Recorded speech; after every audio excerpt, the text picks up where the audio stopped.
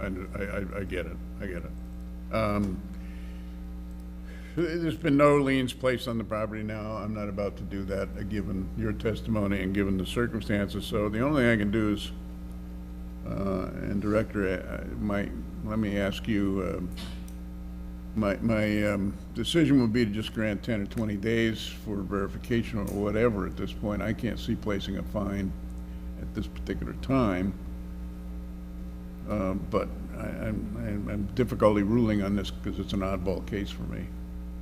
Yeah, so, I mean, whatever you decide to do, whether it be a shorter leash or whatever your decision is, right. You know, we continue to monitor the activity on the websites. And again, if we see that it becomes out of compliance again, then it would be brought back for you at a future hearing. So just to clarify, because I want to make sure there's no confusion here, this isn't before you just because of that November booking. Because when we accessed this in August, we had the opportunity to book it for a 6-day stay from September 8th to September 14th. So this falls completely outside of that time where that calendar may have been open. You know, again, now that VRBO booking has been updated to where it's no longer available. And I believe the Airbnb site was at a monthly minimum, so 30 days since the CEB hearing. So again, your determination as to whether or not you believe this was just a oversight and there's, you know, some additional time to be provided in order for them to tie up any loose ends to make sure it stays in compliance, and we'll continue to check it. If it's out of compliance, it'll be back before you, or, you know, place a lien if you saw fit. So Okay, thank you, Director. You've heard the Director, so you can obviously relate it to the client. I will give you, I'll give a short amount of time, what I call a short leash, and that is simply to make sure your client understands that everything is within the code and we don't have to deal with the case in the future. I order that for item C82, case number 2403668, that lien certification be deferred for 20 days or until September the 16th, 2024. So it just need to make sure the client, it sounds like everything's, but it'll also be monitored, so. No, we understand. You got it. Thank you. Mm-hmm.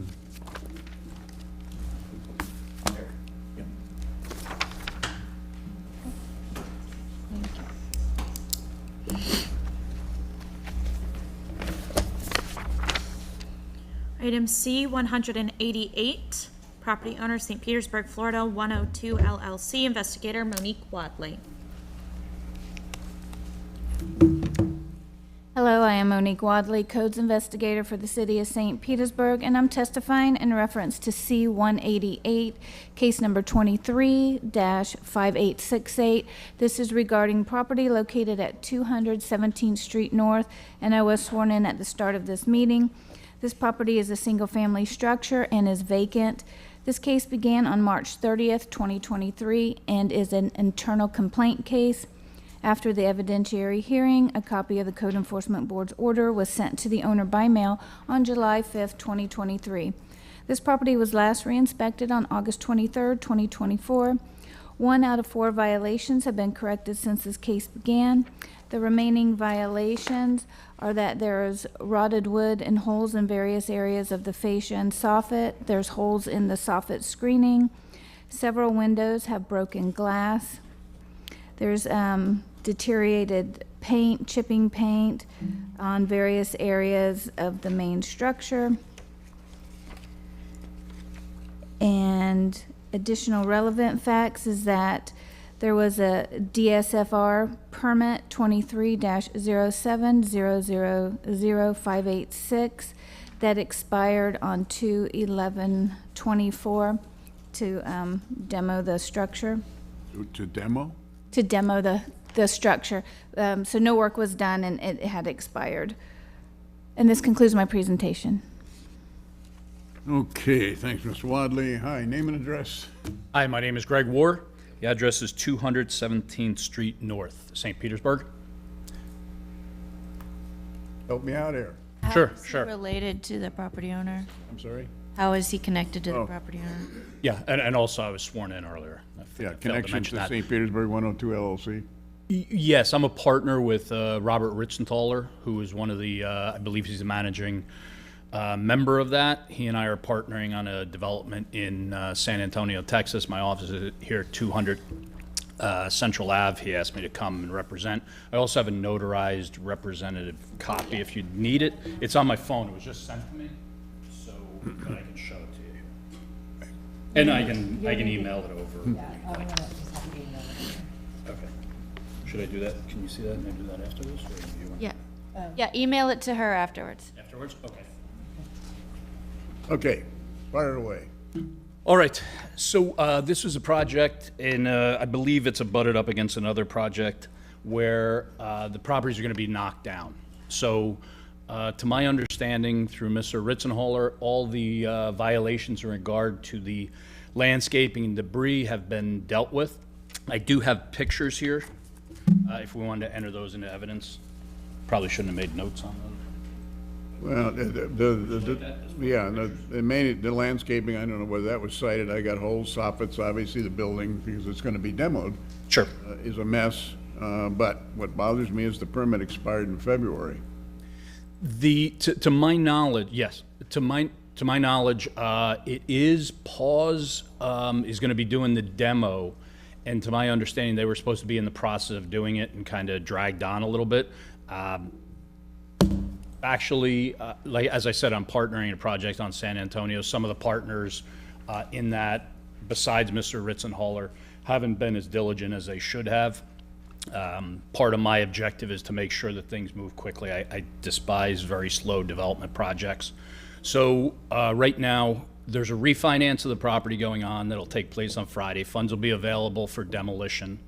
And as soon as we get those permits, the permits have been applied for. There was no funds available prior to this for demolition? I believe there's yeah, there's funds, but now they're refinancing the property. So those funds should be, those new funds will be available. And as soon as the permit, as soon as they receive the permit, demolition. But if we receive the permit today, yes, demolition could start immediately. To be, I realize you're a partner, whatever. And my problem with this is that this case goes back to March 2023. The department administratively granted on numerous occasions a total of 75 days on the permit, on the complaint. I understand that. There has been to date a rather large amount certified on it, because that was properly, and the permit was allowed to expire on the 11th of February 2024. So I understand it's going to be demoed. I find the timing of all this unacceptable. Now, there's been a partial lien placed on the property by me in the past. How much is it, sir? As of today, it's $54,900. Has that been certified? Yes, sir, it has, and yes. Okay. There's it accumulates at 150 a day on this. Now, keep in mind, this case goes back to March 23. Today, I am looking at a additional 5,200 on the, as an addition to that, which I inclined to do, and it is accumulating at 150 a day, while it is out of compliance with the city code. There's nothing I can do about that. You control, or your partners, or whoever control that clock. But my concern here is, well, obviously, there's a total lien certified are big now, and the ones that I could certify today are a pittance next to what's already certified. My concern is that it's just dragged on forever, and I can't allow that, or shouldn't be allowed. What I will do is this, because there's already 54,900 on that property. It seems like if I do the 5,000 today, it's kind of a drop in the bucket, isn't it? But I will put it on what's called a short leash, which means that if there isn't a permit or something that moves this project along within the time frame, it'll be before me again in a month, and at that point, it'll be 5,000 plus the 150 a day, it just keeps getting added on. But with that background, so that you understand what's already been done, and because of the time frames involved in all of this, and because the house is sitting and waiting to be demoed, my decision's gonna be to put you on a short-term time frame here. And that'll put you before me again in a month, and I don't want that to happen, so Is there somehow. any way to get a little bit longer on that? Because I just don't know how long the Why permit would I will give take. you that longer? I mean, you've already been a year and something. Sure, and I understand that, and I appreciate the situation you're in. Part of it is because I was brought in just the other day as far as to help handle this project with the San Antonio, and I have an impeccable record in Clearwater. I've done a couple of smaller projects there. I always get in touch with the building department, make sure what needs to get done, invite the inspector over to show me exactly what's gone on. So the only reason I say that, sir, is because of exactly what you said. I don't know exactly how long it'll take with the permit, and I'd hate to get in front of you because the time was too short, where if it were extended out to the end of the year, maybe March or something. I know it's done, and we don't meet under these circumstances, let me put it that way. But it is in your hands, I understand that. I'm just saying, from my viewpoint, if we could. Appreciate your testimony, and I will revise my thinking. Now, if you're thinking that I'm gonna grant 180 days until next year, it's not gonna happen. No. All right, I'll give you what I'm gonna give you, and then at that point, you'll either be back here or there'll be a permit. Something will be happening that will set our case on hold. Okay. All right, so I order that for item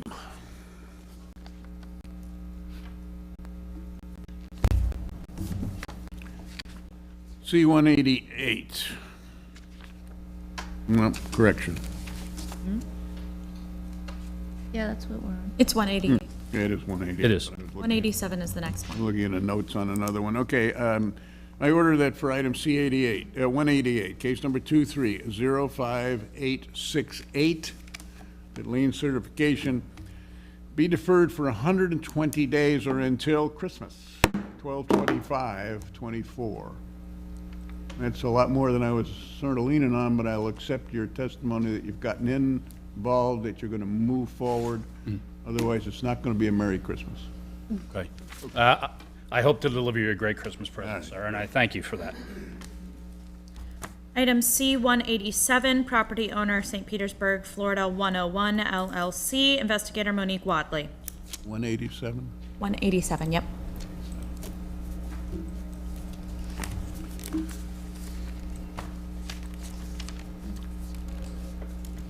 Okay, Monique. I am Monique Wadley, Codes Investigator for the City of St. Petersburg, testifying in reference to item C-187, case number 24-4545, regarding property located at 770 4th Avenue. I was sworn in at the start of this meeting. This property is a commercial structure. What case? C-187, 187. Sorry, I was still on 287, your other case. 187. I'm sorry, Monique, go ahead. That's okay. I think I This need- property is a commercial structure and is vacant.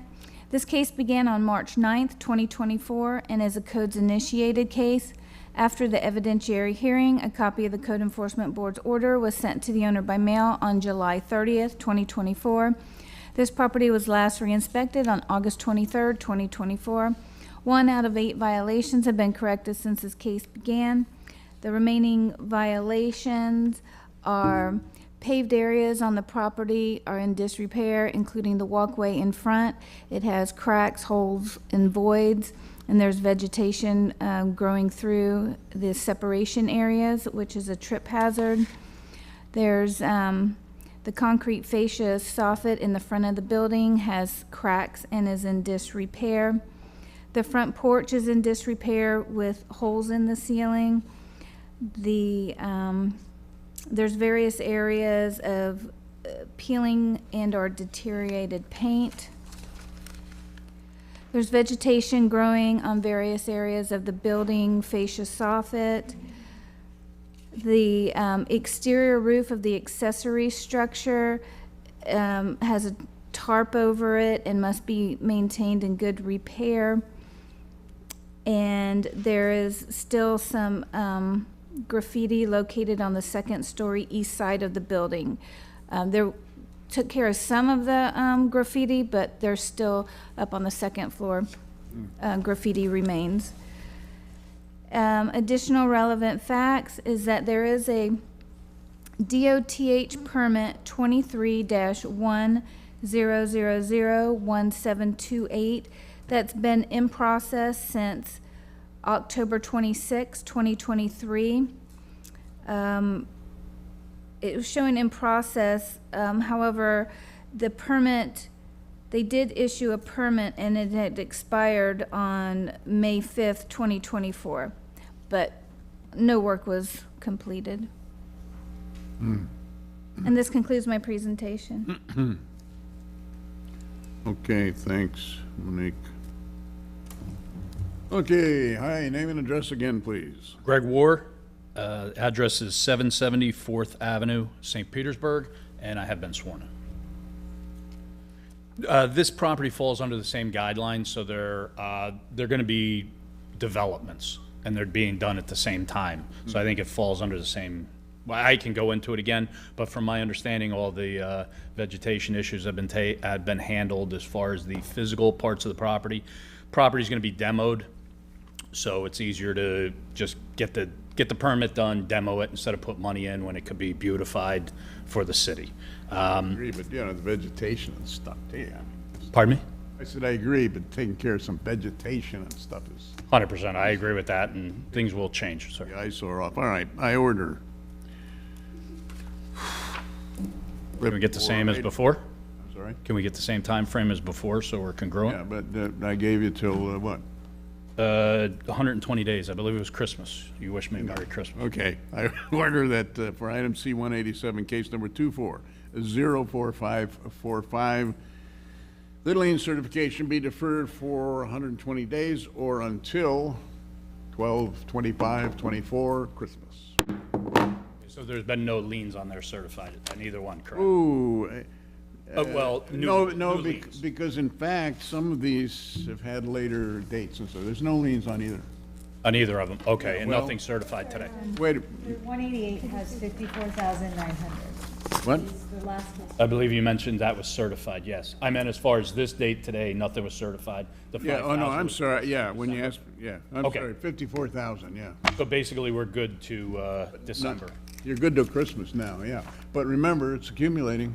No, I You understand. Get to Christmas and you're still in the hole, then you're really in the hole. I understand, and then once we get the permits, we do the demolition, we can come back and, I guess, maybe Well, challenge isn't the right word, but or Yeah. ask for a reduction in the, That'll be a separate application once all cases are closed to compliance. okay. Yeah. All right, thank you very much, I appreciate it.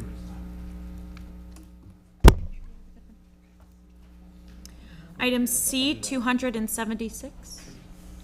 C-276, okay, now, Director, give me some idea of what we want to do from a timetable and staff point of view. 276, did you say? 276 is the next. 276, thanks. So, Mr. Schultz, at this point, I believe we have, it's probably likely over 80 cases on the agenda. 79. 79, okay. So we're only at 37, so it's not a scenario where we can push through. We'll probably be here into the evening, so I'll leave it up to you as far as if this wants to be the last case before we break for lunch. And then we could, then we could aim to return at 1 o'clock. Yeah, we have two cases on this one, anyway, on this property, so we might as well deal with those. Which means that I want to tell everybody else, we deal with these two cases, I'm assuming that would take us to a little after 12 or 12, so we would then recess for about an hour for staff time, which means we'll be back here at 1 or shortly after 1, what time, 1:10? Yeah, I mean, I think that we could, depending on how quickly these go, we could aim to be back at 1 o'clock. We certainly wouldn't start before 1 o'clock. We want to try to be mindful of everybody's time, obviously. So we'll try to get lunch as quickly as possible. But at the earliest, it would be 1 o'clock that we would return. All right. That takes Bring us- that up so that those of you who are not involved in this particular case, St. Pete portfolio, can go grab a lunch or whatever. When we come back, we'll be on 39. When we come back, we will, On position 39 is when we come back from lunch. did you have to tell me that? No. Okay. All right, so we're calling case, go ahead, call 276. Item C 276, property owner St. Pete Portfolio LLC, investigator Greg Foster. Good afternoon. I'm Greg Foster, Codes Investigator for the City of St. Petersburg. I'm testifying in reference today in item number C276, case number 2321584 regarding property located at 4248 4th Avenue South. I was sworn in at the start of this meeting. This property is a single-family structure and is vacant. Case began on November 27th, 2023 as a codes-initiated case. After the evidentiary hearing, a copy of the Code Enforcement Board order was sent to the owner by mail on April 2nd, 2024. Property was last re-inspected on August 23rd, 2024. 0 out of 1 violations have been corrected since the case began. The remaining violations are that a stop work order has been issued by Developmental Services on December 15th, 2023 for interior renovations without a permit. The permit remains in process. This concludes my presentation. Okay. Next is for exterior violations. It was for what, the exterior? Correct. That's the next case, if you'd want to hear that today. Yeah, why don't you read that one too, Greg? Good afternoon. I'm Greg Foster, Codes Investigator for the City of St. Petersburg, testifying in reference to item number C277 regarding case at 2323206 regarding property located at 4248 4th Avenue South. I was sworn in at the start of this meeting. This property is a single-family structure. It's vacant. Case began on December 27, 2023 as a codes-initiated case. After the evidentiary hearing, a copy of the Code Enforcement Board order was sent to the owner by mail on April 2nd, 2024. Property was last re-inspected on Friday, August 23rd, 2024. 0 out of 5 violations have been corrected since the case began. 05? Correct. Window glass has been boarded up. The door has been boarded up.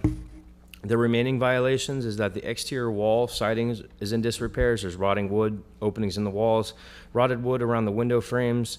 Some fascia boards are in disrepair. There's peeling paint. The crawl space is open on the east side of the structure, and the roof decking on the east side of the structure is in disrepair. No additional relevant facts. This concludes my presentation. Okay, thanks.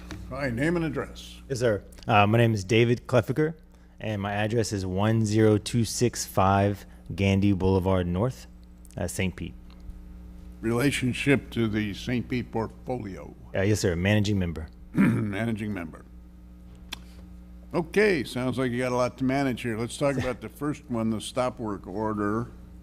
Yes, sir. So I've got what last time I was in front of you was in May, and you had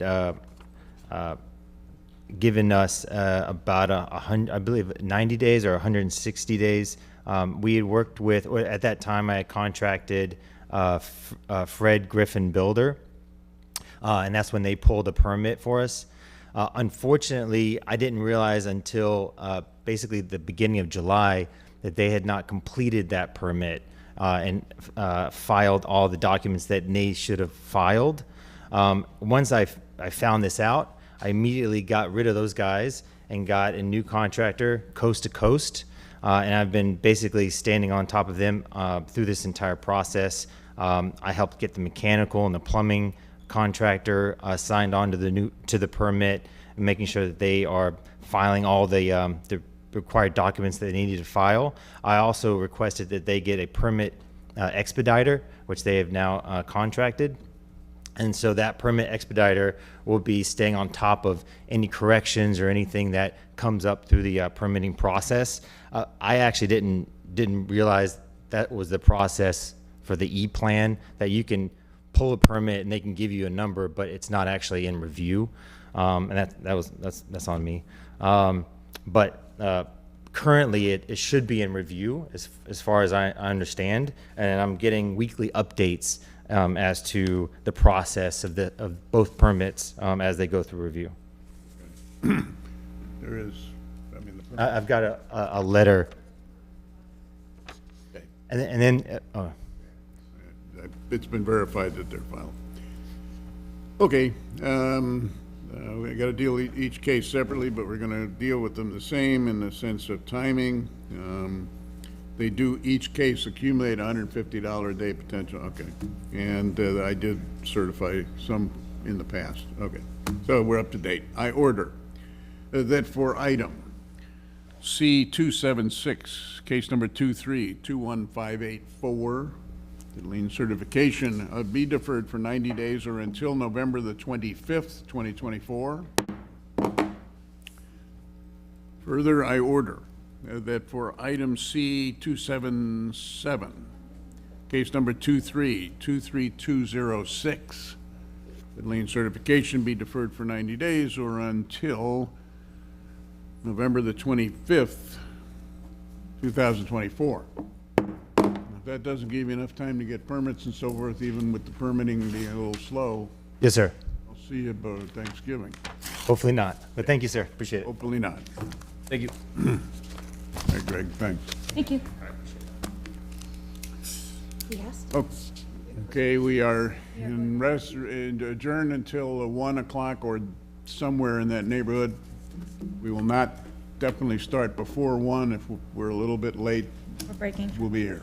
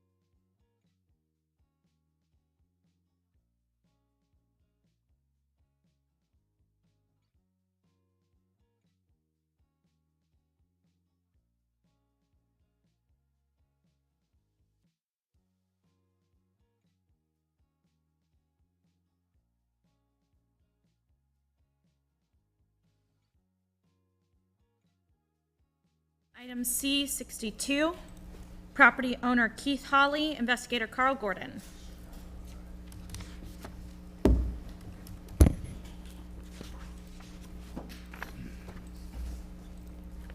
All right. Yep, go ahead, Carl. Good afternoon. I'm Carl Gordon, codes investigator for the city of St. Petersburg, testifying in reference to item number C62, case number 23-10235 regarding property located at 2320 25th Avenue South. I was sworn in at the start of this meeting. This property is a single-family structure and occupied by the owner. This case began on June the 7th, 2023, and is a codes follow-up case. After the evidentiary hearing, a copy of the Code Enforcement Board order was sent to the owner by mail on October the 31st, 2023. The property was last re-inspected on August the 15th, 2024. 5 out of 8 violations have been corrected since this case began. The following work has been completed since the last meeting. The window glass was replaced. The remaining violations are missing, peeling, fading, paint located on the fascia roof overhang, softened in various areas of the structure, and it's mainly right now is only just the roof overhang right now. The roof on the accessory structure is in disrepair, damaged shingles, roof parts, and a tarp located on the roof, chipping, peeling, paint located on the accessory structure. And this concludes my presentation. Okay, thanks, Carl. Hi, name and address, please. Keith Hawley, 2320 25th Avenue South. Mr. Holly, thank you for getting 5 out of 8. Yes, sir. Game plan for the rest, including the roof, which is probably the biggest problem, huh? Yeah, I'm working on the roof. The other little bit is just it's little. You know, I got the wood for it. I just got to put it up. Just ain't have no time for it, really. Okay, and you don't have any problems doing it? I mean, No, I can do it. Okay, I know I've given you some time in the past. What do you need to finish up? 60 days. Okay, and I'll do that only because you've been knocking them out. Sir. Appreciate that. I order that for item C62, case 23-10235, that lien certification be deferred for 60 days or until October the 26th, 2024. Thank you. And good luck to you.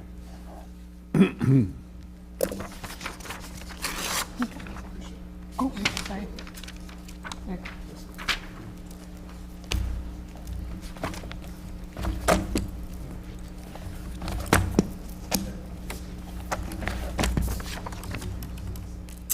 Item C348, property owner Sally Nahas, investigator Tim Howard. I don't see the homeowner here. Oh, okay. They might have the next case too. No, they don't. Somebody else. Okay. Sally? Ahas? Are you here? 2001 Iowa Avenue?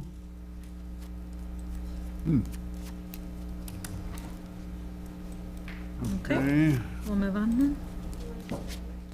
Item C350, property owner David Arthur Witt Jr. and Stephanie Nicole Miles. Investigator Tim Howard.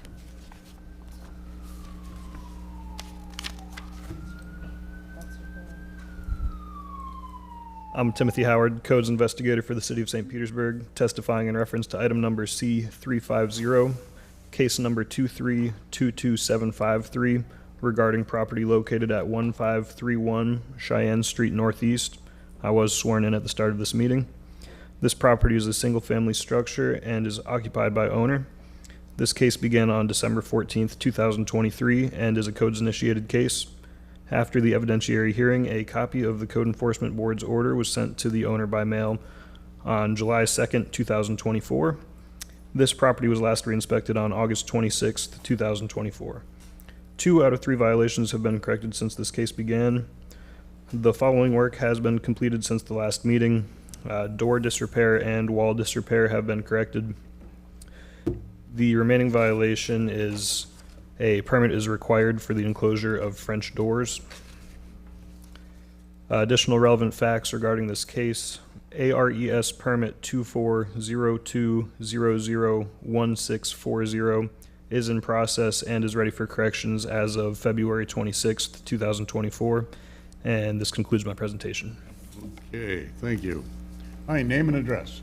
Hi, Stephanie Miles, 1531 Cheyenne Street Northeast, St. Pete, Florida, 33703. Okay. Is your mom's estate or what? Oh, this is mine, We purchased it from Oh, okay. from my parents, but You wanna we're, testify too, sir? Yeah, I need your name. David Witt, also 1531 Cheyenne Street. Okay, 1, love, 2 out of 3. Great. I wish I could get, I should go to lunch more often. Those are great cases. Okay, now the permit thing, how come you didn't pick it up since February to make whatever?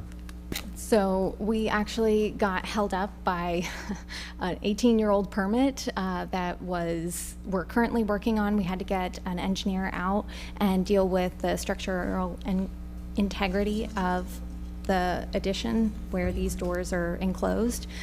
We've submitted it electronically. We are now waiting on a paper copy to be submitted, so this permit, the 18-year-old one, can be closed out and moved away so that we can open up the one that's pending. So we've kind of been held up by red tape. Okay, I mean, I trust your audit, obviously you've gotten everything done, so I just, the permitting can take some time, so I'm just gonna give you 90 days.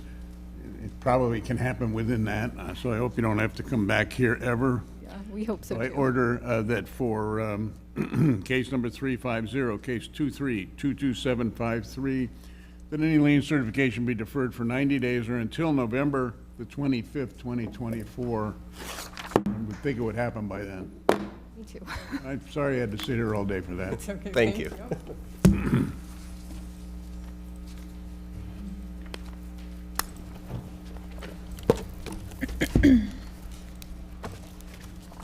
Item C16, property owner Donald Diggins, investigator Bonnie Green.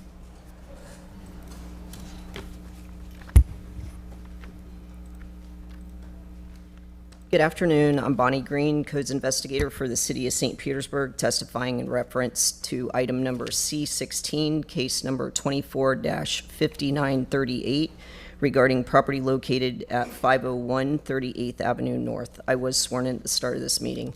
This property is a single-family structure and is occupied by owner. This case began on April 2nd, 2024, and is a code-initiated case. After the evidentiary hearing, a copy of the Code Enforcement Board order was sent to the owner by mail on July 30th, 2024. This property was last re-inspected on August 19th, 2024, and 1 out of 7 violations have been corrected since this case began.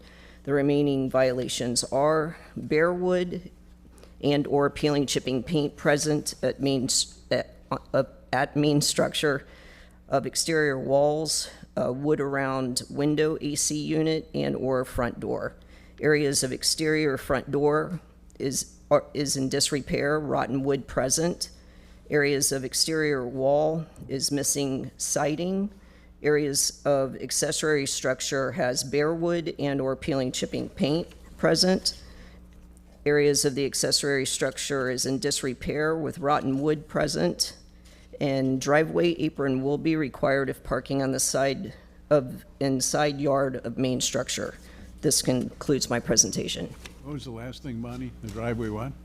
I'm sorry, the driveway apron on the side, it's a corner lot, and there's, he's parking on the side of it right next to the street, and it would need an apron that he's driving over the sidewalk there. Gotcha. What was, does it show what the one violation that was corrected? That was corrected. The vegetation that was growing on the accessory structure has been removed. Okay, thanks. Name and address. Don Diggins, 501 38th Avenue, St. Petersburg, 33704. Okay, Mr. Diggins, your compliance date was just recent, so it's not an old case. But what's your game plan for the rest of the... Well, I've got all the materials. Up till now, what I've lacked is time and energy to get the actual work done. I mean, it's been a challenging year. Let's just leave it at that. So. All right, well, looking ahead a little bit, Yeah. give me some time frame. I mean, you're gonna do most of this work yourself? Is that- Yeah, I was in the trades forever. I have the ability to do the work. I just haven't found the time and energy. It's, Know what energy? you know, this year, I think I'm not alone. A lot of people are just chasing bills, so. Hey, I hear you. All right, because your compliance state was so new and whatnot, and you're obviously working on it, I'm gonna grant you some time. I hope appreciate it's that. enough. I hope you can tackle some of these things.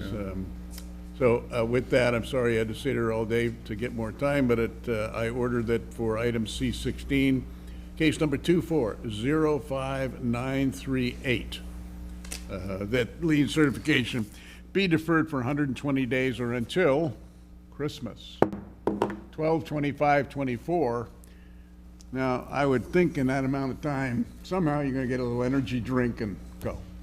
One would hope. I wish you would. Yeah. Okay, thank you. Here's your paperwork. Get your paper. Everyone, make sure you never leave without the paper which gives you the decision made today. It's the only written document you'll have on that decision. Read in, and then, I don't know why they didn't check in until. But it's 54, okay. Yeah, but it's, I'm gonna read both of them. Okay, Yeah, it's just- that's this one, got it. Got it. Item C50, property owner 95 Central Hotel LLC, investigator Monique Wadley. And then, do you want the other one read out too, or you want to wait and read both? We wait till we're. Okay. C50, did you say? C50. It's gonna be on that form that Heather gave you earlier. Yeah. That single sheet, Yeah, the new back page. the single, the one sheet.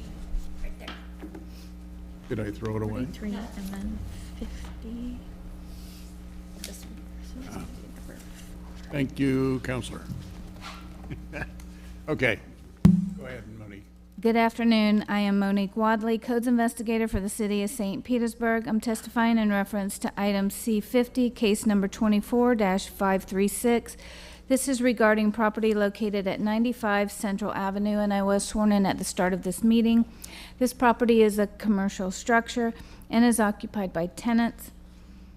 This case began on December 19th, 2023, and is a codes-initiated case. After the evidentiary hearing, a copy of the Code Enforcement Board's order was sent to the owner by mail on July 2nd, 2024. The property was last re-inspected on August 23rd, 2024. 0 out of 2 violations have been corrected since this case began.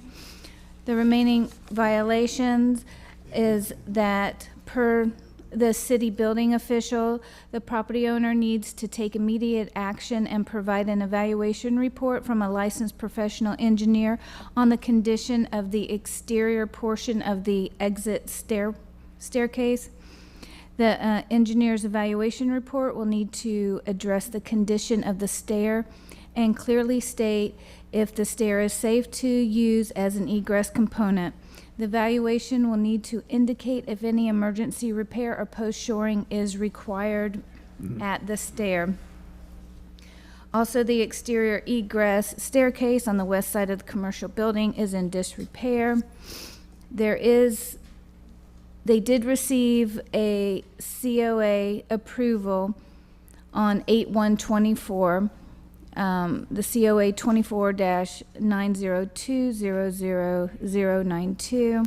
And there's also an ACOM permit 24-05-000-576 that's been in process since May 8th, 2024. And this concludes my presentation. Okay, thank you, Ms. Wadley. Hi, name and address. Nathan Howie, 7604 South Fitzgerald Street, Tampa, Florida. Okay, Nathan, relationship to 95 Central? Business associate. My company, CCN Hospitality, handles all of the food and beverage within Mr. Backrack's hotel.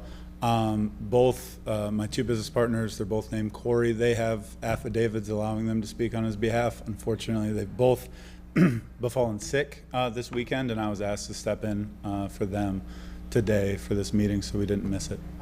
Okay, Counselor? So how is he related to the people that are authorized to speak or the owner, or I missed that beginning part? Okay. Yeah, sorry. How'd you get into this? I'm business partners with both Corey Rose and Corey Saffron. We all work within the property at the restaurant and on property.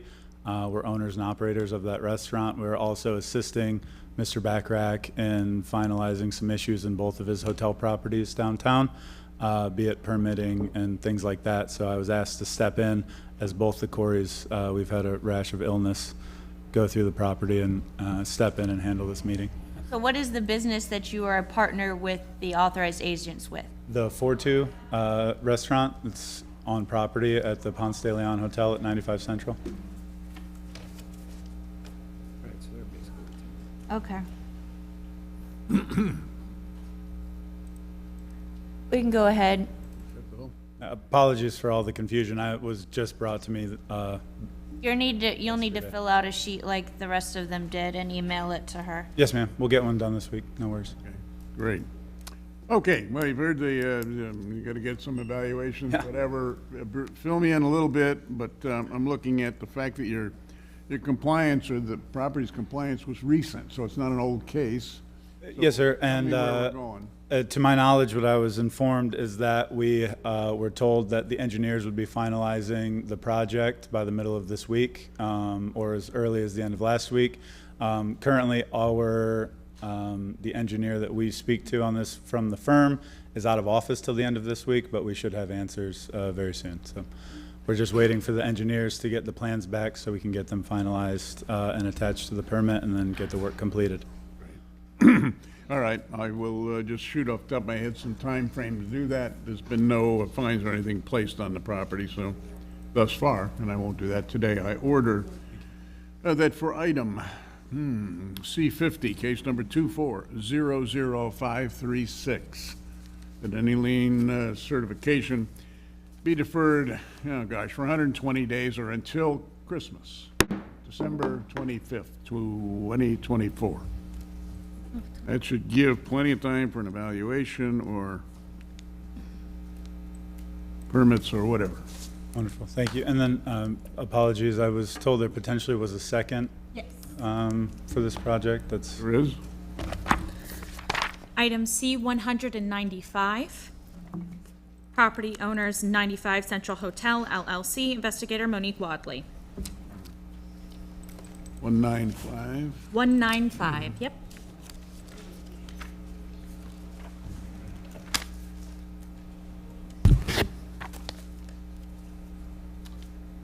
Okay, Monique. I am Monique Wadley, Codes Investigator for the City of St. Petersburg, testifying in reference to item C-195, case number 23-22991. This is regarding property located at 95 Central Avenue, and I was sworn in at the start of this meeting. This property is a commercial structure and is occupied by tenants. This case began on December 19th, 2023, and is a codes-initiated case. After the evidentiary hearing, a copy of the Code Enforcement Board's order was sent to the owner by mail on May 28th, 2024. This property was last re-inspected on August 23rd, 2024.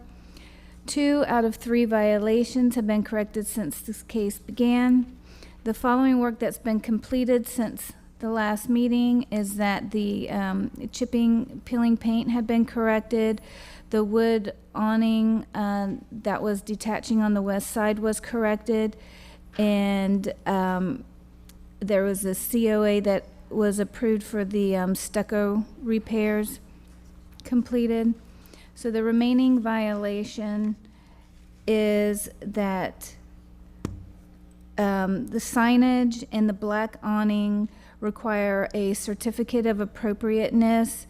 It's for the 4-2 signage that's on the side, and the awning, the black awning, and the signage in front of 4-2 as well.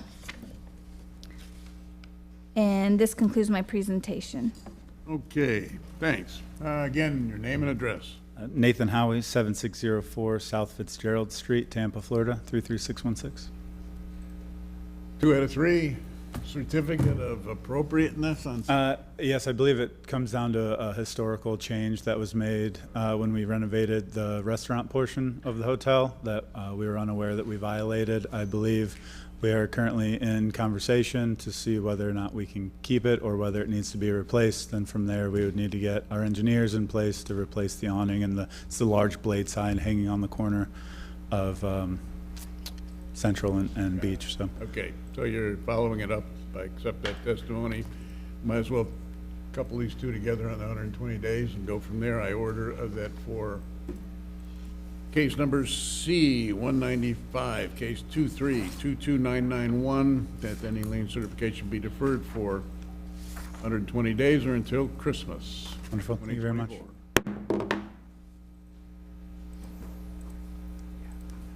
2024. This week for my involvement. Apologies for the confusion. Yeah, please, goes in. It's the authorization to do that, and we can get it. Yeah, we need that for the case. 195 and 50. There you go. Thank you so much.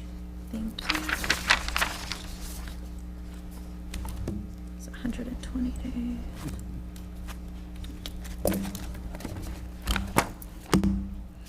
Item C-116, property owner Jeffrey Thaler, investigator Greg Foster.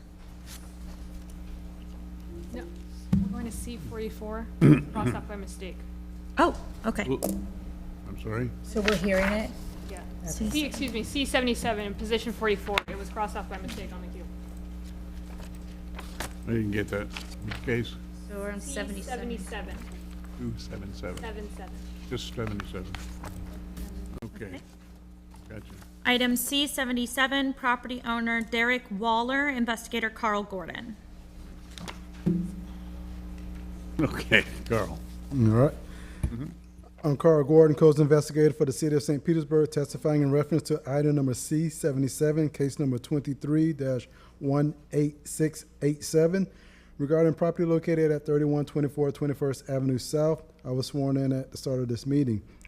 This property is a single-family structure and occupied by the owner. This case began on October the 4th, 2023, and is an internal complaint case. After the evidentiary hearing, a copy of the Code Enforcement Board order was sent to the owner by mail on March the 5th, 2024. The property was last re-inspected on August 15th, 2024. 1 out of 2 violations have been corrected since this case began. The following work has been completed since the last meeting. Painting was completed on the property. The remaining violation is work active and or completed without a valid permit and or an approved inspection, including alterations made in the right-of-way. Additional relevant facts regarding this case is that right now we're just waiting on to get a final approved inspection for the permit for the work that was done in the right-of-way. And this concludes my my presentation. Okay, thanks, Carl. Yes, sir. My name is, excuse me. Sir, my name is Derek Waller, owner of 3124 21st Avenue South. Currently, I have done the painting. I also had a concrete apron that was put in by contractors illegally. They said they had permits, did not. I have removed the apron. All of the concrete has been taken away. I do have grass growing back. So 2 of the 3 have been addressed. The third issue that I'm working on is getting the curb put back as the way that it was. I've currently have spoken with 3 concrete curb contractors. Apparently this is a specialty with concrete. Not just any company can do it. But of the 3 I've talked to, 2 have come down. 1 looked at it on Google Map and said, no, it's too small of a job. Trying to get a guy to do that. The second guy that came down said that he could do it, but he would need some more guys and he would get back with me. This has been 4 weeks. I keep calling him and calling him. The third contractor, which is Perkins Concrete, has been down, did measurements, had sent me a bid that they could do it, but it would be either mid or towards the end of December. Apparently they're very booked out. If I could request either 120 or 180 days, I am in the process of getting this done. It's a little over 3,000, but I'm saving it up and I'm trying to get it. But I'm kind of the three people, this is the only guy that's giving me a concrete, like, we can do it, but you're gonna have to wait a hair. And this is just contractors pulling my hair out with these guys. Say no more, Mr. Waller, I got it. One, thanks for getting all the painting done, and take care of the curb problem, the grass and all that kind of stuff. So I'll grant your request in the hopes that you can find a guy who will get it done. I order that for item C77, case number 2318687. That any lien certification be deferred for 150 days or until January the 24th, 2025. Gives you a good window, and thanks for getting the rest done. Okay,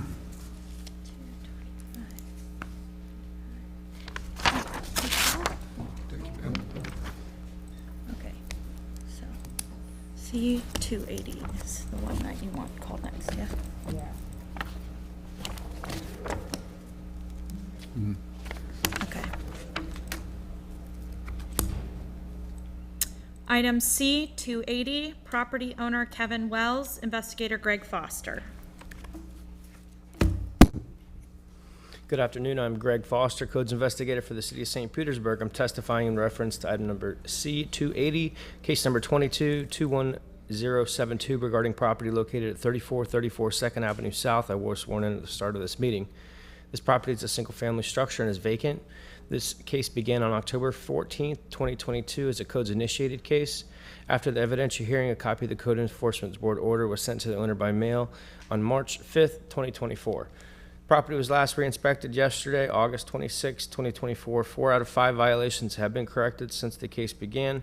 The following work has been completed since the last meeting. There's been some window repairs. The remaining violation is that the soffit and fascia are still in disrepair. What is?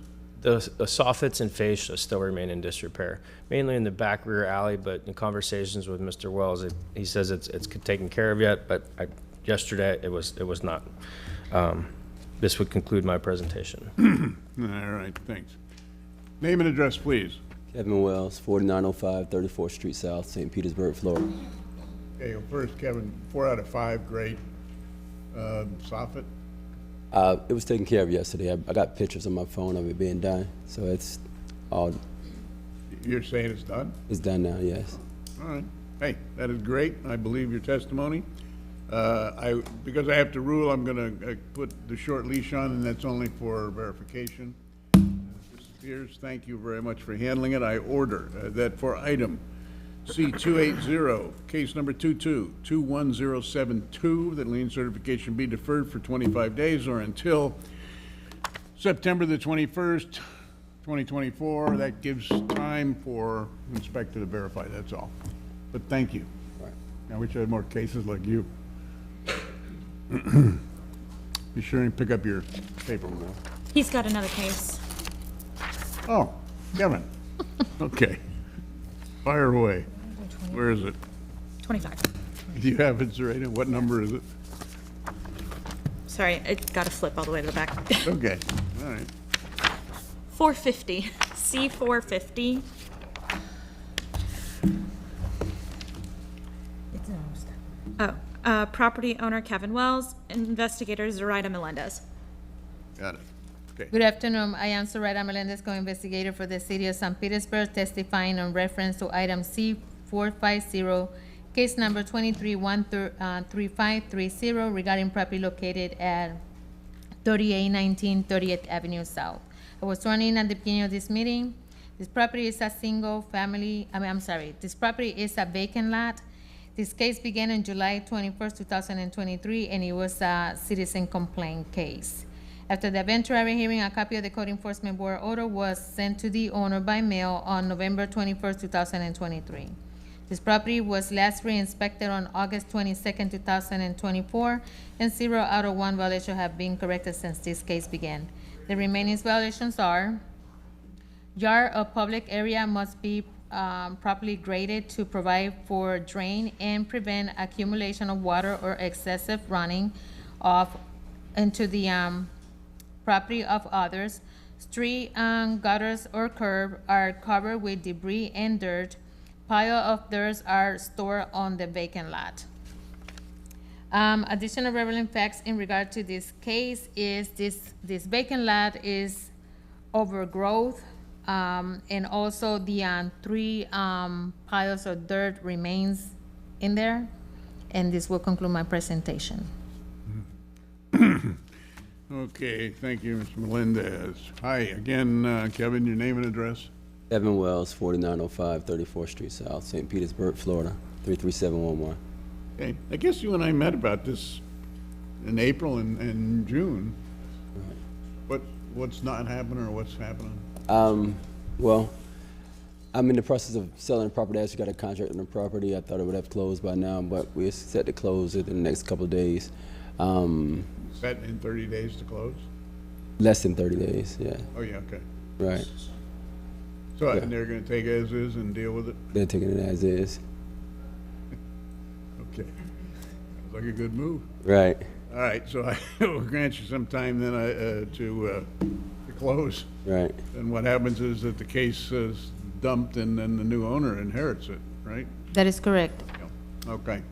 I order that for item C450, case 23-13530, the lien certification be deferred for, let's be say, 45 days or until October the 11th, 2024, and make sure the closing takes place.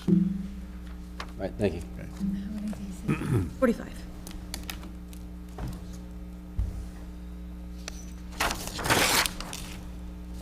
Here are both. Thank you so much.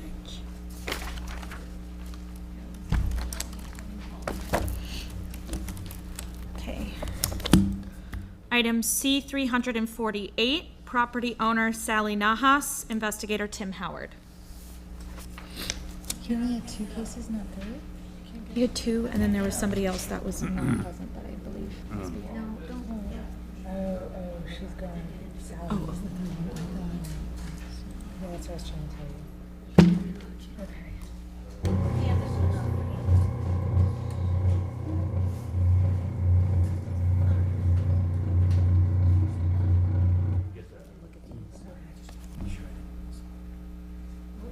So we're at 47.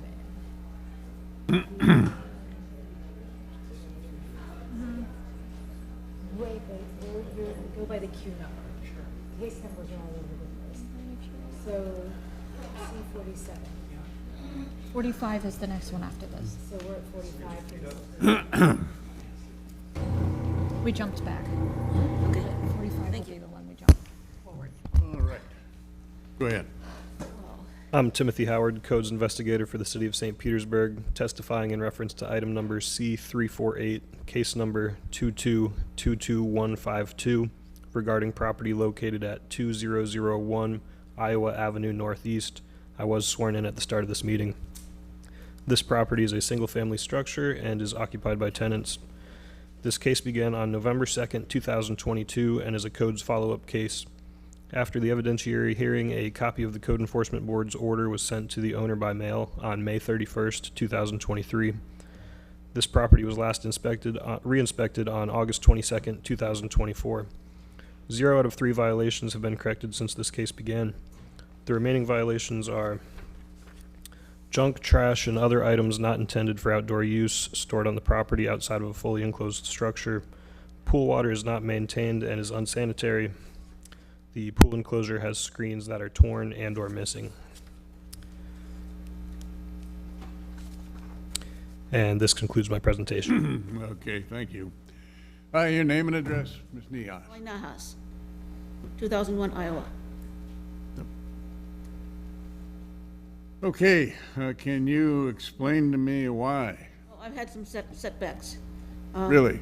I had, okay, first of all, yes, I'm due in for brain surgery, what I told you before. And I got bumped, on my first appointment, I got bumped because the doctor thought that I needed a permission from, and then I really didn't. But anyway, okay, so I was delayed on that. I just had it took a week for the dealer of my car to figure out that I needed a new starter. So I didn't have a car for a week. And what else? There was something Well, else. I'm sorry to hear all of that. I really am. And to be very frank with you, this case goes back to November of 2022. Well, I have- Number two, you have appeared before me in the past. Number three, I have granted 120 days on 3 different occasions to remove the junk, to make sure the pool water was corrected in the event of a problem for your neighbors or whatever, and the enclosure is a problem, because people can get into the pool. Because of the length of time involved here, I'm sorry about your medical conditions, but we're talking about a year and a half, almost 2 years now, and these things should have been corrected. So unfortunately, I have little choice. There are 2 doctors who do this work in the entire town. 2 doctors do the work that I need. And I believe those doctors. You could hire somebody to do something, or find friends or something over this course. My point is, I understand your problem, but you have to understand the time limits, the time that's been involved here, that you continue just to flaunt the codes. I was on my way to get can't it do all done, anything. Doc. I was on my way to get it all done, and then these other things came up. You were going, I attend to them. I mean, you can't. you were going to remove the junk? Who was going to remove the junk? A lot of it out. Some of it ended up coming back because of all the stuff that I had to get. You can't delay a neurosurgeon. No, I'm sure you can. Had one myself. Anyway, because I have granted you all of the time in the past, and those grants happen to come from August of 23, September of 23, Christmas, December of 23, May of 24. So the time period and the number of days that you and I have met and I have granted have been far and above what should have been necessary. Accordingly, I really am left with little choice. And keep in mind that you are accumulating a potential additional fine of $150 a day when you are not in compliance. Therefore, my ruling today is this. I order that for item C-348, case 22-22152, that additional liens of $5,000 be certified. I felt getting in here, and I felt going out. I've made the decision, ma'am. Twice today, I felt. The case is decided. Outside. The And other case, people had to help me up. I'm sorry to decide it, but it's been too long with no action. Well, you know, obviously. Thank you for being here. You don't care about your citizens.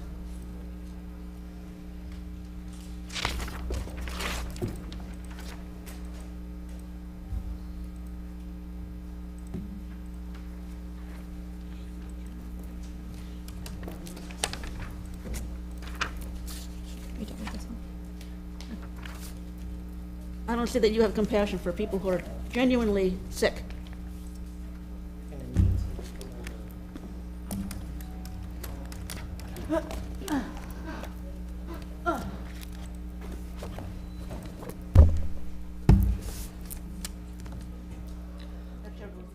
Item C-116, property owner Jeffrey Thaler, investigator Greg Foster.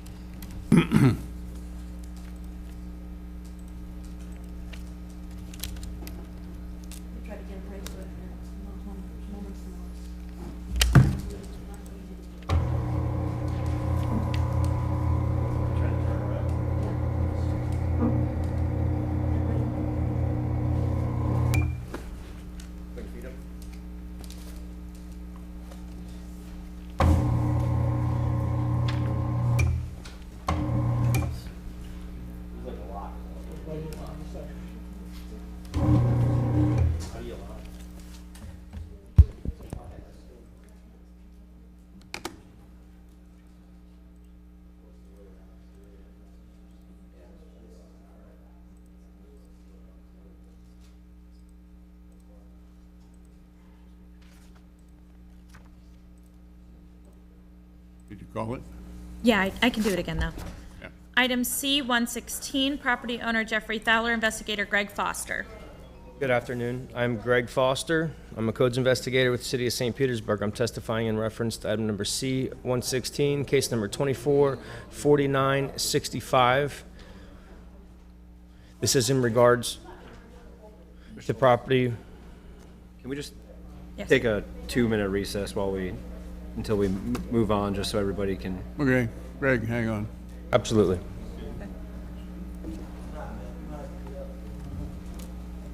We're going to take a quick 2-minute break just to get reorganized for a moment.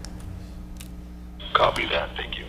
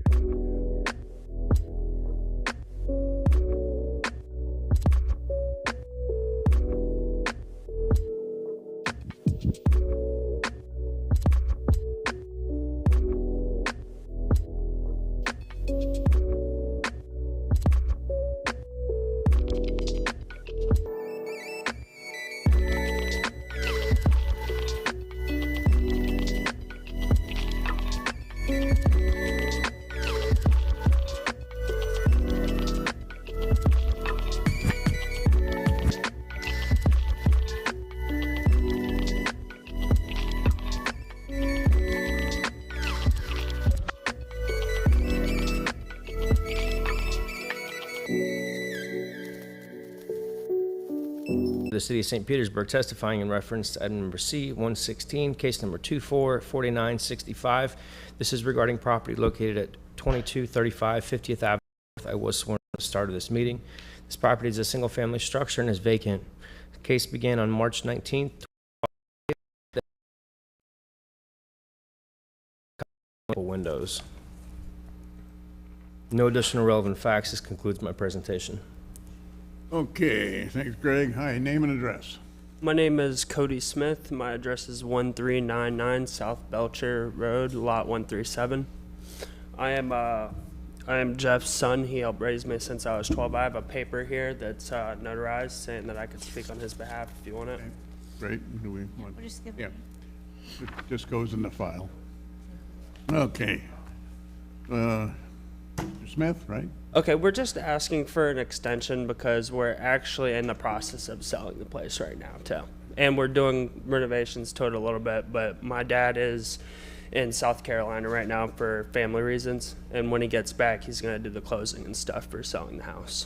So is it actually up for sale? Or Yes, sir. It is? Yes, sir. With a realtor? Yes, sir. No particular customer yet or closing date? I don't know. He said it's gonna be settled within the next 30 days. Well, I certainly want to recognize the fact that 3 of the 6 old violations were taken care of, and that's great. Yes, sir. These are a little more complicated with the permit, so I can understand why he'd rather just sell it if that's his intent. So let me try and give you enough time. It's kind of a rock and a hard place. Obviously, the property needs some work, but give you some time. I guess at this point, hopefully it's a fast sale in a way. Worst case scenario, either you or your dad would have to appear before me again in the fall, but I order,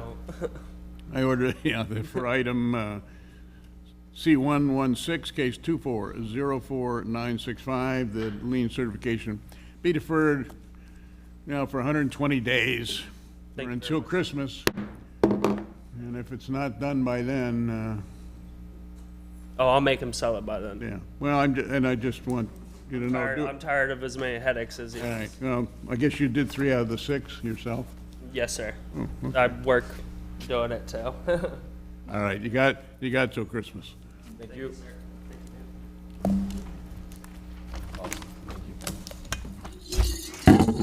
This is in the way. Item 172, property owner GFP 3000 LLC, investigator Monique Wadley.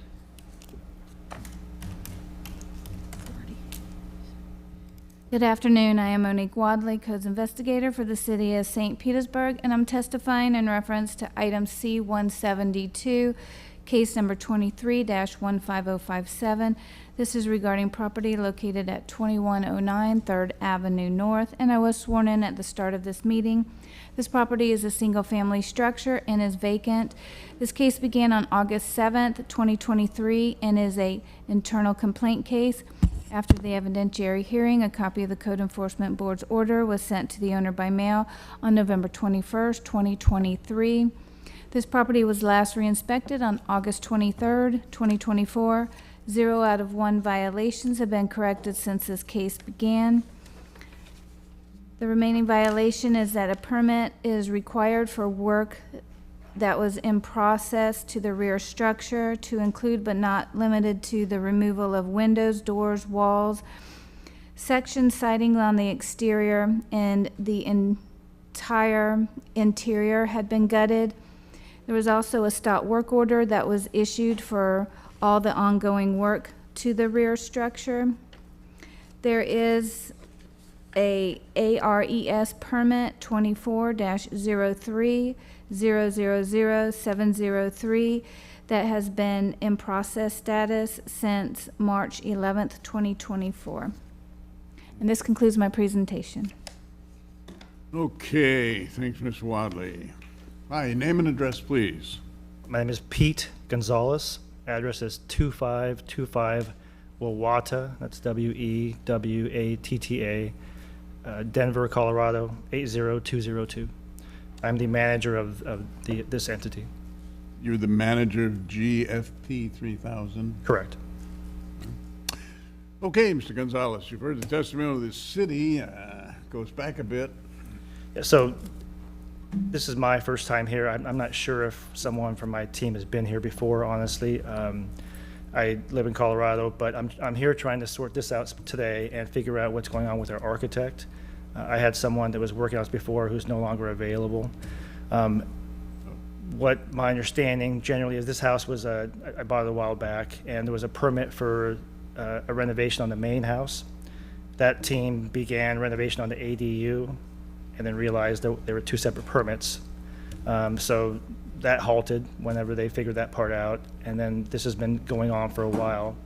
The gentleman who I engaged here hired an architect to start the current permit for the ADU and for removal of a garage in the back. This is in the historic district, so it took a while, I suppose.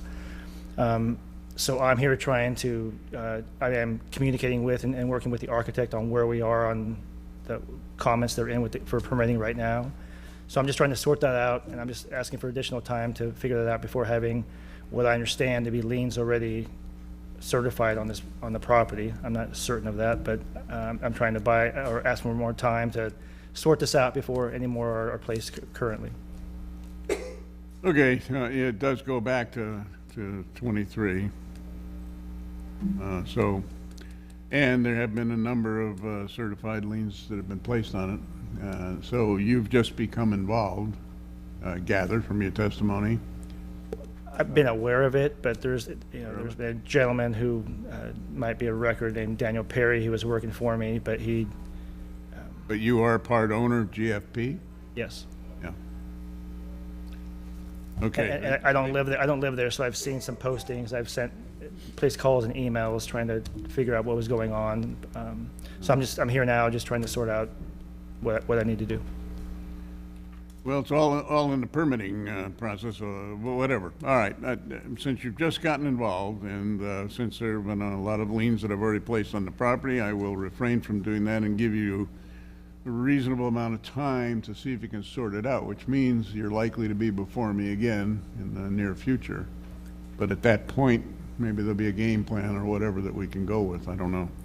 So I order that for item C-172, case 23-15057, the lien certification be deferred for 60 days or until October the 26th, 2024. Certainly in that 60 days, you ought to be able to sort it out, I would hope. And just as a practical matter, if in fact you can't, you'll be before me in early November. And at that point, it is accumulating $150 a day. and the clock keeps ticking. Understood. All right.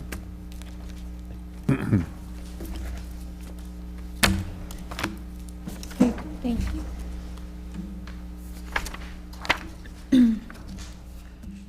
Item C, 331, property owner Sunny B LLC, investigator Jeff Summers.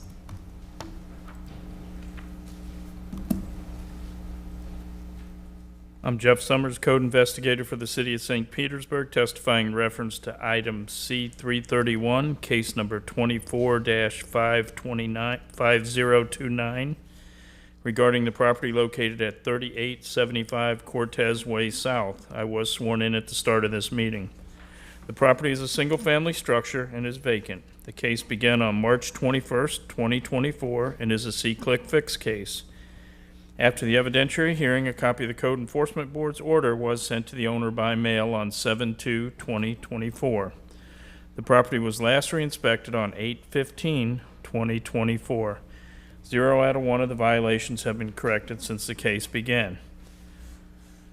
No work has been done since the last meeting. The remaining violation is advertisement and rental of property for transient accommodations. Occupancy for less than a monthly term is prohibited within a neighborhood suburban single-family zoning district.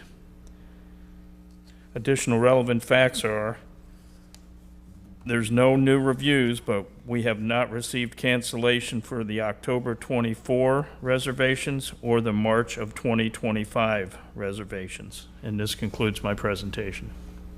Okay, thank you. Name and address, please. Hello, my name is Brendan Kelly. Address 3875 Cortez Way South. I've been sworn in at the beginning of this meeting. You reside at 3875 Cortez? I do not. You reside at that? I do not, and I apologize for not showing up at the previous meeting. I reside in Des Moines, Iowa. Yeah. All right. Your name's Kelly? Brendan Kelly. Kelly's the last name, yes. Yeah, Brendan Kelly. Okay, Mr. Kelly, it's an illegal rental. Yeah. It has been, the case goes back to March. Yeah. And apparently nothing has happened. I'm not sure where they're getting that evidence from. I have it listed as a 30-day rental on Verbo and Airbnb, and I had a 30-day rental in July, actually, from that advertisement. Otherwise, I would have never gotten a 30-day rental because the rates were much higher when I had it as a short-term rental. What did you do before that? It's on a yearly rotating calendar, it's not a year. Yes, it was short-term until I started receiving the letters, and we fixed it back in May. Fixed it in May? To only accept 30-day rentals or more on both platforms. All right, if anybody looking at it, give me any information I don't have. The October dates are actually, me and my family and friends are going down there in October. That's why it's blocked off on the calendar. Where are you from? I'm from Des Moines, Iowa. Des Moines. Yeah, you guys have a street named Iowa here. I've heard it a few times. That's where I'm from.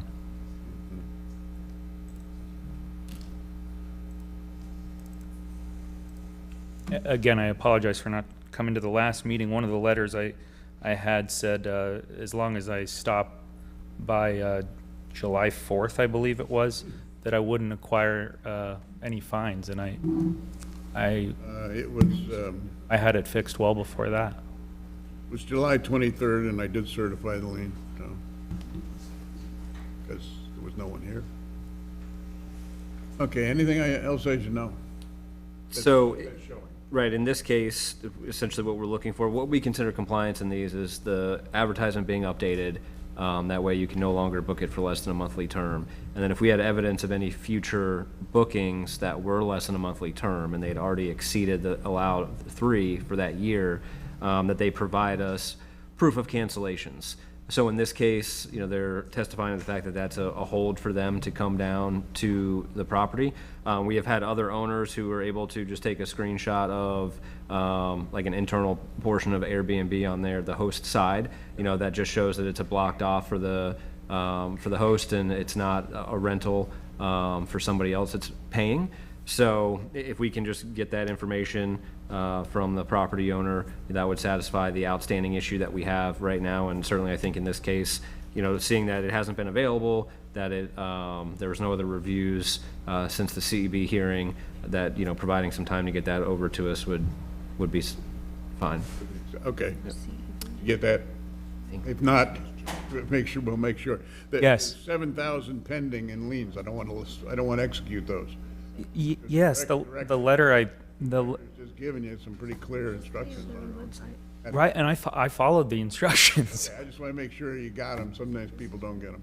Well, I mean, I followed the instructions that I was sent in the certified letter that says the violator shall correct the violations by the 6th of July, and I corrected them way before that. Okay. I'm not sure why it was issued fines after that. I won't go into that, but did you hear what the director asked you? Yeah, I just need to provide proof of the. I obviously won't certify any additional liens today. I will grant enough time for you to provide to the director what he's just through the office, what they asked for, and that'll remove the case. Okay? Would I still be reliable for the fines that were already certified? Yeah, unfortunately, but there is a process. There's, you can appeal to the county court, which I don't think you want to do. Once you are no longer in violation, there's a time period at which you then can apply to the Code Enforcement Board for either a waiver or a reduction of the liens. But you have to be in compliance before you can even do that, so. And if you are, and the director accepts what you've just said, you're in compliance. Okay, then you okay, have to fair enough. Another direction. I can't take it off once it's done. Okay, fair enough. Thank you very much. You bet. So I order that for item C 331, case number 2405029, the lien certification be deferred for 25 days or until September the 21st, 2024. That should give you enough time to provide to the office everything they need to get this off.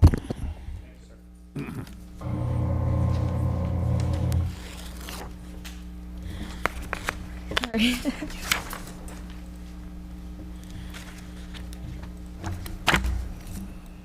Item C 299, property owner Larry J. Williams and Anjet L. Williams, investigator Tucker Hodges. Good afternoon, I'm Tucker Hodges, Codes Investigator for the City of St. Petersburg, testifying in reference to item C 299, case 23-17067 regarding property located at 2879 23rd Avenue North. I was sworn in at the start of this meeting. This property is a single-family structure occupied by owner. Case began September 13, 2023, and is a Codes follow-up case. After the evidentiary hearing, a copy of the Code Enforcement Board's order was sent to the owner by mail on 12/19/2023. Property is last re-inspected on 8/24/2024. 2 out of 3 violations have been corrected since this case began. Remaining violations are outdoor storage, various items of cleaning materials, yard materials, concrete, wood pieces. There was a rug that had been rolled up in the driveway. And this concludes my presentation. All right, thanks, Mr. Hodges. Hi, name and address. Larry Williams, 2879 23rd Avenue North, St. Petersburg. Okay, Mr. Williams, 2 out of 3. Thank you. Done. So the last thing is the stuff stored there. What's the game plan? I'm working on it. I just ain't had enough hours in the day. But believe me, I got to get rid of her. If I don't, I'll be looking for a new wife. She be. So. Okay. Yeah, it goes back, almost a year. Okay. Yes. All right. I won't lecture you on that. Because you've done 2 out of 3, I'm believing that you're going to get the rest of that done. I'll give you some more time. Will not add any fine. So I order that for item C 299, case number 23-17067, and any lien certification be deferred for 90 days or until November the 25th, 2024. So I'm trusting 90 days gives you enough time to get it done and get this off the roll.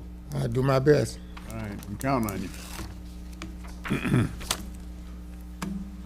Thank you.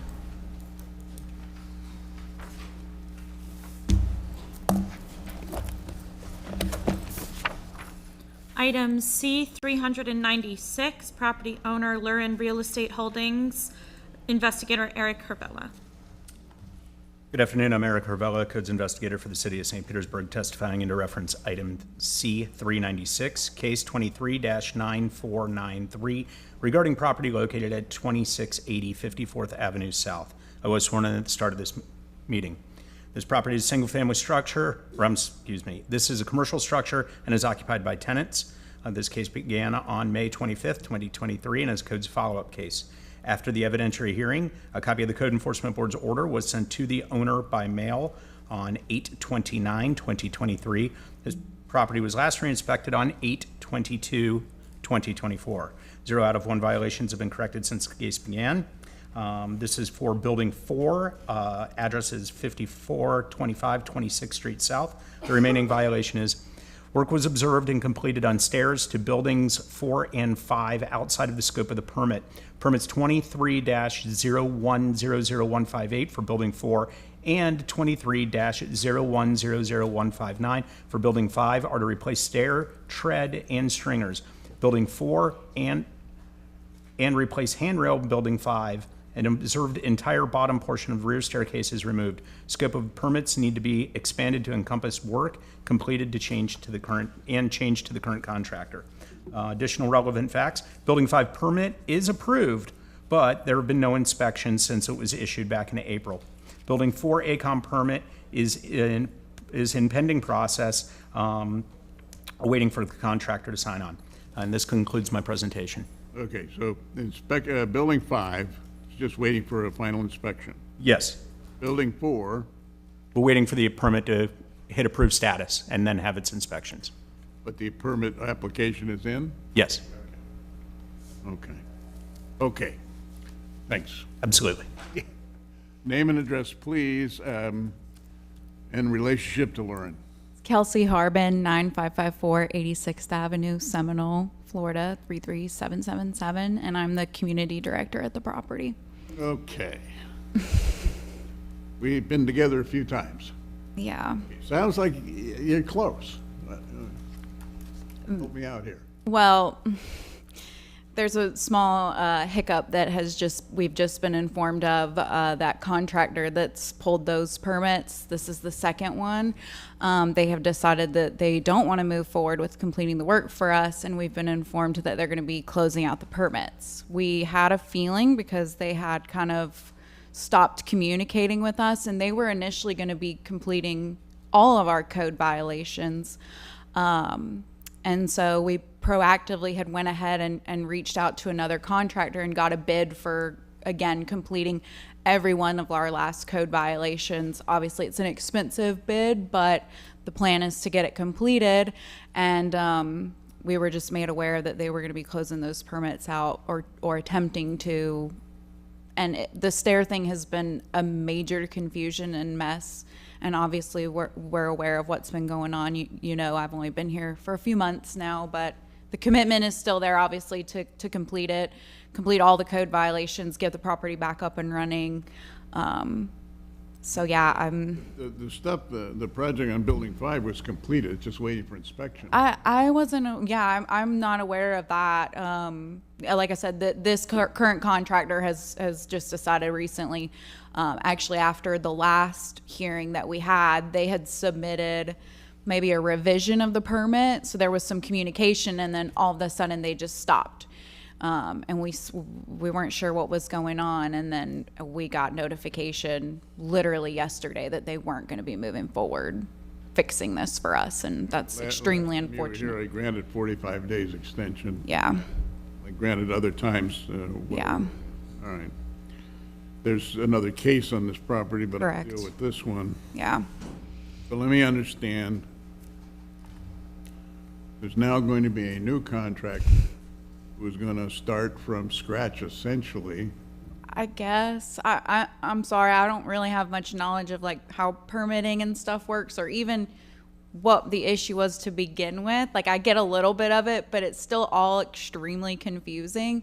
So really, my whole goal is just the contractor should be able to figure out that back end mess, and go from there. I just want it done. I just want it fixed. I know you probably all do as well. So Yes? Yes, Okay. most definitely. Given the fact that I've dealt with this and granted extensions at least 3 times, Yeah. and it's an older case, but understanding now the position, accepting your testimony, this is what I'm going to do. I'm going to give you whatever I give you now, it means you're going to be back here next month.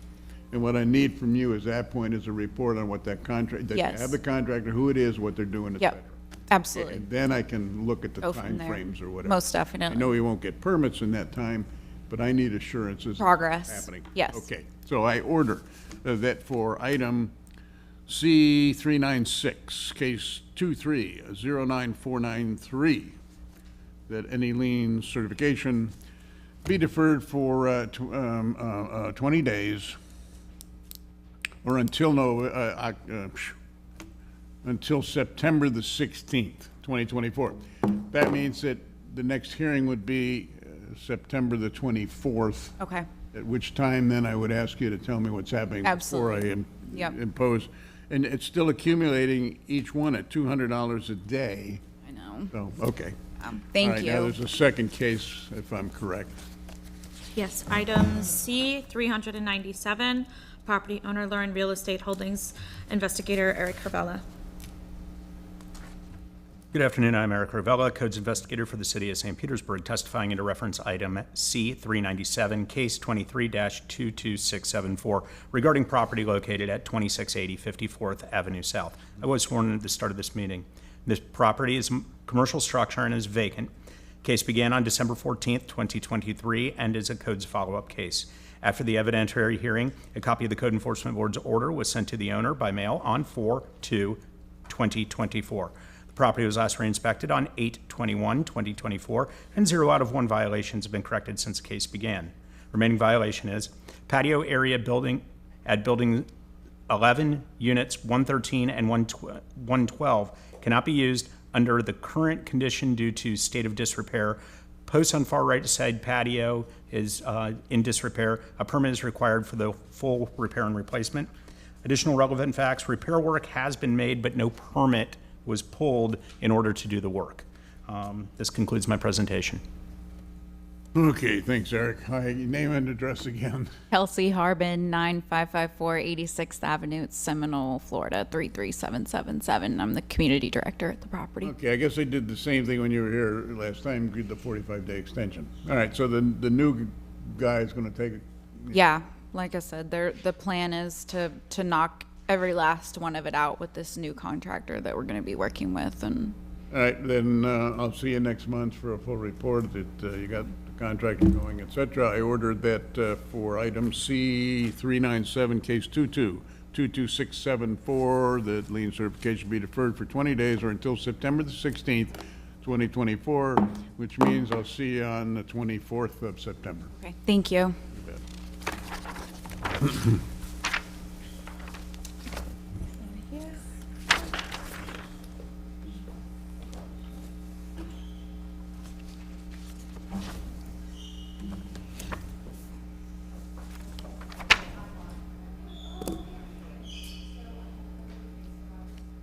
Item C, 409, property owner Joe Ruth Cudson Patterson, investigator Zoraida Melendez.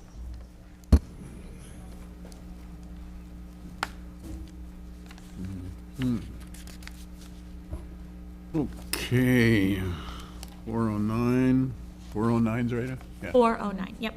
go ahead. Good afternoon. I am Zoraida Melendez, co-investigator for the City of St. Petersburg, testifying in reference to item C 409, case number 24155, regarding property located at 4810 14th Avenue South. I was sworn in at the beginning of this meeting. This property is a single home and I believe to be vacant. This case began on January 4, 2024, and this is a code follow-up case. After the eventuary hearing, a copy of the Code Enforcement Board After the eventuary hearing, a copy of the Code Enforcement Board order was sent to the owner by mail on April 30th, 2024. This property was last re-inspected on August 22nd, 2024, and 5 out of 9 violations have been corrected since this case began. The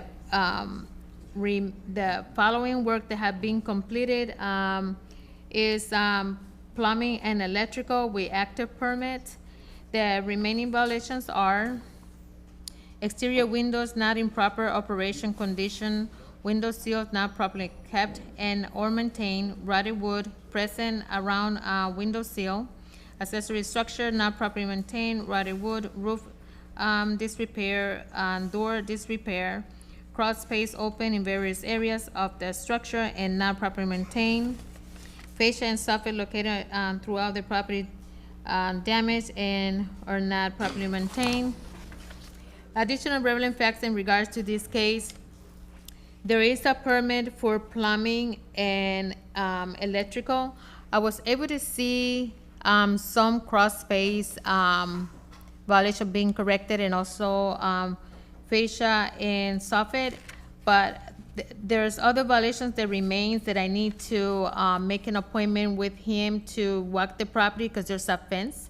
So I can't see the whole structure in the back to see if the doors and walls are, window seals are in repair and also the fascia and soffit.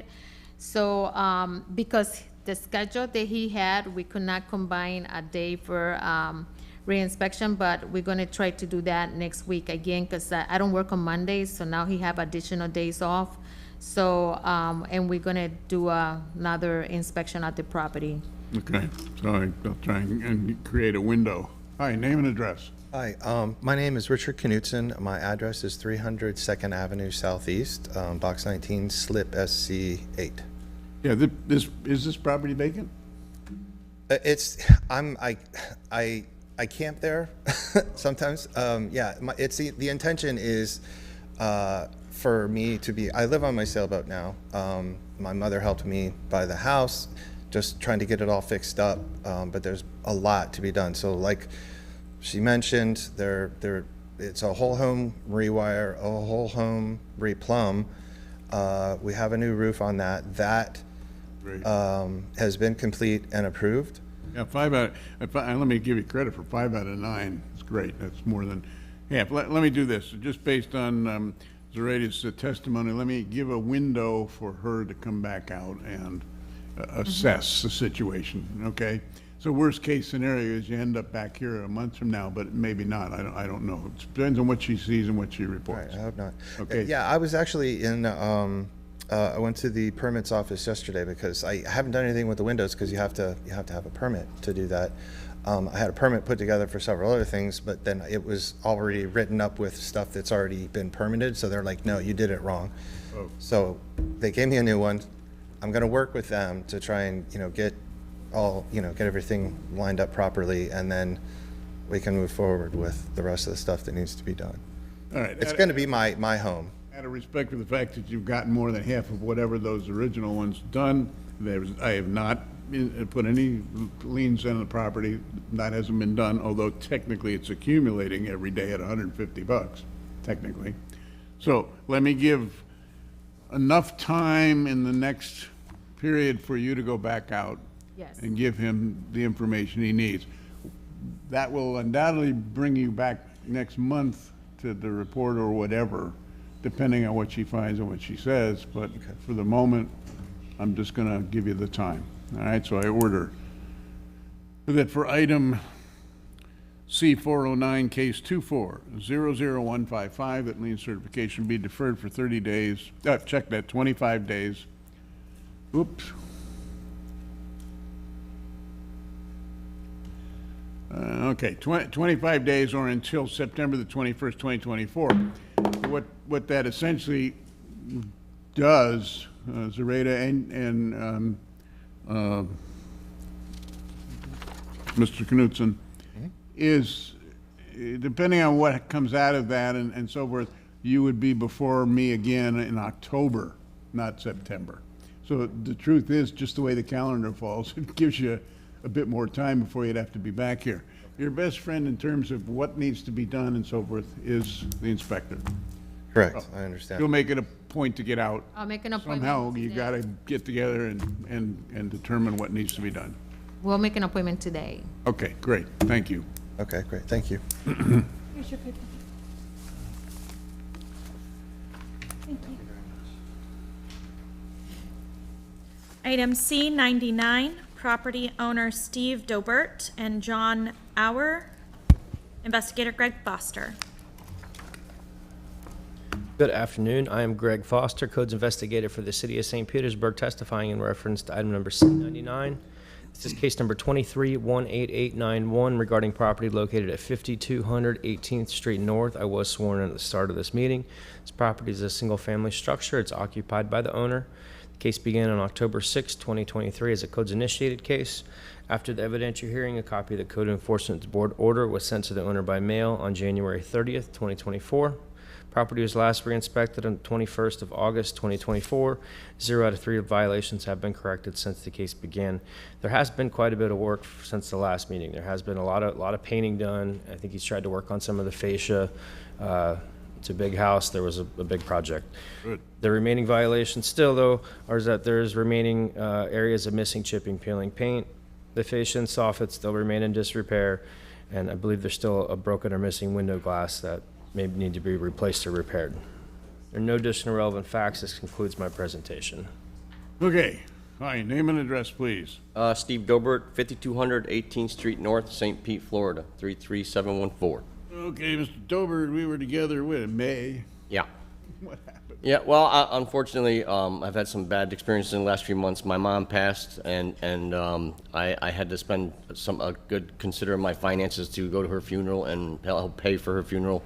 I was out of town quite a bit, and I had stucco scheduled, and I had to use some of the resources for that for the trip I had to take.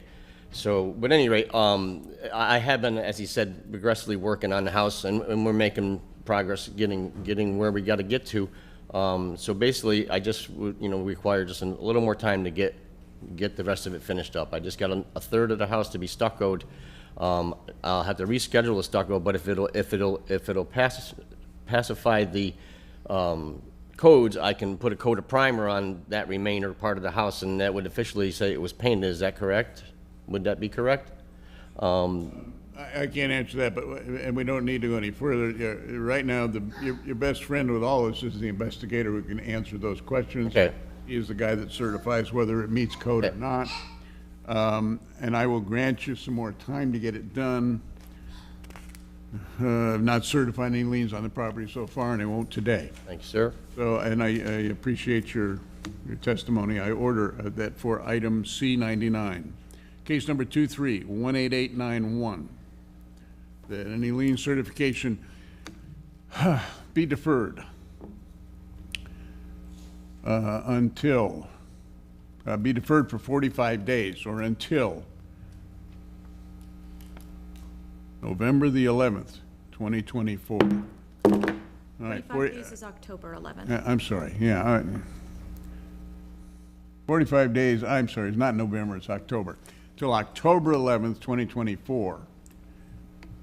That should work. Okay, still 45 days. Provided that I can just prime the remaining third of the body of the house, and that. Okay, but the worst case scenario is if it's still not in Yeah. compliance, Okay. you'll be back before me sometime in late, is it October? Yeah.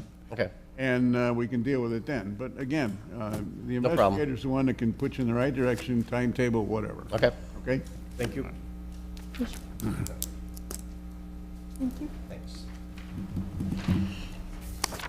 Item C75, property owner True Coat Enterprises Incorporated and Jacqueline Davis, investigator Carl Gordon.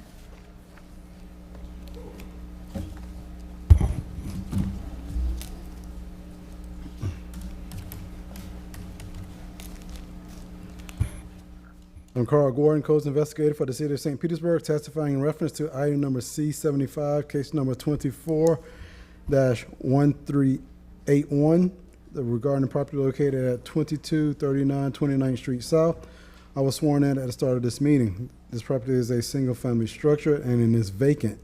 This case began on January the 26th, 2024, and is a codes follow-up case. After the evidentiary hearing, a copy of the Code Enforcement Board order was sent to the owner by mail on April the 30th, 2024. The property was last re-inspected on August the 20th, 2024, and 0 out of 10 violations have been corrected since this case began. The remaining violations are Chip and peeling paint located on the exterior walls, fascia, window trim, steps, porch area, columns, and various areas of the structure. Rotted damaged wood located on the exterior walls of the structure. Missing damaged wall tiles on the structure. The fascia located on the structure is in disrepair. Rotted damaged wood located on the fascia. Open crawl space located on the structure. The driveway located on the property is in disrepair, damage, and not properly maintained. Sidewalk on right-of-way abutting private property is damaged, not properly maintained, and or is in disrepair. Palm fronds, shrubs, bushes, vegetation located on the property needs to be cut, trimmed, in a neat and orderly appearance. Mold, mildew, algae-like substance located on the exterior walls. The exterior walls needs cleaning. Chipping, peeling paint located on the exterior walls in various areas of the accessory structure. Vegetation growing attached to the accessory structure needs to be removed. Window sills, trim, frame on the accessory structure are rotted, damaged, and disrepair and needs to be repaired or replaced. Rotted, damaged wood on the exterior walls of the accessory structure. The fascia located on the accessory structure is in disrepair. Rotted, damaged wood located on the fascia. The rafter tails located on the accessory structure is in disrepair. Rotted, damaged wood located on the rafter tails. There's no additional relevant facts, and this concludes my presentation. Thank you, Mr. Gordon. Yes, sir. Okay, name and address, please. Yes, I'm Destin King, 2239 29th Street South. Did you say King? Yeah, I'm Jacqueline Davis's son. Okay, and who's True Code Enterprises? I don't. I know about them. Apparently, there's some kind of illegal thing going on. So that's yeah. Okay, so your mom was Jacqueline Davis. Right. That's now her estate. I came before you before, saying that I was going to fix things up quickly. I think you gave me some time before December, and I ended up having some family issues. Someone got sick, and they eventually did pass. I got back to a second. I'm a nurse, so I kind of helped took care of it. So I'm doing repairs now. I actually have someone Thursday coming out to cut all of that brush back off the front of the house so we can get started, and a handyman to start working on the. Let me look a little bit ahead. The house is vacant, right? No, this is my house. No, it's not vacant. Right. Oh, okay. So it's occupied. Okay. So your game plan at this point is to do the work yourself? No. I'm going to pay people to do the work. I'm going to do some things, but my game plan is to pay someone. And like I couldn't cut the brush back because it's just too much overgrowth. So I have a company coming out. They're going to be cutting. Advanced Arborists, they'll be out there Thursday. I got a contract off a jobber with them. Okay. I signed it and yeah. What there's I'll get it, there's back. Okay, no problem. There's an awful lot of stuff. Yeah, I see that. Yeah. I mean, just in the accessory structure, never mind the main house. You plan to do most of that or get that done. Right. And then you're living in it? Yeah. Okay. So if I could have till you given times 120, 180 days to get things going. I'm working out of my check. I'm a nurse, but I had to get a second job to do this, and I've got that second job. Oh, okay. And that's how I'm going to foot the bill for it. All right, I accept your testimony. I'm also looking, this is not a terribly old case. It's now running at about 8 months. Okay. Notice some I've dealt with for 2 years Yeah. or more. So I'm willing to grant you some time based on your testimony and based on what you have essentially said, you're committed to getting this done and you're living there. So I order that for item C75, case 24-01381, the lien certification be deferred for 150 days or until January the 24th, 2025. Now, I'll tell you, 150 days is something I rarely ever give, but I am trusting your testimony that you're just going to work on this house Starts the whole thing. and the fact that you got the second job now, will enable you to bring some contractors or whatever. Yeah. All right?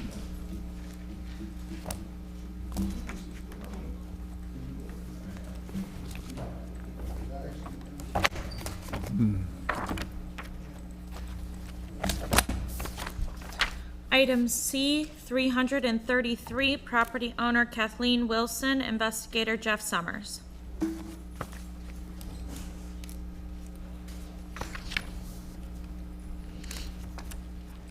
I'm Jeff Summers, code investigator for the city of St. Petersburg, testifying in reference to item C 333, case number 24-87, regarding the property located at 39th Avenue. I was sworn in at the start of this meeting. This property is a boat dock and is occupied by tenants. This case began January 3rd, 2024, and is a citizen's complaint case. After the evidentiary hearing, a copy of the Code Enforcement Board's order was sent to the owner by mail on 7/30/2024. The property was last re-inspected on 8/15/2024. 0 out of 2 of the violations have been corrected since the case began. The remaining violations are 3 boats were observed moored at one dock. You're not allowed to have 3 of them there. The additional relevant facts are there's no evidence of anyone living on them now, but there are still 3 boats, and 1 of them are sunk halfway underwater. And this concludes my presentation. And this was a citizen's complaint? Yes, sir. No, I kind of get the picture. Hi, your name and address, please. Kathleen Wilson, Barracuda Drive. Well, you got a lot of boats. Not anymore. We got rid of them on Sunday, and no one's lived there since April now. Okay. So there are no boats at the dock at all? No, there's 2. I'm allowed to have 2. I'm not familiar with the ordinances with regard to the dock. She's allowed to have the 2. So the one is gone. The half-sunk one, I'll bet? No, we're keeping that one. It's the best one. Okay. I'm a boater, so that's why I was making a joke. Okay, so you are now basically back in compliance with just the 2 boats on the dock. That was the only... Right, we'll have to verify that, yeah. Yeah, and so someone complained about okay, I got the picture.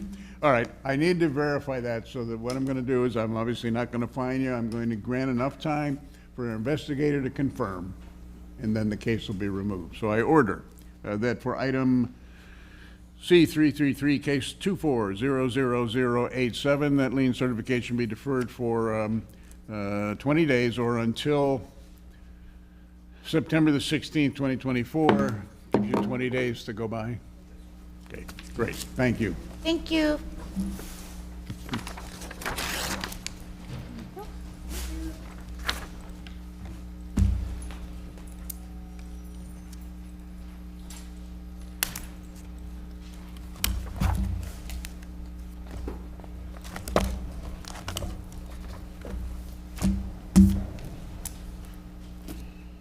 Item C, 158, property owner Winston Walters, investigator Kylie Noonan.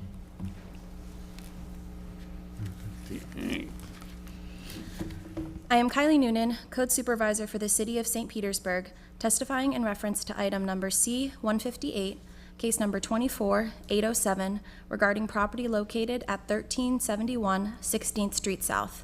I was sworn in at the start of this meeting. This property is a commercial structure and is vacant. This case began on January 16th, 2024, and is a codes-initiated case.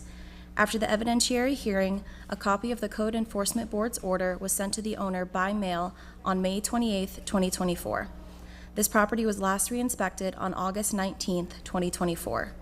0 out of 5 violations have been corrected since this case began. The remaining violations are signpost and sign in disrepair and sign plate missing, overgrowth of vegetation in front of property, vinyl soffit missing and or hanging in multiple areas around building, open crawl space to the rear of property, and damaged wooden slats at opening on west side of detached garage. This concludes my presentation. Okay, thank you. Hi, name and address, please. Winston Walters, 979 Loma Bonita Drive, Davenport, Florida, 33837. Hey, what's happening? I actually spent last week down here and got 3 out of the 5 violations taken care of. I tried to call Mr. Rodriguez, but I guess he was out on vacation.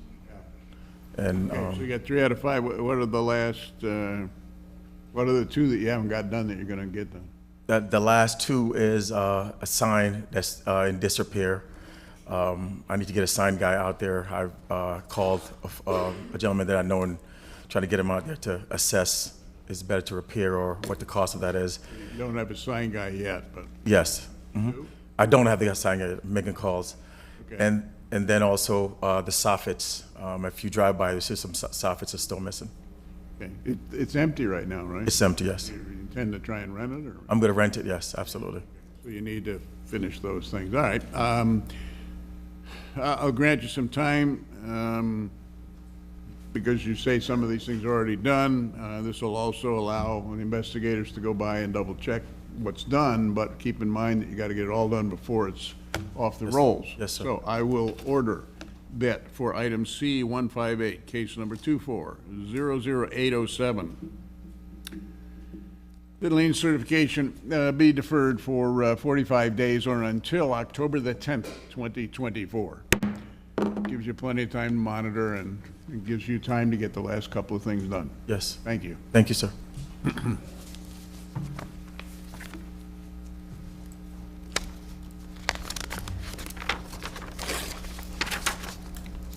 It'll actually be October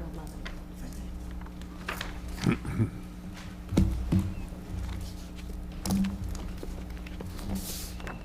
Item C 318, property owner Ronald Charles Vogt and Tina Marie Vogt.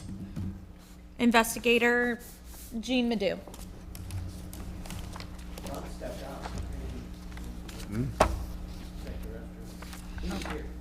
Yeah, I know, I Was saw he? him. Okay, well, we can, Director, I'm sure he'll be returning. you definitely Yeah. saw him here. Yes, yes, I saw him. He went to the restroom. Okay. He said he was going to the restroom, but he's not in the upper floor restroom. Yeah, we can jump. Is he also the next? Thanks. I'll go look for him. Okay. Do we have two cases, or was one? Well, the other one is Glenn Allen Vogt. Huh? But if he's. Yeah, okay. Okay. All right. What else can we do? 11 is cross 50, so we're on position 62. Item C 217, property owner Naomi Williams, investigator Patrina Miller. I am Patrina Miller, Codes Investigator for the City of St. Petersburg, testifying in reference to item number C-217, case number 24-6077, regarding property located at 3022 Melrose Avenue South. I was sworn in at the start of this meeting. The property is a single-family structure and is occupied by the owner. The case began on April 4th, 2024, and is a codes-initiated case. After the evidentiary hearing, a copy of the Code Enforcement Board's order was sent to the owner by mail on July 2nd, 2024. The property was last re-inspected on August 21st, 2024. 0 out of 1 violations have been corrected since the case began.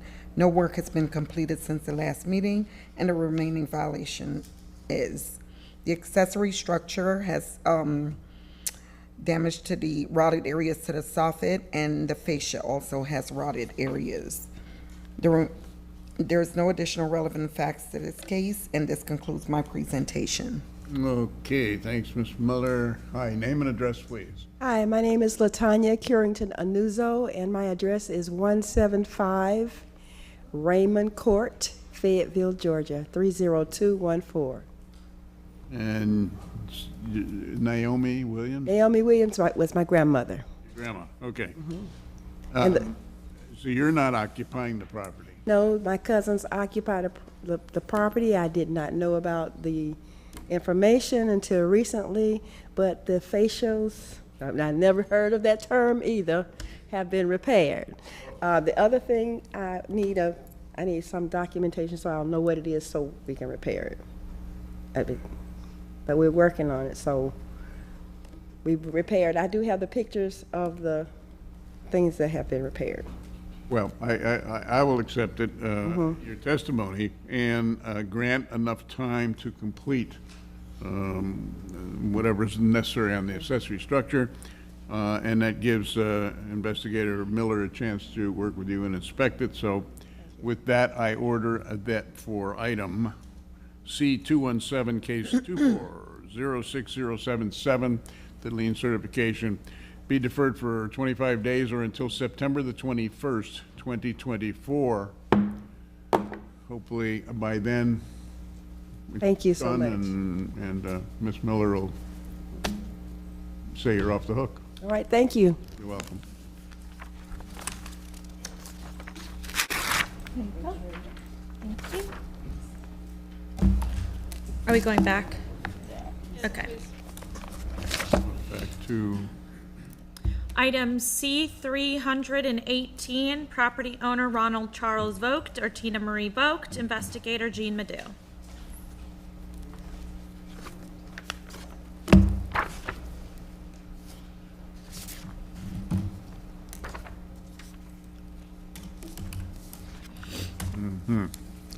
Okay.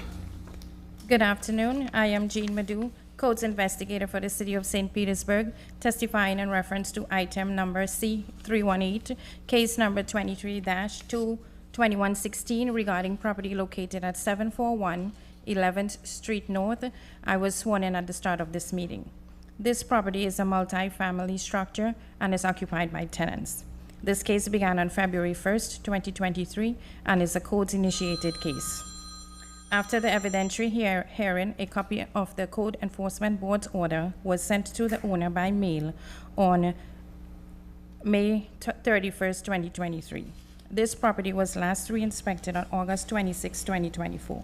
0 out of 1 violation have been corrected since this case began. The remaining violation is chipping, peeling paint, including but not limited to the exterior walls, garage doors, fascia, and soffit. This concludes my presentation. Okay, so let me understand. The existing violation is paint on Painting. exterior wall. So, yesterday I did note that there was very minimal painting going on, but it still has not been completed. Got it. Okay, thanks. All right, name and address. Ronald Vogt, 746 Jackson Street North. Sounds like you've been painting. Sounds like you've been painting.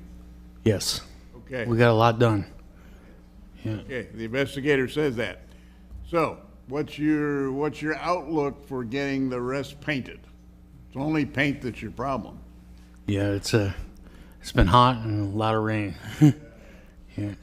All right, I'm going to grant you some more time to get it done, because obviously I want to recognize that you have been working on it.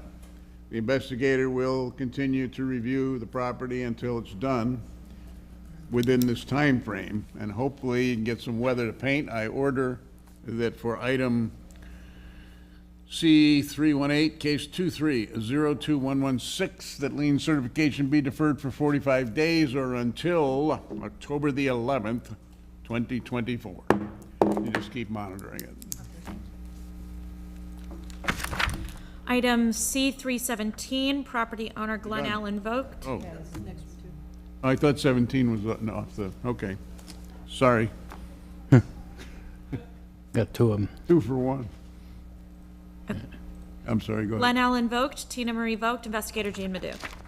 I am Jean Madu, Codes Investigator for the City of St. Petersburg, testifying in reference to item number C317, case number 23-2045, regarding property located at 746 Jackson Street North. I was sworn in at the start of this meeting. This property is a multifamily structure and is occupied by owner and tenants. This case began on February 1st, 2023, and is codes initiated. After the evidentiary hearing, a copy of the Code Enforcement Board order was sent to the owner by mail on May 31st, 2023. This property was last re-inspected on August 26, 2024. 1 out of 4 violations have been corrected since this case began. The remaining violations are chipping, peeling paint, including but not limited to the exterior walls and the fascia and soffit. The main house roof is in disrepair. A portion of the roof has been, the underlayment of the roof has been placed, however, no shingles. And the third violation is the fence on the property is in disrepair with leaning panels and broken slats. This concludes my presentation. Okay. Hi, I needed your name and address again. Ronald Voden, 746 Jackson Street North. Okay, obviously some paint. Yeah. Get a relationship to Charles, I'm sorry. Oh, to Tina or Glenn? or to Glenn, yes, sorry. Yeah, I'm sorry. Yeah, your name's on the one, but Tina and Glenn are on the other. How are you related to Tina and Well, Glenn? Tina's my sister and Glenn is my brother. Okay, And me and my brother both live there, so. I got you. Okay, so the paint, the main roof and the fence, what's happening? We're still working on it, and You're going up. And yeah, I'm working a little here, a little there, trying to All right. get everything done at once, but Well, all right, so let me. chasing the sun around. I'm gonna couple the two together on the 45 days and hopefully get it all Okay. taken care of. I order that for item 317, case 23-02045, that any lien certification be deferred for 45 days or until October the 11th, 2024. Thank you. Sounds like you're getting close. All right. Yeah, thank you. Yeah. Here you go. Good day. Item C 196, property owner Alley Enterprises LLC, investigator Patrina Miller. I am Patrina Miller, Codes Investigator for the City of St. Petersburg, testifying in reference to item number C-196, case 24-3359, regarding property located at 2641 15th Avenue South. I was sworn in at the start of this meeting. The property is a multifamily structure and is occupied by tenants.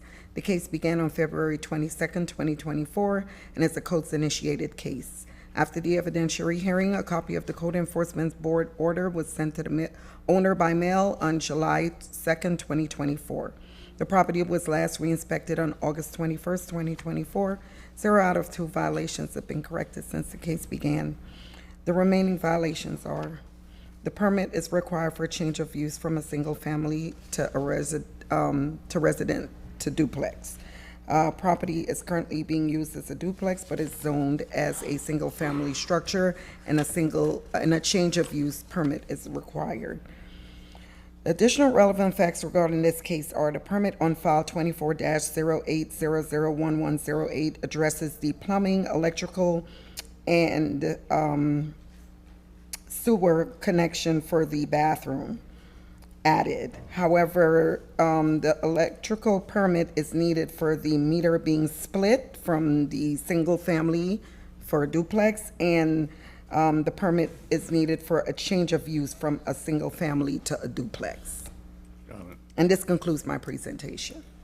There's actually 2 permits, Patrina, yeah, okay. Okay, hi, name and address.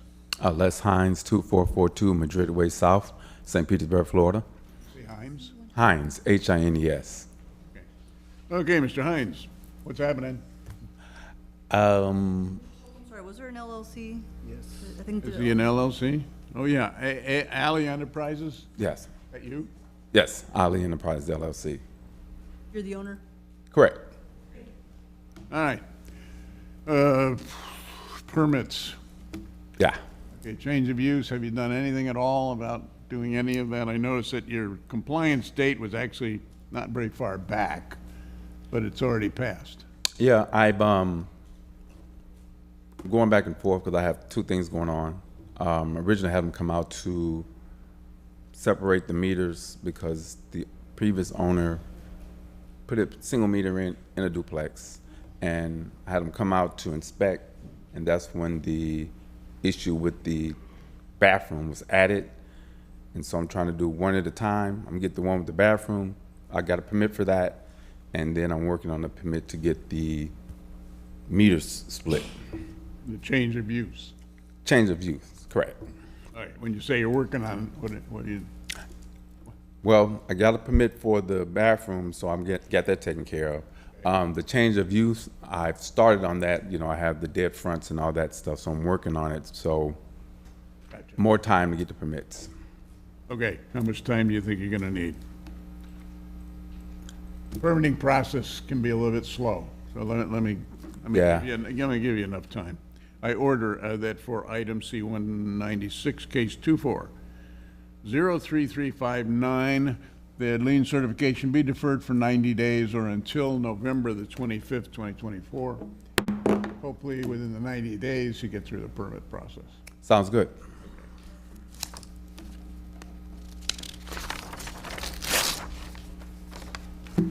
Okay.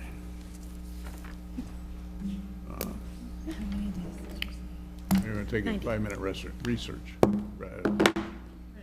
You know what I mean. Can we take 10 minutes, please? We're taking a 10-minute That's what I break. said, 10 minutes. Oh, didn't you I did say 10. I thought you said a minute. No, I didn't. No, can we have 10?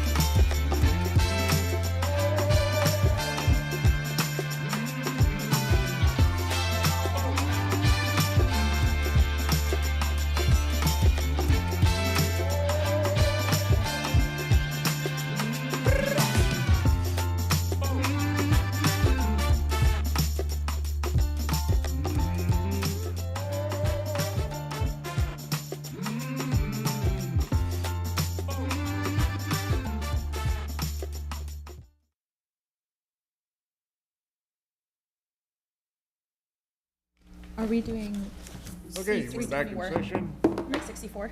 Please call the next case. I'll go back to. Yeah, yeah. Item C321, property owner Nina Brooks, investigator Kylie Noonan. I am Kylie Noonan, Code Supervisor for the City of St. Petersburg, testifying in reference to item number C-321, case number 23-17575, regarding property located at 319 45th Avenue South. I was sworn in at the start of this meeting. This property is a single-family structure and is occupied by tenants. This case began on September 21st, 2023, and is a code's follow-up case. After the evidentiary hearing, a copy of the Code Enforcement Board's order was sent to the owner by mail on April 30th, 2024. This property was last re-inspected on August 5th, 2024. 0 out of 1 violations have been corrected since the case began. The remaining violation is window was replaced without an approved permit. Additional relevant facts regarding this case are there are currently no permits on file for the window replacement. This concludes my presentation. Okay, thank you. All right, name and address. Nita Morris, 319 45th Avenue South, St. Petersburg, Florida, 33705. Morris? Morris. Okay, and your relation to Nina? That's my mom. She's Figured, deceased. but had to have it for the record. Okay. The window's been installed? Yes, it has been installed. Without a permit. Okay, so you installed a window, I guess, without a permit. You're not residing there. Apparently there's a tenant there? No, family, myself and my children. Oh, okay.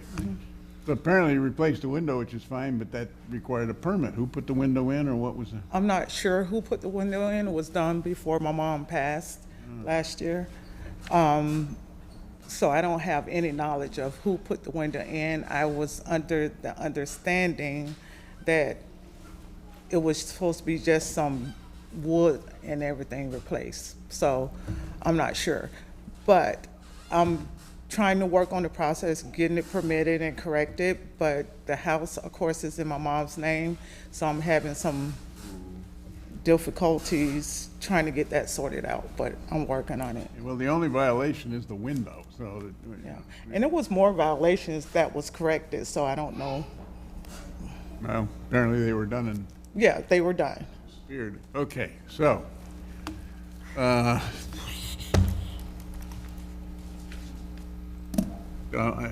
guess, because there's no other violations except the window, and she doesn't know even who put that in or when, that needs to be, I guess somehow you gotta research that to go back to whoever put it in or whatever.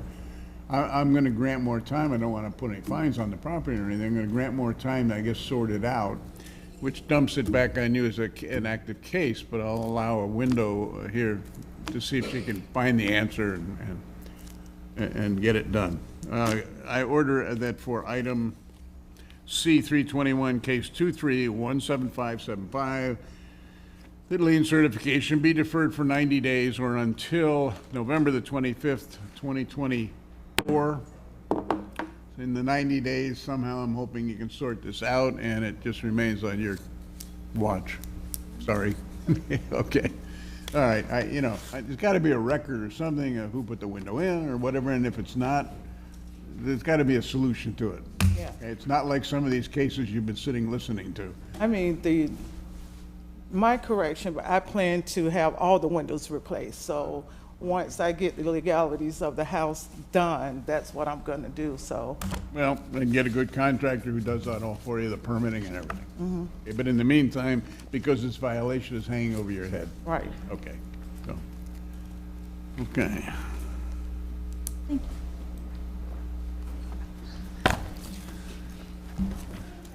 Item C, 143, property owner Andrew Hitchcock, investigator Kylie Noonan. I am Kylie Noonan, Code Supervisor for the City of St. Petersburg, testifying in reference to item number C-143, case number 24-7211, regarding property located at 950 9th Avenue South. I was sworn in at the start of this meeting. This property is a single-family structure and is occupied by owner. This case began on April 22nd, 2024, and is a citizen complaint case.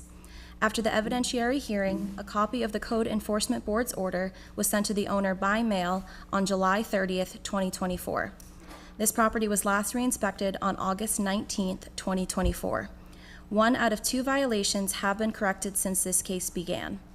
The following work has been completed since the last meeting. Some of the outdoor storage items have been removed.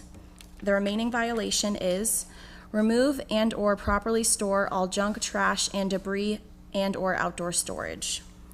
Additional relevant facts regarding this case are the owner showed photos of recent work to clear items and stated he will need just a little more time to come into compliance. This concludes my presentation. Okay, thanks. Name and address, sir. Andrew D. Hitchcock, property address 950 9th Avenue South. Okay, Mr. Hitchcock, got some of the stuff gone? What's the game plan or timetable? Give me a feel here. Majority of it is pretty much gone. Most of the stuff was items that I work with. The way that it was put back in the yard versus stored properly made it look kind of junky. So all that has been taken care of. I mean, I got a little stuff for the scrap pile. Whatever time you give me, I take. It might not be 2 weeks. It can be less than that. It depends on my work schedule for doing this.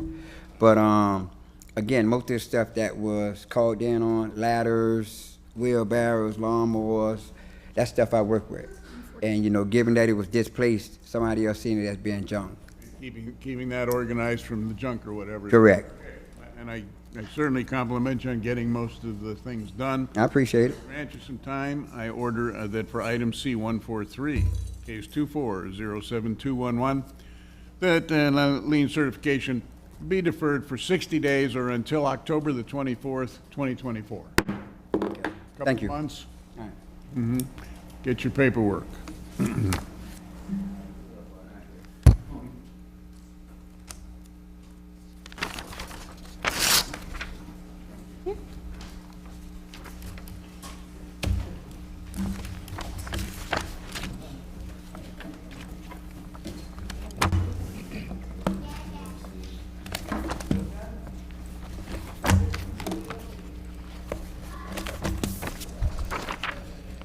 Item C 440, property owner Edward Anthony Pratt, investigator Zoraida Melendez. Good afternoon. I am Zoraida Melendez, co-investigator for the City of St. Petersburg, testifying in reference to item C 440, case number 241691, regarding property located at 3443 16th Avenue South. Wait, what was the case number? 440. I'm sorry? 440. Oh. Yeah, I did not match the number. Okay, hang on. I'm sorry to interrupt you. Got it. Sorry, hon. You want me to continue? Yep. Okay. I was running at the beginning of this meeting. This property is a single home and is occupied by owner. This case began on January 30th, 2024, and it was a co-initiated case. After the eventuary hearing, a copy of the Code Enforcement Board order was sent to the owner by mail on April 30th, 2024. This property was last re-inspected on August 20th, 2024, and 0 out of 1 violations have been corrected since this case began. The remaining violations are Permit 20100041 and Permit 2009000955 expire without final inspection. One permit is for the addition of the property, and the other permit is for a sewer line. And this will conclude my presentation. What was the second permit? For? The second permit is 2009000955. It was for what? So one was for addition to the property, and another permit was for the sewer line. Oh, okay. I'm sorry, I didn't get the sewer line. Okay, thank you. All right, name and address, please. Edward A. Pratt, 3443 16th Avenue South, St. Petersburg, Florida, 33711. Okay, well, apparently I got a permit problem. Yes, you do, sir. We do. Yes. Okay. You did the addition, right? The addition is complete. You just went ahead and did them without a permit? No, I had a permit. I didn't get the final inspection. Oh, I'm sorry, it did expire. All right. Yeah, it expired on me. What are we gonna do? Like I told her, I went through a financial hiccup. I'm back on track. If I can get more time, it's just as simple. I was planning to leave here and go there and reopen the permit. So I just need a little time. Okay, so you will go reopen. Reopen and get them out there. I need to, because I'm in the process. I'm gonna sell the home, so I need to close the permit. So I got to get them reopened. Yeah, yeah. Otherwise, you continue to rack up $100 a day potential fine. Right, right. I order that for item C-440, case 24-01691, lien certification be deferred. Yes, for 60 days or until October the 26th, 2024. So that gives you a couple months to get. I appreciate that. And you've heard me say once the permits are in, and well, in this case, they're after the fact, so get the permits. Oh, I am. I will this time. I'm good now. My money's back right. Item C 441, property owner Edward Anthony Pratt, investigator Zoraida Melendez. Okay. Good afternoon. I am Zoraida Melendez, co-investigator for the City of St. Petersburg, testifying in reference to item C-441, case number 241702 regarding property located at 3443 16th Avenue South. I was sworn in at the beginning of this meeting. This property is a single home and is occupied by owner. This case began on January 30th, 2024, and it was a co-initiated case. After the eventuary hearing, a copy of the Code Enforcement Board order was sent to the owner by mail on July 30th, 2024. This property was last re-inspected on August 20th, 2024, and 0 out of 1 violations have been corrected since this case began. The remaining violations are, there is a portable storage container stored on the front of the property, and there was, let's see, there was citation that was issued on April 5th, one on April 12th, and one on 5/7. And additional relevant facts in regards to this case is there's still no permit, like temporary permit for this container, and it remains in the property, and this will conclude my presentation. Okay, thank you, Ms. Melendez. Get your name and address again, Mr. Pratt. Edward A. Pratt, 3443 16th Avenue South, St. Petersburg, Florida, 33711. Get rid of the container. Oh, I am. See, what happened was I told you I went through financial things, but the container's empty now. They just got to pick it up. So that'll be gone any day this week. Your compliance date to move it was actually only 8 days ago. It was? Yeah, your compliance date would have been August 18th.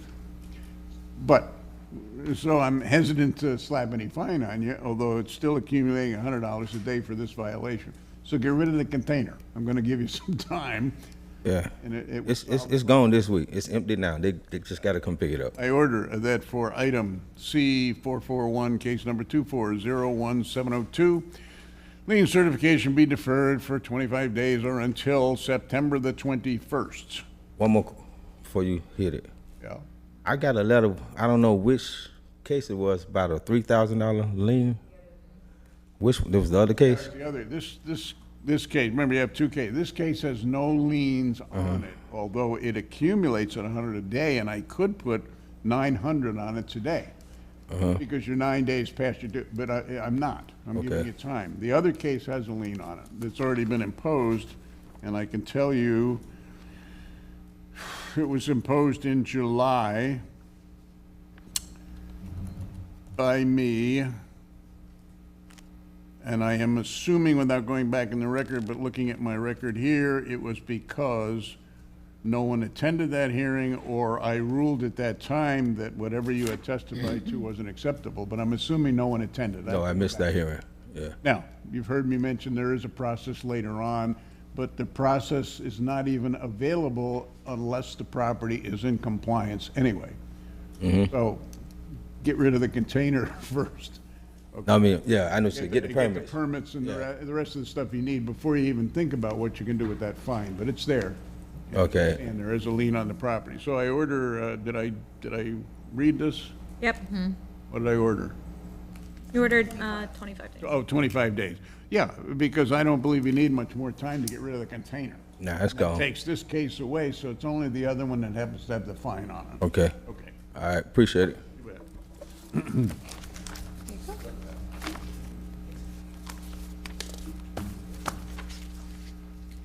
Item C 439, property owner Maria Namikos, investigator Zoraida Melendez. Oh, boy.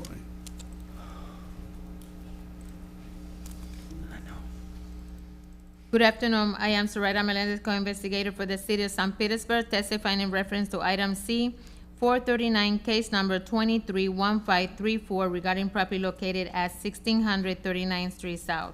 I was sworn in at the beginning of this meeting. This property is a single home and is occupied by tenant.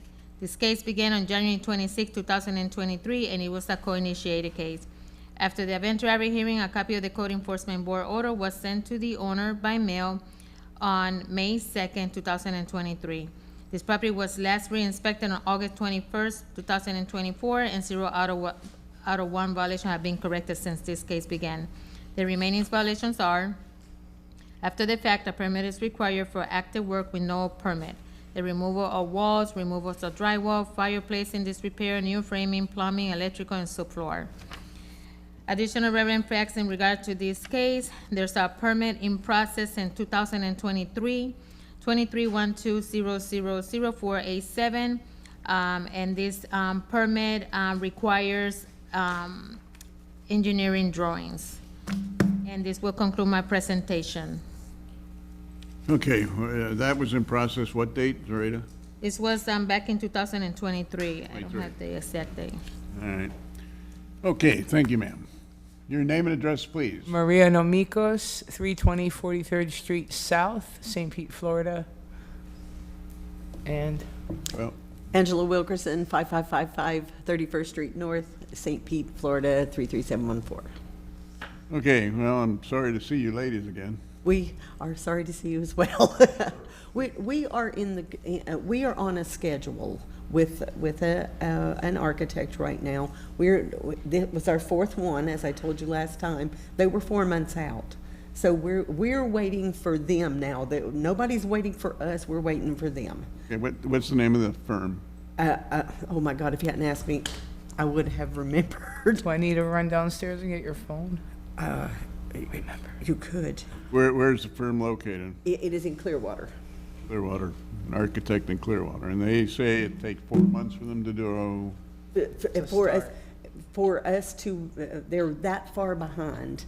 A lot of the firms will not do anything after the fact. So just trying to find one that will, it has been a real struggle. I have probably made, I'm going to say probably somewhere around 60 phone calls over the, we had one, we were ready, they got COVID. That was the first one. So instead of waiting for them, not knowing what that situation might be, they closed the office for 2 weeks.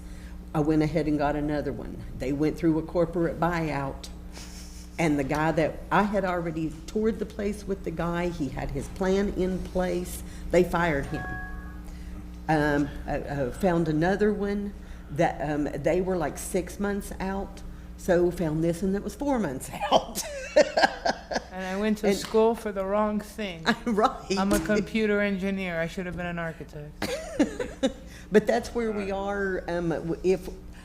With as many people as I've called, I didn't never find one that was less than 3 months. Let's go, I mean, if I look back at the case, we've been together at least 4 times. I've granted 180 days on this case. I know. As you know, I get very impatient with an old case, so I don't see anything happening. Now, I'm accepting your testimony that the people you were depending on failed, that you have an architect. I am not happy with his request for that amount of time.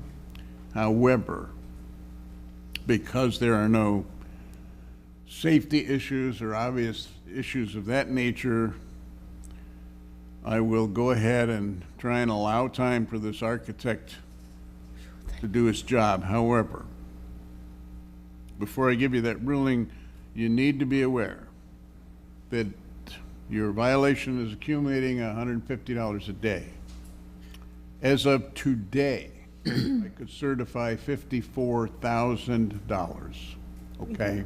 And it's still accumulating. So no matter what I do, if I give you time, it still accumulates, and sooner or later, if it's not in compliance at that point, I have no choice. So, Our goal is to never. and I understand the architect problem. I just want you to make sure that you realize what we're allowing here.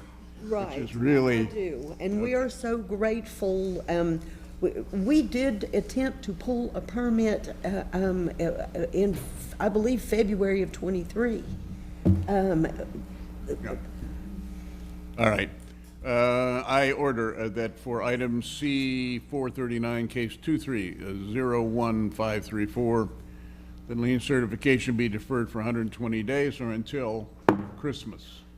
Christmas. for the whole year. Well, God. that is Christmas. I Thank you. understand the reason You is. remember the Christmas one? You had that? You said it and, yeah, anyway. Well, Thank you try very to, much. try to encourage this architect because the money at stake here is so big. And it will be by Christmas.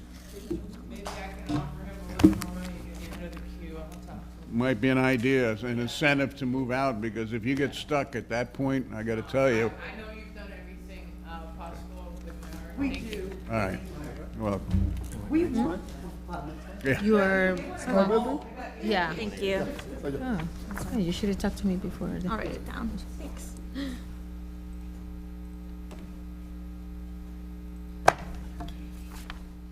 Item, Before the next one, can we do another swearing in, please? yeah. If you have not been sworn in at the very beginning, we're going to do another swearing in. Just stand and raise your right hand. Do you swear or affirm that the evidence you're about to give is the truth, the whole truth, and nothing but the truth? Thank you. You can be seated. Lonnie, would you make a note to contact those two ladies and ask that they submit to the office the name of the architect? I'd just like that to be in their file. Yep, I'll get that. Okay, she didn't remember it, and I meant to tell her to qualify it, so Okay. I'd just like that for the record. That's fine. Okay, thank you.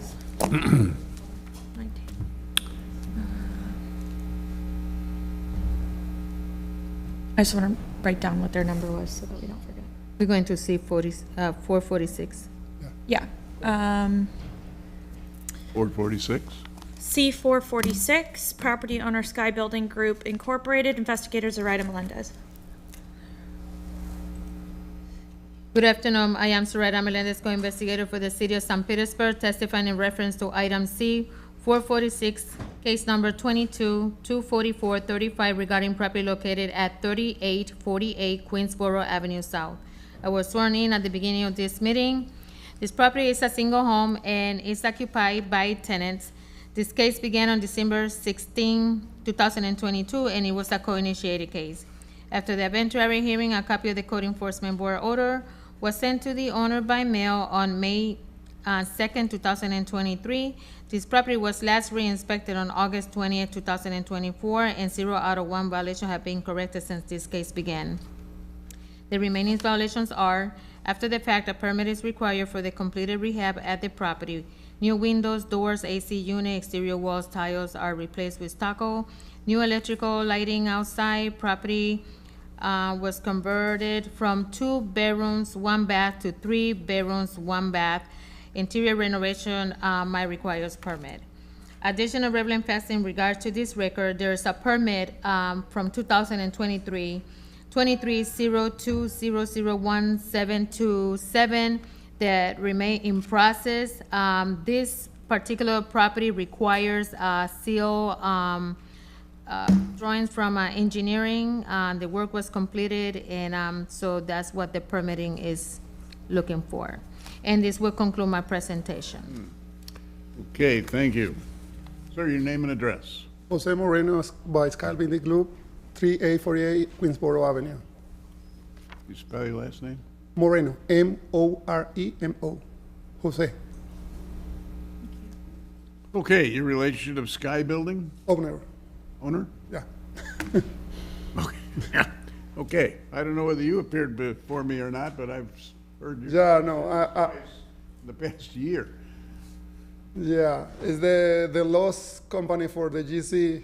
It's lost work. They hired the new company for complete. When did you hire a new company? This week. It's the new letter. I bring the new letter. Okay. All right, I got to tell you, I've actually, looking at this case, certified a large amount of fines previously on this property. I could fine you now and add to it. It's kind of superfluous. I will accept your testimony that you have a new company. I will give you amount of time. If, in fact, you are still not, you still don't have a permit at that point in time, you'll end up before me and I'll have to certify additional fines. Okay. Okay, so we understand that someone's got to move on this. Okay. I order that for item C 446, case 22-24435, that lien certification be deferred for 45 days or until October the 11th, correction, make that 60 days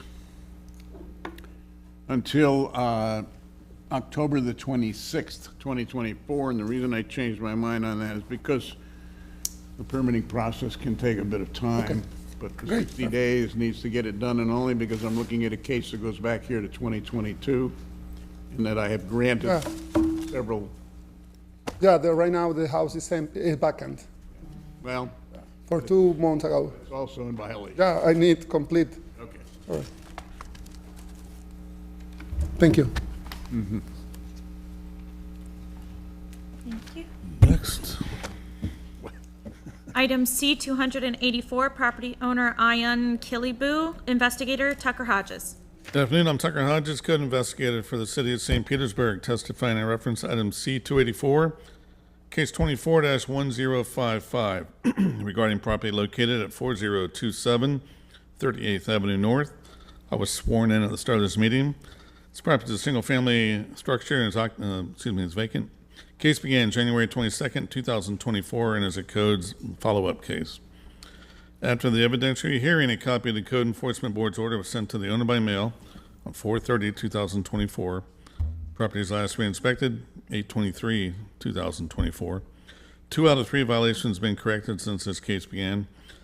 Following work's been completed since last meeting, the fence has been repaired, and several items of debris have been removed from the rear yard. Remaining violations: items of debris need to be removed from the property, including pieces of wood, buckets, various items, outdoor storage, and construction materials. No additional relevant facts, and this concludes my presentation. Okay, thanks, Tucker. Hi, name and address, please. Ion Silibiu, 4027 38th Avenue North. Okay, we were together last month. Yes. Gave you 30 days. Why are you here? I put in a Craigslist. It's a lot of, I have some heavy steel, it's a utility bed.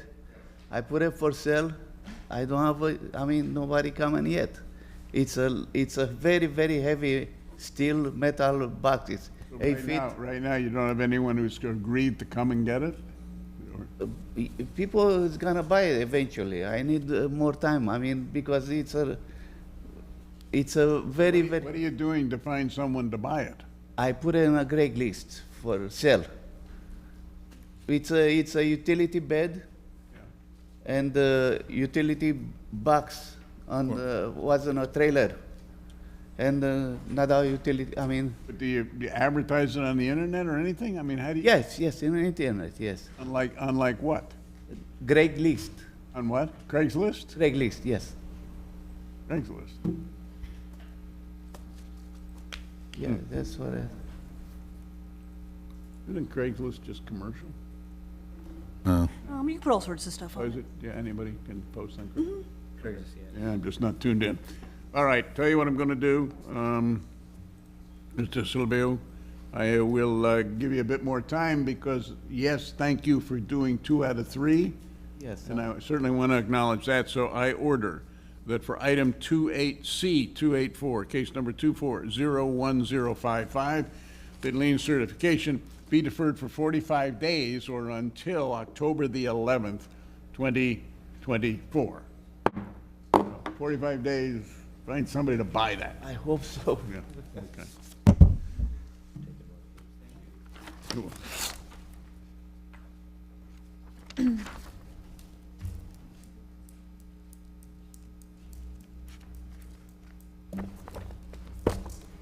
Item 136, property owner Shirley Brown, investigator Kylie Noonan.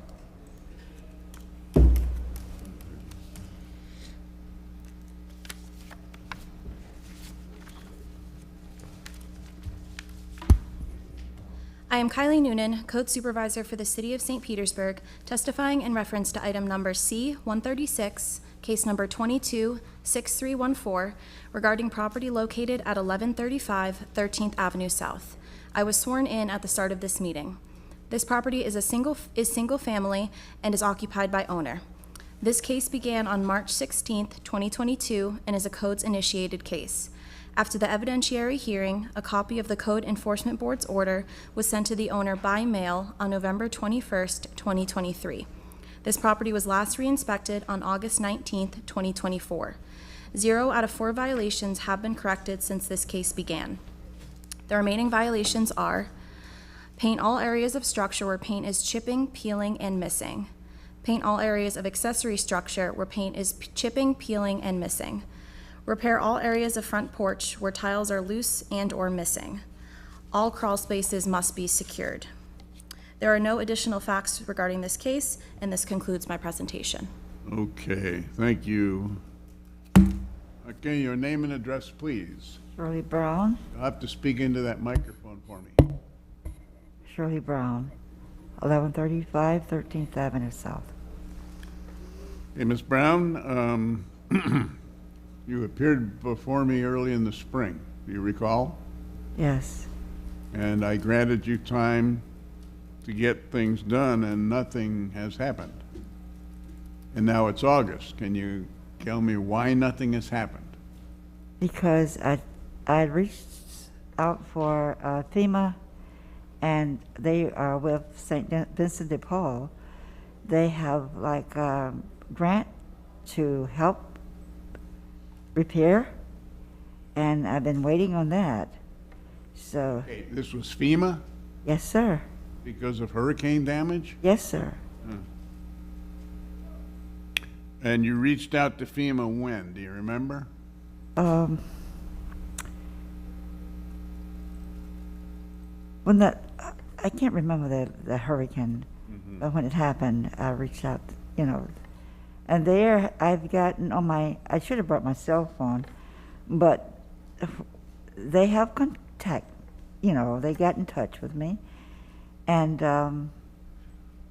hopefully they denied your claim? No, sir. They're working on it, and so that's the problem. I've been waiting to hear from them. I guess I understand what you're saying. I'm struggling a little bit with the timetable. This case goes back to March 2022. I do believe there was a delay because there was an N-team application put in. It was decided that she didn't qualify for N-team, unfortunately, but while that was being made, the decision was being made, there was a significant delay in the case because we had it on hold. Okay, so are we talking about the N-team or are we talking about FEMA? I'm not sure whatever she's doing with FEMA is besides that, but when the case began, we had tried to get N-team assistance. I got you. So there was a delay before she was evaluated, and it was found out that unfortunately she didn't qualify. Oh. So that is to account for part of the delay. Gotcha. Okay.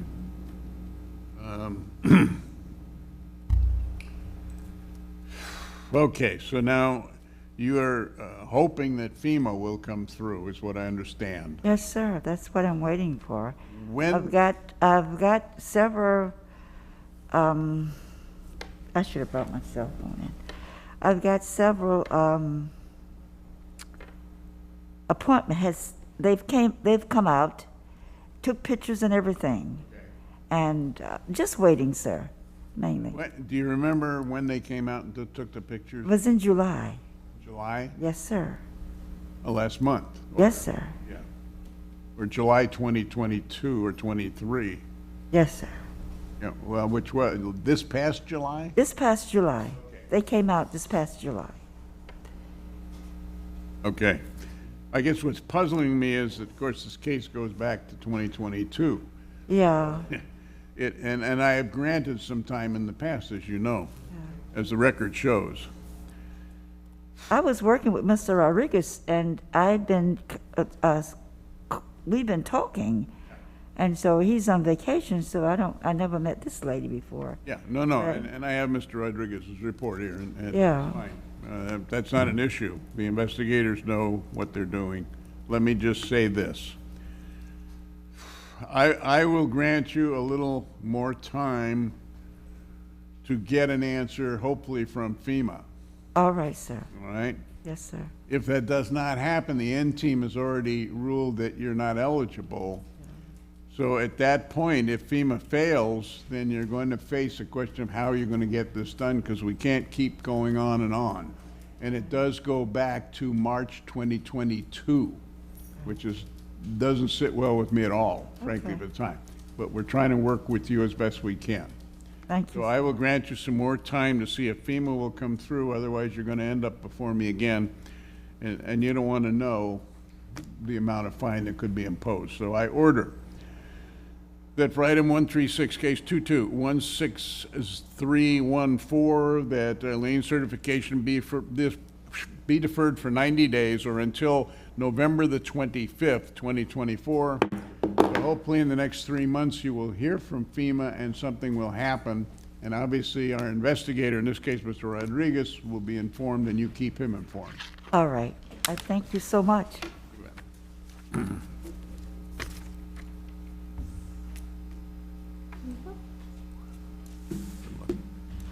Good luck with FEMA.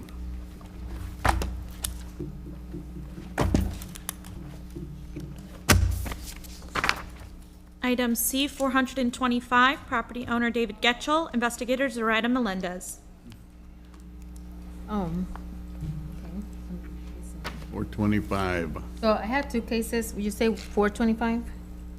425 and 426. Okay. Okay, so let's read in 425 and see where that goes. Okay.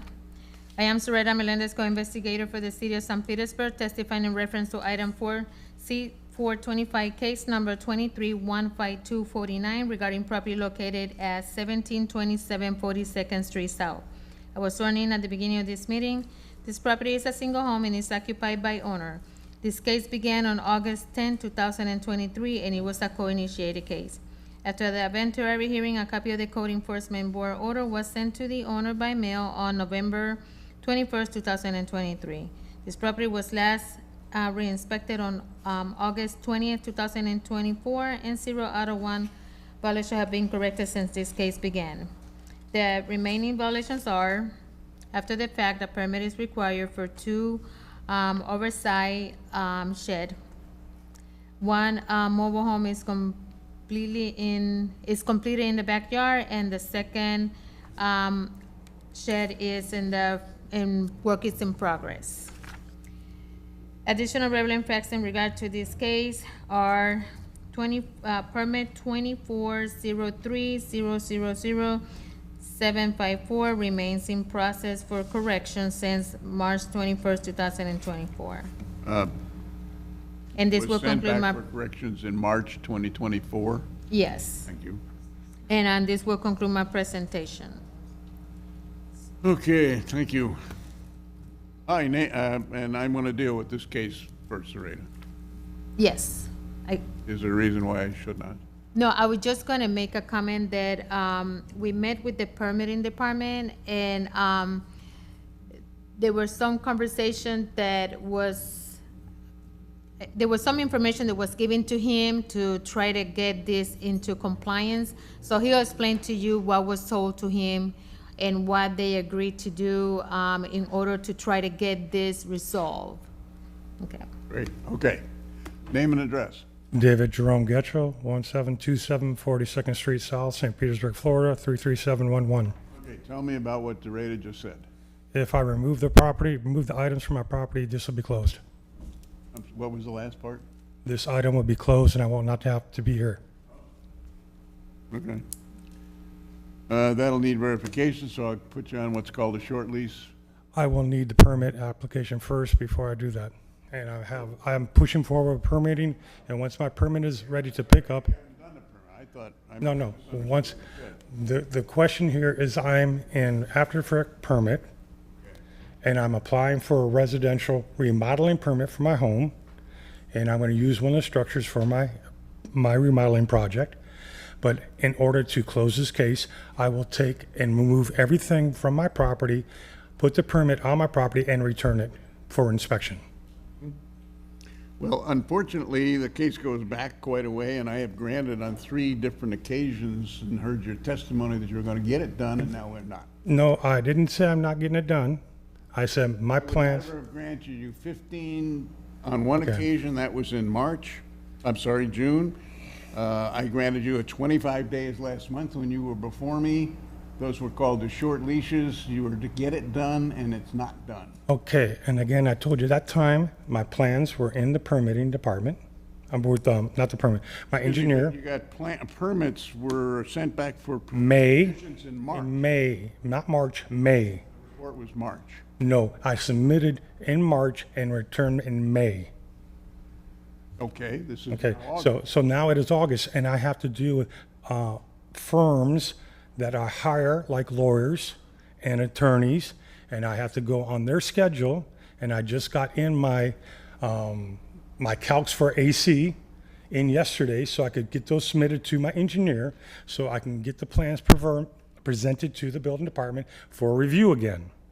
So this is a process throughout the city that everybody goes through. I am not the only person. I understand the process. Okay, good. I'm also looking at the record and what I've granted you in the past.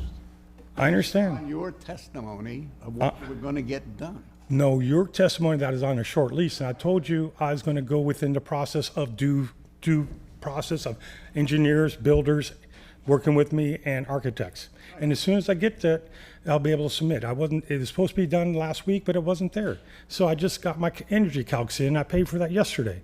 They're going back to my engineer. And once I get everything done, then it goes into review again.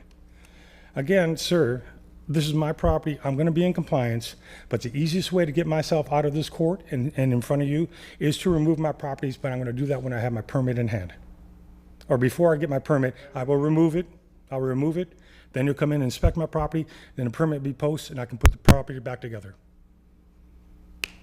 And I will not have to see you, then I'll be on my own leisure. I guess that's the only way to do it. When I granted you the 25 days, didn't you testify that you were going to remove them? No, You did not. no. I'm talking to, I went and met with code, her, she said the only way to take care of this is get a permit or remove them. So I said, I'll remove them when I have my permit ready to be posted.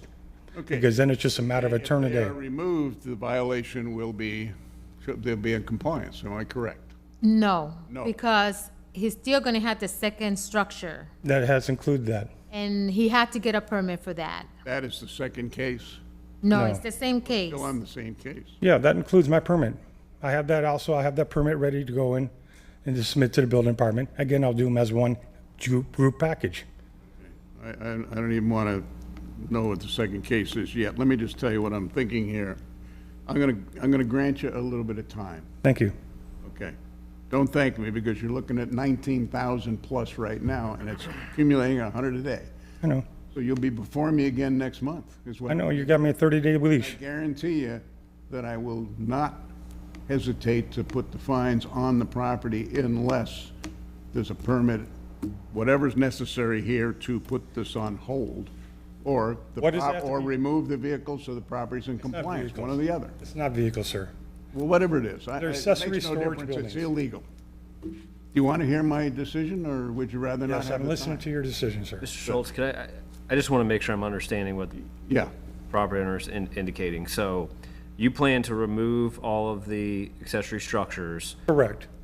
while you go through the plan review process No, and no, when I have ready for picking up my permit. So when my permits are ready to pick up, I will call truckers out and remove them from my property, put my fence up. She'll come and inspect my property. If they're not there, and I'll put my permits on the wall and then order my people to come back and put them in so it can be inspected properly. so that's not going, if you're still looking at, let's say, 90 days to get your permit ready to get to the stage where it's picked up, that's not going to help you at all in this process. What helps you in this process is to call them and have them come pick them up next week if they're available, and then you've removed the violations from your property. Then you can work through the permitting process, and then once you get your permit approved, you could bring them back to complete the project. You can do that, or you can just continue with accrued and fines. Well, no. Well, it'll accrue anyway. Mm-hmm. But if you remove the stuff, it's off the record. Yes, but you don't understand, I utilize stuff on my property for my storage. So I guess what I'm trying to explain is that there's no sense in you removing them just before you get your permit, because if Yes, you get there your is. permit, then you're going to work through that process. Say, if I remove them, if I get my permit and I remove them, she can come out here and say they're off the property. She can close this hearing out. I can proceed with my room addition and the building of my structure without being under the the clause of the code enforcement and accruing fines for years of construction. You'll be able to do that once you have your permit in place. That's Correct. We defer. That's what I'm saying. It seems like an extra step to take. It is an extra to step. remove them. Exactly. It is an extra step on my cost, but I'm not being stuck with years of deferred payment of fines because it's going to be my room addition. I'm going to build in with my back pocket, and I'm going to design and then build it and get the engineering. And I with all due respect to the courts, I do not want accruing fines on my construction project. The permit delays, the permit stops this process is what I'm trying to explain. I understand it. And once I get the permit, it still goes in. If I have any lax between the permitting issues of when I want an inspection, I'm in the construction business for 35 years. I'm very familiar with the construction process and what it takes to get done. Okay, and I know it costs money. If I have to work out of my back pocket to get to the next phase, I do not want that 90 days clause to come back and see a respected magistrate and say I'm going to get fined and assessed fined on my construction costs. I'd rather pay for the delivery and the removal of my equipment and not be in this court anymore and continue with a normal construction. I just want to add something. Be his choice. Certainly. I mean, that's. So even if he get the permit, let's say that it's only for 6 months and the permit expire without the work being completed, it's going to be another case. So that's what we're trying to explain to him is, if he's going to take 4 years, 3 years, the permit going to expire in between times and he could end up back here again. So, the logic of what he's trying to work, I mean, I don't understand it either, but. It doesn't work. It stops accruing the fines. Mm-hmm. Okay, and that's my property. Okay, this is my home. This is where I live. I do not want this hanging over my house. Well, the dilemma is that we've been on this since. I understand, and I put this stuff on this property 4 years ago. Okay, I understand, and I plan on become compliant. 65 days on 3 different occasions based on your testimony. My testimony was that I'm in the permit process. It came through review. I sent it to my architect. Now I got an engineer. It took me 6 months to find an engineer to redesign my building. Okay. What's the permit that was returned on March 24th? You received a permit that was returned on March 24th. May. Say May 24th. This is August. This is August, May. That's 2.5 months to go back to architect and engineer. I had to get an engineer set up. Who's the engineer? Gulf Water Construction. I'm using his engineer for his construction company. So he's not the engineer. No, but Gulf Water Construction, Phil Smith is my general contractor who is assisting with the engineering and using his engineers. And So you don't know who the engineering? Not yet. Yeah. But I'm paying for it. I'm sure. I'm paying for the architect, which is right down here on First Avenue South. But I've come up to a game plan where I can eliminate coming to this court and assessing these liens against my property, having to lean over my shoulder. And yes, in the construction industry, if you don't make a permit, you go back and you apply for it and reinstate the permit. I realize you've been in the construction industry, which really bothers me a little because you would have known this stuff and handled it differently. Well, this is the first time I've ever pulled a permit as a home. This is the first time I've ever done an addition. I do where I don't need to do permits. Okay, I do drywall repair work. I hear that. But understand that this property has been out of compliance now, not the last couple of weeks. It's been for a long period of time. For a year, less than a year. Understand I have not imposed any liens on you thus far because I granted you on 3 different occasions time to get it done, and you've come back here with another tattletale of you're going to do this and going to do that. You put me in a corner here, and I've still got another case against you to deal with. I know, it's just a container. Okay. Okay, so again, with all due respect, okay, I have plans. I've gone through changes, and I've gone through architectural designs, and I put them into engineering, and without engineering, the building department will not give me a permit for my room addition. Okay. Meanwhile, the property remains in violation because of the stuff on the property, right? I mean, that's the violation. Okay. Permit or whatever you want to build. Mm-hmm. The violation is what's on the property. Yeah, because I have too big of a lot and Time to get my permit, so I want to leave the stuff on the property and remain in violation. That's a little difficult to deal with. well, again, my property has no storage.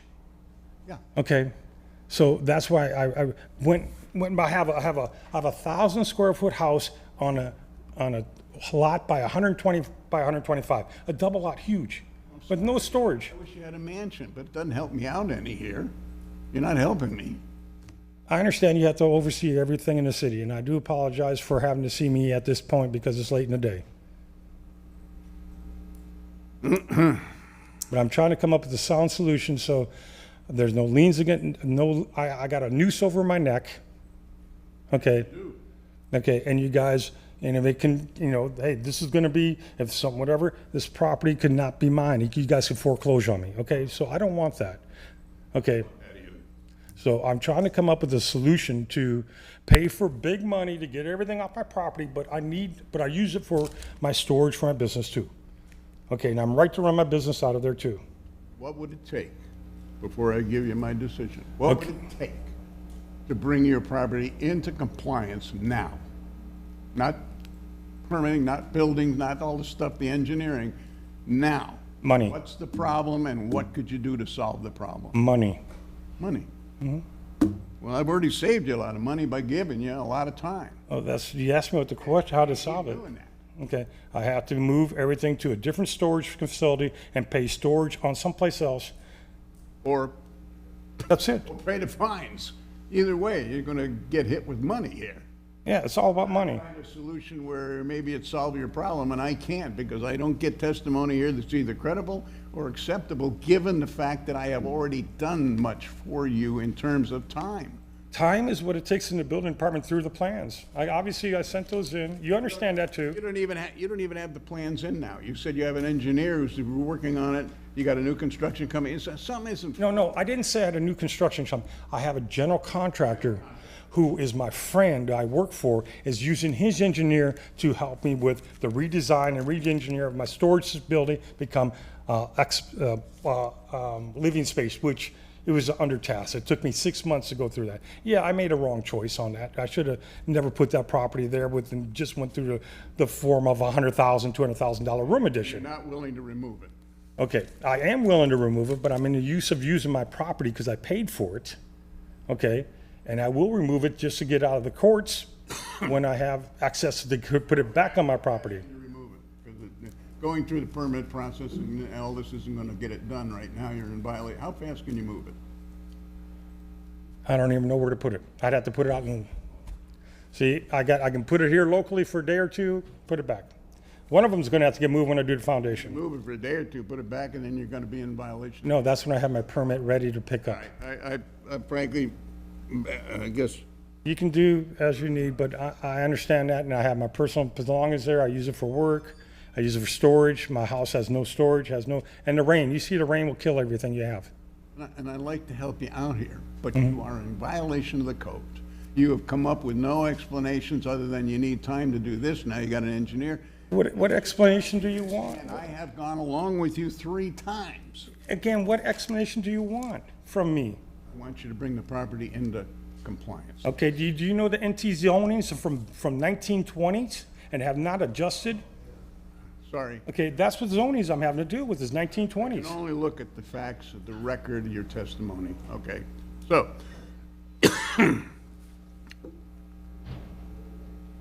And there's 2 choices. There's 2 choices, sir. One before you make your choice. I can go forward with permitting and have them inspected on the permitting. Okay? You do as you wish, but as long as you remain in violation of the city code, you're either accumulating $100 a day on this case, never mind the next one, and there's nothing anybody can do about that except you. Right? Your actions. And because I have granted you time 3 times, and we are still in this position, and you have not given me credible testimony here that anything is going to happen with that. What credible testimony? What do you need from credible? I'll remove it tomorrow and get it somewhere. That would be the testimony. Short of that, you won't be in compliance. What do you want me to do? Okay, so the only credible testimony is if I get it off the property. because that's the violation. I understand. And I have granted time to do it, and you don't do it because each time apparently you come up with some new. No, no, this is what I talked to Mr. Hernandez before. Okay, it's either get the permit, go through the permitting process and have you babysit me for however long it takes, and then have this noose of fines accumulate through the construction process, or to wait for your fines to accumulate, and then when I get the permits, I move them, she comes out and inspects it, and then I put them back in with legal permits, and then I go forward. Okay. However, the first time I granted you time to do all this was when? Last year when I first got here, and then I had to go architect. You know what the business seasons in construction is? November through December. Okay, because of holidays. Okay, I've heard your testimony. I really wish you well. We got one more case to deal with. Here's my decision for today. I order that for item C 425, case number 23-15249, that I order the board to certify an additional lien of $5,000. Now, just for your information, it could have been over 20. But at this point, something has to happen, and I don't hear it happening. Now, please call the next case. C426, property owner David Getchell, investigators Zoraida Melendez. I am Zoraida Melendez, co-investigator for the city of St. Petersburg, testifying in reference to item C426, case number 23-20840 regarding property located at 1727 42nd Street South. I was sworn in at the beginning of this meeting. This property is a single home and is occupied by owner. This case began on November 9, 2023, and it was a co-initiated case. After the eventuary hearing, a copy of the Code Enforcement Board order was sent to the owner by mail on April 2nd, 2024. This property was last re-inspected on 8/20/2024, and 0 out of 1 violations have been corrected since this case began. The remaining violations are commercial storage container are prohibited in the neighborhood NT1 zone unless it is approved by zoning. Permit might be required. Additional relevant facts in regard to this case, there's no permit for that commercial container, and this will conclude my presentation. Okay, thank you. Name and address. David Jerome Getchell, 1727 42nd Street South, St. Petersburg, Florida, 33711. Can't you get a permit for this thing? Yes, it comes with a permit. It's in zoning. So once I get my permit for my room addition, they give me the application for temporary use of construction. Nothing to do with your room addition. It's just the container. That's it. I guess what's puzzling me here is I granted on 2 occasions additional time on this case. Yeah, and we also discussed that too, that the zoning will give me a construction use permit when I have my permit issued. So have you applied for a zoning? Yes. You have applied? Yes. When did you apply? When I first put my plans in March. You applied for a zoning? Yes. In March? Yes, when I've submitted my plans. Submitted your plans to? The building department for the first time for my room addition. And you submitted a separate zoning application? Yes, I did. Anybody verify? Is there an application in for zoning? I guess either I'm confused or something doesn't gel. What process did you apply for zoning? It's a construction use application for a container during construction process, and you yourself said they can be renewed. A temporary use permit? Correct. Yeah, we don't have access to the temporary use permits. Let's see. No, the zoning said they'll submit it with the permit. And I asked zoning to submit it to you guys for records, and they said they don't do it. And they said what? They don't do it until the permit's We issued. don't see the temporary use permits until they're approved. I mean, today I've gotten 2 or 3 of them for different other uses, obviously, but. Okay, but they did it, is what you're saying. Your testimony is they did issue it, they just didn't notify. Yeah, no, they'll issue it with the permit of the remodeling project. I'm being straight with you. I'm telling you as it goes through the building department.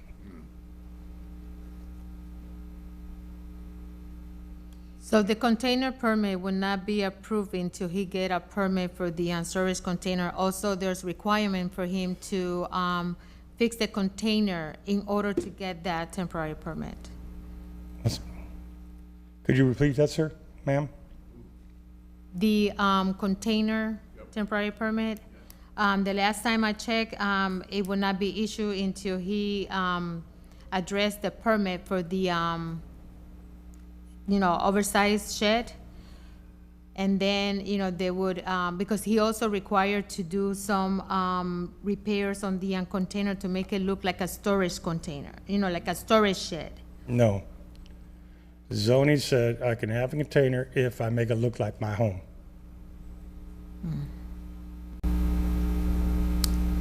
Okay. And enclose it with siding and a roof. Right. That's permanent use, That's what you're gonna do? eventually.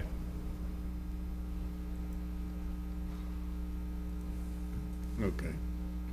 I can't see slapping you with a fine on this one.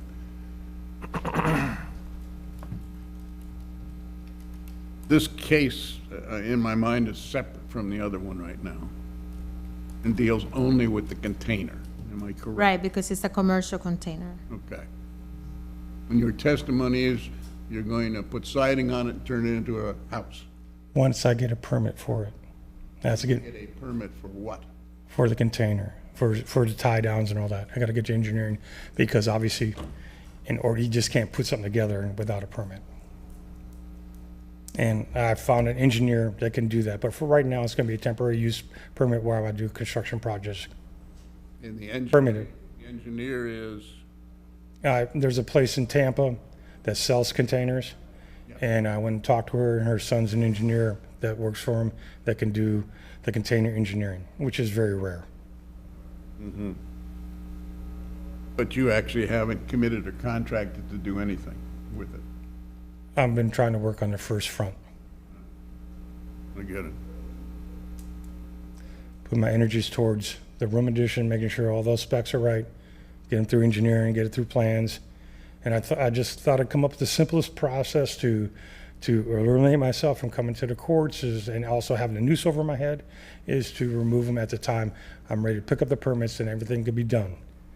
But obviously, I'm gonna have to pay a fine too.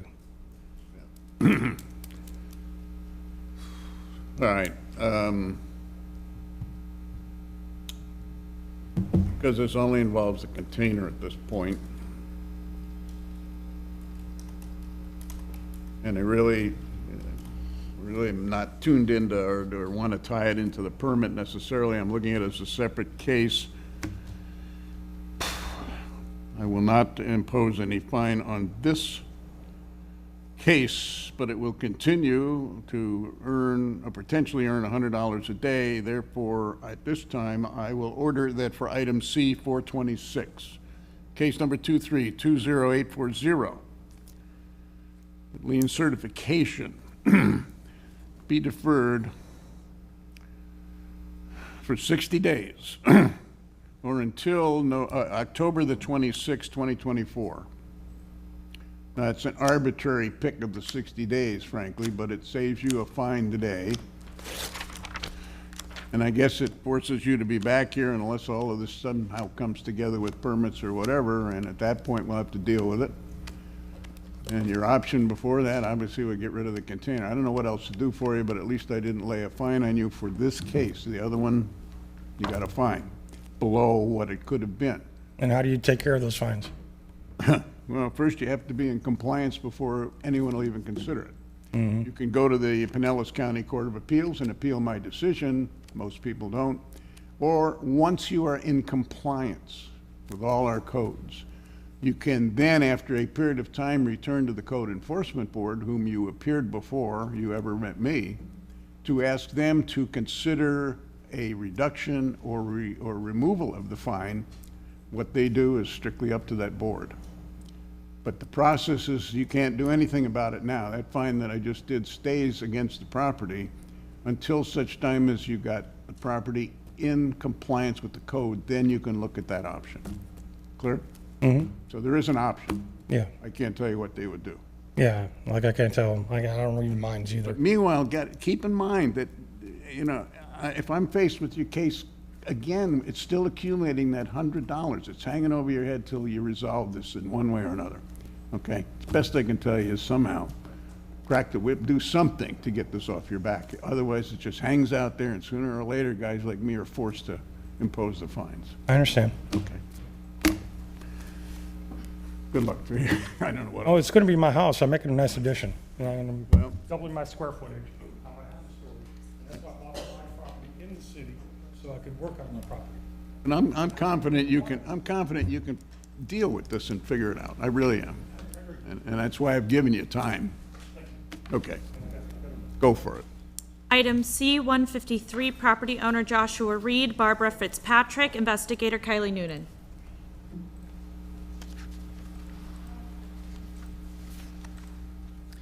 I am Kylie Noonan, Code Supervisor for the City of St. Petersburg, testifying in reference to item number C-153, case number 22-19825, regarding property located at 1940 7th Avenue South. I was sworn in at the start of this meeting. This property is a commercial structure and is occupied by tenants. This case began on September 16, 2022, and is a codes-initiated case. After the evidentiary hearing, a copy of the Code Enforcement Board's order was sent to the owner by mail on February 28, 2023. This property was last re-inspected on August 19, 2024. 6 out of 7 violations have been corrected since this case began. The remaining violation is: permit is required for windows and window frames installed in the structure. Additional relevant facts regarding this case are: window permit number 23-120000625 remains in process with last movement in December of 2023. Additionally, plans that were sent to the building department were sent back showing possible interior renovations, not just the windows that we cited, and they were sent back to the owner to adjust the application if needed. So an additional permit or an expansion on the scope of work might be required. This concludes my presentation. What were the dates of that? So that window permit is from 2023. We haven't seen any movement on it since December of 2023. And case started in September of 2022.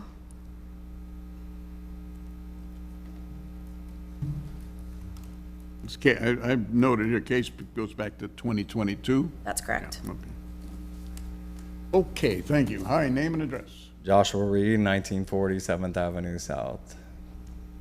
Okay, Mr. Reed. If you check it right now. Let me just say, I want to compliment you on 6 out of 7, but this 7 is a mountain. Understood. Our windows have been replaced for 2 years after kids broke them out, so it's not something I want to deal with either. Therese, I've been dealing with Scott back and forth, been in there many times. If you look at the updated things, there's obviously miscommunication in the way they talk to each other. It's been in pre-screen corrections. I've dealt with them numerous times, 3 different sets of plans, showing too much work because the time I played for those plans in the beginning, before I got sick, I intended on doing a renovation, but now we just did the necessary things. So the plans I had showed too much extensive work. So I took it back, took it to another architect, resubmitted them again. When then a week or so ago. Then I went back in, they told me they needed me to notarize something, that was gonna be it. Went in there today, came back, they wanted the same form. I went back with the same form and showed them that I signed it on December. Why, when we were together in July, I gave you 25 days. Yes, because it was already, had it together, yeah. All right. Okay, give you a little more time, but understand that I'm looking at, on your case, total has been given 305 days. I understand. Okay, but because of what you testified today, I believe it's close.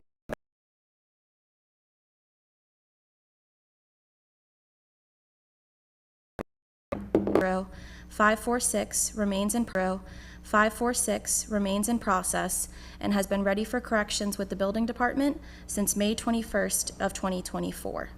This concludes my presentation. Okay, thank you. Hi, name and address, please. My name is Jesus Salcedo. The address is 957 13th Avenue, St. Petersburg, Florida. I represent the general contractor. What? general contractor. You are the general constructor? Yeah, my boss is the general contractor. For ACHU, Yeah. you're working, okay. And what we need, just need your residence or business address. It's 11235 Saturday Drive in Orlando, Florida, 32837. Okay. You've heard the testimony of the city, and and let me say, 7 out of 8, or 5 out of 6 done, great. So it's just a permit issue on the windows. And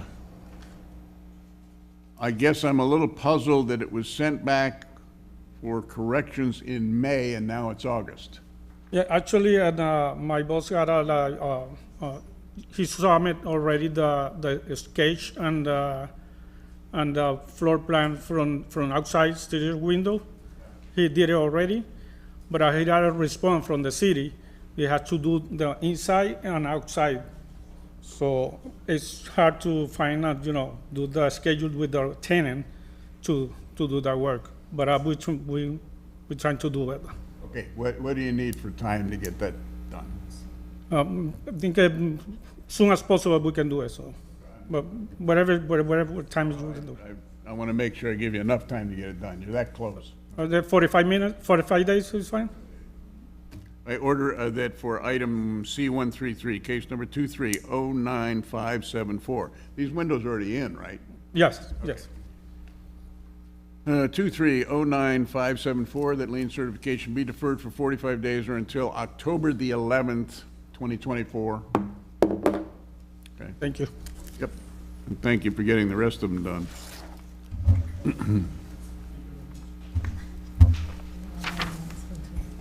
Do you want to take a short break?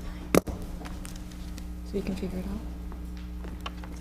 No, you can keep going. Okay. I just need to know the days that he was given. 45 days. Item C 429, property owner Bernadette Howard, investigators Zoraida Melendez.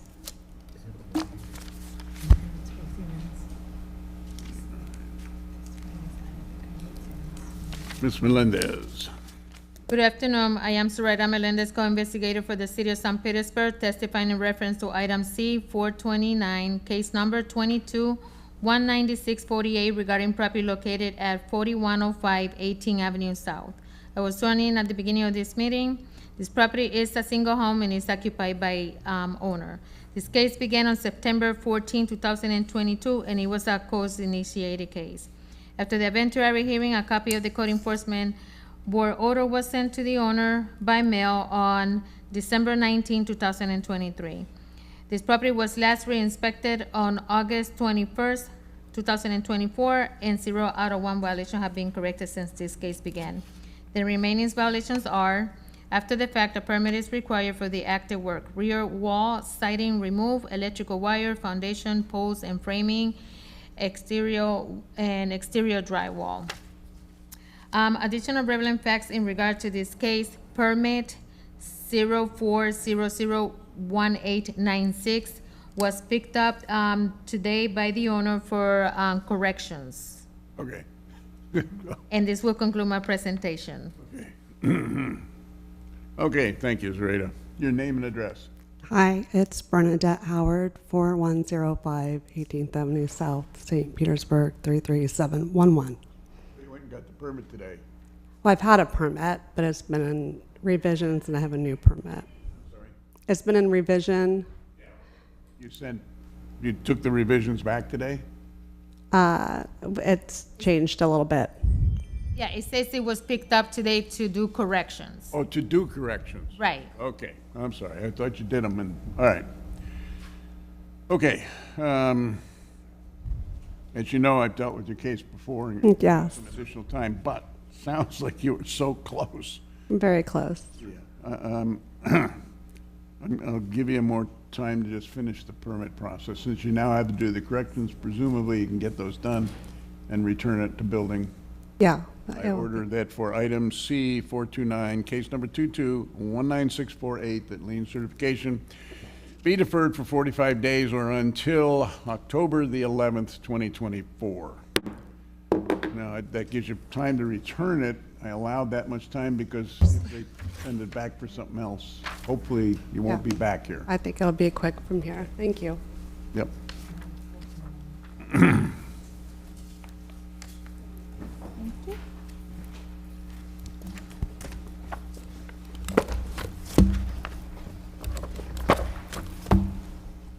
Item C, 159, Wow Mobile of New York Incorporated, investigator Kylie Noonan. I am Kylie Noonan, Code Supervisor for the City of St. Petersburg, testifying in reference to item number C-159, case number 2310777, regarding property located at 1009 17th Street South. I was sworn in at the start of this meeting. This property is a single-family structure and is vacant. This case began on June 14th, 2023, and is a codes follow-up case. After the evidentiary hearing, a copy of the Code Enforcement Board's order was sent to the owner by mail on January 30th, 2024. This property was last re-inspected on August 20th, 2024. 6 out of 9 violations have been corrected since this case began. The following work has been completed since the last meeting. Dining room light was repaired and flooring has been installed throughout the structure. The remaining violations are an electrical disrepair inspection and proof of inspection, as well as any needed remediation of all electrical issues, will be required by a licensed electrician. Outlets in most rooms of structure do not operate. A permit is required for the installation of a water heater after 2006. HVAC permit is required to be reopened, or a new permit is required for the installation of HVAC equipment. And no operable smoke detector. Additional relevant facts regarding this case are mechanical permit 01-1100539 for the HVAC installation did expire without a final approved inspection and is considered abandoned. This concludes my presentation. When did that expire? I believe it expired in 2002. It's a 2001 permit. Okay, thank you. All right, name and Hi, address. Peggy Edwards, 6283 3rd Avenue South. Okay, 6 out of 9. Relationship to WOW as well. Your connection to WOW. I manage it. Wow. Office. We've met. I know, met. Okay, 6 out of 9, I want to say we recognize that, certainly. Thank you. All right, so now we're down to the permit, the one that expired in 2002 is worthless, but getting the electrical inspection, the permit for the water heater, where are we? Okay, as far as the HVAC, I was talking to Kylie today because I printed out where it was closed out in 09. The HVAC is 2002. The permit was pulled in 01. Her paperwork shows that it was abandoned. Mine didn't. So I'm going to go to the building department this week is what I'm going to do and figure that one out. As far as the hot water tank, we're going to, since we have to get an electrician involved, we're almost positive we're going to put in a tankless. And that's where we are. And as far as like the smoke detectors, they're down because they've been finishing the walls and painting, so they're not up. I didn't even think about it when Jose came by, but I just. You have somebody that you're dealing with on the water heater, or the idea? Yes, I have someone that's going to pull a permit. He's just waiting for us, or the owner, to decide what they're going to do. And this house was purchased in 2012 by our company, so these are things that I guess we didn't check on either. Okay. Well, certainly, thank you for doing 6 out of 9. These other ones, it's like almost there, finished. So I order that for item 159, case number 2310777, that lien certification be deferred for 90 days or until November the 25th, 2024.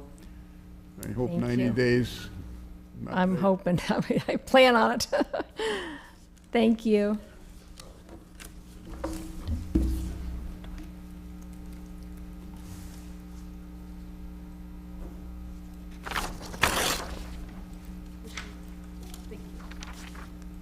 Only a few minutes left.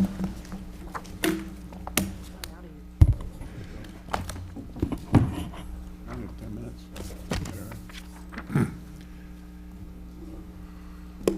So I better tell Kay to hold dinner. Item C, 394, property owner Shirley Lawrence, investigator Eric Carvella. Good afternoon. I'm Eric Carvella, Codes Investigator for the City of St. Petersburg, testifying under reference item CE 394, case 23-10708, regarding property located at 782 64th Avenue South. I was sworn in at the start of this meeting. This property is a single-family structure and is currently vacant. The case began on June 13th, 2023, and is a codes follow-up case. After the evidentiary hearing, a copy of the Code Enforcement Board order was sent to the owner by mail on 10/31/2023. Property was last re-inspected on 8/20/2024, and 3 out of 6 violations have been corrected since the case began.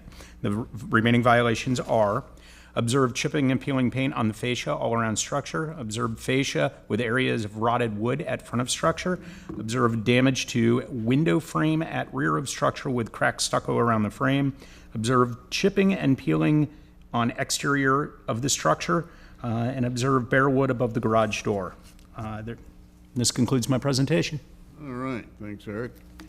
Name and address, please. LSA Lawrence II, 1406 East Poinsettia Avenue, Tampa, Florida, 33613.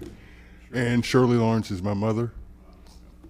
Okay, sounds like you're making progress. 3 out of 6. Thank you. That's great. You're down to some paint and some chipping paint and whatever's around. Oh, some stucco around the window. Yes, sir. Give me an idea when you're going to tackle it and get this off the rolls. This is the money now. I paid for the other part. Now I'm coming up with the part to pay for this. This is going to be like 39, and that should be it for me. Yep. So I'm trying to get my brother and sister to help. I've been doing this on my own, and I'm trying to get my brother and sister to finally, thanks for doing it. Trying to chip in. So hope I can get it done.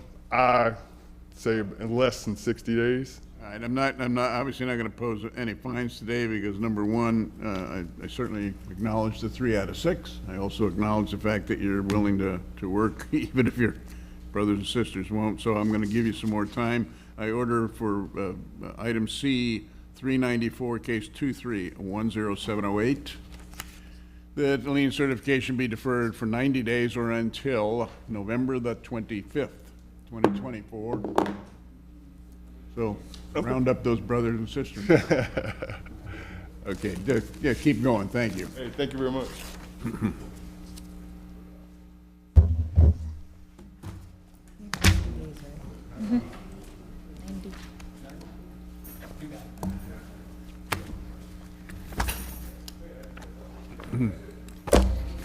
How many more do we have? I'm just 16, I curious. think. How many more? 16 more, I think. 16? We are on Okay. 80 now, and there are 96? Okay. 95, 15 more. Oh, great. Okay. Item C, 151, property owner Our Brothers Keeper Incorporated, investigator Kylie Noonan. I am Kylie Noonan, Code Supervisor for the City of St. Petersburg, testifying in reference to item number C-151, case number 22-24018, regarding property located at 2021 Queensboro Avenue South. I was sworn in at the start of this meeting. This property is a multi-family structure and is occupied by tenants. However, the unit in question, 2021 and a half, is vacant. This case began on December 6th, 2022, and is a codes follow-up case. After the evidentiary hearing, a copy of the Code Enforcement Board's order was sent to the owner by mail on March 28th, 2023. This property was last re-inspected on August 19th, 2024. 5 out of 6 violations have been corrected since this case began. The remaining violation is repair all areas of exterior stairs in disrepair on 2021 and a half unit. Handrails are rusting in multiple areas with parts missing and damaged.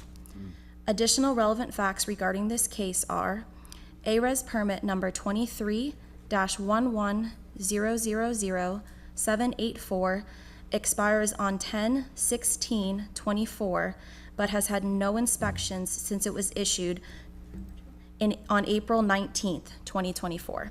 This concludes my presentation. Okay, it expired on 10/16.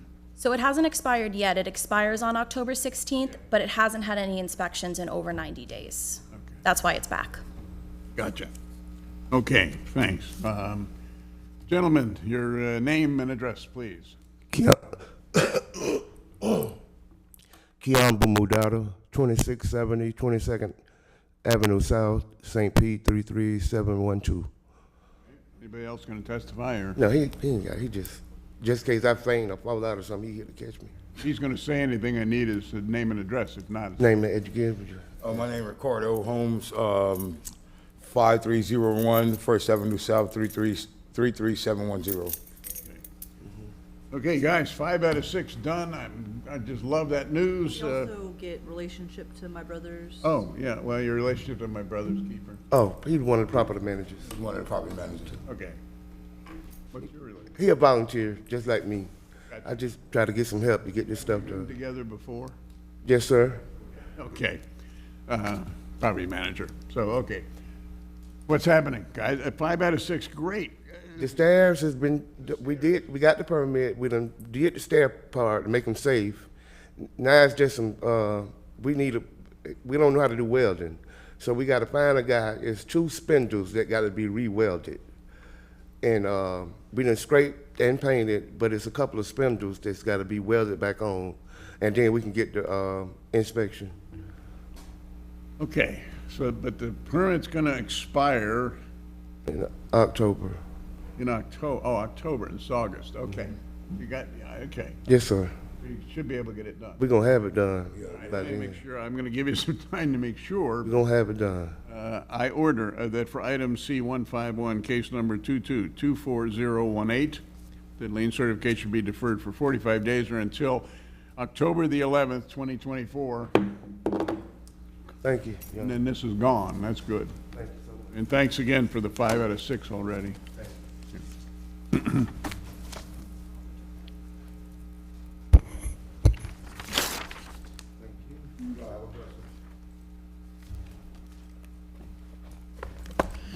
Item C20, property owner Richard Martin, investigator Bonnie Green. I'm Bonnie Green, Codes Investigator for the City of St. Petersburg, testifying in reference to item number C20, case number 24-2540, regarding property located at 218 Southeast Jefferson Circle North. I was sworn in at the start of this meeting. This property is a single-family structure and is occupied by tenants. This case began on February 12th, 2024, and is a code follow-up case. After the evidentiary hearing, a copy of the Code Enforcement Board order was sent to the owner by mail on July 2nd, 2024. This property was last re-inspected on August 26, 2024, and 7 out of 5 violations have been corrected since this case began. 5 out of 7? Yes, sir. The remaining violations are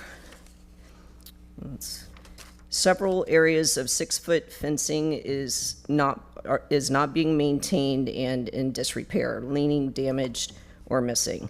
Fence materials on property do not meet design standards. The vinyl panels are supported by wood posts. Let's see, and this concludes my presentation. Okay, thanks, Bonnie. Hi, name and address, please. Tammy McGuire, 670 34th Avenue South, St. Petersburg, 33705. This is the new one, Tammy. Yes, unfortunately, Mr. Schultz, I'm sorry to say that I'm really embarrassed to be here with all these cases again.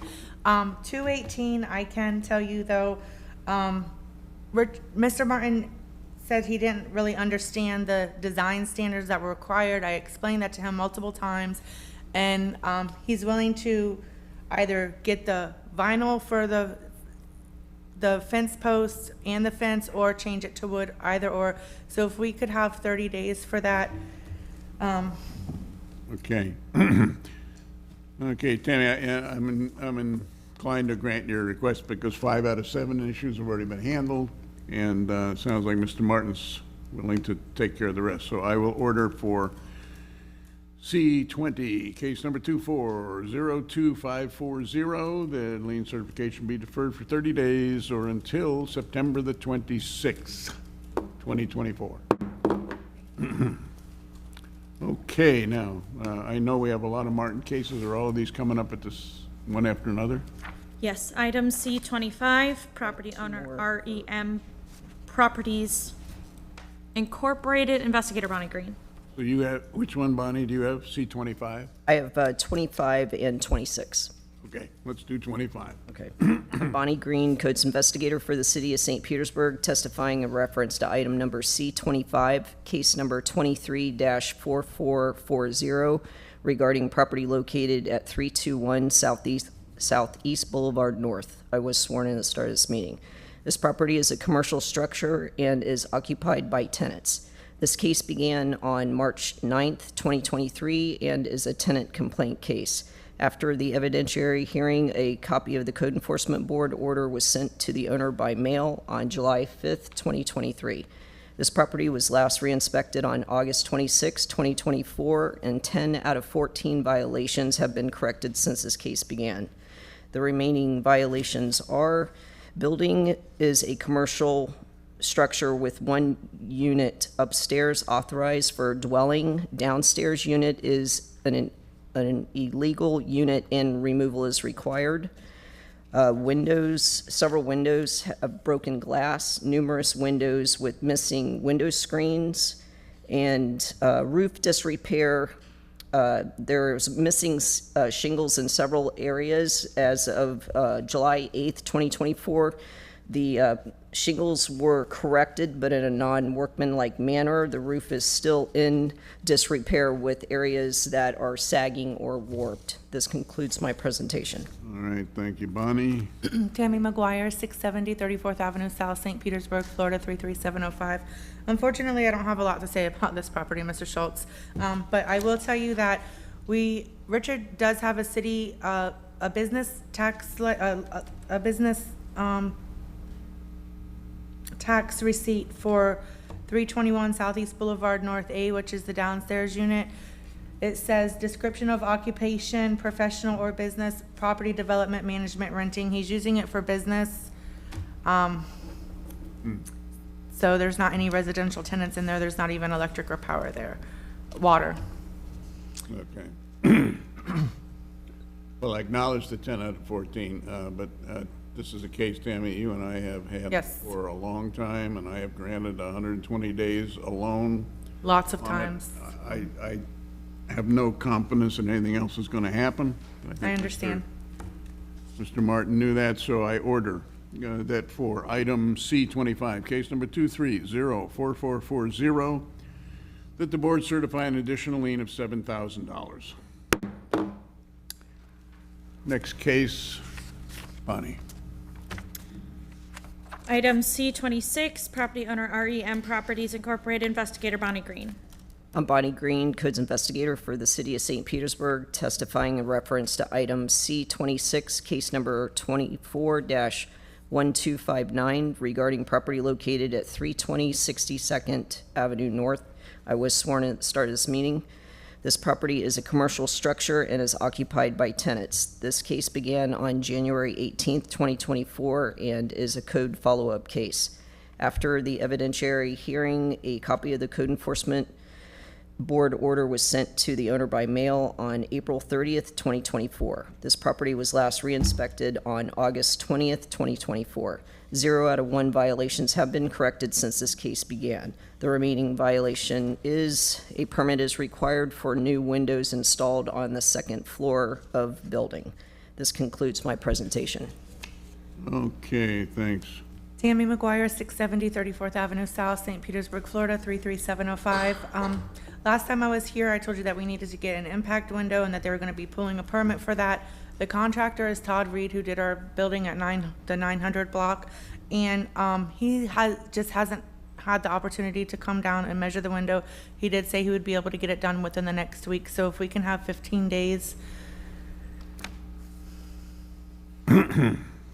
Your testimony is that he can get it done in the next 15 days.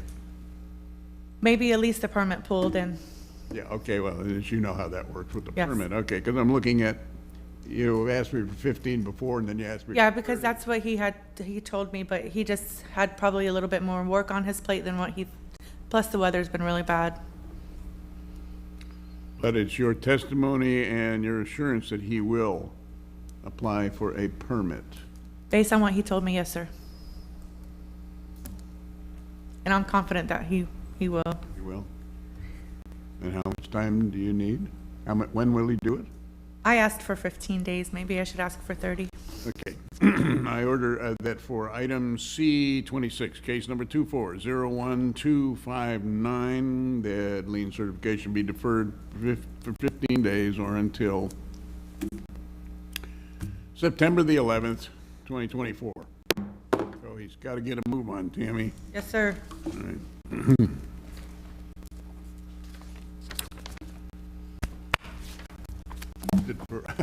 Tucker, you got REM? Who else would it be? Have you got Martin cases? Yes, sir. Your day. Item C, 238, property owner REM Properties Incorporated, investigator Tucker Hodges. Good afternoon. I'm Tucker Hodges, code investigator for the city of St. Petersburg, testifying in reference to item C-238, case 21-20377, regarding property located at 900 Dr. M.L. King Jr. Street South. I was sworn in at the start of this meeting. Property is a commercial structure and it is vacant. Case began on August 24th, 2021, and is a codes initiated case. After the evidentiary hearing, a copy of the Code Enforcement Board's order was sent to the owner by mail on July 30, 2024. Property was last re-inspected August 22nd, 2024. 13 out of 16 violations have been corrected since this case began. The following work's been completed since the last meeting. No additional work's been completed since the last meeting. Remaining violations are rotted damaged wood located on the exterior door, damage located on the east door and around the lock, cracked window front left side, corroded carport beams, rotted wood beams throughout carport. I have no additional relevant facts, and this concludes my presentation. Tammy McGuire, 670 34th Avenue South, St. Petersburg, Florida, 33705. I'm a little confused because I thought, I know Mr. Alexander has been doing this case, and before it was Mr. Hodges, but he said that 0 out of 13 violations have been. 13 out of 16 have been completed. Okay, I apologize. I just problem. misunderstood what you said. So. I'm gonna say- I just wanted to clarify. So, Mr. Schultz, I'm sorry. Okay. There's nothing I can say to defend Richard on that. Well, as probably at least staff knows, we have dealt with a lot of cases, so, and I'm well aware. And I have met your request, and I want to acknowledge the 13 out of 16, but to be honest, what I see in here is that Mr. Martin just lollygags along and doesn't get the job completed. And I don't understand that because he's facing big liens that are already imposed on the property. However, my position is because the property remains out of compliance for so long, I have no choice. I understand, sir. I order that for item C-238, case number 21-20377, that lien certified that the board certify an additional lien of $1,800, which is all that is accumulated since you were here last month, so. Okay. But it continues to accumulate at $200 a day. I understand. Okay.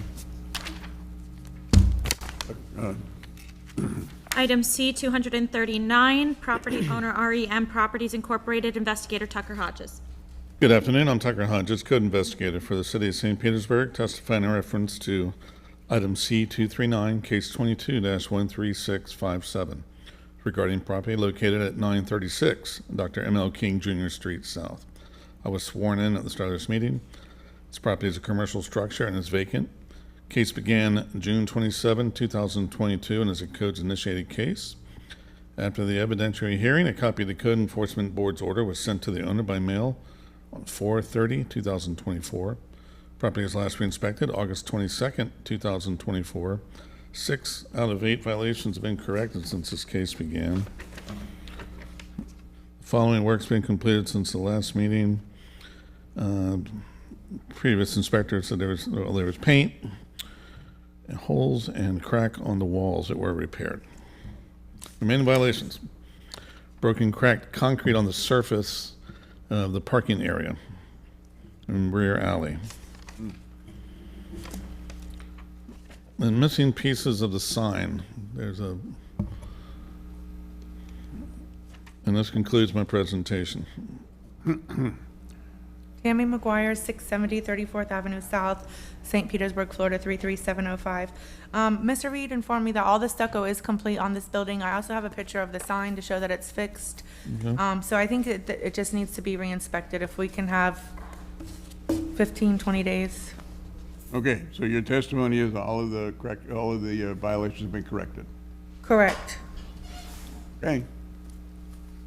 I order that for item C239, case number 22-13657, the lien certification be deferred for 20 days. How many? For 20 days or until 9/16/24. Now, I picked 20 days because obviously it has to be verified, and somewhere in your schedule, Tucker, you're going to have to get out in the next 20 days. And do it. Thank you. Item C 294, property owner REM Properties Incorporated, investigator Tucker Hodges. Good afternoon. I'm Tucker Hodges, code investigator for the city of St. Petersburg, testifying in reference to item C294, case 23-22069, regarding property located at 2829 38th Avenue North. I was sworn in at the start of this meeting. This property is a single-family structure occupied by tenants. Case began December 5th, 2023, and is a tenant complaint case. After the evidentiary hearing, a copy of the Code Enforcement Board's order was sent to the owner by mail on 3/5/2024. Property was last re-inspected 8/23/2024. 0 out of 5 violations have been corrected since this case began. Remaining violations: multiple electrical outlets are missing covers and have large holes in the wall around them, causing them to be loose. Smoke detectors are missing. Interior walls are in disrepair, holes, chipping, missing paint. Light in the kitchen's missing a light globe, hole in the bedroom door. Kitchen sink holds water but does not drain properly. Floor in the bedroom has water damage. No additional relevant facts, and this concludes presentation. Okay, thank you, Tucker. You're welcome. Tammy McGuire, 670 34th Avenue South, St. Petersburg, Florida, 33705. Unfortunately, Mr. Schultz,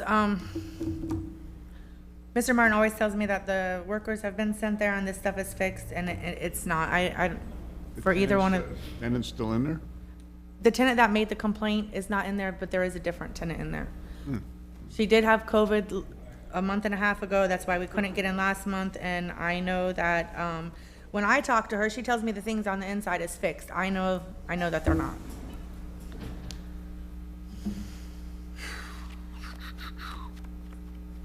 I mean, this goes back a ways too, and I've granted 3 occasions. I've granted your request on 3 different occasions.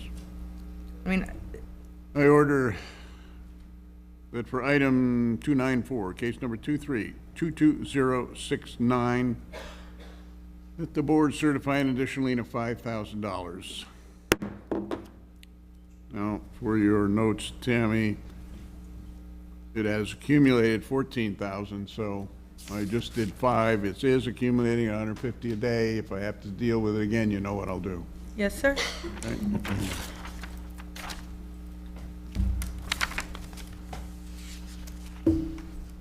Item C 295, property owner REM Properties Incorporated, investigator Tucker Hodges.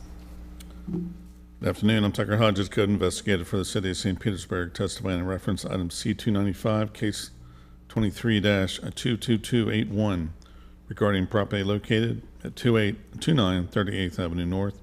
I was sworn in at the start of this meeting.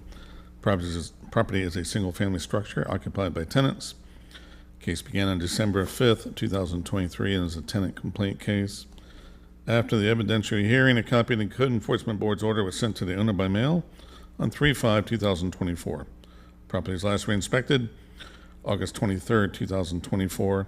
5 out of 8 violations have been corrected since this case began. The remaining violations are multiple areas of exterior walls are in disrepair, chipping paint, broken pieces of the wall, spray foam filling holes in the wall near a water heater. Front and side doors have rotted wood around the door frames. Areas of fascia on the property are in disrepair. No additional relevant facts, and this concludes my presentation. You got any idea what the 5 violations that were correct? The wall, there was a area of the walls that was taken care of, a door that was, oh, excuse me, I wrote down the wrong stuff. Had walls, door, and fascia.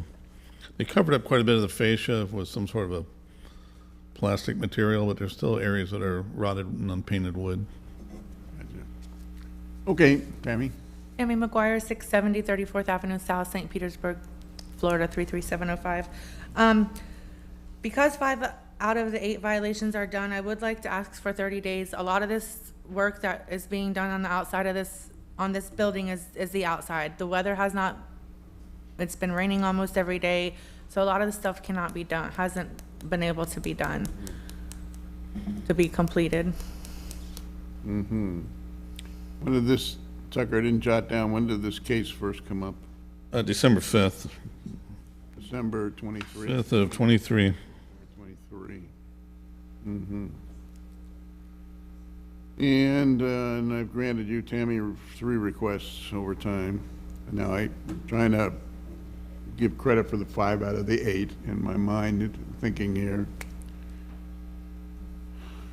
However, you know, it just, Tucker, all of the existing problems, the 3 remaining are all outdoor. Yeah, yes, sir. Okay, Tammy, I will grant you some time only because of the outdoor ones, you've taken care of 5. Okay. However, the leash won't be long. So Yes, sir, I somehow, understand. you're gonna have to do it, I order. That for item 295, case 23-22281, that lien certification be deferred for 25 days or until September the 21st, 2024, which essentially means, Tammy, if it's not done, you'll be before me in October on that one, but it is accumulating at 150 a day, so that's what I'll face. Yes, sir. Okay? Okay? Next. Item C, 364, property owner Richard Martin, management, investigator Andrea Brown.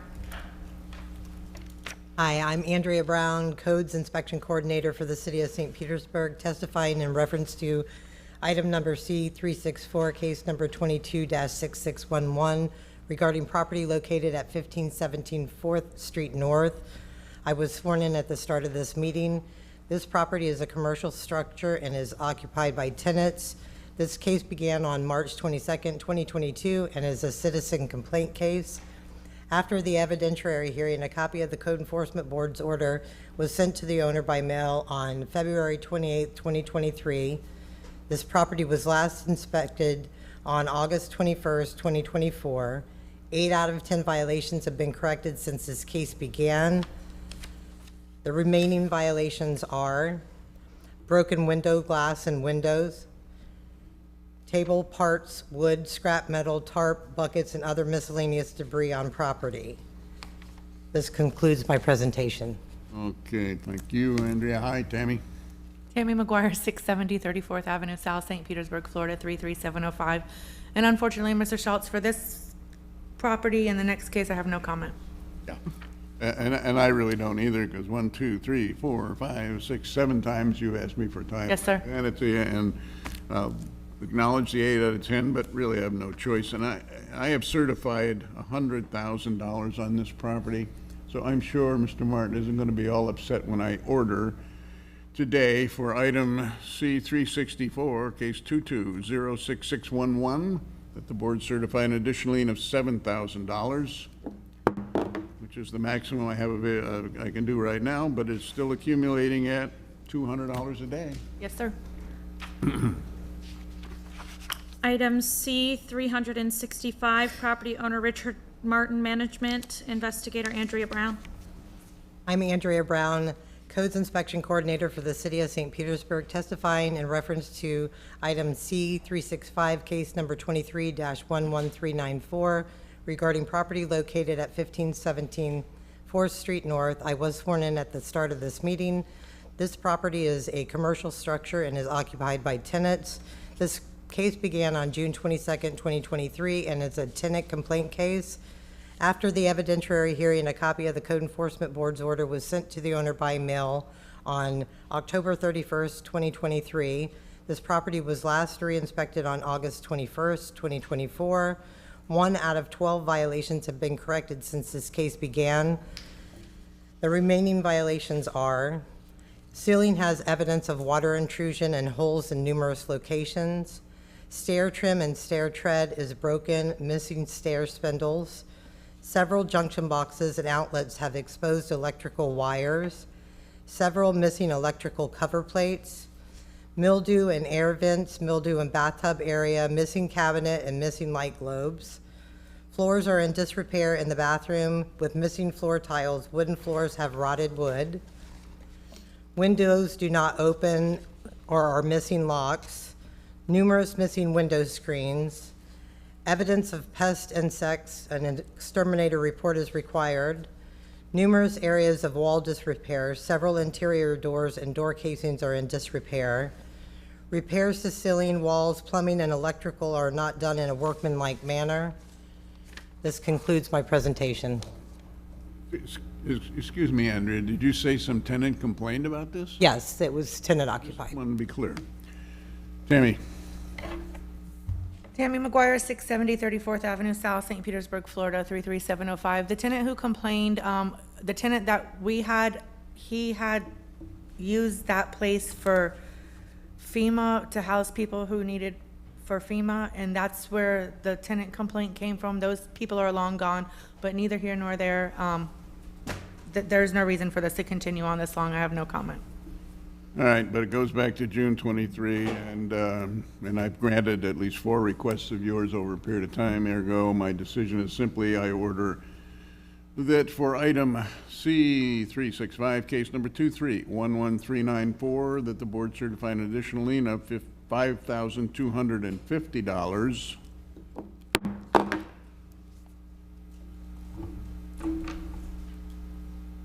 And they continue, of course, to accumulate at $200 a day. Yes, sir. Tammy off the hook? No, I don't think so. Oh. Item C 381, property owner REM Properties LLC, investigator Joseph Bernori. I am Joseph Bernori, codes investigator for the City of St. Petersburg, testifying in reference to item C 381, case 24-6525, regarding property located at 6800 First Street North. I was sworn in at the start of this meeting. This property is a single-family structure and is occupied by tenants. This case began on April 12th, 2024, and is a codes follow-up case. After the evidentiary hearing, a copy of the Code Enforcement Board's order was sent to the owner by mail on July 30th, 2024. This property was last re-inspected on August 14th, 2024. 0 out of 8 violations have been corrected since this case began. The remaining violations are: door casing is broken and missing. There are cracks and holes in the interior walls. HVAC system is inoperable.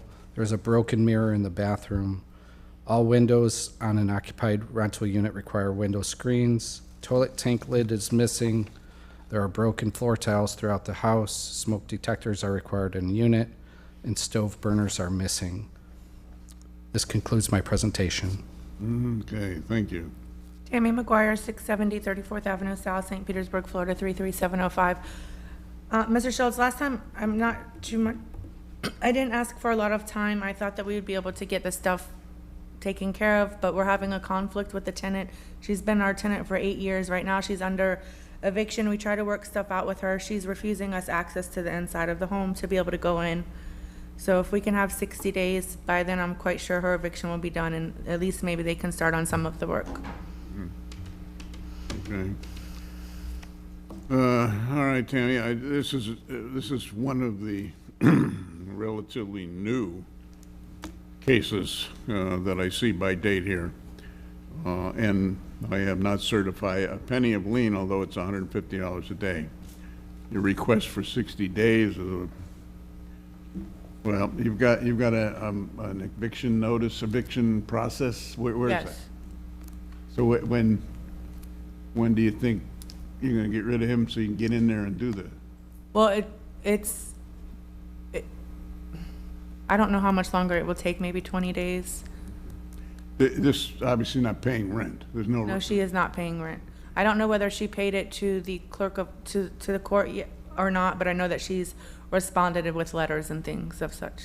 Okay, I order that for item C, 381, case 24-06525, that lien certification be deferred for 60 days or until October the 26th. Okay, Tammy, hopefully this case gets off the board. I hope so. Okay, Item C 382, property owner R.E. Martin Enterprises Incorporated, investigator Joseph Brenori.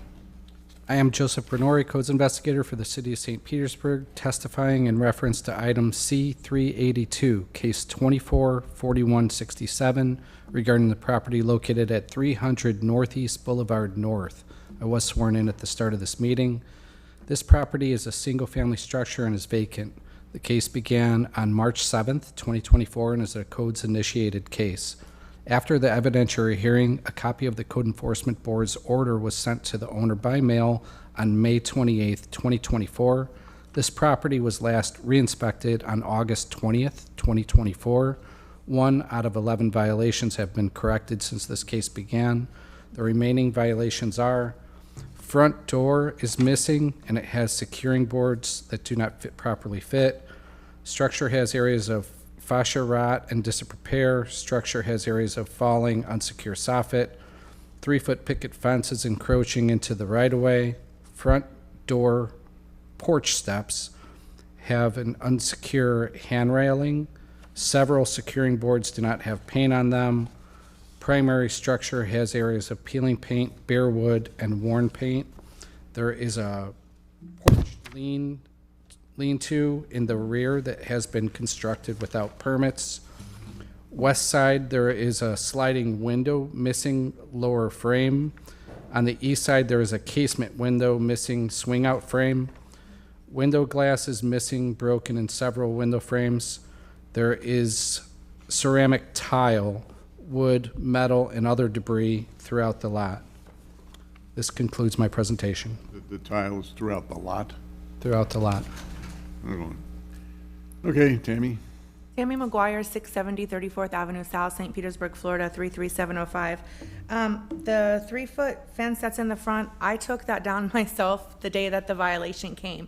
I made that. The one out of the 11? No, the fencing, It was the one out of. That's encroaching on the right-of-way. I think it's the other fencing issue. You said a 3-foot picket fence encroaching the right-of-way. You said there's one out of 11, one out of Right. 11. Yeah, I have that as fencing, but I think that there was 2. One was encroaching and one was in disrepair. Okay, so she got the encroachment. Okay, well, the 3-foot picket fence is completely down. I personally took that down myself. But 2 of the windows have been replaced. I know I asked you for time last time. Things are not getting done in a timely manner, dealing with Mr. Martin's purse. If we can have possibly 30 more days to try to get the rest of everything done. I know that they took some of the lean-to down in the back.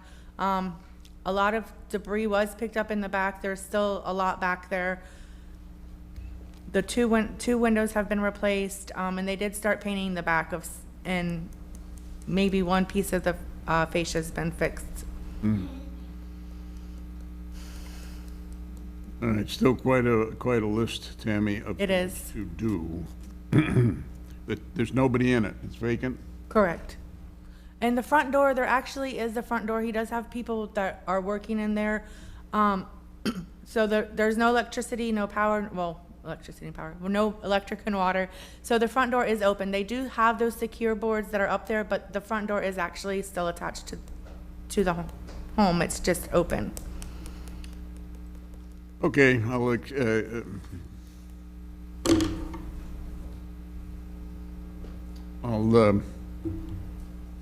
grant you some more time. You do remember in June I granted time.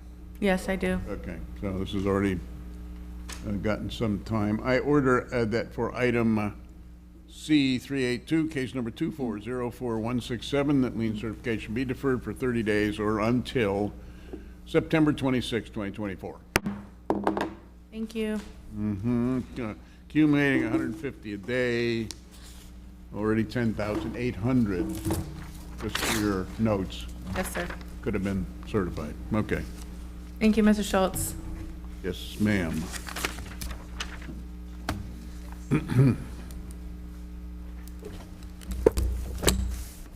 Item C, 226, property owner Peggy Curry, investigator Tucker Hodges.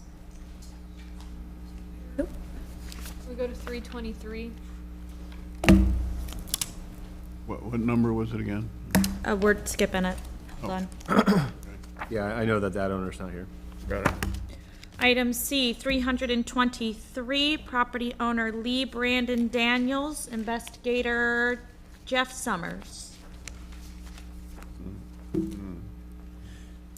I'm Jeff Summers, code investigator for the city of St. Petersburg, testifying in reference to item C-323, case number 24-2433, regarding the property located at 3928 Grove Street South. I was sworn in at the start of this meeting. The property is a single-family structure and is vacant. The case began on February 9th, 2024, and is a codes-initiated case. After the evidentiary hearing, a copy of the Code Enforcement Board's order was sent to the owner by mail on 7/30/2024. The property was last re-inspected on 8/15/2024. 0 out of 14 of the violations have been corrected. There's been no work done since the last meeting. The remaining violations are exterior door in disrepair, exterior wall with chipping and peeling paint, multiple areas of unpainted wood, gable vent screens are torn, junk, rubbish, and outdoor storage of miscellaneous items and vegetation debris all throughout the property, disrepair to chain link and wooden fences on the property, window screens are torn, multiple trees and plants with dead fronds, limbs, and/or other portions that are not properly maintained, overgrowth of vegetation at the property and around structure, primarily at the rear structure, accessory structure with areas of chipping and peeling paint and bare wood, areas of wall disrepair, interior and accessory structure with floors, walls, ceiling in disrepair. A permit will be required for the repairs, door in disrepair, fascia and soffit in disrepair, and vines on exterior of the structure. There are no additional relevant facts, and this concludes my presentation. Okay, thank you. All right, name and address, please. Hi, my name's Lillian Lukowski. My address is 2019 Inner Circle South, St. Pete, Florida, 33712. You said your name is Williams? Lillian. Oh, Lillian. Lillian Lukowski. Yeah, today I went and got the authorization to represent the property owner. You do? And I did email it to Kylie, but I was told to make a copy and bring it in. Thank you. Right. And that you're representing Mr. Daniels? Correct. He's a friend of mine, kind of like a little brother. I've known him for 13 years.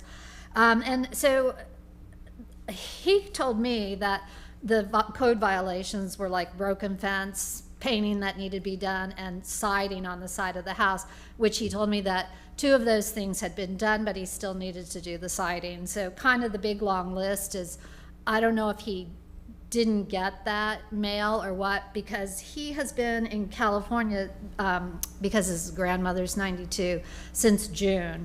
And he told me that he had an offer on the property in July, and the buyer was trying to do some due diligence to see if he could, you know, build a fourplex there or tear it down.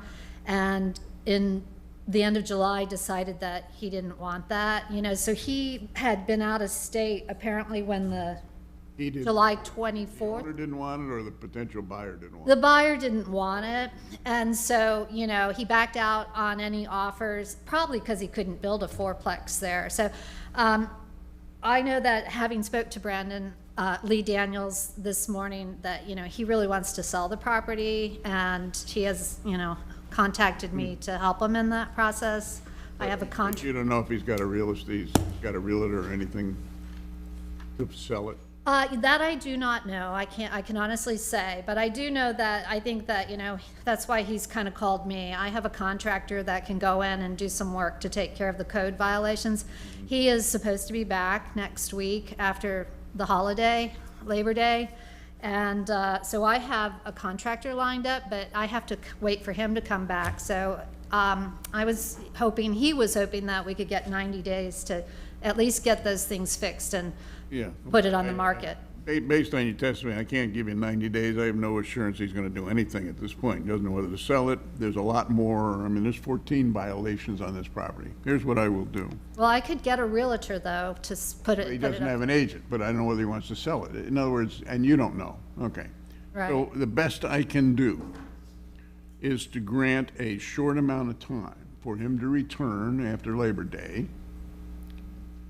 And if he is going to sell the property, he's got to get an agent or something, or he's going to have to start moving, because what I'm going to allow here is time when the property is not in compliance 1 month from now, which it won't be. Whoever represents him or himself will have to be here before me. So in other words, what I'm saying is, by next month, something's got to be resolved. If he's selling, he's got a realtor in. If not, he's repairing it. Otherwise, he's accumulating $150 a day, and I'm going to have to start applying it. So I will grant you this. I order that for item C 323, case number 24-02433, that lien certification be deferred for 20 days or until September the 16th, 2024. Now, what that means as a practical matter is the next hearing before me happens to be September 24th. So we're looking at essentially a month. He's going to have to make a decision and a listing and do whatever, but something's got to happen. And if he's not here to make it happen, all I can do is fine him. Okay? So there's no fine imposed at this point, but it is accumulating, and if he doesn't take some action, I have to. Okay. Okay. Here's the paperwork for that. Okay.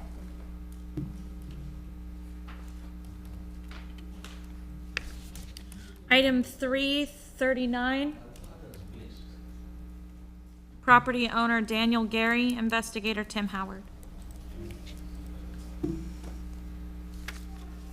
I'm Timothy Howard, Codes Investigator for the City of St. Petersburg, testifying in reference to item number C339, case number 246604, regarding property located at 4127 Harrisburg Street Northeast. I was sworn in at the start of this meeting. This property is a single-family structure and is occupied by owner. This case began on April 15th, 2024, and is a citizen complaint case.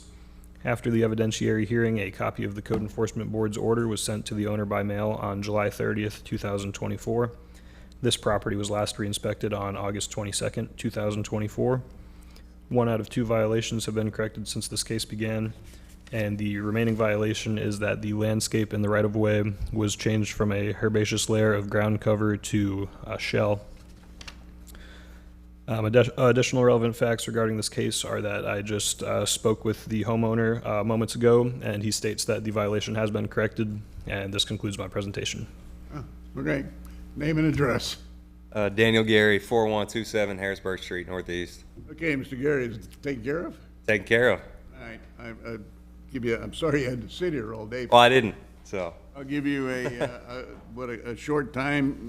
It'll have to be verified that it's in fact in compliance, and it'll disappear. I order, the case will disappear, not the house. I order that for item C339, case number 24-06604, that lien certification be deferred for 25 days or until September the 21st, 2024. So sometime in that period, verify. Yes, sir. Thank you. Okay. Thank you.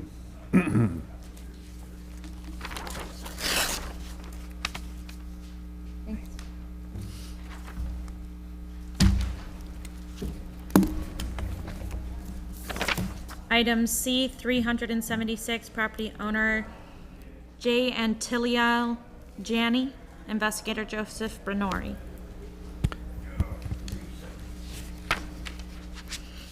I am Joseph Brenori, Codes Investigator for the City of St. Petersburg, testifying in reference to item C 376, case 21-17682, regarding property located at 8210 4th Street North. It was sworn in at the start of this meeting. This property is a commercial structure and is vacant. The case began on July 27th, 2021, and is a citizen complaint case. After the evidentiary hearing, a copy of the Code Enforcement Board's order was sent to the owner by mail on November 2nd, 2021. This property was last re-inspected on August 21st, 2024. 12 out of 27 violations have been corrected since this case began. The remaining violations are: walls inside multiple units have multiple issues of disrepair. Examples of damage and disrepair include peeling paint, fire damage, cracks, evidence of water damage. Ceilings inside multiple units in disrepair. Examples of violations include evidence of fire, evidence of water damage, cracks. Exterior doors are not properly sealed and allow light to enter units. Cover plates missing from electrical outlets. Multiple unsafe electrical items. Example of violations include multiple exposed wires, evidence of fire damage to breaker box, wires not properly capped, extension cords being used to connect properties for electricity. Fascia and soffit have evidence of rotten water damage. Floors are not properly maintained. Floors have damaged and loose tiles. Floors are cracked and unsafe. All units must be equipped with heating units. Air conditioner units have multiple broken vents and controls in other states, various states of disrepair.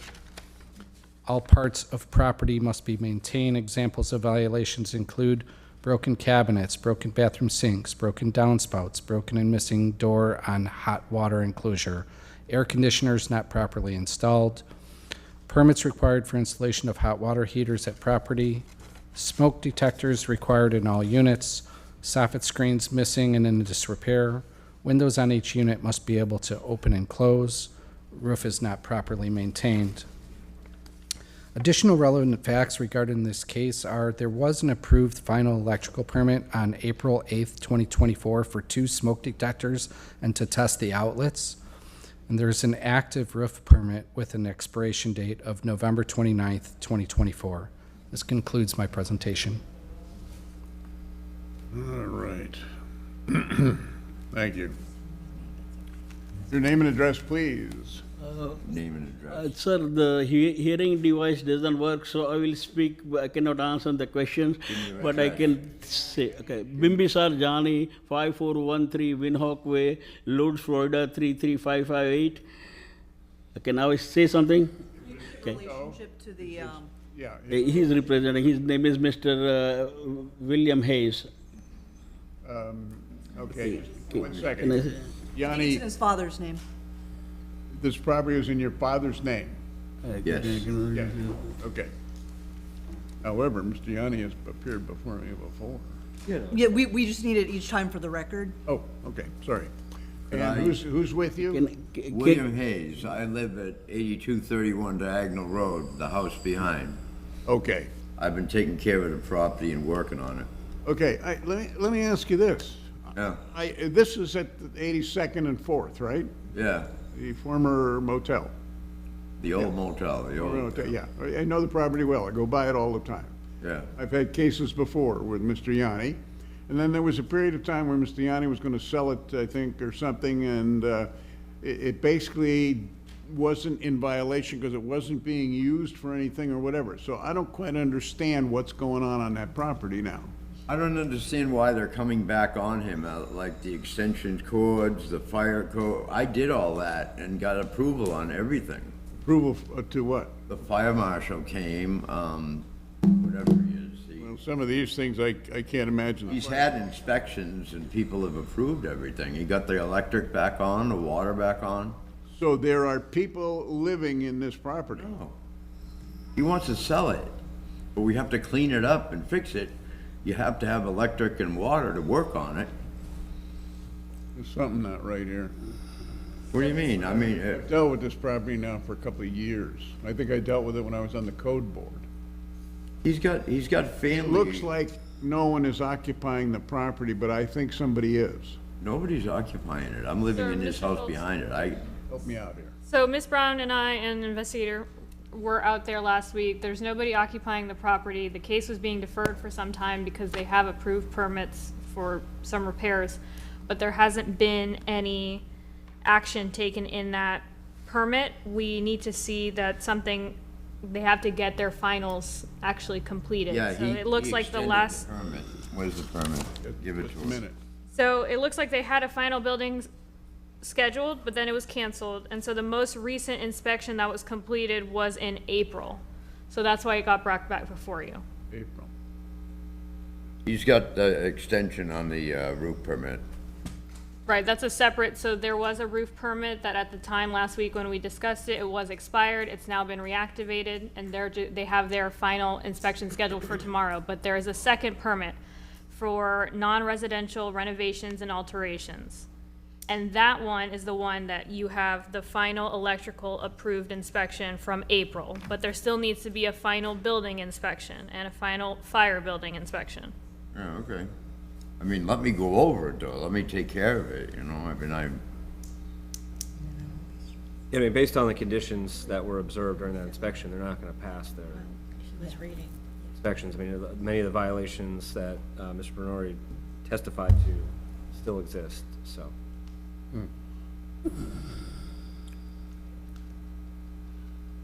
But the testimony is it's not occupied. So some of these violations would only apply if it was occupied. I mean, I don't know this property, and we've dealt with it before, and now I'm a little confused. I thought it was gonna be sold, and I figured it was bulldozed by now, frankly. Okay, so now we're back. I haven't had to deal with it for a while. Now it's suddenly back here. yeah, because we were deferring to the permit that covered the scope of work, but they haven't progressed with that work. Okay. So now it's coming back before you. Okay. You're hearing what we're talking about and what we're saying. you know, my It son was a is a permit, local nothing was police done. officer, and I'm not some liar, you know? No, I'm not saying you are. I am trying to get a time frame. I have dealt with this property in the I know last you couple have, of years a and number of I'd like to times. explain something to you. I'm trying to make Drive by right. it every day, so I see it. I just Trying to don't help understand why nothing, it was supposedly gonna be sold, it never has been. Never seen a for sale sign, I don't think it's There's listed. one in the window now, but he's got family overseas, you know, so that's, Well, I there's can, a lot to it. I can account for, I can certainly consider that, but To it's sell it also in a violation of mess the city like code and that. has been. It's been in violation of the city codes for some time. It's been granted time, it's been granted a lot of things. So it's gotten to the point here where either I continue to add to the property, to the fines, or somebody gets it brought into compliance. I'm gonna get it into compliance. Well, I've heard that testimony on this property from not just you, or not you, but some others who came with Mr. Yanni and said they were gonna handle it. Maybe I'm different. Yeah, well, at this point in time, I think it's not your responsibility, it's Mr. Yanni's. So, because I have also granted, you wouldn't know this, but Mr. Yanni should, I have granted him over the time 345 days to bring this property into compliance. 345. I can give you the list and the dates. So when I seem impatient, I am. Ergo, at this point in time, as far as I'm concerned, since this has come back before us again, and because it's loaded with violations, then I can appreciate you saying you're gonna take care of them, but at this point, the responsibility is Mr. Yanni's, and he has failed. And he has been granted all of the extensions I could give him at 345 The only days. violation is paint. I did the smoke detector. I know. Hey, did you hear that list? Fire extinguishers. All right, There's no extension cords running to the property. as far as I'm concerned, I can only go with the investigator's report, but it is not in compliance, even if there's no extension cords. There's a list of error. I wrote down 1, 2, 3, 4, 5, 6, 7, 8, 9, 10. I wrote 11, and I stopped writing because at this point it was pointless. So here's my decision today. 3 units. Mr. Yanni is on the hook to make that property in compliance, and he is accumulating a fine of $250 a day going forward. My decision for today is I order that for item C-376, case number 21-17682, the lien certification, that the board certify an additional lien of $21,500. You can't give me any time? I can't give you any time because you don't understand. You're new. This goes too far back, and I have granted to Mr. Yanni 345 days, and the staff granted him additional 125 days. Give me a break. Something's got to go. But meanwhile, I can't sit back and fine other people for violations that they have and let Mr. Yanni float with this. So understand, I have no choice. Mr. Yanni has no choice to bring this property into compliance because the $250 a day continues to accumulate, and I'll be forced to certify another amount next month and the next month. We've been down this road long before you got here. I can have the list. Hey, I wish you well. It just predates you. And I've had to deal with it for now more than a couple of years, okay? My decision is firm. You have the answer. Pick up your report, and I hope somehow that we can bring it into compliance. Thank you. C-226 never came back? No. Okay. That's all. And Ms. Schultz, we're gonna, do you want a break? That way we're not under a. As long as she's good, do you know how to get that up? Was it too rough on Mr. Yanni? Oh, shoot, now I know. We've been dealing with this property for years. As long as I can remember. Huh? As long as I can remember. Yeah. I mean, I'm surprised it hasn't come up in recent times. Yeah, I know. And this, Mr. Yanni, I think he understands everything. Yeah, and he brings in these guys, anyway, whatever. The decision is decision. So are we doing the read-in, or are you taking a break? I just, it's so big that it's taking a minute to save. Oh, you want me to come back tomorrow? I'm not hearing tomorrow. What time's dinner at Burns? Not in the budget. 6:30. Okay.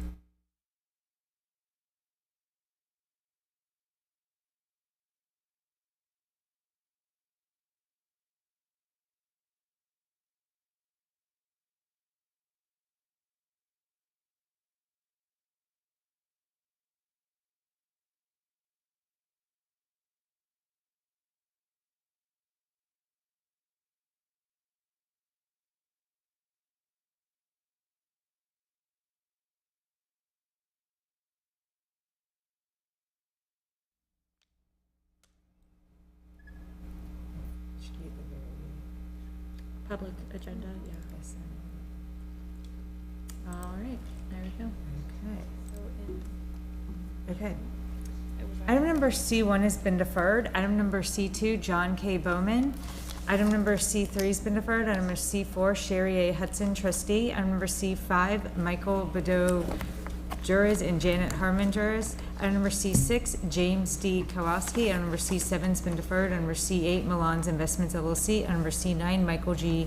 Neville. Item number C10, Catherine Hoon Tran Pidat, and 5024 Emerson Avenue Land Trust. Item number C11 has been deferred. Item number C12, William Spike. Item number C13 has been removed. Item number C14 has been removed. Item number C15 has been closed. Item number C17 has been closed. Item number C18, Paul R. Johnson. Item number C19 has been deferred. Item number C21 has been closed. Number C22, Maria T. Molina. Item number C23 has been closed. Number C24, Ian Quimbley. Item number C20, item number C27 has been removed. Number C28, number C29 has been deferred. Item number C30, Ian J. Woods. Item number C31, Ian J. Woods. Item number C32 has been deferred. Number C33, Clara M. Worsham Estate. Number C34, Clara M. Worsham Estate. Number C35, Melissa M. Crespo. Number C36 has been removed. Number C37, David G. Edwards. Number C38 has been deferred. Number C39, Ricky P. Hendrick II, Kelly Hendrick. Item number C40, Mai Kai Kai. Item number C41 has been deferred. Number C42 has been closed. Number C43, Nancy M. Ott. Number C44, Kimberly E. Tetro. Item number C45, August Umlauf. Item number C46, Jamie Lee Washington. Number C47, number C48 have been deferred. Item number C51, Nazar Eden A. Bowie. Item number C52, Nazar Eden A. Bowie. Item number C53 is been deferred. Item number C54, Community Service Foundation. Item number C55, Charles David Trustee, 1925 21st Street Trust. Number C56, Joseph P. Davis Jr. Estate. Number C57, Mark E. Eden. Number C58, Jennifer T. Farmbry. Number C59, Dorenza Florence Estate. Number C60, Jill Freeman. Number C61, Betty Hines, Carol Innocent Brown Estate. Number C63, Annie M. Jackson Estate. Number C65 has been deferred. Number C66 has been closed. Number C67, number C68 has been removed. Number C69 has been deferred. Number C70 has been closed. Number C71 has been removed. Number C72 has been closed. Number C73, Emma L. Rogers Estate. Number C74, Dorothea V. Satchel Estate. Number C76, USA Housing and Urban Development. Number C78, Mabel Williams. Number C79, Jennifer Beaton. Number C80, Ashley Clairhue and David Ian Becerra. Number C81, Michael and Vanessa Grigorin. Number C83, number C84, number C85 has been deferred. Number C86, Lawrence A. and Margaret C. Myers. Number C87 has been closed. Number C89, Hayden and Jacqueline Tubbs. And number C90, Eugene and Deborah T. Wellman. And number C91 has been removed. Number C92 has been closed. Number C93, Lisa A. Clayton Davis. And number C94, Lisa A. Clayton Davis. And number C95, Mary Catherine Klein. And number C96, James S. Cook. And number C97, Leo J. Corrigan. And number C98, Denise Holmes. And number C100 has been deferred. Number C101 has been deferred. Number C102 has been deferred. Number C103, Suzanne M. Flores Estate. And number C104 has been deferred. And number C105 has been removed. Number C106 has been closed. Number C107, KNNZ LLC. Number C108 and number C109 has been deferred. And number C111 has been closed. And number C112, William G. Peters Jr. Number C113, William G. Peters Jr. Number C114, Adam H. Smith. Number C115, Janet Lynn Subrick. Item number C117 has been deferred. Number C118, Christopher C. Vopar. Number C119 has been removed. Number C120 has been deferred. Number C121, Crooked Pine Investments LLC. Number C122, Crooked Pine Investments LLC. Number C123 has been closed. Number C124 has been deferred. Number C125, Jody and John Grew. Number C126, JHH Apple LLC. Number C127, Francine B. King. Number C128 has been deferred. Number C129 has been closed. Number C130 has been deferred. Number C131, Adele Troca. Number C132 has been deferred. Number C134, Affordable Real Estate Network. Number C135, Affordable Real Estate Network. Number C137, Daniel Christian Trustee, 7th Trust. Number C138 has been closed. Number C139 has been closed. Number C140, Family Dollars of Florida Incorporated. Number C141 has been closed. Number C142 has been closed. Number C144, Markel Hickson. Number C145, Lucille Jackson Estate. Number C146, Rose Lee Jordan in Athea S. Simmons Estate. Number C147 has been deferred. Number C148, Lauren Moten. And number C149 has been closed. Number C150, Nissan Holdings Group 1 LLC. Number C152 has been deferred. Number C154 has been deferred. Number C156 has been deferred. Number C157 has been removed. Number C160, Luis Young Estate. Number C161 has been closed. Number C162 is removed. Number C163 has been closed. Number C164, Alan K. Dahlstrom. Number C165, Devmar Sky St. Pete LLC. Number C166, Devmar Sky St. Pete LLC. Number C167, Devmar Sky St. Pete LLC. Number C168, Devmar Sky St. Pete LLC. Number C169 has been deferred. Number C170, Flip It to You LLC. Number C171, Flip It to You LLC. Number C173 and number C174 has been closed. Number C175, Jackson Trust 1751, Jim MacArthur, trustee. Number C176 has been closed. Number C177, Zadad Lambani, trustee, and Rayan Nawi Lavani, trustee. And number C178 has been closed. Number C179, Mark Miller. Number C180, Stephen Norris and Dale Ray Hemrick. And number C182 has been closed. Number C183, Proxima Century. Oops, I'm sorry, that one was read in. Item number C184 has been deferred. Number C186 has been closed. Number C189 has been closed. Number C190 has been closed. Number C191 and number C192 has been deferred. Number C193 has been closed. Number C194, 444 12th LLC. Number C197, Avant-Garde Chic LLC. Item number C-188, Avant-Garde Chic LLC. Item number C-199 has been closed. Number C-200, Community Service Foundation. Number C-201 has been closed. Number C-202, Brett K. Denard Sr. Item number C-203, Brenda Flerney.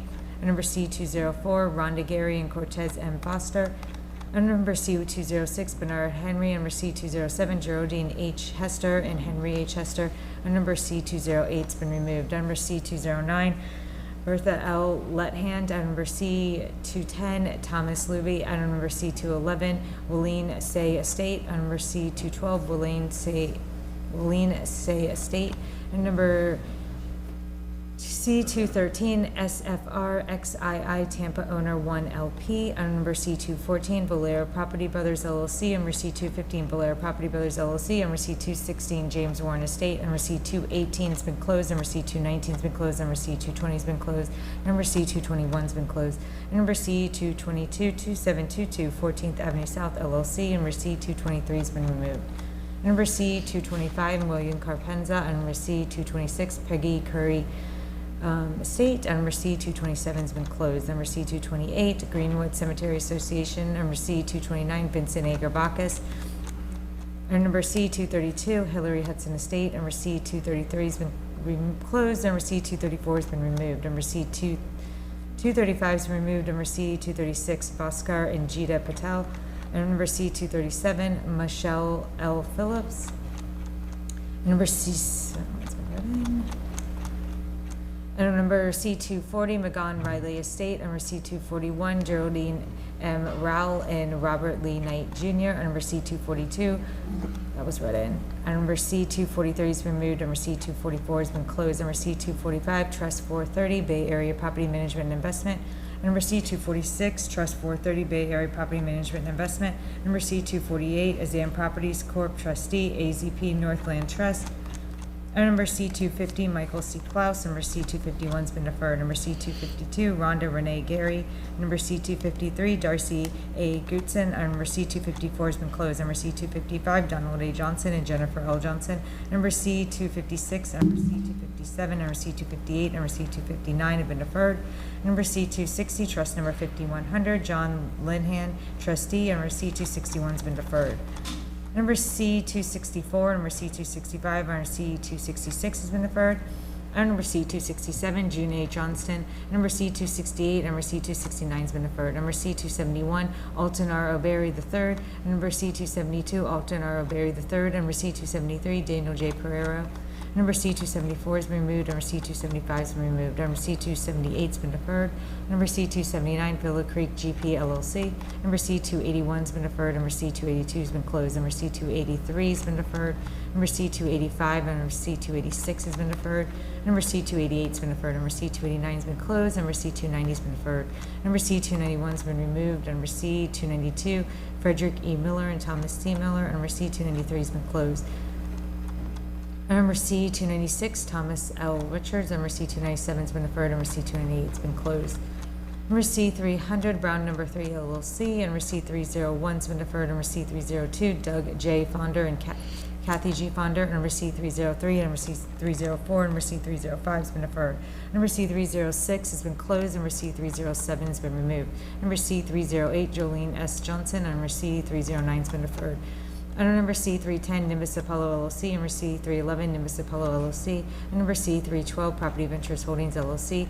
Item number C-313, Judith A. Remsen Estate. And number C-314 has been deferred.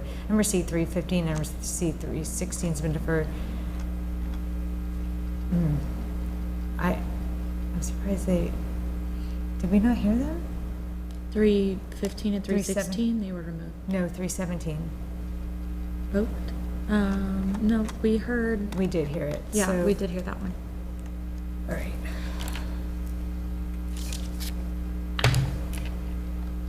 Because he represented Yeah, both, yeah. 317 and 318. Okay. Item number 320 has been deferred. Item number 322 has been deferred. Number 324 has been deferred. Number 325 has been deferred. Number 326, Dolores P. Givens. Number 327, Lisa Manzi. And number 328, Aletta A. Matthews. Number 329 has been closed. Number 330 has been removed. Number 332 and Antonio Williams. Item number 334 has been closed. Number 335, BK Inglesby Holdings LLC. Number 336, BK Inglesby Holdings LLC. Number 337 has been closed. Number C, 338, Tony Figueroa. Item number C, 341, Maylin Guzman. Number C, 342, Lynn Hensley. Number C, 343, Zachary Ryan Kensler. Item number C, 344, Robert J. Carrier Jr. and John F. Kerr. Item number C, 345, Robert McCann. Item number C, 346, Robert McCann. Item number C, 347, Gregory D. Miller. Item number C, 348, Sally. That one was read in. We heard that one. Item number C, 349, Corey Roberts and Diane F. Bryant Estate. Item number C, 351 has been deferred. Number C, 353 has been removed. Number C, 354. Number C, 355. Number C, 356 has been closed. Number C, 357 has been deferred. Item number C, 358, Roland Fairtag Jr. Number C, 359 has been deferred. Number C, 360, Dustin Hook. Number C, 361, John L. Kelly and Alicia R. Adizik. Item number C, 362, Levon Properties Incorporated. Number C, 363, Robert Anthony Morelli Jr. Item number C, 364, that was read in. Item number C, 367 has been deferred. Number C, 368, Jennifer Lynn Savage. Number C, 369, Zuranko Tanava Tazov and Elza Tordova Tazova. Number C, 370, Courtney C. Winters and Tracy Ann Winters Estate.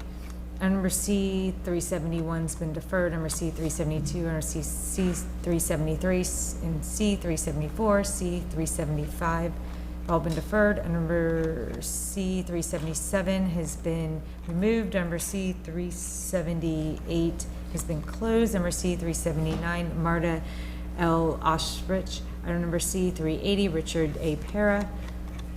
Item number C, 383, Joe and Carolyn Santos. Item number C, 385, 6400, Investment Properties LLC. Item number C, 386, 845, Land Trust, Diana Martinez, trustee. Item number C, 387, Edward Eason. Item number C, 389, Peter Gios. Item number C, 390 has been removed. Number C, 391, Marvin Hunt, trustee, 2536 First Avenue Trust. Item number C, 392 has been deferred. Number C, 393 has been closed. Number C, 395 has been deferred. Number C, 398, number has been closed. Number C, 399 has been removed. Number C, 400, Julia Reardon. Number C, 401 is, the name is, never mind, that one was read in. And number C, 404, Earl Bernard Estate. And number C, 405, Hermana Bergman. And number C, 406, Stephen J. Greer and Jane Willamies. And number C, 407, It's Her Vision LLC. And number C, 408, It's Her Vision LLC. And number C, 410 has been closed. Number C, 411, Or Enterprises Incorporated. Number C, 412, Or Enterprises Incorporated. Number C, 413, Or Enterprises Incorporated. Number C, 414, Sharon Rattay. Item number C, 415, Sharon Rattay. Item number C, 416 has been closed. Number C, 418, Naletta L. Blackamies, trustee for 2526 8th Avenue South Trust. Number C, 419, and number C, 420 has been closed. Number C, 421 has been closed. Number C, 422, Jabbar J. Edmond. Number C, 423 has been closed. Number C, 424, Foxhole Investors LLC. Number C, 425, David, never mind, that was read in. Number C, 427 has been deferred. Number C, 428, Kem M. Hamilton. Number C, 430, InvestWorks Solutions LLC. Number C, 431 has been deferred. Number C, 432, Betty J. Lassiter Estate. Number C, 433, Wanda Gale Lee and Rodney Durain Lee. Number C, 434 has been deferred. Number C, 435, M.I. Herrera Group LLC. Number C, 436 has been deferred. Number C, 437 has been closed. Number C, 438 has been closed. Number C, 442 has been closed. Number C, 443 has been deferred. Number C, 444, Robert Rogers Jr. Number C, 445, Robert Rogers Jr.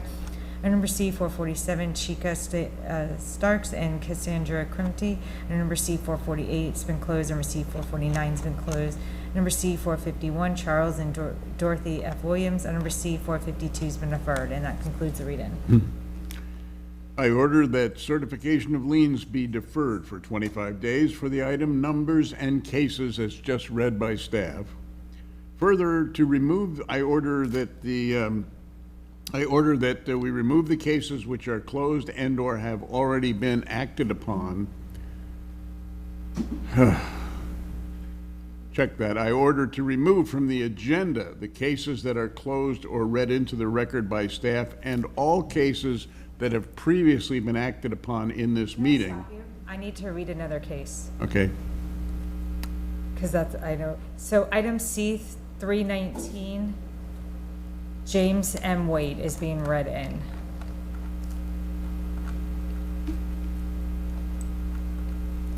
Item number 319, C 319, James M. Wade.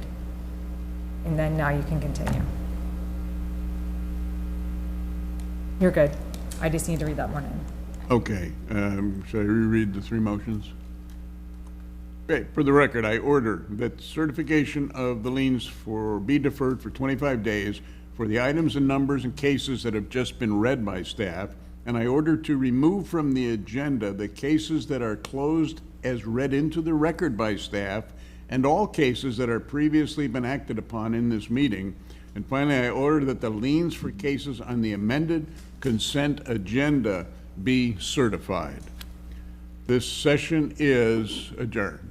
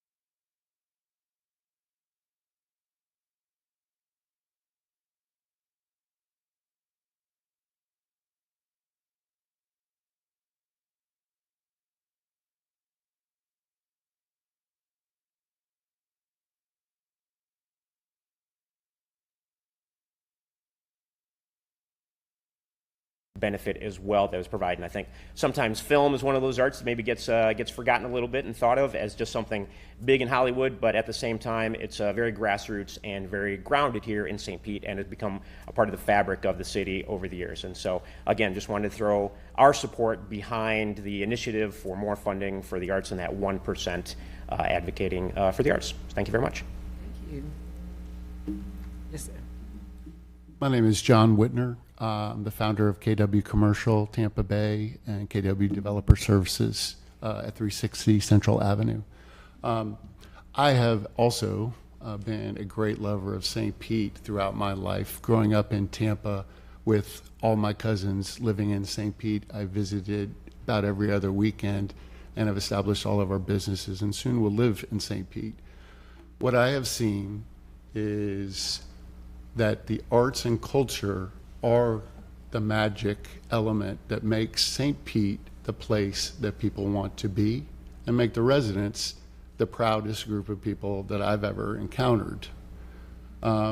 We see this with very direct evidence. Me being in the real estate business, I can tell you the price increases for property or lease rates have more than doubled in the Arts District and throughout St. Pete and all the better places. And that is a direct result of the impact of having so many fine institutions as well as individual and small group artists all around this city. There's a reason why we were selected best mid-size art city to visit a couple of years ago. We have incredible big city facilities. We need to keep our advantage and we need to flex our advantage. I have talked to several mayors in the past who have told me without any hesitation the very best and most impactful investment that we have ever made is in the arts. We get the biggest return, and that is why people are coming from Miami looking for property, from San Francisco, New York, Texas, you name it. They can't find it. They recognize what we have. The arts is the common element that makes it so special and creates our culture and the feeling and desire of inclusion that is so pervasive in St. Pete and so unique. So I am asking you to please strongly consider not only the city 1% of budget, but also to take a strong look at the development code so that we can make sure to fund permanent art on new developments as well as the individual artists locally, not just for the big sculptures, but for the little guys that work over at the factory that are trying to make their way and become the next great St. Pete artists. So thank you. Thank you. The next two speakers is Sean Kennedy and Christy Bruner. Please go to either podium, state your name and address for the record. You'll have 3 minutes to address council. Hi, good afternoon. Ooh. My name is Christy Bruner, Vice President of Advocacy with the St. Pete Chamber, 100 2nd Ave North. In light of the recent arts funding cuts throughout the state, including close to $2 million just for city arts and culture grant programming, we realize what a detrimental impact this can have on not only the St. Pete vibe of readily available live performances, public art installations, and education opportunities, but also how it affects our community economically. The Chamber has advocated for some non-traditional chamber issues over the past few years, including attainable and affordable employee housing, resiliency efforts, early learning initiatives, and yes, arts and culture. We realize that all these aspects contribute to the quality of life for our residents, our visitors, our employers, and our employees. We need to pay our arts employees, artists, and makers fairly so that they can afford to live here, and they can in turn afford to support our other local businesses that keep our economy moving. The youth in our community need to have exposure to arts, not only to give them awareness of new ways to express themselves and learn about the world around them, but also because it has been proven that children who have a robust arts education score better on standardized tests and go on to succeed in arts and in life. St. Pete is not the only city that prioritizes arts. We recently visited Austin on a benchmarking trip, then learned about how that city commits sustainable funding to help keep Austin weird. The city of Austin provides, for an example, $13 million through their Thrive and Elevate grant program.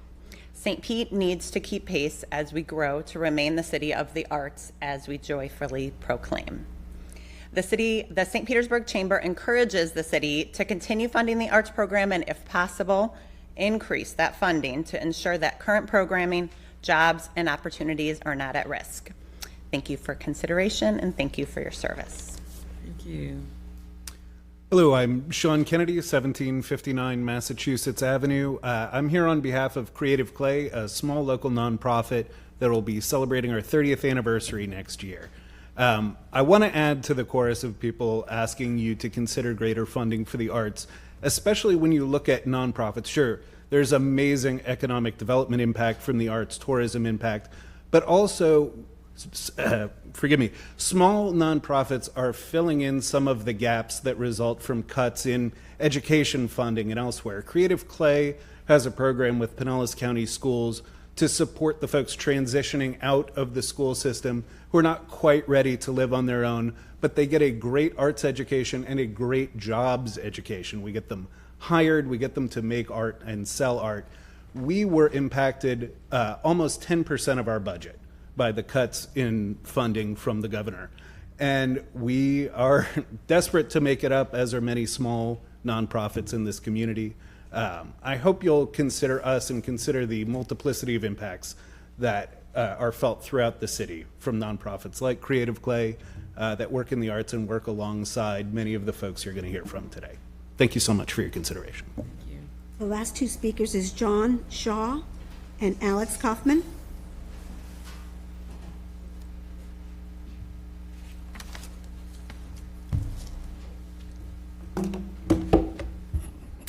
Hello, my name is John Shaw, and I reside at 4945 2nd Avenue North in St. Petersburg. For the past 28 years, I have served as the principal percussionist in the Florida Orchestra and have been a resident of St. Petersburg for 22 years. I'm here on behalf of the orchestra to support Council Member Gina Driscoll's proposal that the city allocate no less than 1% of the annual budget to support the arts in St. Petersburg. Perhaps more than any other facet of a city's makeup, its commitment to the arts is what makes it a desirable and fulfilling place to call home.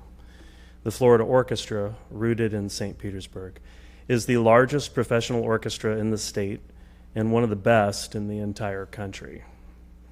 From my vantage point as a performer, I see firsthand the impact we have on the population of our great city and the nourishment of its collective soul. I see the impact we have on the legions of school children through live performances and educational outreach training for their teachers. In addition, free programs such as our Vinoy Park concerts reach tens of thousands of citizens each year. I was personally very proud that the Florida Orchestra found a way to bring the healing power of music to the city during the pandemic recovery, and was amazed at how therapeutic it was for our audiences. People were longing for a restored sense of togetherness and meaning in a bleak time, and we managed to give them that through in-person and live-streamed concerts. St. Petersburg's orchestra gave more live performances that year than any other in the country, and it was one of the greatest gifts and healing aids that a city could give its residents. I'm very proud of that, and the city of St. Petersburg should be proud of that. The Florida Orchestra is the largest arts employer in the Tampa Bay area, with close to 100 musicians and staff members combined, most of whom choose to call St. Petersburg home. This city is essential to us, and we are essential to St. Petersburg. We have a wonderful symbiotic relationship. We could not have the impact that we do without the support of our patrons, donors, and community at large. This is why ideas such as 1% for the arts are so critical to the economic and emotional well-being of St. Petersburg. On behalf of one of the best orchestras in America, your own Florida Orchestra, I ask for your support for this wonderful initiative. Thank Thank you for all the work you do for our great city. Alex Kaufman, 940 Granville Court North, St. Petersburg. Hello, my name is Alex Kaufman, and I am an artist in St. Pete. I'm a lifelong Floridian from Fort Lauderdale, and I've lived here for the past 12 years. I currently work at MJ Sculpture Studio at the Nonprofits Arts Exchange, which was founded by passionate individuals with the goals of creating a sustainable arts community void of a strictly money-driven bottom line. I'm the lead designer at MGA, working with 8 full-time artists that are employed through this arts business. Everyone at the studio is under 40 in the beginning of their arts career. Together, we have contributed to the artistic landscape of the city, whether it was the Braun Dolphins at the Sundial, the First Flight sculpture at the pier, or the gladiolus blossom in front of the police station. I deeply love this artistic community and am amazed at the depth of talent and quality of the people here. I didn't move here as an artist. I was a college graduate with an engineering degree that liked the warm weather, good vibes, and cheap rent. I won't get into the long story, but through Art Walk, a free art event, I ended up working at MGA Sculpture Studio as a designer. 8 years later, and the studio is making around $500,000 of high-end sculpture, allowing it to pay young artists a living wage and learn about the making of public art. We buy local metal, hire local engineers, with most of the money going back into the community in some way. Today, I give tours for Art Walk. I talk to 100 people in a night about art and life. I see old friends and make new ones. I welcome people that just move here and tell them the places they need to see now that they are local. Once a month, I give back to the arts community that has given me so much. I am forever indebted to the city, but I could not have had the same story today with the cost of living and general lack of money in the arts community. Funding the arts and arts programs, investing in it and growing it, not allowing it to be beholden to economics and money and developers, these are the things that will keep the artists, such as the ones working at MGA, here to stay. Once again, St. Pete is going to be my final stop in Florida. If you'd asked me a few years ago, I would have told you I'll never leave. But that is not exactly how I feel today. What we have today is unsustainable in the arts. To be honest, I find myself traveling more and more to other art cities because I know this place will not feel like home anymore soon at the rate it's currently going. Santa Fe, Asheville, Boulder, these are some of the places I'm currently looking at to give the prime years of my life to. They won't have all the things I like about here, but they will have a community that is more dedicated to the arts financially. It is sad for me to think of St. Pete in this way, the city that has molded me into who I am today and given me so much, but the harsh truth is that I'm not beholden to the city in any way except my love for the community. I personally believe that this funding of the arts is paramount to keeping the culture of the city. I do hope City Council considers the budget change to try and keep the community here and support and help grow the livelihoods that so many people love and cherish about St. Pete. If the city makes no changes to the current structure, makes no investment in the arts, I am just one example of the types of people that will soon leave, and St. Pete will be a pretty place, barren of the people that help make it so. Thank you. Thank you so much. Madam Chair, no more speakers, and no one in Zoom as well. No one on Zoom. Thank you so much for that.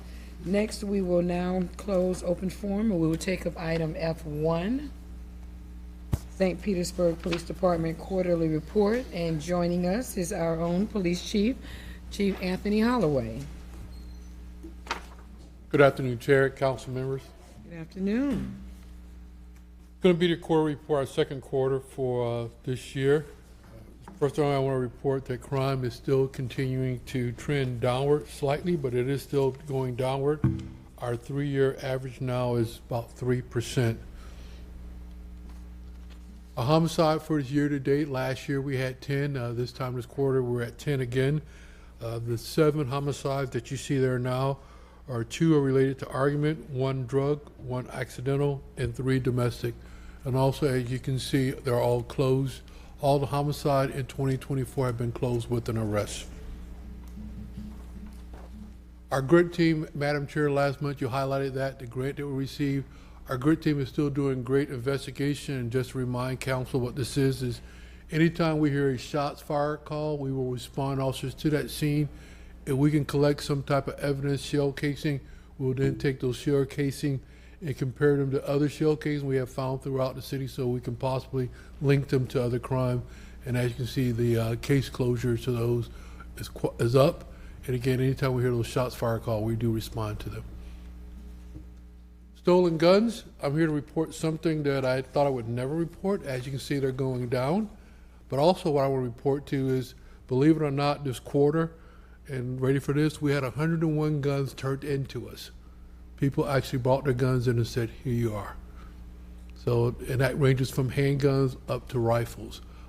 I was shocked that we did it again twice just to make sure, but that says a lot about people hearing what we're saying, being responsible gun owners by turning in their guns that they're not using anymore.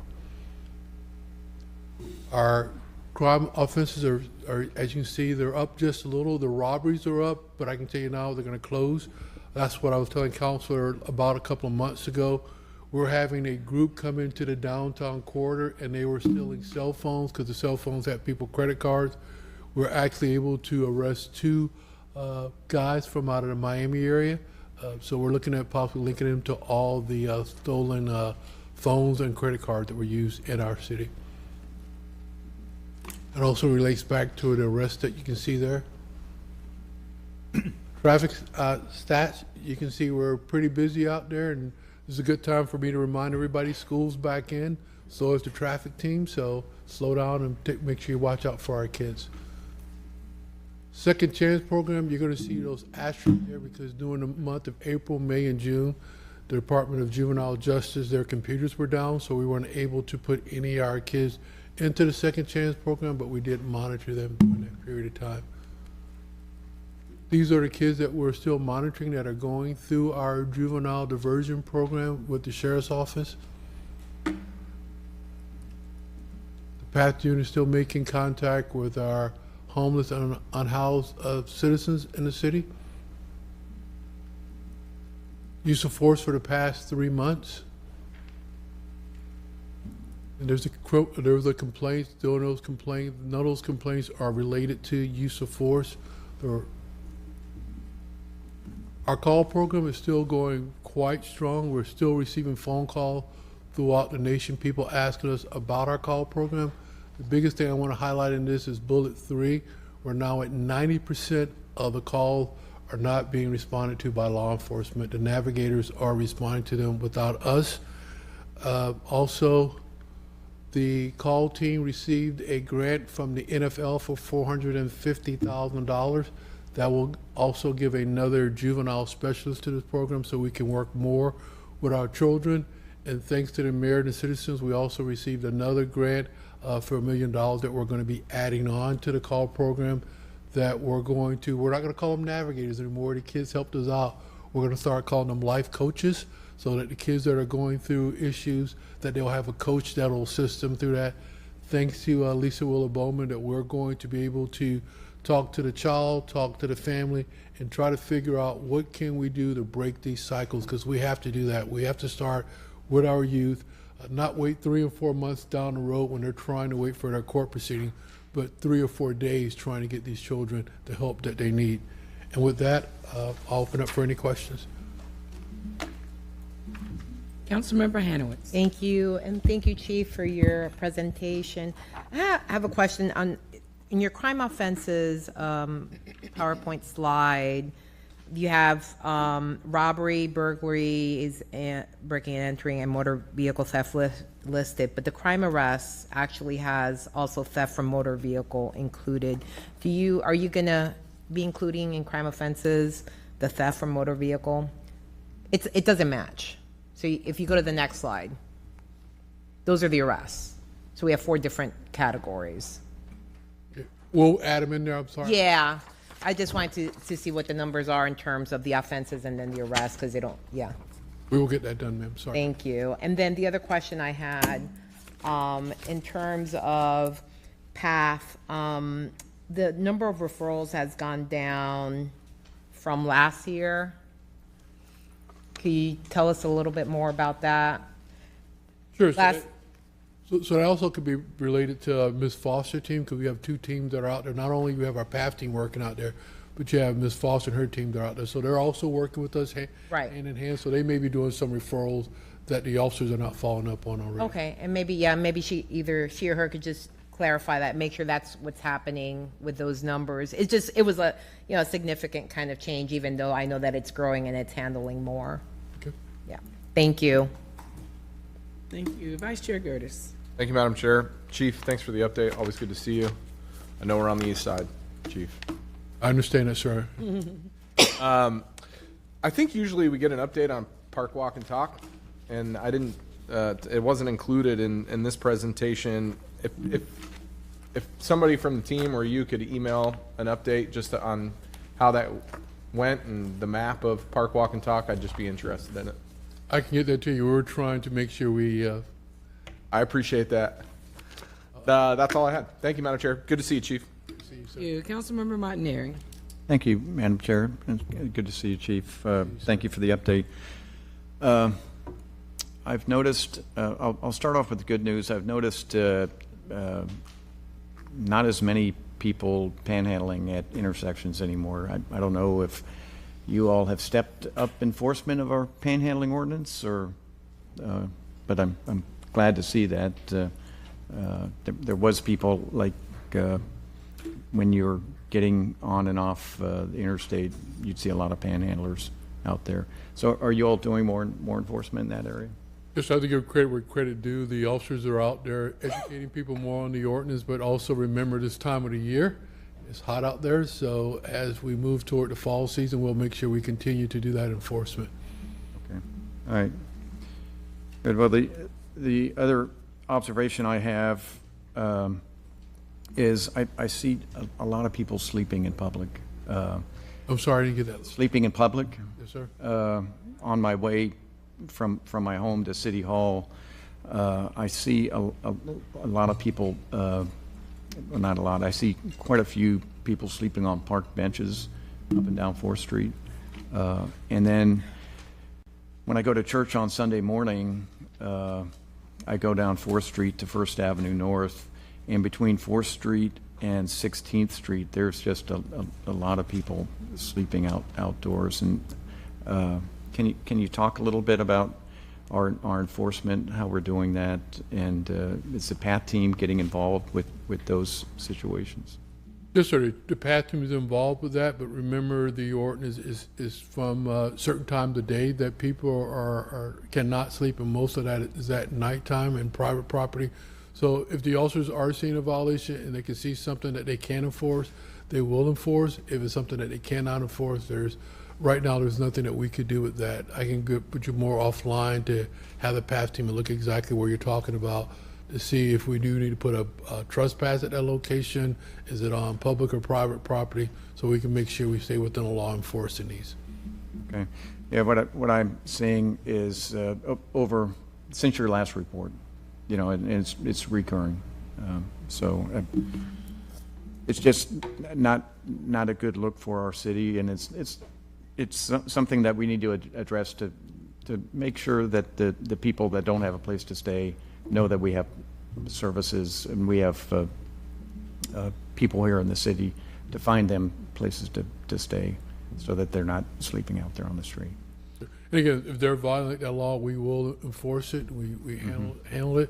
And again, we have a great partnership with other city departments here, and we will put people on notice. But again, if they're not violating the law, we're going to kind of be stuck on what we can and cannot do.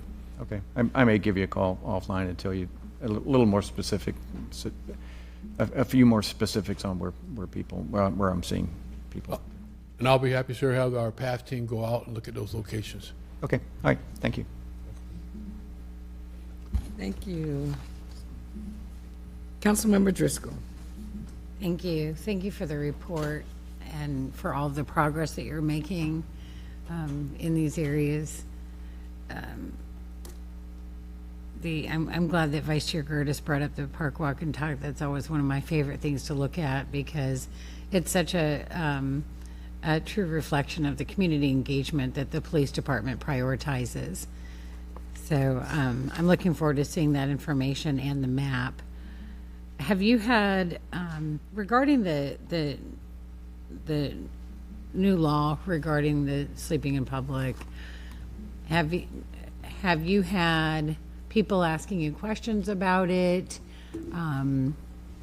Is there anything you can share with us as far as how we're adapting? I know that we were pretty much compliant with it already, but I know a lot of people have questions about why is this still happening? Why is that still happening? Are you getting those questions as well? And if so, are there some easy ways that you can explain what's okay now and what's not regarding the new law? Sure, and thank you. It's very confusing, and we have It is. pamphlets out there. We have a task force meeting where all the agencies in Pinellas County, we meet together to make sure we're on the same sheet of music. I think everybody gets confused. The law that came out, it says no sleeping, but there's a time limit restraint to that. So when people say, well, they're sleeping in the park at 2 o'clock in the afternoon, well, the law doesn't say that. The law says at night or a certain time. And our parks are different times. Some parks close at 6 o'clock, some parks close at 10 o'clock. So we have to go by those guidelines. So if a park closes at 10 o'clock at night, so from 10 o'clock at night until sunrise, no one can sleep in that park. But at 8 o'clock in the morning, they could be sleeping there. So that's where the misconception is there. So we keep trying to educate business owners on that. But it's just, again, as they call in, the PATH team and the officers go out there.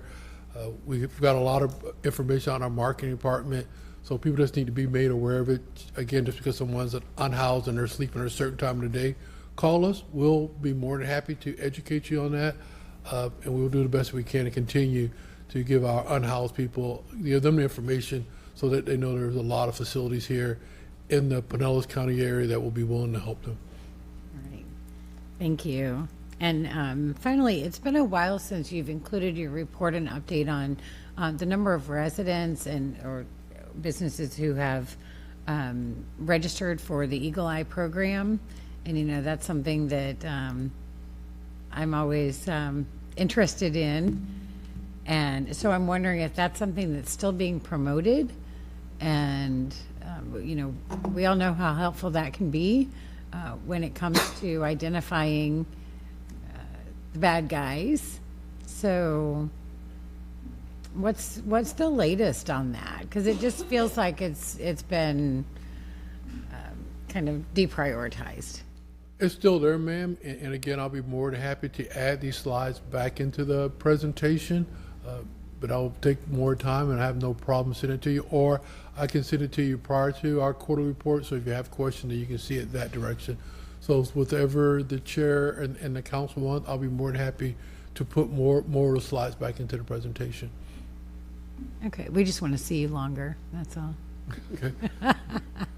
No, it's such a great program, and I hope that the CSOs are still talking about it during neighborhood meetings and encouraging people to sign up, because it's just a great way to help our police department. And I'll add on, it is a great program because when I told you about those closures, they work well because I can tell you the first thing that happens whenever there's a shooting or a crime in our community, the first thing that happens, the officers go out and canvass the neighborhoods and they go, there's a camera there, there's a camera there. And I'll give credit to the officers and to the community because it's captured on video. So we can say, okay, there's that person I'm looking for there and here's what happened afterwards. So it works well for us. So we do continue to promote that program because it is helping us reduce the crime in our city. Excellent. Thank you. Thank you, Madam Chair. Thank you. And I will also piggyback on that. I'm glad Councilmember Driscoll did bring that up because that is awesome and it has helped. I know on my street, those of us that actually have those cameras and have helped with that. So that is an excellent program. I have a couple of questions for you, Chief. The 96% of responses are independent of law enforcement. Can you give me an idea of what that call sounds like? How does the dispatcher know that a call navigator is the only resource needed to be sent out to that particular call? Sure, and thank you. We have a chart, so to speak, that we ask people certain type of questions, and if it meets that criteria, then we go ahead and send a navigator there without a police officer. A good example, if they say there's a weapon in the house or a weapon was used, then we're not going to send a navigator. School time, my child won't go to school. Well, we don't need a badge and a gun. You need someone to go there to figure out what's going on. Or one of my family members is going through a mental crisis. He or she hasn't threatened anyone, but they need someone to go there. So the navigator can actually call the home first and say, I'm on my way there. Or when he or she gets there, they can talk to the person. So the call taker has like a list that they go through and they do the check box. Then it's looked at, then it's forwarded into the comm center supervisor. then he or she looks at it, then it's also then forwarded to the call supervisor, and they make sure that, okay, we can go ahead and send one of our navigators there. So it's like a check, a double check, and a triple check. So that's why we can say we're up to 96% of our calls now, that the navigators are not asking law enforcement, and they're meeting the criteria. And I think the biggest thing is during this council, people are educated on it now. So people may call 911 because that's the easiest thing, but they'll say, I don't need an officer, I need call. We go, thank you very much, we'll send call to you. So when the navigator leaves those calls, are we assessing their comfort level? Yes, we are, and that's done through Director McGee. We get a report and we go through, did they feel comfortable, what else could we do? So it's a checks and balance. We make sure we have that communication back and forth to each other. Okay, sounds good, thank you. Another question, now the call programs still are using the title of navigators, but the $1 million donation, is that a separate project where you're no longer calling them navigators, you're calling them life coaches? Well, it's the same program. It's under the call umbrella, because under that $1 million, what we're going to do is our tier 3 system in that is where when the youth get in trouble and they've committed a non-violent felony, that we're trying to get somebody out there to figure out how can we help that child, how can we help that family, how can we assist, and then with that is that coach, that life coach is saying, okay, I'm here for you. What can I do for you? But it's still under the call umbrella. It's still trying to use those same type of people to help with that child, because that child could be going through some difficult time, or that family could be going through. We only said that because sometimes, you know how kids are, they don't want to say, I got a counselor. Sometimes, you know, I got a coach. Everybody likes to say they got a coach. And that just sounds better. My coach is coming over. And those are referred by the navigators? It could be done several ways. It could be done by the arresting officer. It could be done by Lisa Willa-Bowman. This is a lot. We're going to explain that to council once we put everything into place. So there's a lot of people that could be done that way, but it's like as quickly as possible. We're trying to render service to that family so we can try to break that cycle in that. So the simplest way is we'll be looking at the tier 3 is when a child has been arrested for a felon, not a violent felony, to how do we get service now to that family, try to break that cycle with that child, assign that child a life coach so he or she can say, okay, what do we need? Does that child need a job? Does that child need mentoring? Does that child need something in school? How do we make that child successful? Thank you so much. Thank you. Always a pleasure, Chief. Thank you, ma'am. Seeing no further requests to speak, we thank you for your report. Thank you. So now we'll move on to our new ordinances, beginning with items E1, A, B, and C, which is the first reading, and there's no presentation for this, but joining us is our Public Works Administrator, Clyde Tankersley. Mr. Tankersley, how are you? Madam Chair, would you like me to read the ordinance? Yes, please. Good morning, Madam Chair. And You're going to read the title first. oh, of course. Would you like me to read them Yeah, together? you can. Ordinance number 593-H, an ordinance relating to sanitation rates and charges, amending Chapter 27, Section 27-557 of the St. Petersburg City Code, amending rates and charges for sanitation services, providing for severability of provisions, providing an explanation of words struck through and underlined, establishing a date to begin calculating new rates for billing purposes, and providing for an effective date. The public hearing for this item is September the 5th. Thank you. Now we're ready, Mr. Two more. Oh, okay. I thought you read them all at the same time. I'm trying to get you going, Claude. Thank you. Madam Chair, I'm assuming, Claude, that would you prefer to do them all, okay. All at the same time? Just making sure. Okay. Ordinance number 594-H, an ordinance relating to utility rates, amending Section 27-405, subsections B1 and B2 of the St. Petersburg City Code, amending the stormwater utility fee, amending the tier rate structure fees for single-family residential parcels, providing for severability of provisions, providing an explanation of words struck through and underlined, establishing a date to begin calculating new rates for billing purposes, and providing for an effective date. The public hearing for this item is September the 5th. Ordinance number 595-H, an ordinance relating to utility rates and charges, amending Chapter 27, subsection 27-3G, 27-4, 27-6A, 27-6D, 27-109B, 27-109D, 27-113B, 27-141A, 27-141B, 27-142A, 27-143A, 27-143B, 27-144, 27-146B, 27-146D, 27-177A, 27-177D, 27-250A, 27-283A, 27-284A, 24-284D, 27-284D,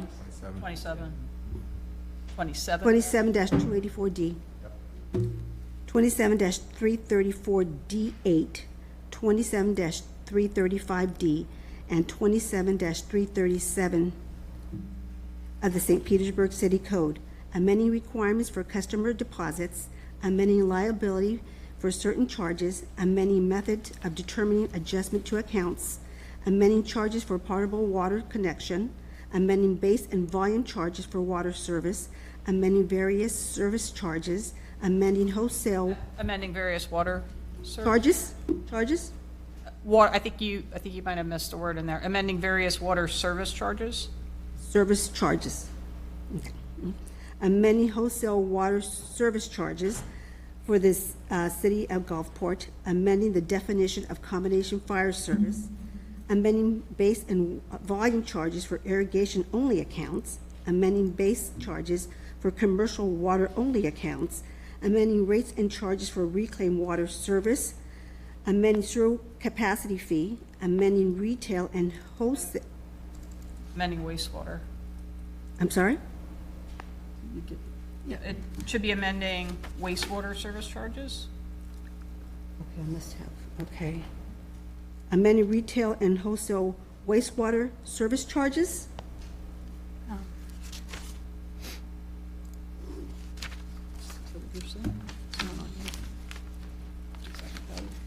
That's okay. Shares on that. Is what you have. All right, keep going, Patty. Okay. Amending provisions of the grease management program, amending grease discharge permit fees, providing for severability provisions, providing an explanation of words struck through and underlined, establishing a date to begin calculating new charges for billing purposes, and providing for an effective date. Public hearing is scheduled for September the 5th. All right. Thank you, Patty. Thank you. Okay, we're ready. I wouldn't want to read that. Thank you, Madam Chair. I want to thank the council for all the hard work you've put into this with the administration for the last 7 months, the many committee meetings, the many one-on-one meetings, the presentation we had on August the 1st. We've got nothing more to add to any of those, and so we're just here to ask for approval to move forward to our public hearing. Move approval E1, A, B, and C. Second. Thank you. We have a motion for E1, A, B, and C, properly seconded. Seeing no request to speak, council, can you please open the machine for voting? Council members, please enter your votes. Seeing that all present council members have voted, can you please tally and announce the votes? Madam Chair, motion to approve agenda item E1, A, B, and C passes unanimously. Thank you. Thank you so much. Now we'll move to E2, an ordinance amending Chapter 22, Division 6 of the St. Petersburg City Code related to the 1984 Supplemental Police Officers Retirement System. And can you please read the title? Ordinance number 591-H, an ordinance of the City of St. Petersburg, Florida, amending Chapter 22, Division 6 of the St. Petersburg City Code relating to the 1984 Supplemental Police Officers Retirement System by amending Section 22-280E by providing a minimum service requirement for Section 185 non-service connected disability benefits applications, providing for severability and providing for an effective date. The public hearing for this item is September the 5th. Move approval E2. Well, we do have our Human Resources Director, Mr. Chris Guella. Did you have anything that you want? I was just here for questions if anyone had any. Okay, very good. We have a motion. Was it seconded? We have, Councilman Montanaro. Councilmember Montanari, second. okay, I don't, who's second? Councilman Montanaro. Okay, very good. So we have, I see no request to speak. We have a motion and a second for E2. Can you please open the machine for voting? Council members, please enter your votes.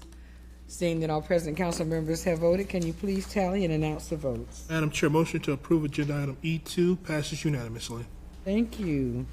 Thank you you. so much. Thank you. Now we'll move on to E3, an ordinance approving the vacation of 2 partial rights of way on the north side of 3rd Avenue South. Can you please read the title? Ordinance number 1167-V, an ordinance approving the vacation of 2 partial rights-of-way on the north side of 3rd Avenue South for the property generally located at 3200 1st Avenue South, setting forth conditions for the vacation to become effective and providing for an effective date. The public hearing for this item is October the 3rd. Thank you. Joining us is our Development Review Services Planner 2, Ms. Cheryl Bergalio. I see no request to speak. Good afternoon. I have a presentation if you would like Move it. approval. Second. Okay, no presentation. Oh, well, we do have a presentation. Did anybody want to see it?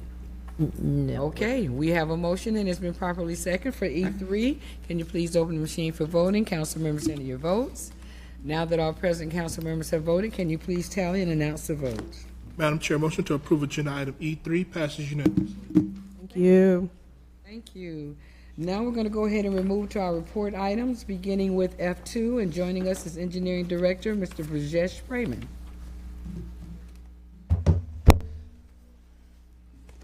Good day, Council, and if I may ask permission, we do have 3 items, they're all companion items. So you want to go ahead and do F2, F7, F8?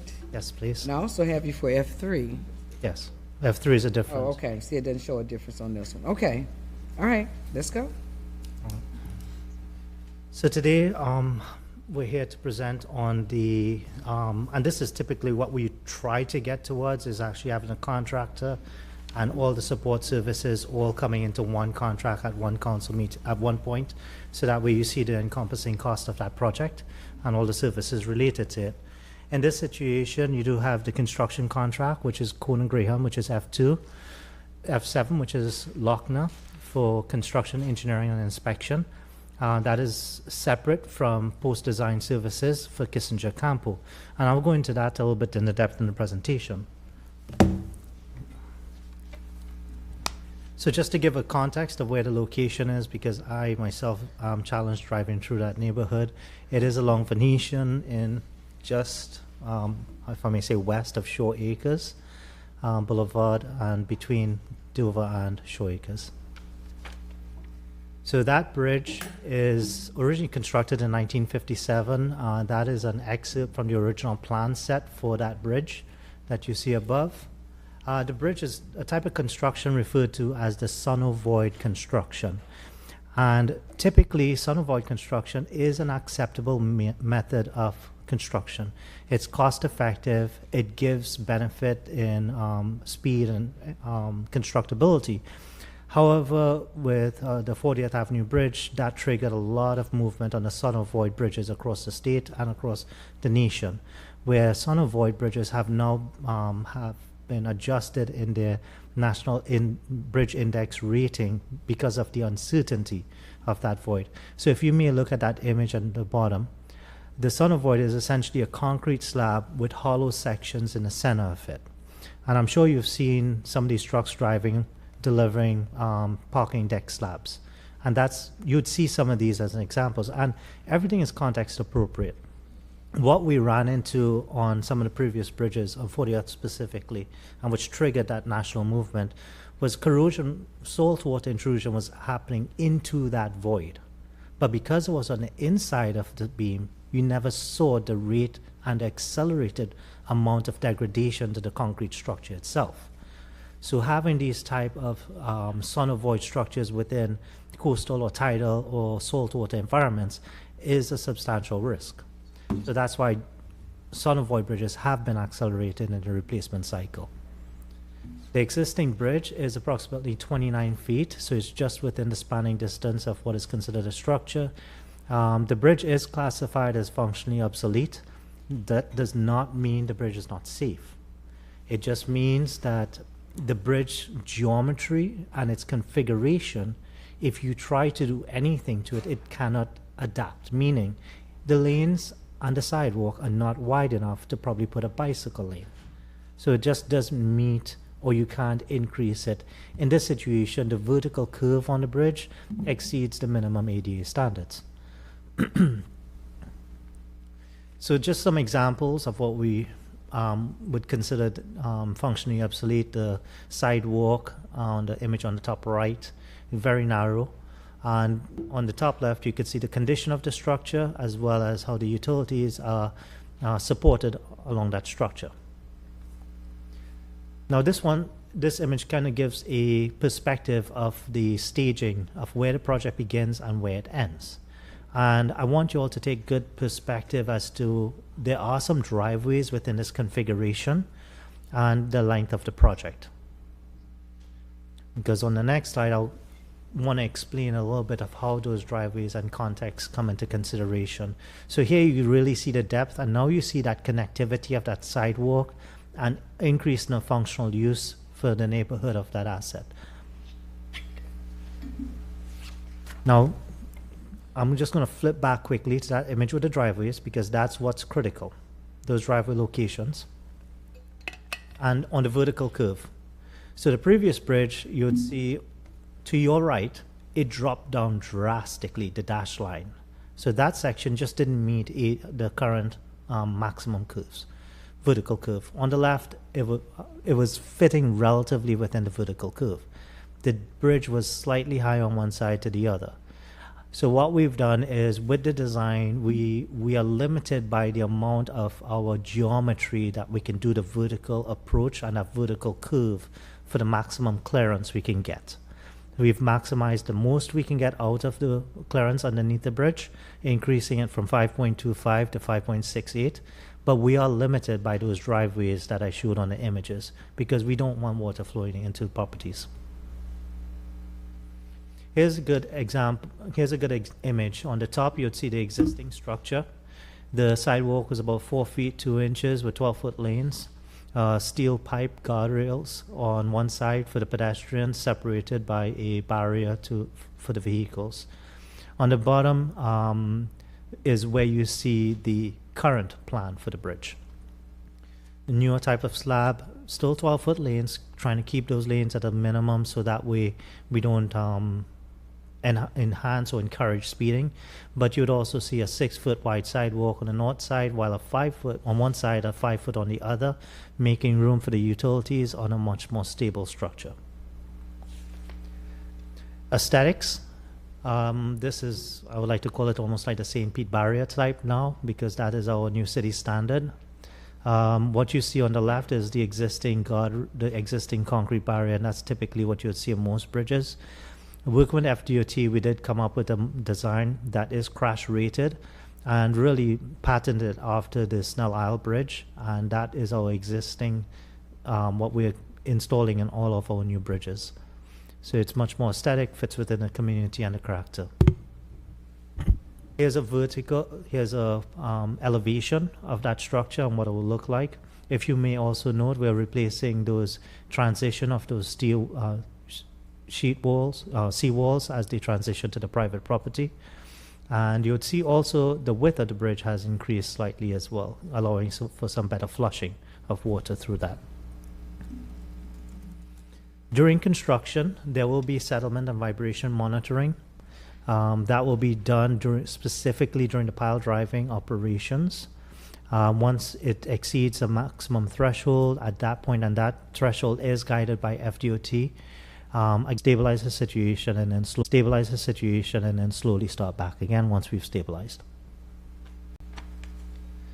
Construction duration. The total construction is anticipated picking out your cabinets, picking out the color of the wall. We work through the next few weeks with the contractor. We'll get a really definite timeline on when they expect to start physical construction on the site. Why that's important? Because it leads towards a public meeting in September. We did a public meeting originally with the community to let them know about the project.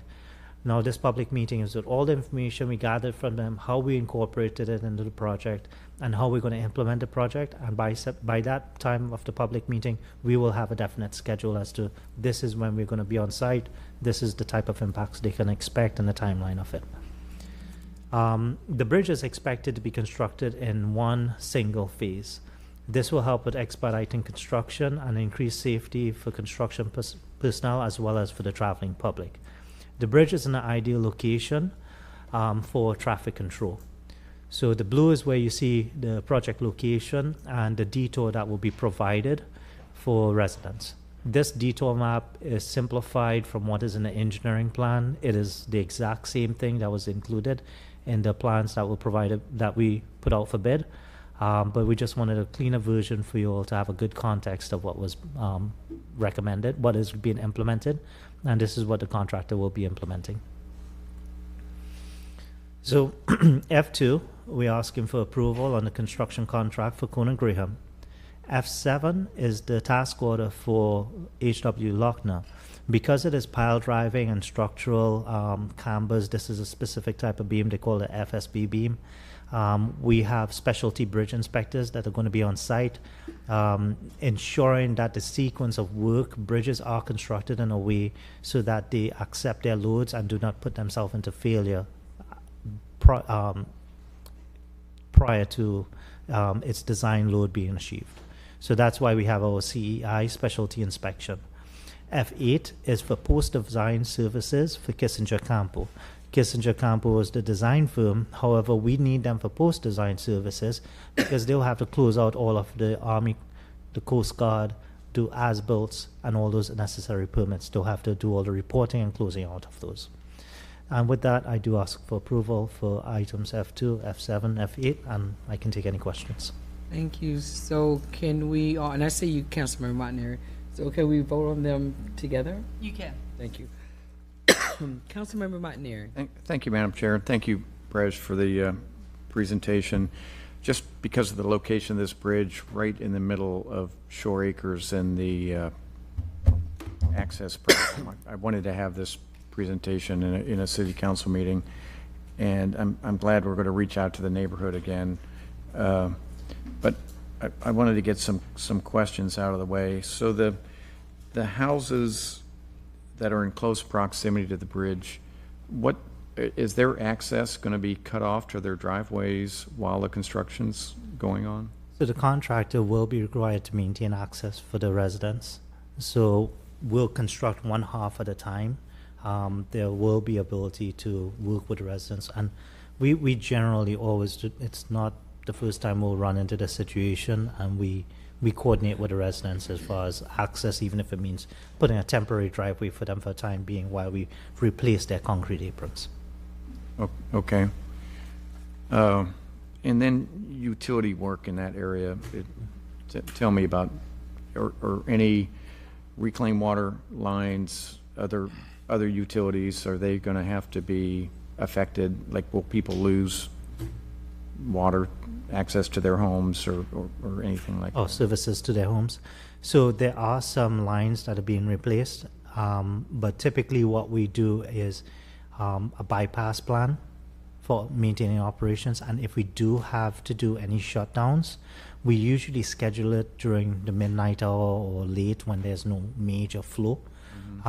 And also to help with construction, what we tend to also do is dry construct the sections of pipe, and then just pull and swap the new lines. So there are sequence, but all that will be worked through with a schedule on a contractor, and it's called the maintenance operations. So we have a maintenance of traffic for vehicles, and then we have a maintenance of operations.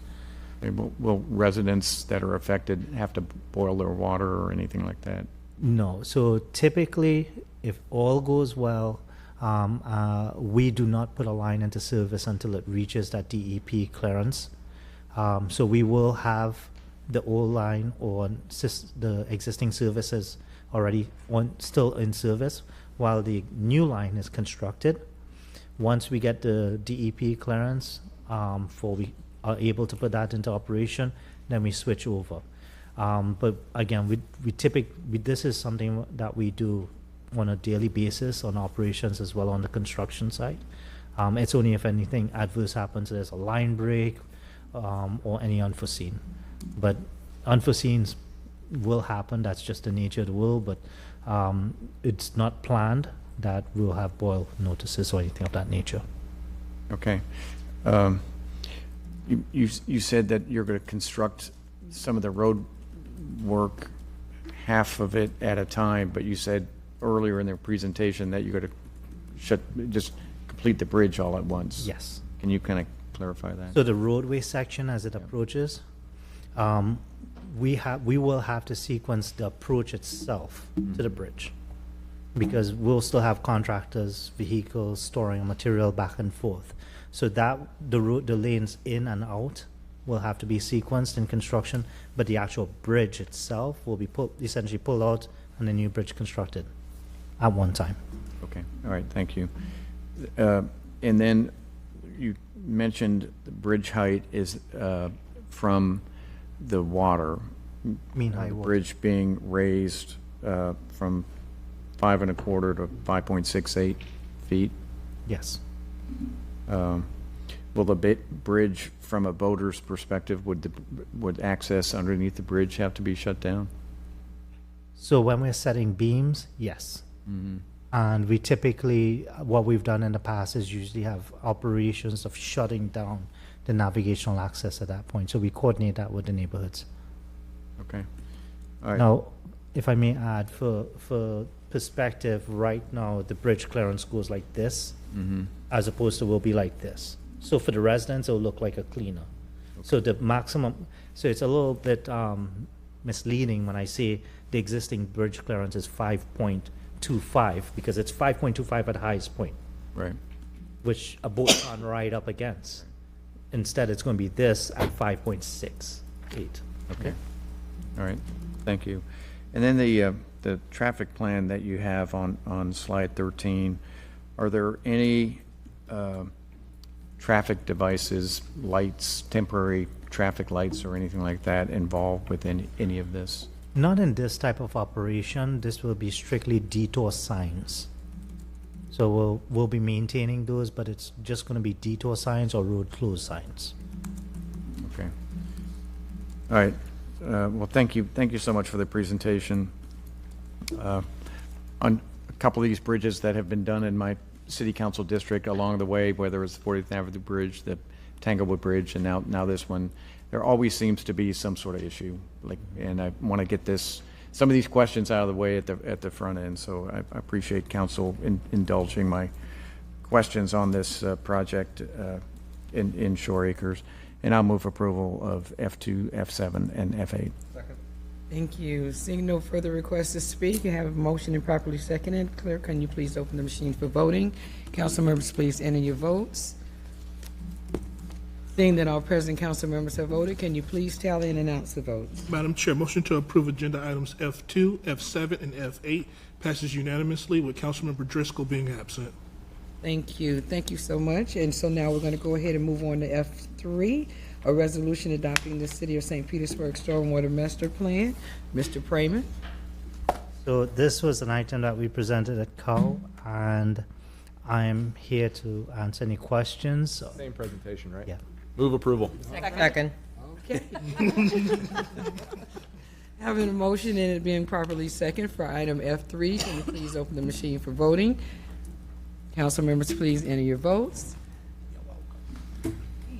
Seeing that all present council members have voted, can you please tally and announce the votes? Madam Chair, motion to approve agenda item F3 passes unanimously. Thank you so much. Thank you, Mr. Freeman. As always, thank you, Council.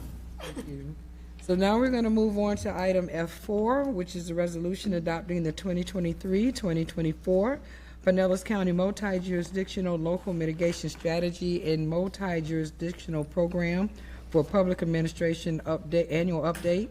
And joining us is our floodplain manager, Hannah Rebotes. Did I say that correctly? Yes, ma'am, and I think she's on her way out, Madam Chair. Okay.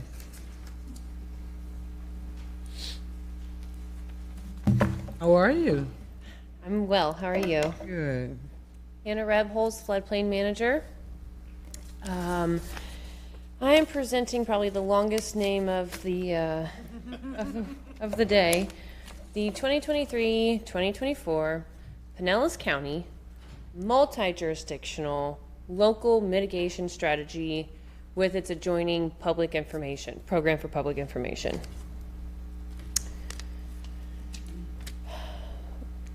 I'm trying to, oh, Hannah. Okay. So we go by the LMS, Local Mitigation Strategy. In 2020, the city adopted Pinellas County's LMS as our own. We were doing our own and providing our own, but we realized it's a much bigger picture and it's more thorough when we go with the county. By doing so, we also became part of their PPI, Program for Public Information. This was probably one of the smartest moves we could have done back in the day. As we can see, the county has now excelled in CRS and is a Class 2. And in turn, we get to use all of that information for our CRS audit and rating. In a nutshell, the LMS and PPI, it basically identifies the community's hazards and in a very organized and clear way presents how to find solutions for these hazards. The PPI has also been a major benefit for the city of St. Pete because we can use what they do countywide and get credit for that. The annual update. So we've developed a city internal LMS team recently. This is including people from our grants accounting, from public works, from transportation, from all of us. And our suggestions and updates are submitted to the county quarterly, and it gets put into an annual update. To keep it a live document, that's what we have to do. It gets updated every 5 years, but to keep it live and to keep it active, we have to do an annual update. And in order for us to get credit for it on our CRS audit, we have to adopt this annual update yearly.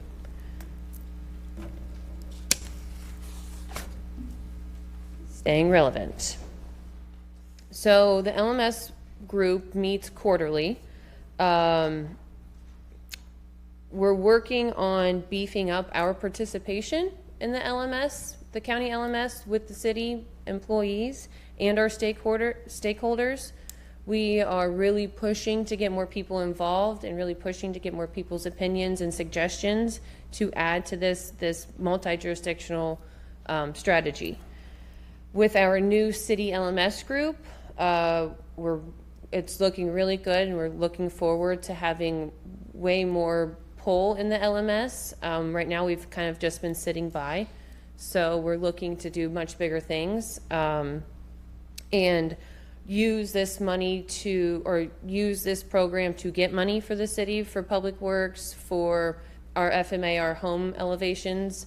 So we're really going to try to target LMS as a tool for the city from here on out.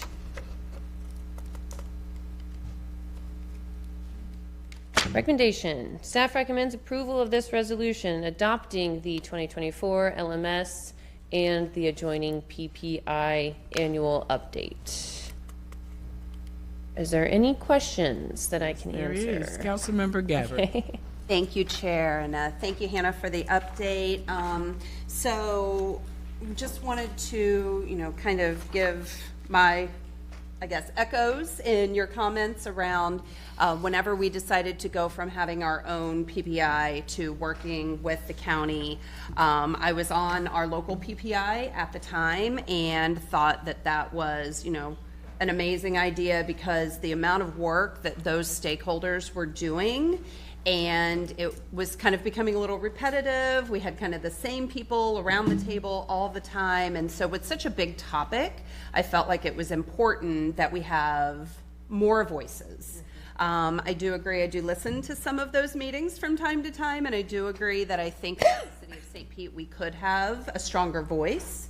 So anything that my office can do to support you in that way, please let us know.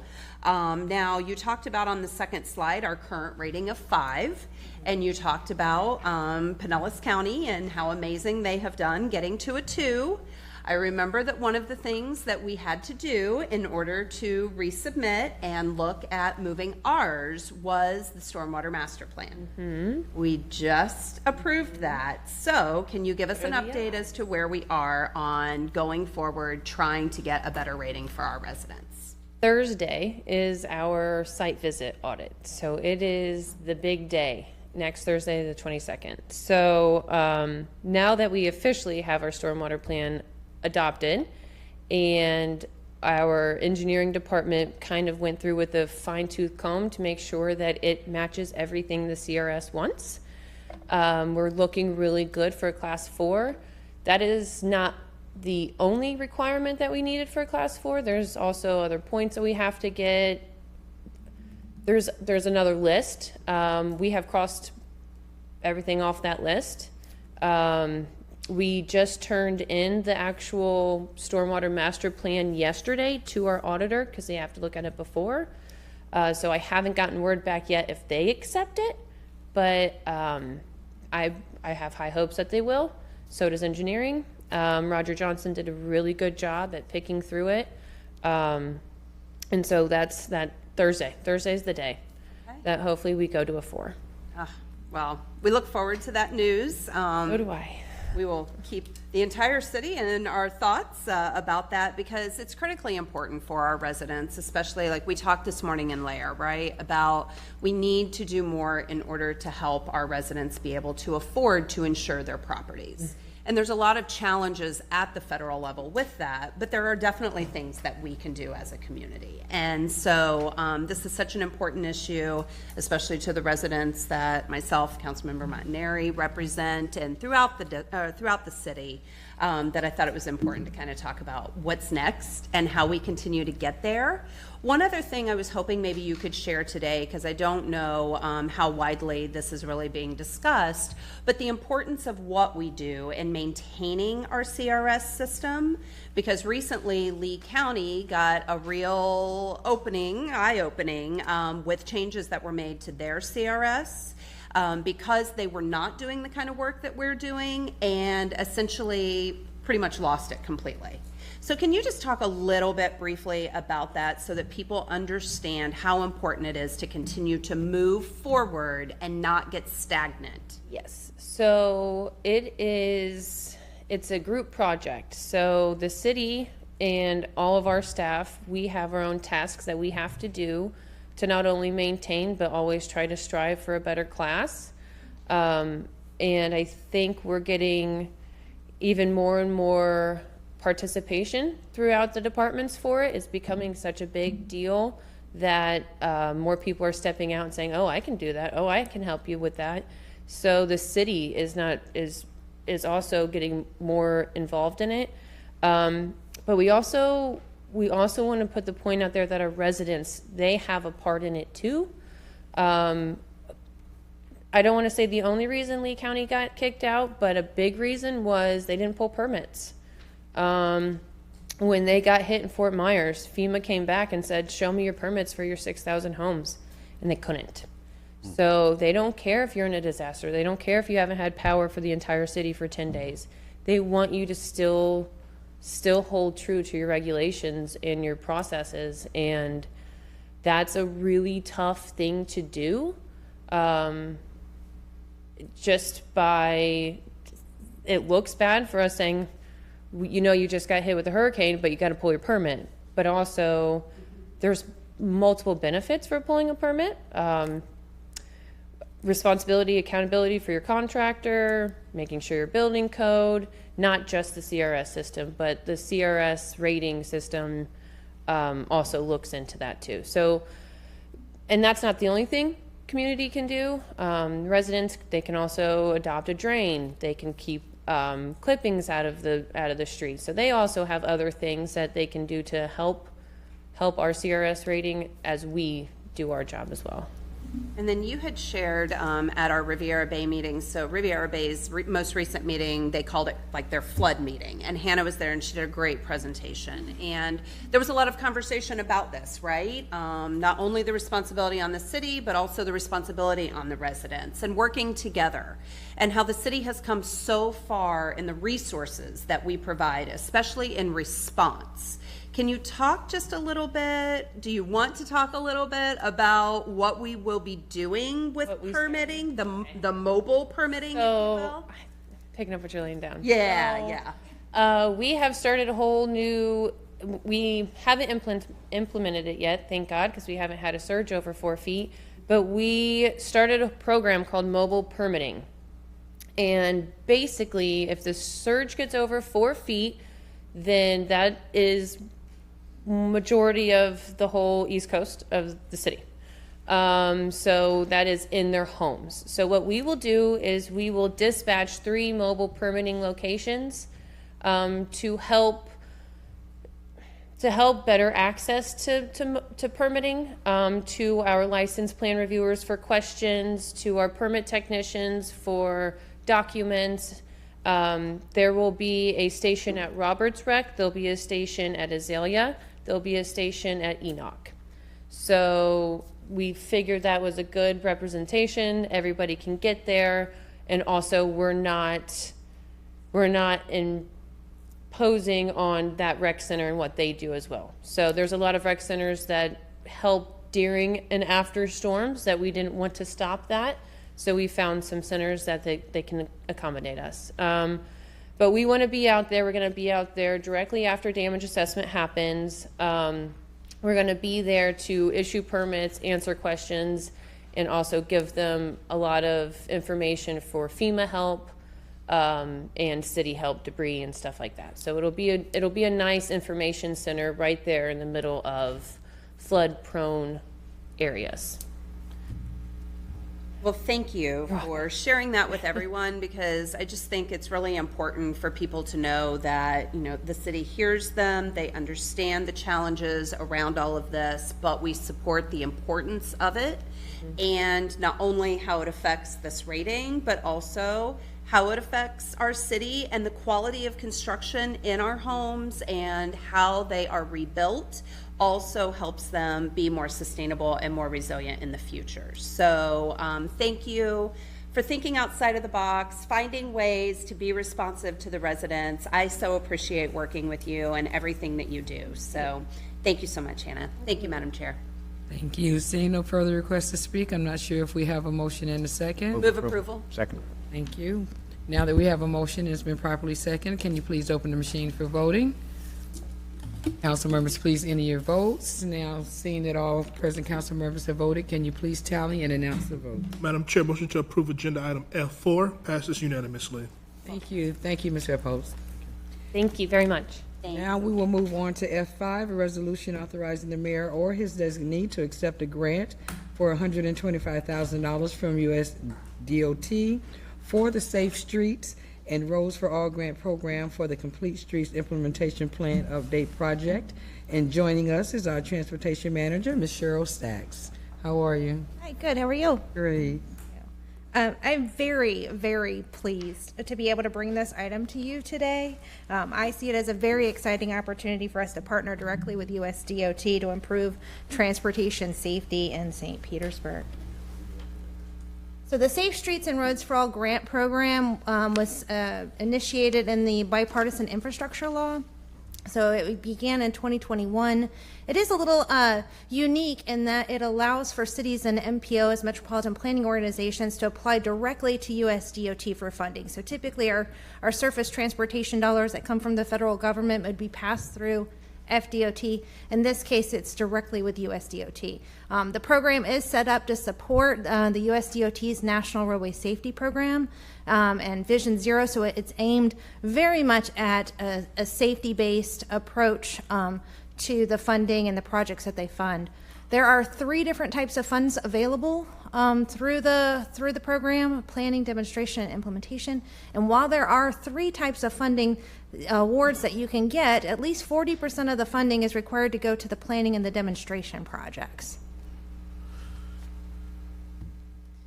We have applied at every cycle that's been offered. The first one was in 2022 and stretched into 2023. In that cycle, we applied for implementation funding for design and construction of projects on 22nd Street and 18th Avenue South, and we unfortunately did not get an award. Last year, when they offered the program again, we refined the application to focus on 18th Avenue South, which has a more significant crash safety issue and safety challenges. And then we also included supplemental planning within the application to update our Complete Streets implementation plan. And so from that grant application, we were awarded the planning request of $125,000, which requires a $150,000 city match. So a little reminder about our Complete Streets implementation plan. It was adopted in 2019. And following a pretty long process of community engagement and interdepartmental collaboration, it serves as our guide for the development of streets and safely and comfortably accommodate all people, all modes, all ages, all abilities. And the intent has been, per our Complete Streets administrative policy, to routinely update the implementation plan, and that's really to make sure that it's still adapting to changing technologies, infrastructure needs, and community, and just being overall responsive to the community. The Complete Streets implementation plan update, the project scope for this particular project that the grant funding would go toward would be to update the implementation plan to include an analysis of traffic crash data for our whole roadway network, including a review of human factors that are contributing to different crashes. It would also allow us to confirm what we've identified as our high injury network. Those are the roads that you see in the map to the right that we've organized. These are the roads that typically are overrepresented in severe and fatal crashes across the city. And you can see that we have some roads that are under the jurisdiction of the state, some of the county, and some that are our city roads. But we'll be able to take a deeper dive into the data and confirm that those really are the roadways that are overrepresented, and those probably should be prioritized for safety improvements. We expect that there will be considerable public engagement as a part of this effort. We need to kind of refine the goals and objectives and strategies in our current plan to make sure that it's consistent with the community needs and wants. We'll be able to update our existing conditions, kind of recognize some of the projects that we've completed, particularly those in partnership with FDOT over the last few years. We also have an opportunity to incorporate new technologies that were not around when we did the Complete Streets implementation plan, such as scooters. So we'll be able to develop prioritization criteria that considers equity, and that's a big deal for us because right now our prioritization of our Complete Streets implementation plan projects are generally driven by matching grants and other means, but this will really have us focusing on prioritizing equity as a part of determining how do we make sure that we're implementing the highest priority projects first.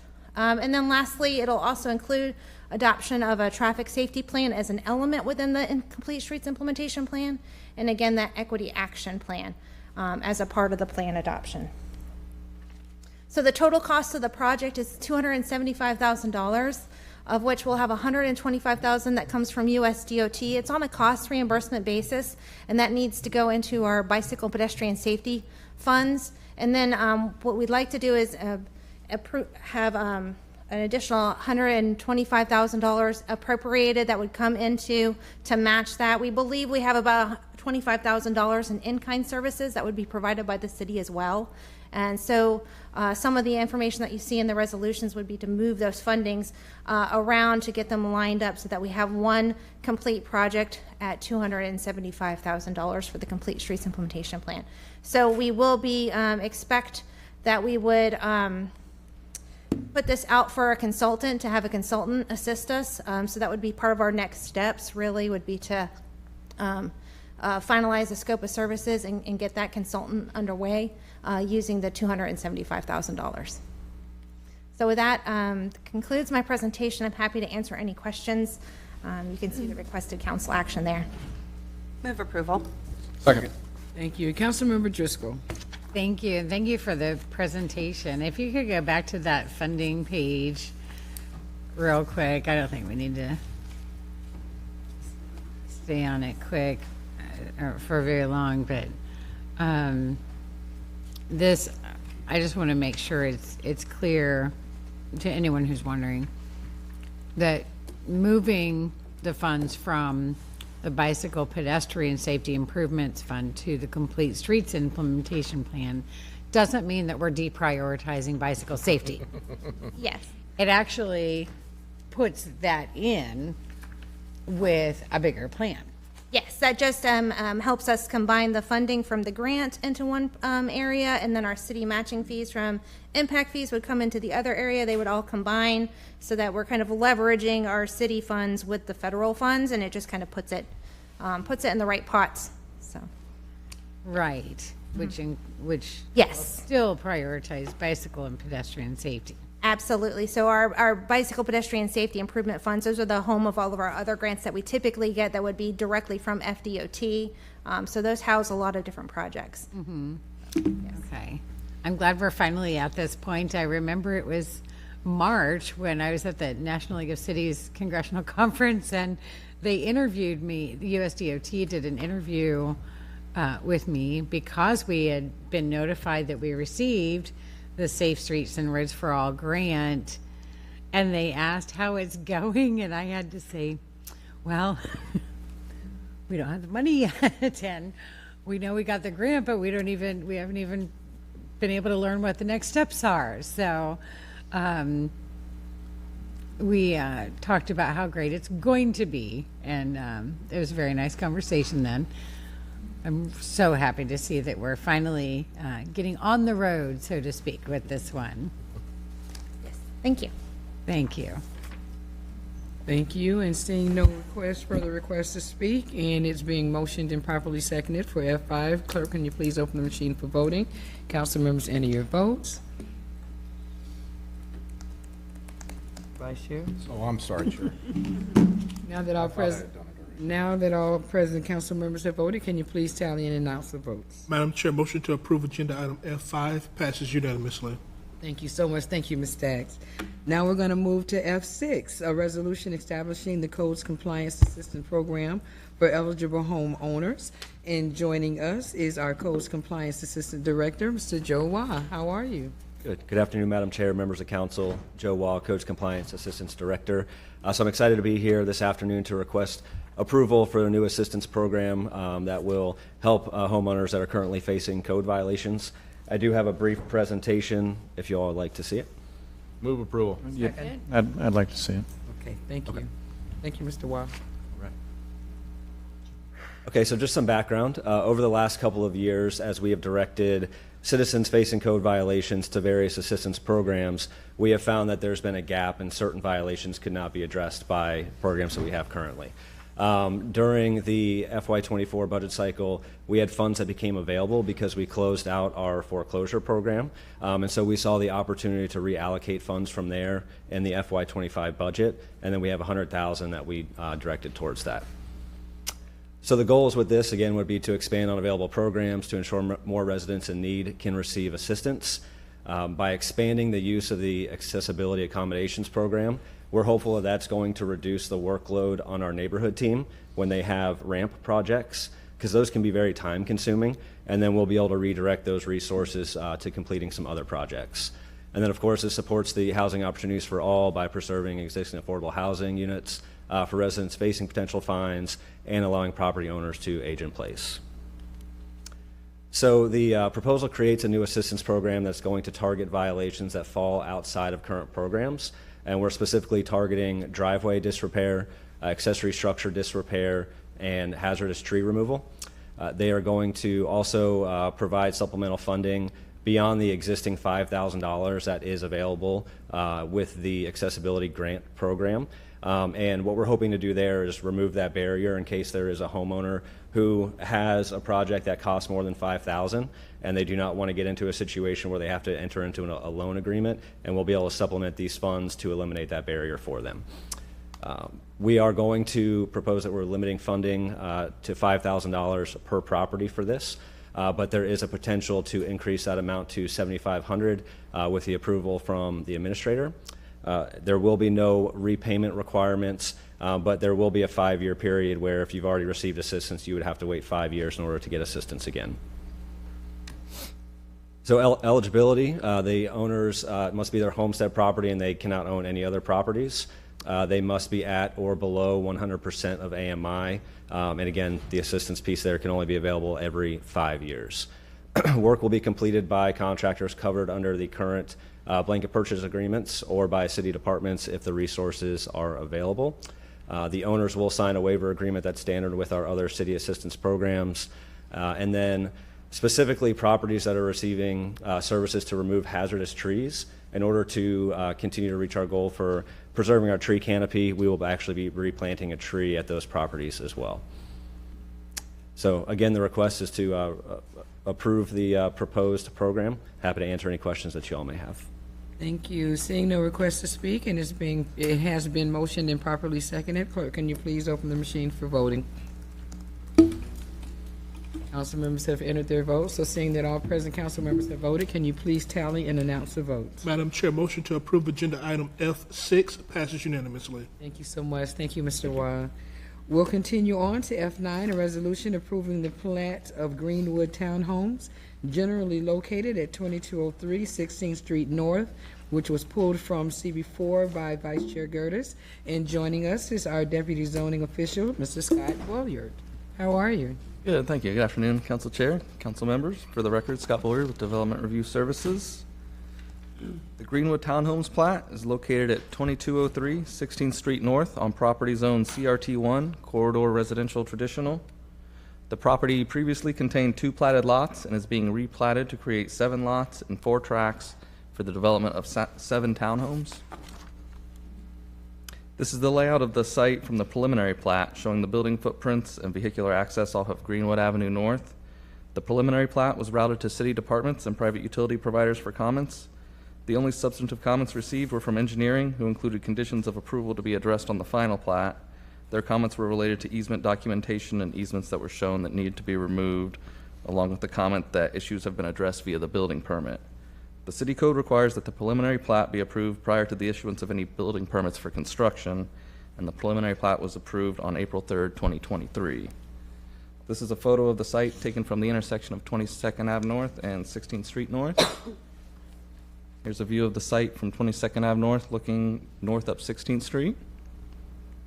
Here's a closer view of the townhomes currently under construction.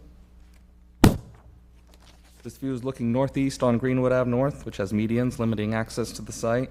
The driveway for the townhomes is currently being installed, and there is an existing medical office located across from the site. Here you can see the driveway being installed that provides access to parking on the first floor of the townhomes. City code regulations for CRT zone properties requires vehicular access to parking to be provided off of an alley or secondary street when present. There are no alleys abutting this property on Greenwood, or there are no alleys abutting the property, and Greenwood Avenue North is the secondary street. The final plat, which is what is before you today for approval, was also routed to city departments and private utility providers. Utility providers had no objections to the plat. Engineering provided a memorandum with standard conditions of approval for development. Compliance with engineering's conditions is included as a condition of approval within the resolution. Fire is requiring a portion of the median to be cut back to provide adequate access for emergency vehicles. Transportation provided a memo citing that per city code provisions, access is required to be provided from Greenwood Avenue North. They also cited policy T6.1 within the comprehensive plan, indicating that 16th Street North is not the appropriate access point, as it is classified as a minor arterial on the city's future major streets map. And per city code requirements, no certificates of occupancy shall be issued until the final plat has been recorded with the county. This graphic shows the modifications required by fire that will be made to the medians within Greenwood Avenue North to accommodate turning radiuses for emergency vehicles. In this photo, we're looking southwest down Greenwood. Construction crews have already indicated with white paint where the median modifications will occur in the field.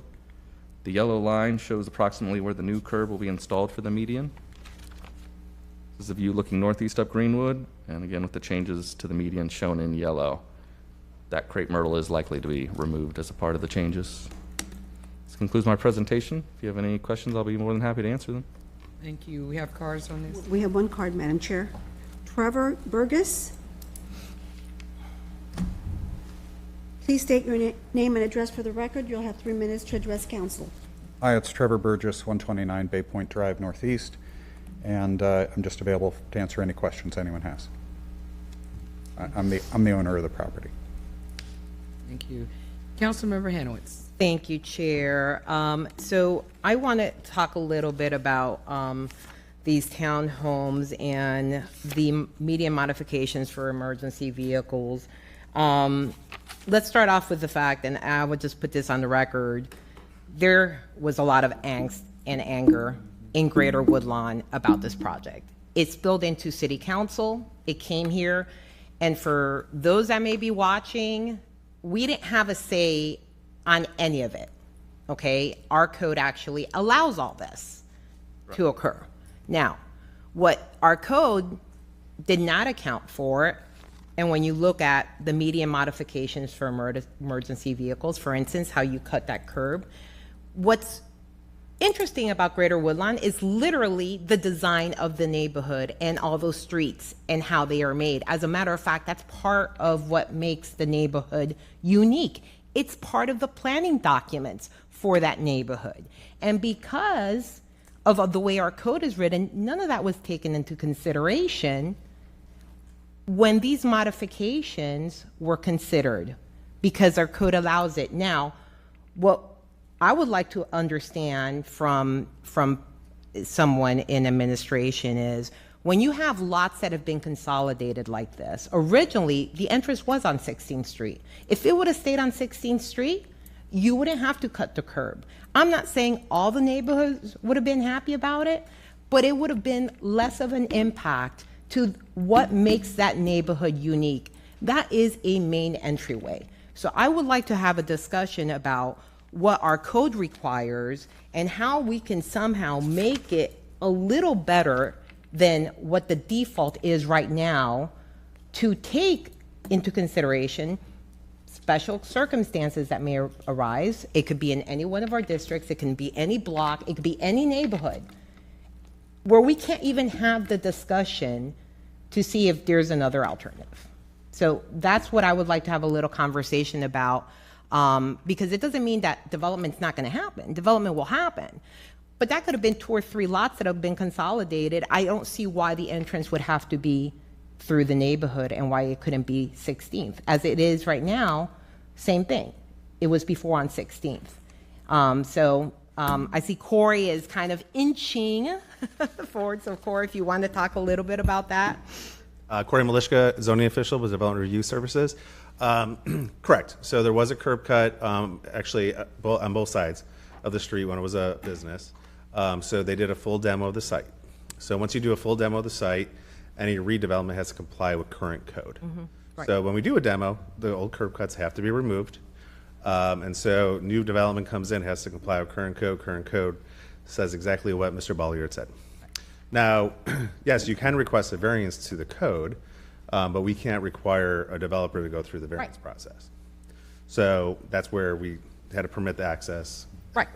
So the way the code is written right now, it says vehicle connections, access to parking shall be designed to take advantage of the first available alternative in the following prioritized lists. Access shall be made from the alley or secondary street, and where no alley or secondary street is present, access shall occur from the primary street. And you see what my concern is. Right. I mean, that is something that the code probably did not contemplate in 07 when it was written. Right. You know, we are working again on tweaks to the code, and that's something we can take into consideration for future redevelopment of other blocks in this neighborhood or throughout the city. Throughout the city. And not only that, there's also the design issue, the design standards issue, obviously. There is a huge difference between the commercial requirements versus the residential requirements. And yes, and we had talked about that previously, and we're also looking into that as well. Right. So I pulled it because I thought it was important to have the conversation, because one thing is looking at a package, and another thing is looking at pictures. And actually, it would even be helpful if you actually saw the whole neighborhood and the whole design of how the street layout is to understand what we're talking about. And that, look, this just happens to be Greater Woodlawn. It could be anywhere in the city. As far as we just had a contentious appeal here, and I do really believe that we have to have mechanisms in place to kind of take the certain considerations into fact, for the different areas that may apply.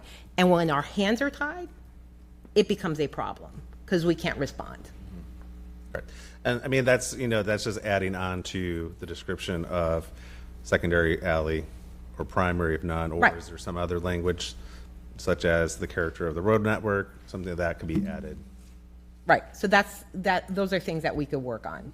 Okay, because it really, I mean, that's a granite curb. Right, they're all granite curbs, right? The median, the whole thing. So we somehow kind of, because of the way the lot was designed, have to change everything around it to fit it, even though the neighborhood and everyone else was like, can we work here with something that may fit better? But our code didn't allow for any of that. Okay. The other thing I want to just mention, in the memo that was attached, I mentioned this to legal. It says the replat is required prior to development of the property with townhomes. I know that's a standard form that you guys use, but that's technically not correct. So if an outsider reads it, thinks, well, you had to approve this before. The townhomes are already built. So I'm hoping that there could be some language there to make sure that when things that are not the default come through, and maybe, you had a preliminary plat. This doesn't indicate that. So you see my situation. Somebody can come back to us and it's like, well, hold on, it came to you and you had to approve it beforehand. But the reality is, no, it went through the preliminary plat process. Right, and the subdivision regulations of the code speak to that. Right. About when permits can be issued and when COs can be issued.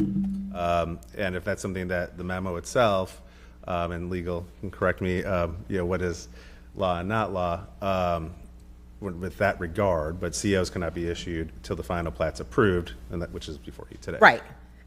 When somebody reads this, and I had this conversation with legal, it could be a lot clearer as to what's before us and what we're deciding, because the reality is, it's a ministerial function at this point for us, right?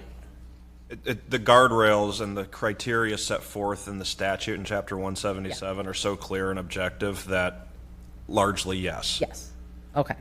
You would have to be able to pinpoint a dispute on one of the, I think, 28 different criteria that final plats are reviewed against, and basically say that, oh, well, actually, we think you didn't do this one right, or et cetera, that kind of thing. Okay. I just want to put that on the record, and I appreciate you all for being here. And with that, I'll move, well, Councilman Gertis. No, go ahead, you can speak, and then yeah. That's all for me now. Okay, thank you. Vice Chair Gertis. Madam Chair, I'd totally welcome that discussion. If you remember the rezoning we did on 66th, just north of Central Avenue, so townhomes could be built where there are single-family homes now. The entrances and driveways are currently on 66th Street. If they were to redevelop the townhomes, they put that entrance behind an office building on Central Avenue. And so, again, same type of scenario. Why wouldn't you just keep the entrance on 66th Street, right? And so I would totally welcome that conversation about how we can make this fit a little bit better. And I appreciate you bringing that up, because frankly, that was one of the questions that I had about this and why I pulled it. That's really the only comment I have, other than I just appreciate staff and Trevor for reaching out after I had pulled this item. I appreciate all the work you went through with fire, and just really appreciate you guys putting up with me pulling this item. I think some of us had gotten all of those emails. Just wanted to make sure that we had taken all the steps necessary, and I'm very glad that we have. And thanks for being good partners. I'll move approval. Thank you. Councilmember Montanari. Thank you. I just wanted to weigh in, because I remember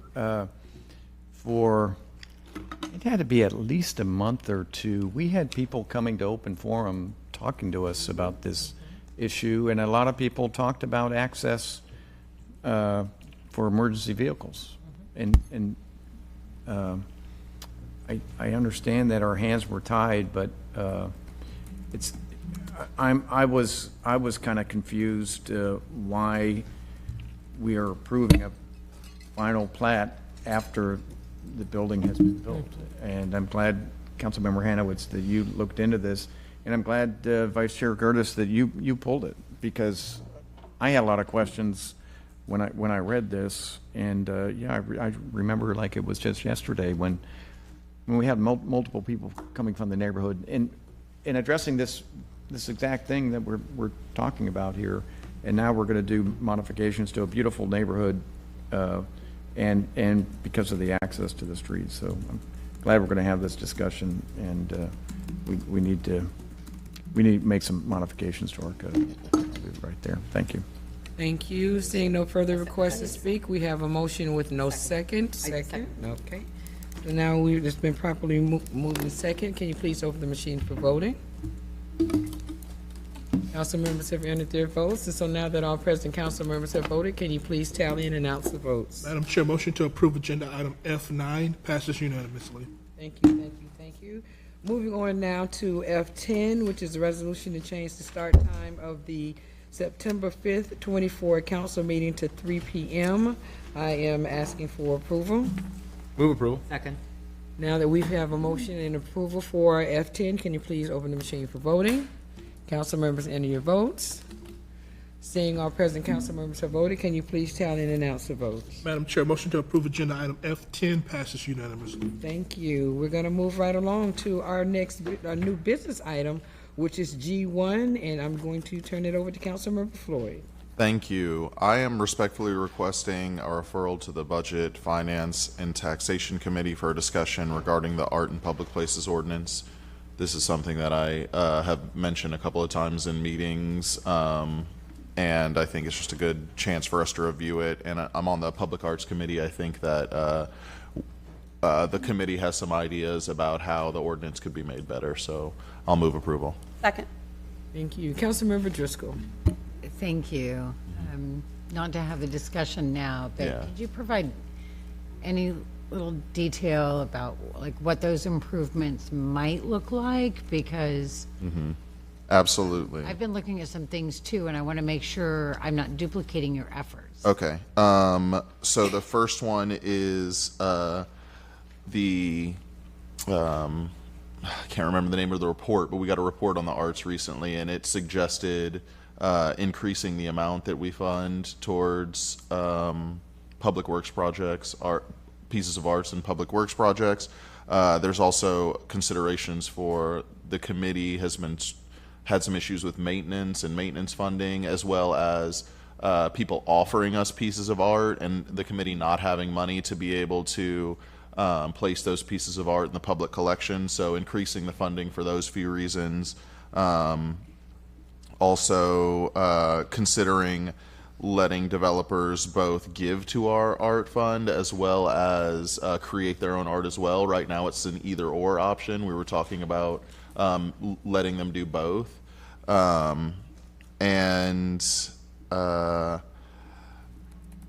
Maybe some flexibility in locations, that'll be part of the conversation.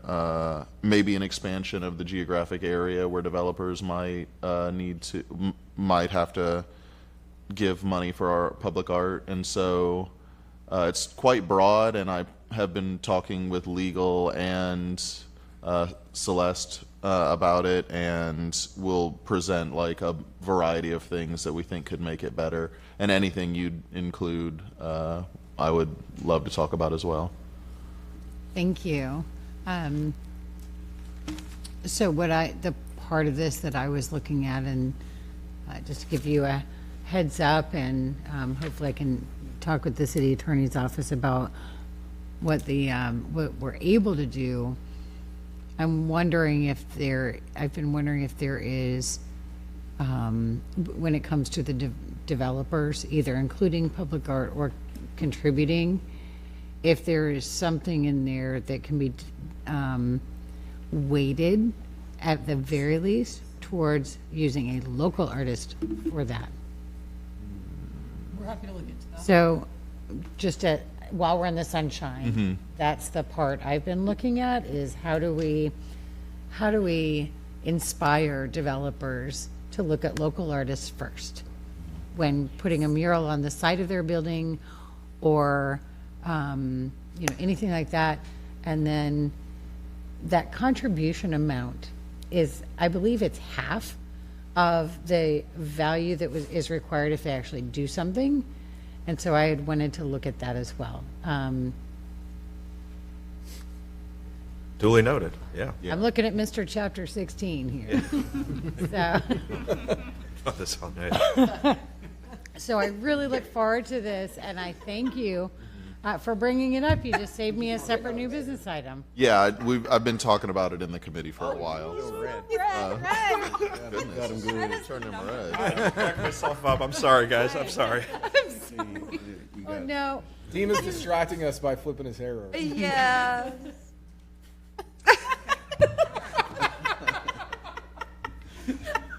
Professionalism 101 here, At folks. its finest. Yeah. Red as a bee. Okay, I'm back. On that note. I'm sorry, council member. On that note, I have no more comments. Thank you, Madam Chair. I've noted what you've said here, and I'll add it. Thank you so much. And seeing no Some of us are further, having too much fun. I know, but that's quite all right. You're supposed to be able to smile every now and then. Seeing no further requests to speak, do we have a motion and a second on this one? Okay, so can you please open the machine for voting? Council members, enter your votes. Seeing that all present council members have voted, can you please tally and announce the votes? Madam Chair, motion to approve agenda item G1 passes unanimously. Thank you so much. And now we're going to go into our council committee reports, which is H1, which is the May 16th, 2024 HLUT action item, a resolution requesting city administration to consider including the notice of rights language in the negotiation of affordable housing agreements and report to city council whether notice of right language is included in whole or in part or excluded in any individual affordable housing agreement. And this was brought by Councilmember Gabbard, the HLUT chair. Councilmember Gabbard. Madam Chair, I think you did a lovely job of presenting that item. So this was actually an item that Councilmember Floyd brought forward. He worked very hard on this resolution that you all have in front of you. So as the committee chair, I would be happy to yield my time and turn it over to Councilmember Floyd to talk about the resolution. Okay, yeah, thank you. The resolution was follow-up from the Tenant Bill of Rights repeal due to state preemption. Worked towards coming up with something that could, continue that piece of legislation's legacy. And, within our legal bounds, if you read the resolution, you'll see we've gone out of our way to make sure that that's the case, that it's doesn't butt into anything that we're not allowed to do. And so we're just asking administration when they negotiate housing deals to, ask the developer or or anyone that we're doing the deal with to include some language about providing tenants with their notice of rights and a list of rights that we'd like to see them include. If they can or can't get it into the agreement, we just want them to come back and tell us if they were able to or not whenever they present agreements to us. And so it's really simple, just asking administration to negotiate in the notice of rights, and if they can, and no matter what happens, just let us know how it went. And so I'll leave it there. I guess I'll move approval. Second. Oh, I'm sorry, Chair. Could I add one thing? This process also went through a robust feedback effort, particularly with AHAC, and they were supportive of it. I brought it to members of AHAC before I ever even brought it to City Council committee, and I feel like we got good buy-in. So, thank you. Thank you so much. Vice Chair Gertis. Thank you, Madam Chair. Just wanted to thank Councilmember Floyd for bringing this forward and the work the HLUT community and along with legal and administration. This was one of those that I thought was very well thought out. I just wanted to essentially put it on the record. We did get an email, I don't know if legal saw it, from Bay Area Apartments Association, essentially saying that this resolution, by the way, I'm in favor of it, obviously, I just complimented it. But I just want to make sure and just have it be said out loud that this is not, we are not preempted here by asking administration to just contemplate it in their negotiations when developing housing. Well, I can't speak to the email because I haven't seen it, but we put a lens on that from the very get-go. Yep. And we have acknowledged the existence of this preemption and its completeness, and that's why this resolution is decidedly non-regulatory in nature. And it only speaks to essentially a policy pronouncement to just consider it when negotiating the city's own resources, such as money or land in these types of deals, where, you know, nobody is forcing anybody to do anything. And so legal's confident that this would be the lightest touch possible, that and it doesn't veer into that regulatory realm where we're clearly preempted. Thank you. That's all I was looking for. Thank you very much. Right, Vice Chair. That's all I had, Madam Chair. Thank you. Councilmember Montaneri. Thank you, Chair. I have the bill before us. Bill seems very straightforward. We're clearly preempted from doing something like this upon my reading of the bill. And it seems to me that we're trying to pass an ordinance to do an end run against around state law that's preempted us to do this. I don't understand why we would even attempt to do something like this. And I'd like to ask administration what do they think of this resolution. Councilmember Montaneri, I think we provided that input at the committee level that every deal is really different. And so I think this gives your direction to us that still allows us the flexibility to, if for some reason that doesn't work to negotiate that you would have the ability to ask and see why we didn't do that, right?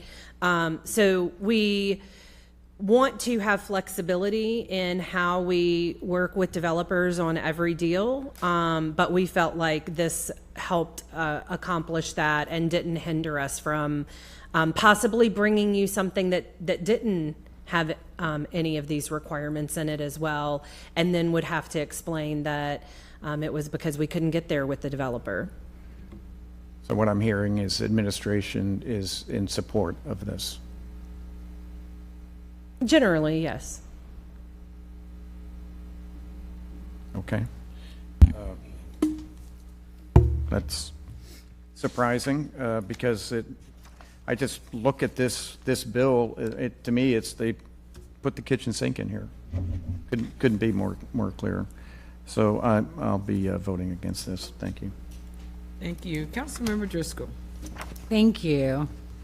In paragraph 5 of the resolution, it says that City Council is expressly not requiring the inclusion of the notice of rights language. I don't think it gets any clearer than that. And I don't think that the preemption prohibits us from saying the word rights. And I don't see the words climate change in here, so, I think we might be all right. And I'm voting yes. Thank you. Thank you. Councilmember Gabbard. Well, thank you, Councilmember Driscoll. I completely agree. The wording to me is very clear. Councilmember Floyd, I want to thank you for your hard work on this and your dedication to your values and the reasons that you came here to protect people. And constantly, we are being put up against Tallahassee with preemption after preemption. I was just reminded earlier today of an issue in one of my neighborhoods that a resident is concerned about, that we used to have something on the books that we could have helped, yet several years ago it was preempted. And now we can't address the issue that this resident is concerned about. It happens over and over and over again. So where there is leeway for us to be able to work things into negotiations that stand by our value system, I am always going to support that. We just had a conversation about apprenticeships and disadvantaged workers last week, where we're going to have to find creative ways to work with our development community and our contractor community to stand by the people of our city. So I completely support this. I thank you for the work that you did, and I'm happy to vote yes with you today. Thank you, Madam Chair. So much. Councilmember Hanowitz. Thank you, Chair. So I want to make clear, this is not an ordinance. I know it was mentioned, it's a resolution. And I've also mentioned in other meetings, there have been other councils that have passed resolutions that I may not agree with. They're not binding on me. They're not. They're just expressing what a council in, I don't know, 1980 thought, or 2000, or 2010, or 2017, or 2020. And it's brought up many times. This is a resolution of what we desire. Administration, we're not directing them. We're just desiring them to consider something. Again, not binding. And so I never have a problem with that. I don't think we're stepping on the toes of administration. And frankly, I would never want to step on the toes of administration. They have their job to do. We have our job. We can express our opinion on many things. We do it at every meeting. Sometimes we put in a resolution. Sometimes we just do it in an ask. But it's kind of the same thing. It's just in writing, and administration is going to take it under advisement like it does and make a decision at the end of the day on a case-by-case basis.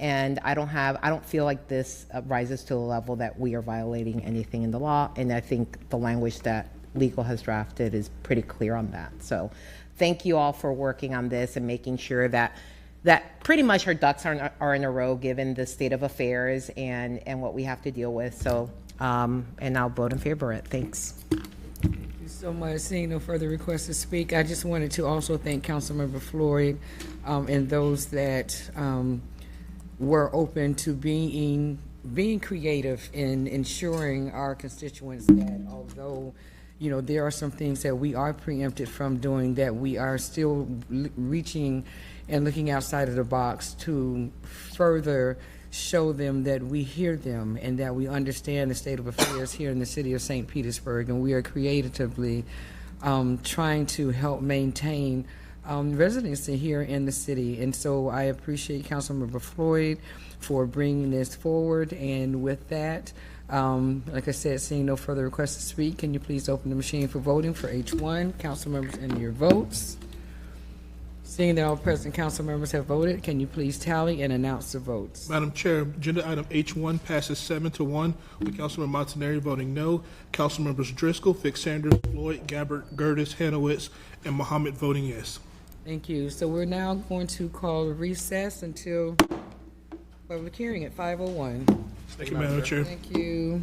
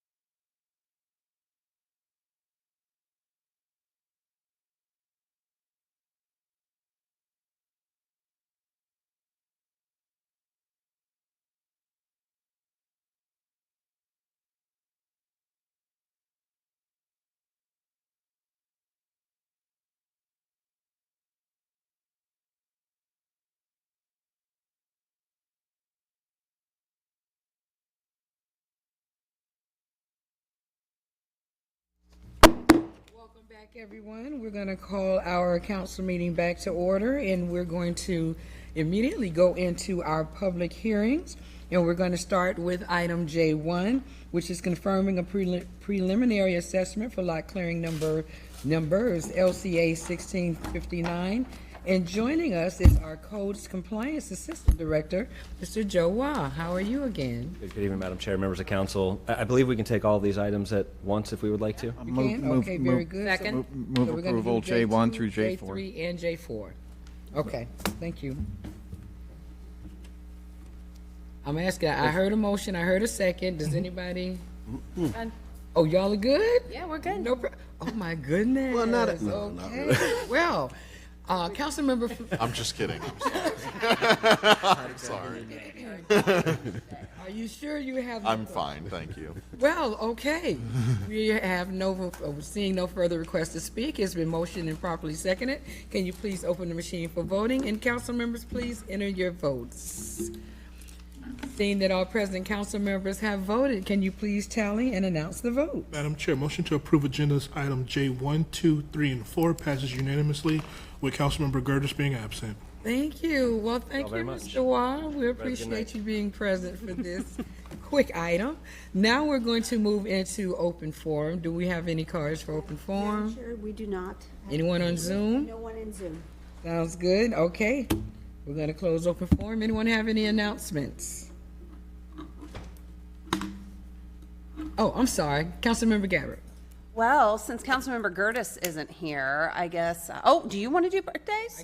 I will yield my time. You are more than welcome, because we have a bunch. We do, and I was trying to remember them off the top of my head, but if you got a postie, go for it. I have a postie.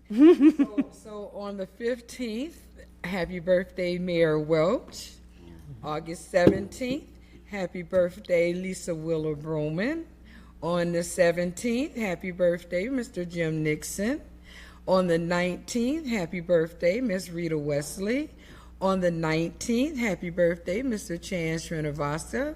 And on August 30th, happy birthday to Liz Mikovsky. Did I say that correctly? Sure did. Wow. Yay! So we have a whole bunch of birthdays. None of them are out here to sing happy birthday to. But, I will go ahead and allow someone to give us a verse of happy birthday for to you. Happy birthday to you. Happy birthday to you. Happy birthday, everybody on the everyone. Happy birthday to you. All right. And seeing no other announcements and no one requests to speak, we now adjourn our August 13th meeting. Thank you, Chair. Be safe, everyone.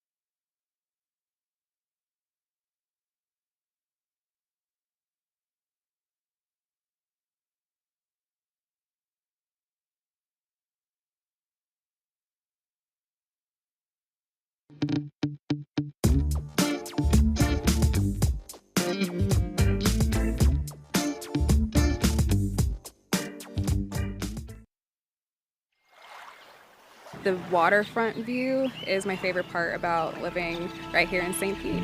Sounds of the water, the sounds of different species of birds. I find it very soothing and relaxing. Everybody ride good? How you feel? Yeah, I feel good. It's like a perfect day for it.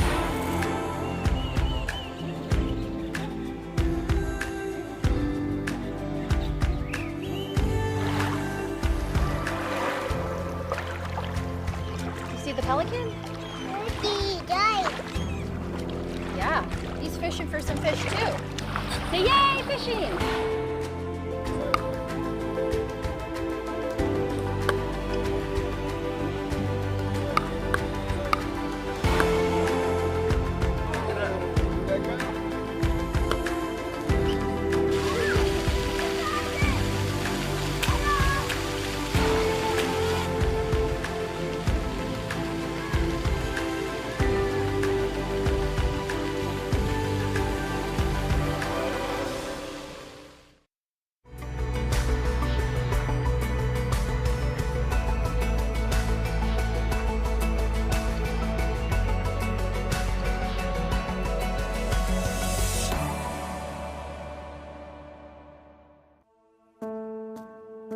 My name is Jeremiah Daniels, and I am the first African-American male salutatorian for the Boca Ciega High School. My definition of a trailblazer is somebody who breaks away from the norm to create their own path. They're not a trend follower, but they set their own trends. And the big thing about it is that not only do they do something new, but what they do is something that allows more people behind them to follow in their steps. Growing up, I would say the trailblazers in my life, I would say Jackie Robinson. When I was growing up, I played baseball, so that was a big part of my life. And knowing the role that Jackie Robinson played, that was obviously a big trailblazer to me. Throughout my 12 years of school, I've had pretty impactful mentors. My Algebra 1 honor teacher, her name was Ms. McAlpine. She gave me advice that would be greatly used during my high school career, even when I was back in middle school. And even now, I still keep in touch with her. I would definitely say there probably are some who see me and are inspired. I hope that by me doing just what I do, that I do inspire others. So that way not only they accomplish what I did, but do greater things above what I did. It's a phenomenal opportunity to be able to give the last few words to our graduating class and those in the stands. Please welcome the first African American male salutatorian in Boca Ciega history, Jeremiah Daniels. It was a great experience. A little nerve-wracking being on the stage and seeing everybody, but once I did start talking, it all came out pretty smooth, and I'm just glad for the opportunity. No matter where we go from this point, we must be tenacious. Obstacles are in your life for you to overcome it. It's down to you to overcome it. There's support everywhere. You just gotta know where to look, and they can help you overcome the obstacles so you can do it. It's when you say you can't that you won't. Like Moneybagg Yo said, hope for the best, prepare for the worst. However it comes, just know that I'm ready. Thank you. Have a great holiday.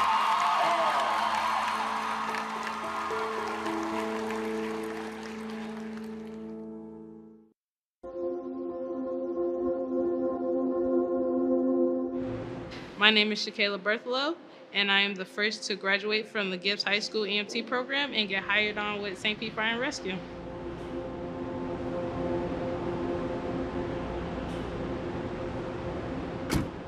A trailblazer is someone who is a discoverer, a creator, who takes risks. They aren't afraid to put themselves out there, and they're constantly trying to better themselves, not only for personal growth, though, for those around them. They're leading and they're bringing people with them.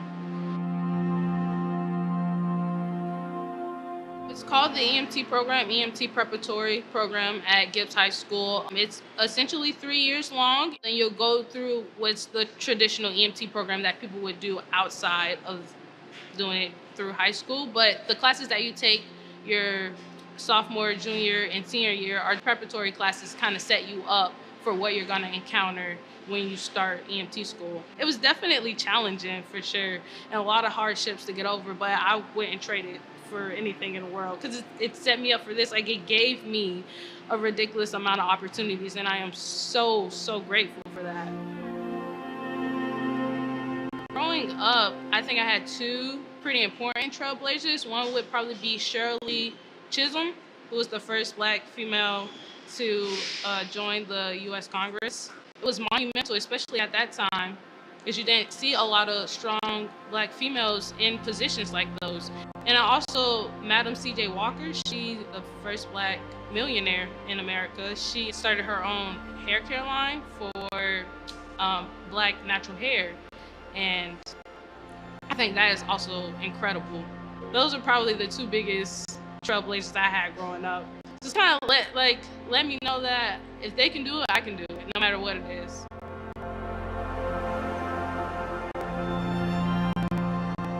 I am a representation of you can do it. You set your mind to it and you can do it. Absolutely, do not hesitate, do it, because you can. So I say for people who are kind of struggling with that, or like struggling with the confidence of not being able to do something, I say just do it. Just do it, because you're only hurting yourself by not doing it. So just put yourself out there. You never know what's going to happen.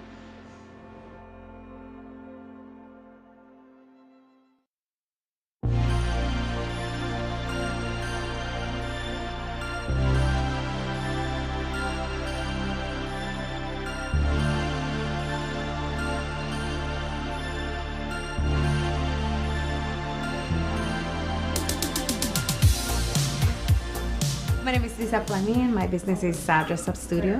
It's actually a boutique, one of the newest boutiques in downtown St. Pete on the corner of 1st Avenue North and 6th Street.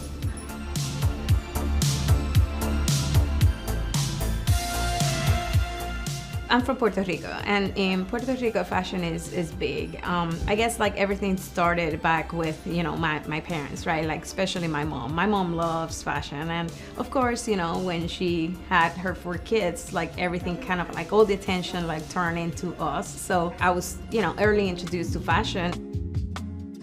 I had a passion for it. So I really wanted to have a space where I could find pieces, for any occasion.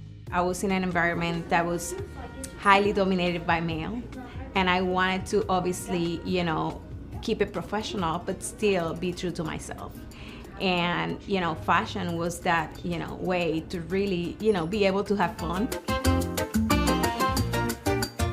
St. Pete is very special in the sense that it truly supports small businesses. And I really feel like when you go out there and you have the opportunity to really engage with other business owners, they're extremely helpful as well. And I think that's incredibly valuable.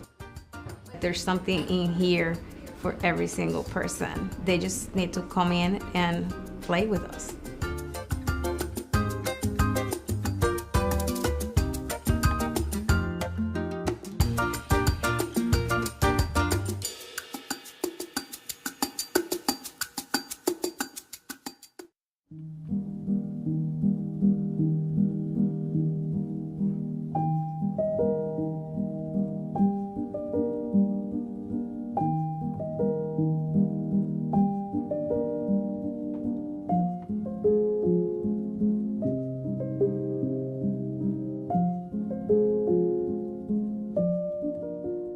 Dear reader, you are loved more than you know. Keep smiling and shining and being who you are. The world is lucky to have you. Happy Pride to you. Celebrate like you should. Life would be dull without you in it. Keep shining bright. Sunshine face. You are so loved. Do not let anyone ever tell you different. St. Pete loves you. We need you. We appreciate you. Thank you for being you. You are beautiful just as you are, and you make our city more beautiful because you are a part of it. You make the world more colorful. You make the world brighter. Never give up. You are loved for exactly who you are. I promise. The world needs you in it.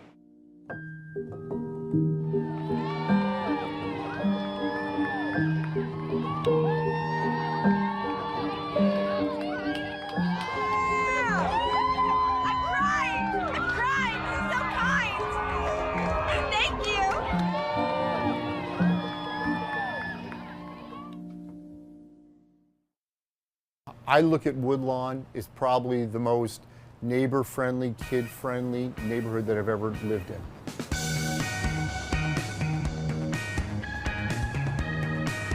It's a wonderful neighborhood to grow up in. I wish I was a kid growing up in this neighborhood. It's a real family-oriented community, super close to downtown. And it's just kind of one of those picturesque, nice, quaint little neighborhoods.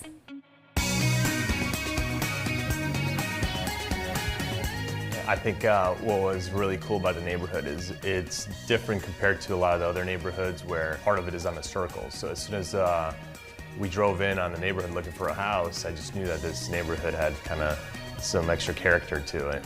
Woodlawn has got a circular style to it, design to it, and you can see from some of these old pictures that there really is a circle or an oval to Woodlawn neighborhood. My favorite part of the day is driving home. You turn onto our street from MLK and there's beautiful oak trees, blooming crepe myrtles, and then there's a park. We have a park just at the end of our street.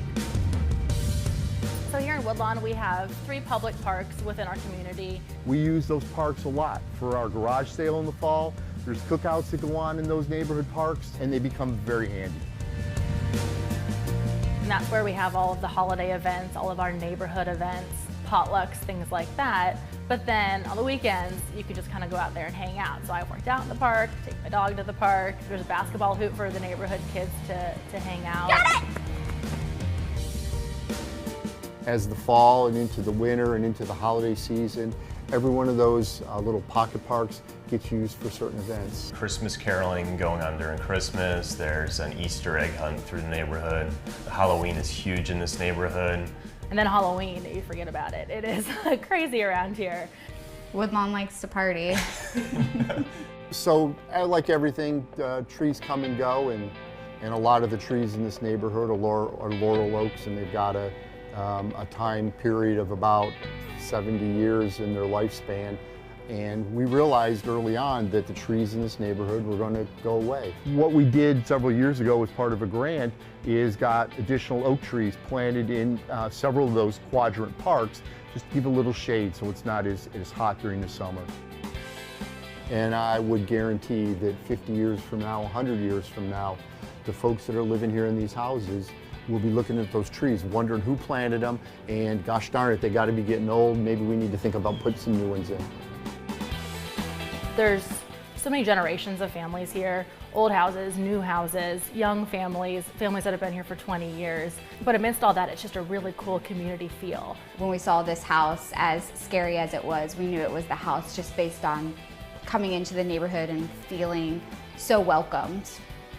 And the other interesting thing is about the folks that live in Woodlawn, the majority of them are very passionate about living here. It's just a very outgoing and nice community.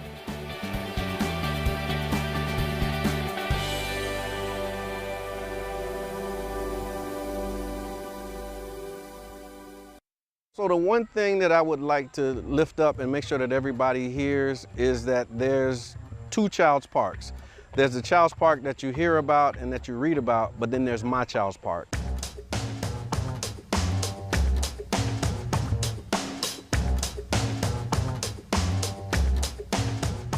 The parameters of Child's Park include 34th Street South to 49th Street, and then 18th Avenue to 5th Avenue South. And that's the Child's Park neighborhood, but the greater Child's Park area actually covers about 3 neighborhoods. It goes to about 1st Avenue to around 30th Avenue South.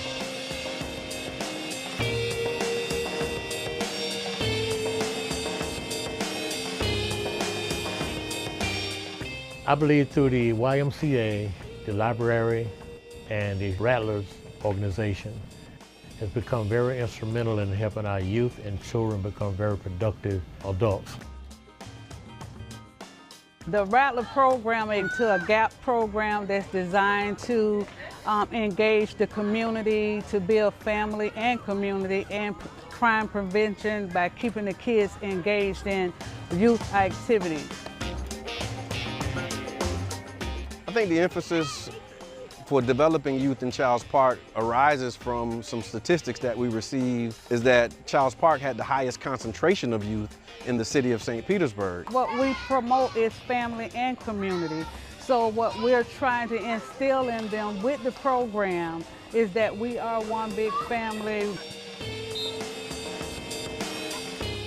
Because a lot of the initiatives and things are always focused, they're heavy focused on programming, or some type of, regimen or awareness piece or a pledge or something else.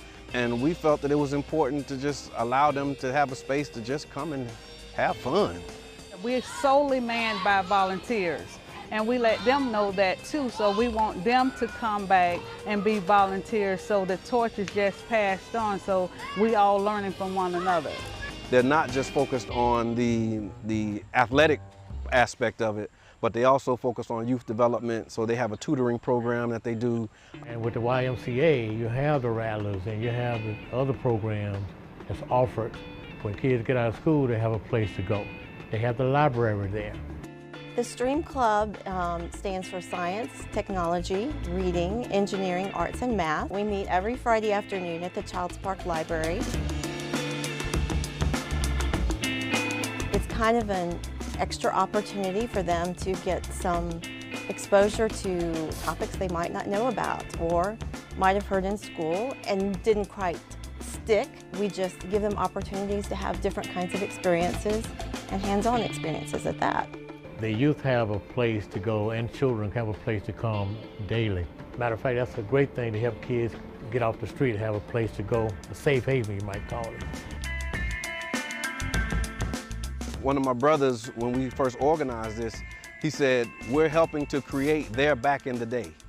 And I think that's important because, you know, all of us have our back in the day, and I remember back in the day when we used to do that. So our responsibility as the adults now is to help create the back in the day experience for them. And what's happening today is Friday Night Done Right, an event that we created to create a safe space for children to come on Friday nights so they can be free to be kids. Sometimes you just want to remember when you went to the pool and they let you in for free, you know, and that was it. And that's why I think it's important to help create those type of memories as well. The Childs Park neighborhood, if anyone would ask about it, I would state that it was often misunderstood. So I'll encourage people to come and see for themselves. There's more to Child Park that I've seen more positive in Child Park than I have seen negative. And my Child's Park encompasses everything that we described today, and I hope that you will gravitate towards that and balance that once you hear the other stories and the other narratives that come out about the neighborhood.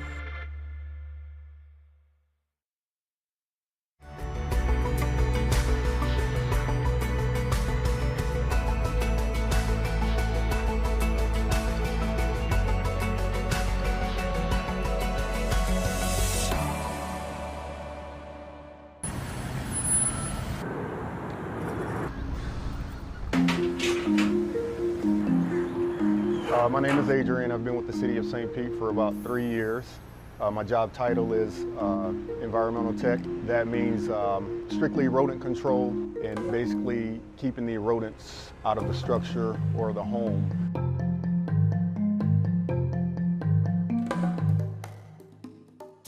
Basically, the service that we provide is a free service to the residents.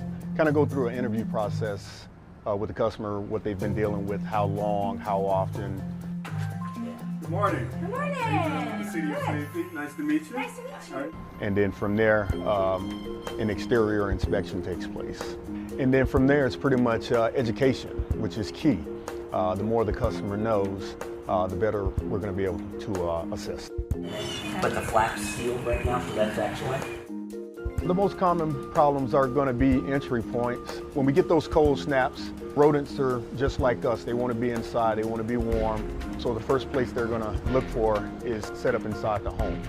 So we want to go ahead and get those places sealed off, which is pretty much the most important part of pest control. Sanitation definitely is key. Not giving them a food source to keep revisiting. My job is important because of the fact that rodents do carry a few different types of diseases.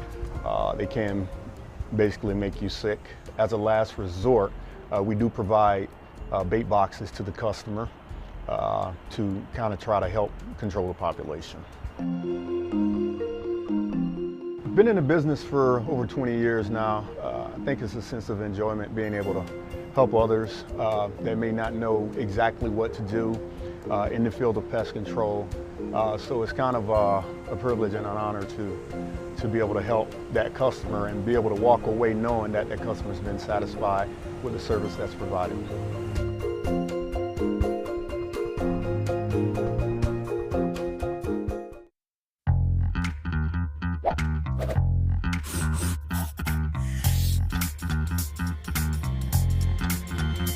Hey guys, Ken Welch, Mayor of St. Petersburg. Now I'm with Dex Fabian, the publisher of I Love the Burg.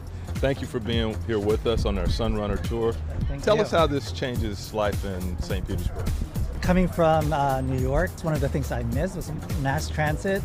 And I think having something like the Sunrunner now actually happening in St. Pete after so long, it's a game changer. Riding it today got us from point A to point B so much faster. Don't have to worry about parking. It just makes life so much easier for locals and even tourists. And I think it helps us to change the culture. We really don't have a transit culture here. Yeah, so I think this is a good starting point for more developments in our mass transit system. Thank you for being with us, Dex. We'll talk to you next time on our Sunrunner tour.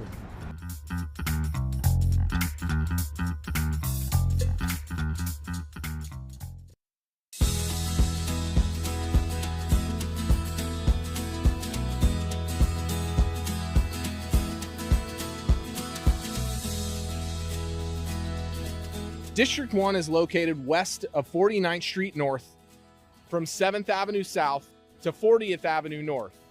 It's where the city meets Bogosiega Bay. I'm Councilmember Copley Gertis, your representative for District 1. Standing here by the baseball fields at Northwest Park has a special meaning to me. This is the park where I spent my childhood racing in the pool, playing youth baseball growing up, and where countless residents have enjoyed all kinds of outdoor activities. Northwest Park is also the home to the J.W. Cate Rec Center. District 1 is filled with an abundance of beautiful large parks. Residents can enjoy a run around Walter Fuller Park, the boardwalks, water views from Abercrombie Park, or a round of frisbee golf at Azalea Park. Swimming pools, dog parks, walking trails, outdoor gym facilities, and more serve whatever you seek this side of town. I love that the neighborhoods surrounding the parks, such as Jungle Prada and Jungle Terrace, inherit the lush landscape and wildlife we love within the park system. As if these parks aren't enough to keep you in touch with nature, some of the best beaches in the world are a quick drive or a bike ride away. The proximity between the Gulf beaches and downtown St. Pete make this part of St. Pete one of a kind.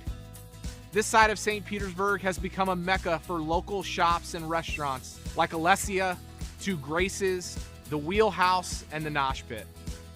With long-standing institutions like St. Pete College, St. Pete Catholic High School, and Admiral Farragut all help support the diverse culture throughout District 1.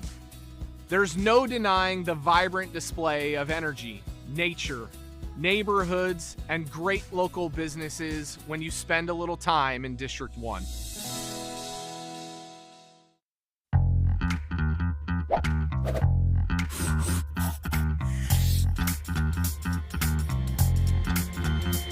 Hey guys, Ken Welch here again on our Sunrunner tour. Today I'm with Catherine Woods, who was the artist that did so much of the work that you'll see at the stops. Thank you for joining us, Catherine. Oh, my pleasure. Tell us a little bit about what the art means. Absolutely. Since St. Pete is such a mural city, if you took all the glasses out of all the shelters and put them together, it kind of looks like a mural, a continuous mural. If you take the glasses and where they are at all the 16 stops, they all relate to the neighborhood. It's like the welcoming front porch to the community and the neighborhood that it's in. What's the message you want to convey to folks who might be from out of town that see that? I just want them to feel the joy of St. Petersburg. The colors are joyful, the way the sun comes through it's a very happy thing, and I just want them to feel that. And what drew you to this project in the first place? How'd you become Oh my gosh, involved? how could you say no to that big canvas? There's 2 glasses per station, and each one is 5 foot by 7 foot, 16 stations, so that's a lot of glass, and that's a lot of chance to get a message across and do a lot of beautiful color. Well, thank you. It's beautiful art. My pleasure. And it tells the story of St. Petersburg. It does. Thank you, Catherine. My pleasure.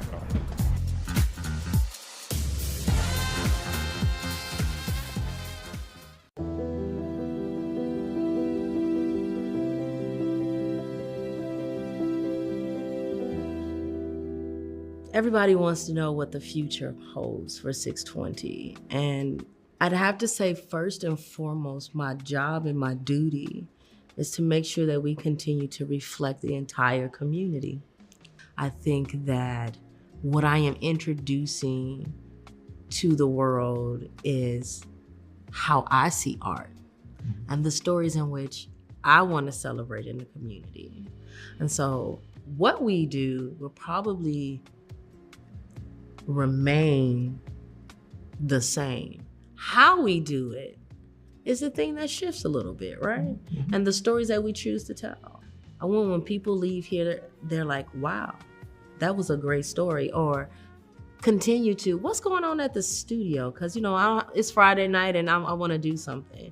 Let me go check it out. I really want that to be the thing. The studio becomes the place. I think the validation is, the answer is yes. Yes, we can. Yes, we will.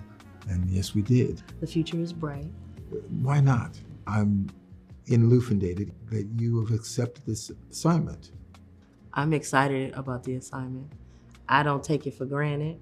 I don't think it's gonna be super easy, but I know it's going to be challenging in the way I like to be challenged. Yes, and if it wasn't, you wouldn't have taken it. I wouldn't have taken it. So, I think it's one of those things, and this is what fortune looks like, or good fortune smells like and tastes like.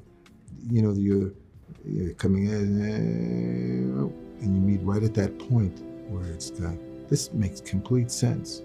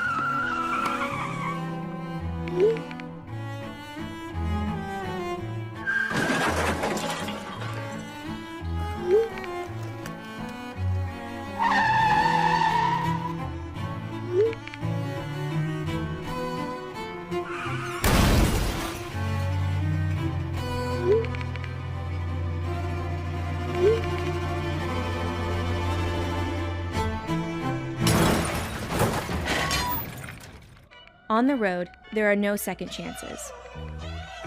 When you're behind the wheel, nothing is more important than staying focused on the road. Your life and the lives of others are at risk. Put the phone away. It can wait. Don't drive distracted.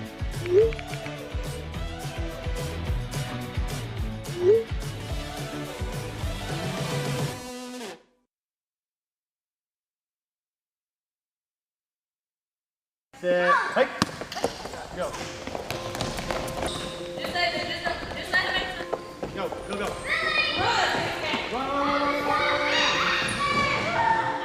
I'm Officer Middlebrooks. I work with the City of St. Petersburg Police Department. I am assigned to the Police Athletic League. And I'm Officer David Lopez, and my role here is to interact with the kids, create a positive environment, and be a positive role model in their lives.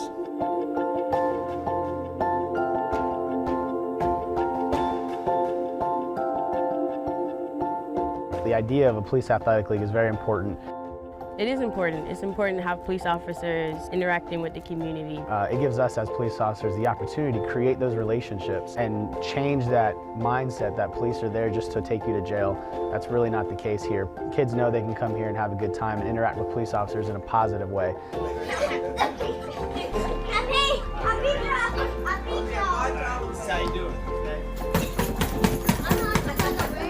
A lot of times they don't have certain resources. So we try and provide those resources for them. We have mentors here, we provide homework help, we provide recreation, we provide snacks. My favorite part personally is probably the mentoring aspect of my job. There was a kid, they were having some problems in school. I started mentoring and having lunch with them and just giving them some positivity. And the teacher told me that they were doing better in class, that they were looking forward to having lunch meetings with me. So that made me feel really good, and it felt like I was definitely making a difference. When these kids come in, it brightens their day to see the consistency of having a positive role model in their lives. Foul on 3. 1, 2, 3. A lot of times when they first start here, they may not take on to us as well, but as time goes on, you can see a relationship develop. There's one kid that started when I first walked into the center. He would hide behind tables. The beginning to the end period, from when he wouldn't even talk to me, he would hide from me, to now all of a sudden he can come up to me and give me a hug. That was a huge, huge difference. I always feel great coming to work. I mean, I know I'm gonna be having a good time with these kids, and we're here for a cause. We're here for the kids, and we want to make sure that we're putting them on a path to success. So being in a position where I can directly impact these kids on a one-on-one basis every day is a pretty good feeling, knowing that, hopefully these kids are changing for the better, and hopefully I have a role in that.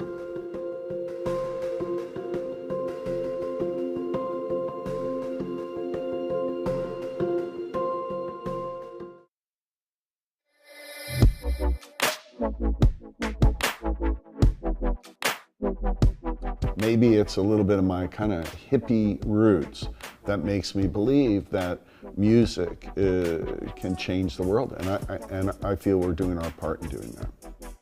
I'm Brad Wenkos, founder of True Fire. We're based here in the Warehouse Arts District of St. Petersburg. True Fire is a publisher of interactive video software for music education.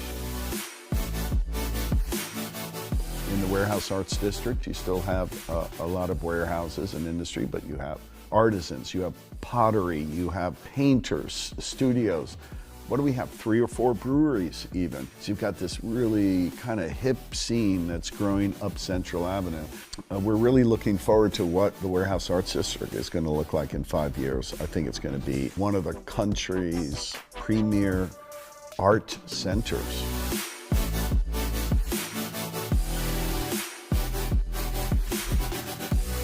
When we present a course, you're either streaming that course or you're downloading the course. And it's not just the video that's a part of the lesson, it's sheet music, interactive tablature, backing tracks, charts. So there's a lot of digital assets that comprise a True Fire video lesson.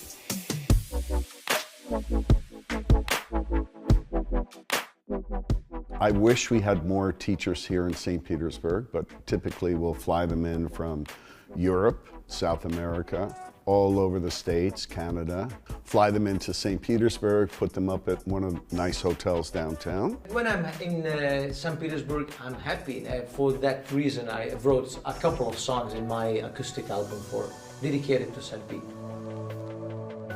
When I was growing up, if you wanted to play guitar, you couldn't even learn that in school. You had to go find another guitar player. There were no books, there were no DVDs, certainly wasn't any internet, so you'd found another guitar player. Today, you can sit a student in front of a screen. You can show them multiple angles so that they can see the right hand, the left hand, everything that the player, the teacher is doing.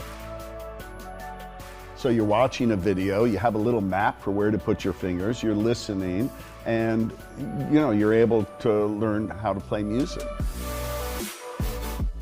We do live broadcasts every time an artist comes to town. Streams around the world. For those 60 minutes, we have people of all creed, color. For that hour, we are one, we are a family. We share a passion. That's a very, very powerful influence.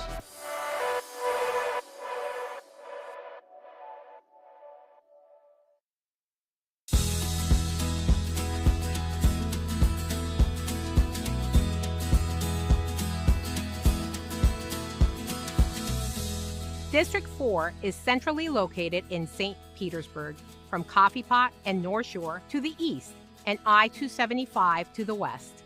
It reaches as far north as 77th Avenue North and as far south as 5th Avenue North. I'm Councilmember Lisette Hanowitz, your representative for District 4.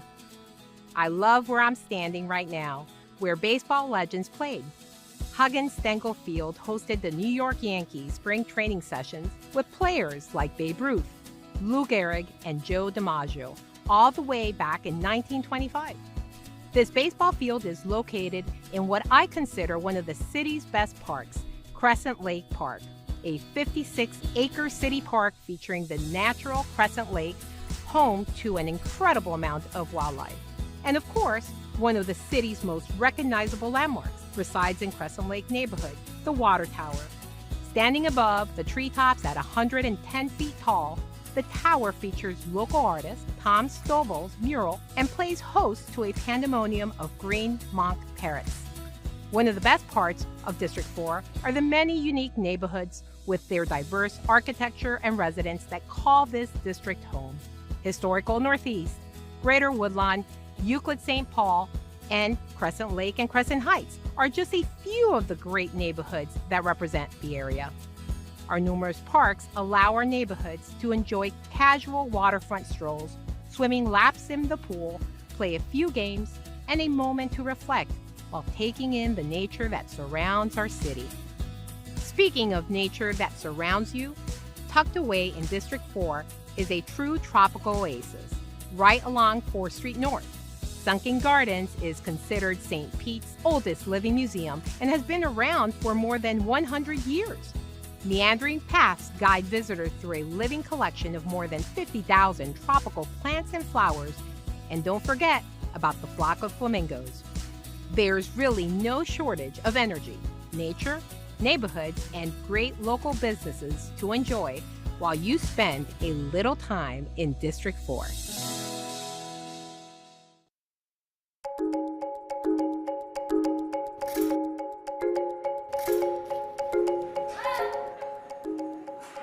Hi, I'm Jane and I work at Sunken Gardens, and my job is to take care of the parrots, 2 kookaburras, and a flock of flamingos, interact with them and just really enjoy the little slice of paradise at Sunken Gardens.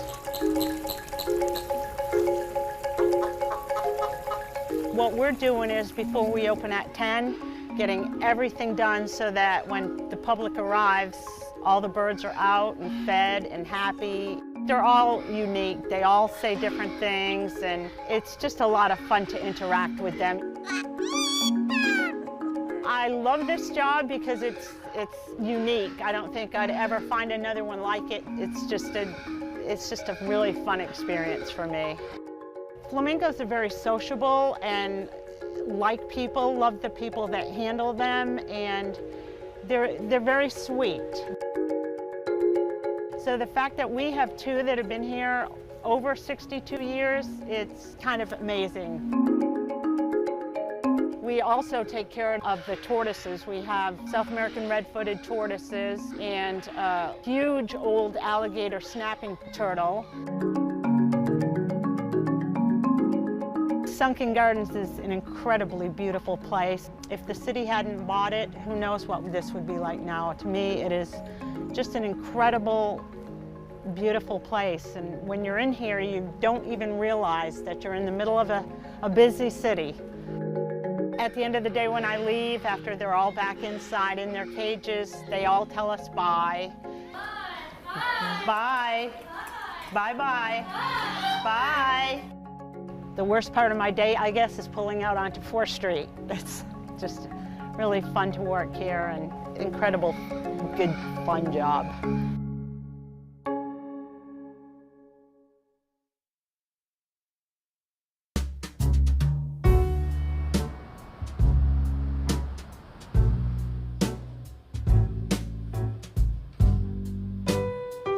Food has always been a passion of mine. My passion from food comes from my grandfather. It was really just born out of the fact that I believe that he wanted to show us the world, and he did that through everyone's different cuisines. So like we would have really elaborate holiday parties, and we would have like Thanksgivings would be all designated toward like a different country, and he wanted to introduce us to that country, and it was through their food. So one of the things, we had a Japanese spread. I was not vegan at that point, but just the art of the cuisine, I was able to like eat with my eyes, and it just made me fall in love with sushi. When I went vegan, I realized I couldn't have sushi anymore. So it kind of started with a cookbook, and I did a pop-up, and then we were sold out, and then I kind of just went from there. I just did pop-ups, markets, and festivals, and I started delivering sushi to people's houses, and it kind of just caught on.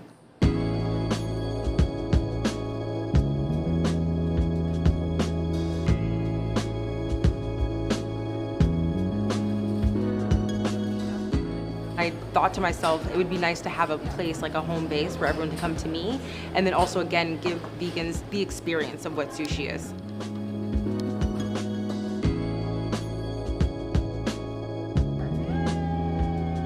Being in St. Pete, I feel like everything is happening on Central. I feel like Central is where a lot of businesses want to be.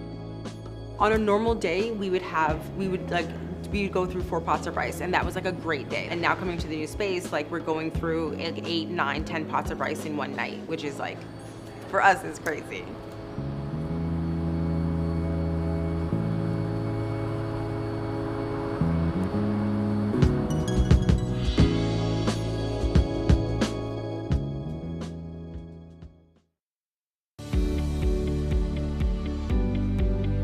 Writers is like a poetry takeover of the city, in which we're inviting poets, artists, nonprofit organizations, creative activists in the area to come together and to rally around poetry and to really just think about how poetry lives on the page, off the page, and in our bodies and ourselves. City of Writers is a celebration of the literary arts in the beautiful city of St. Petersburg, Florida. We are the city of the arts, and the literary arts is a part of our history. We have a long history of always having a poet laureate in place, and this, our 2nd annual poetry festival, celebrates how we honor that legacy. I'm hoping that people will not only enjoy poetry, but spark a moment of curiosity in them. I've heard this amazing poetry. I've experienced poets of all types. What can I do? I want to learn how to write. I want to learn what other poetry opportunities there are in the city of St. Pete. Writing, if you can express your emotions through writing, it's just a wonderful thing. And we all have stories. You see, that's the thing. Everybody has a story, and telling your story is a wonderful way for self-awareness, to get to know yourself, and for other people to get to know you. Poetry is something that I think very much is existing and breathing across generations, and that's a big part of this festival, is inviting everyone to the table.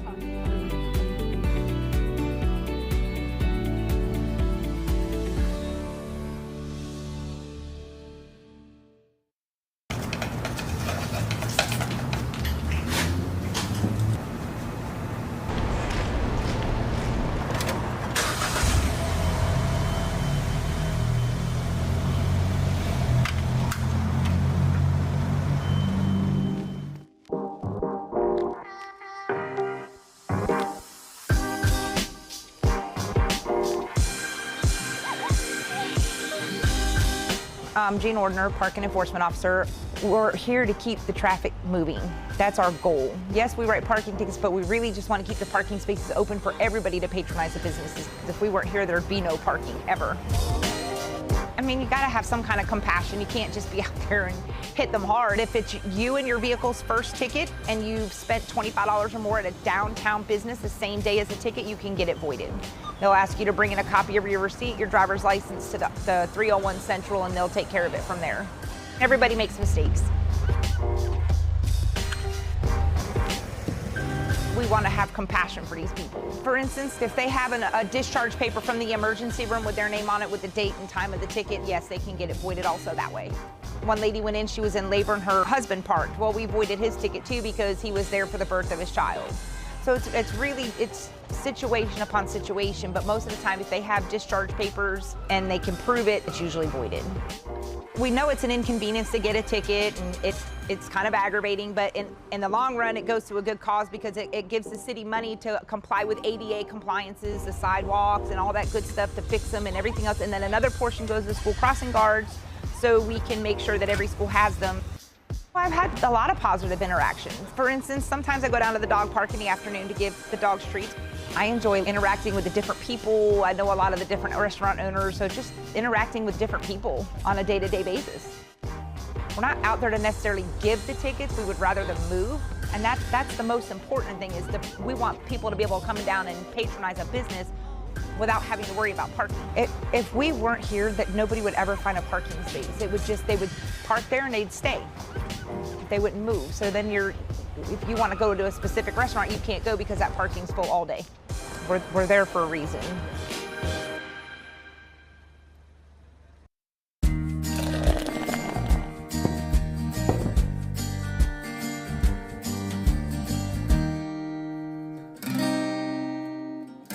So a gentleman by the name of Percy Fansler had an idea of using an airplane, because back then a flight was basically just a novelty, right? So a lot of air shows and stuff like that. So that he had an idea of flying from point A to point B on a schedule, just like a train. Unheard of, but who the heck would do that? Nobody was gonna fly on a plane when you had a good old train. They arranged for Thomas Benoit and his airboat company to come to St. Petersburg. Roger and Tony Janis came with them, their chief pilot and mechanic / engineers. January 1st, 1914, they pushed that bad boy, that Benoit airboat, into the water, and 22.5 minutes later, landed in Tampa in the world's first commercial airline flight. Would you have flown in that plane? I believe I would have. I think I would have.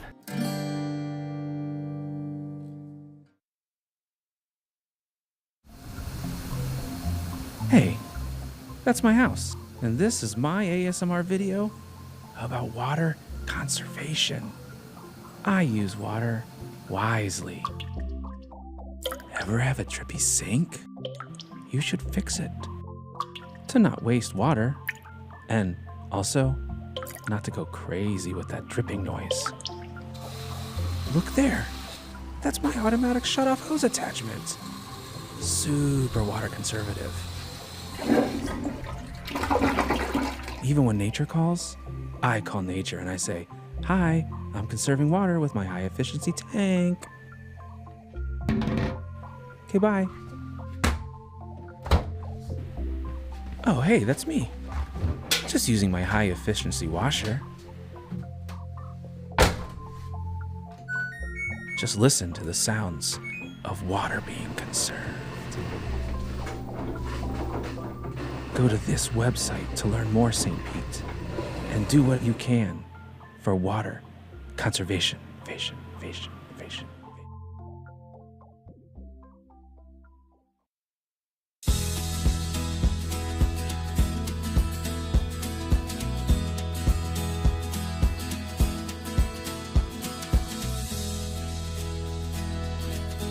District 6 reaches from 22nd Street to the west, Bahama Shores to the south. It goes up to 9th Avenue North and east to Tampa Bay. I'm your council member for District 6, Gina Driscoll. I'm standing in front of one of the many murals you can find in this area. The Shine Mural Fest is a big part of this district. Another great event in District 6 is the Grand Prix of St. Petersburg. This 3-day race takes place along our beautiful waterfront in downtown. Waterfront is a big part of this area with a number of waterfront parks, from Lassing to Vinoy Park by the historic Vinoy Hotel. History is rich here with the 22nd Street South District, more commonly known as the Deuces. You can see a mural representing this history at the I-275 underpass. And that's what I love about District 6. The arts are everywhere. You see it in our murals, our museums, the galleries and the theaters, but you'll also find the art of food, the art of beer, the art of going full force or taking it easy. District 6 is about the art of being who you are, the art of being St. Pete.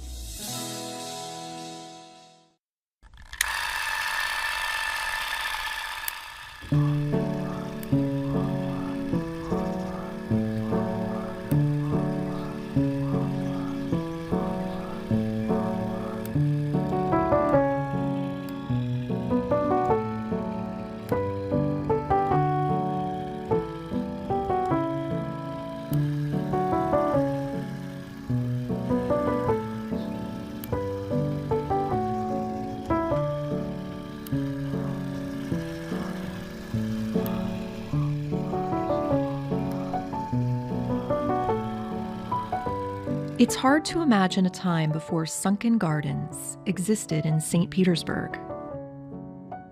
You would have to go back more than a century to see the land as it once was, a sinkhole.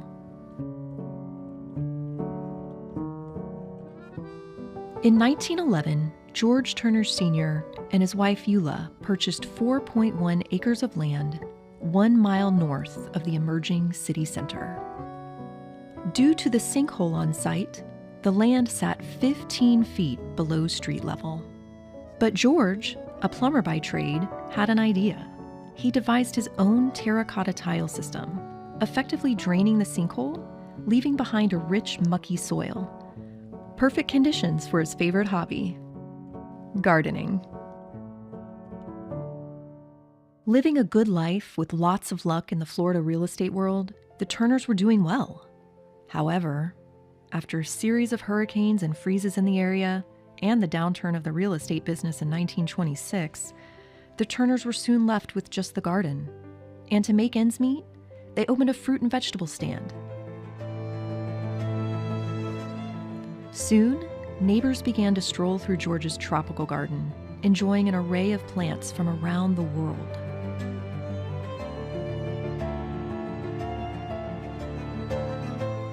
In 1934, Mr. Turner began charging 15 cents to enter his subtropical paradise of royal palms, banana trees, coffee plants, and more.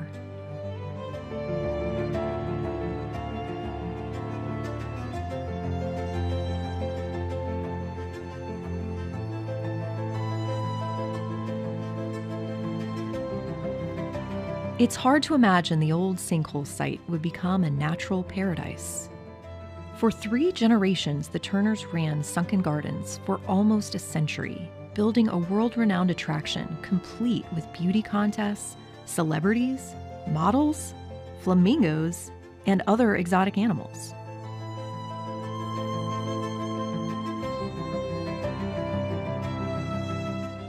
A lot can happen in 100 years. Freezes, economic downturns, and a breed of new amusement parks opening close by. So, in 1989, the Turner grandsons put Sunken Gardens up for sale. And 10 years later, the residents of St. Petersburg voted for a one-time tax increase so the city itself could purchase the gardens.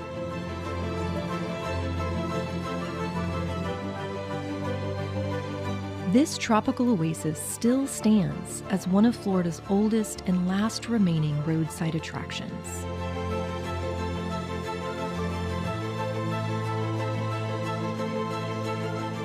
Thanks to generations of the Turner family's dedication, a community grassroots effort, and a bit of luck.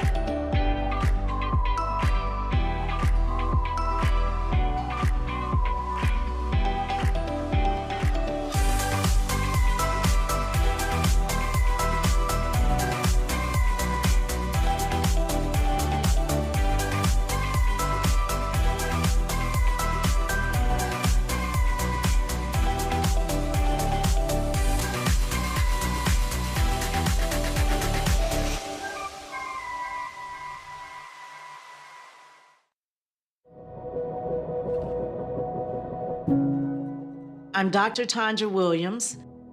I am the first African American and female president of St. Petersburg College in St. Petersburg, Florida. My definition of a trailblazer is a person who has a fire burning in the bottom of their belly that they just have to get out. A person who's willing to practice courage over comfort, who's willing to step out and do something that no one has done because they feel passionate about it and they feel that they have something that they could add to it to help make things better than they are now. Being one of the very few St. Petersburg natives born and raised in St. Pete, getting a job at St. Petersburg College alone was a big deal for us. Growing up, I did not get to see African-American college presidents. As a matter of fact, I don't believe I had an African-American faculty member when I was going to college. So to be president was not something that I thought was in my reach. It wasn't a part of my vision. But when it came to fruition, I realized that it was such a huge honor and a huge opportunity to help others understand that it's not where you start, it's where you finish. So being the president of SPC is an honor, it is a privilege, it's also a lot of hard work. One of the biggest moments of a college president is the investiture. I remember fighting tears because it's a part of my journey that my mom, who helped get me there, was not able to join me. She had passed away. She said, Tanja, you're gonna do some cool things in life. I'm not gonna be here to see it, but I know you will. And she said, don't sell your soul to get it, and don't sell your soul to keep it. And I remember standing on that stage saying to her, we did it, and I did not sell my soul. I've had a lot of people in my life who stood in the gap for me to help me do what I didn't think I could even do myself. People like Helen Collier at George's Pools. They were one of the first African-American millionaires in St. Petersburg who owned a swimming pool company. They pushed me hard to go to college, and they helped me stay in college. For those of you who are thinking, wow, I've failed 3 times, get up the 4th time. Many of us have failed. Many of us have made mistakes, but you dust yourself off and you keep going. It's all about the possibilities. Don't leave them on the table. Get up, dust yourself off, and keep trying.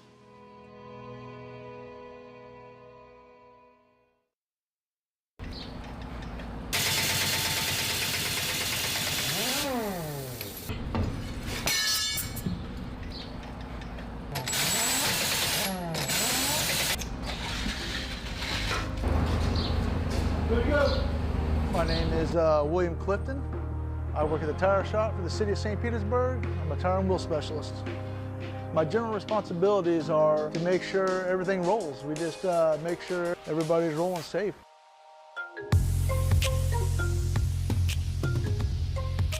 We deal with garbage trucks, fire department, wheelbarrows, forklifts. We pretty much deal with anything that has a tire. Some days it's 10, 20, then some days we're just non-stop.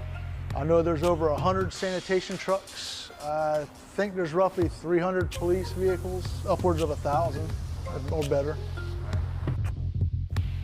We have the big loaders. I think that's probably the heaviest, the biggest tire. Smallest, I've worked on probably forklift tires, the rear tires on a forklift, or wheelbarrow tires. I love the work. The work is fun. I mean, I like working with my hands. I feel like the tire shop is an integral part in the city because without us, nothing rolls. No fire truck, no police department, no water department, no tractors, no backhoes. All that comes to us. Well, right before Hurricane Irma came here last year, we were the last group of people out of the compound, and we were the first people in the compound back to work. We got somebody that needs tires right away. You can have all the running vehicles you want, but without tires, they're going nowhere.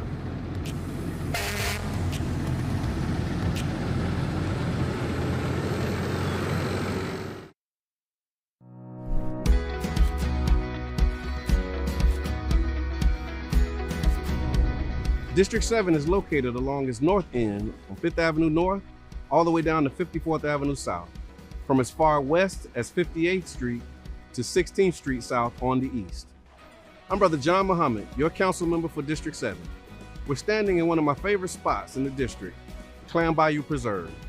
This nature preserve is a great destination for anyone looking to escape the buzz of city life. The park offers walking and biking trails and a launching spot for kayakers and paddleboarders. It's easy to stay active and outdoors around here.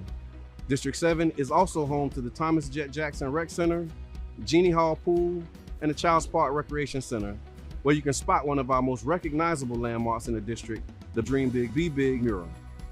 If those destinations weren't enough, we also have the Skyway Trail and the Pinellas Trail, offering car-free mobility throughout the district and connecting to other parts of the city of St. Petersburg. If history and culture is what you seek, then this district is also rich with options. From the Dr. Carter G. Woodson African American Museum, a stroll along the African American Heritage Trail, or a visit to the historic Manhattan Casino. Our local businesses shine in the district.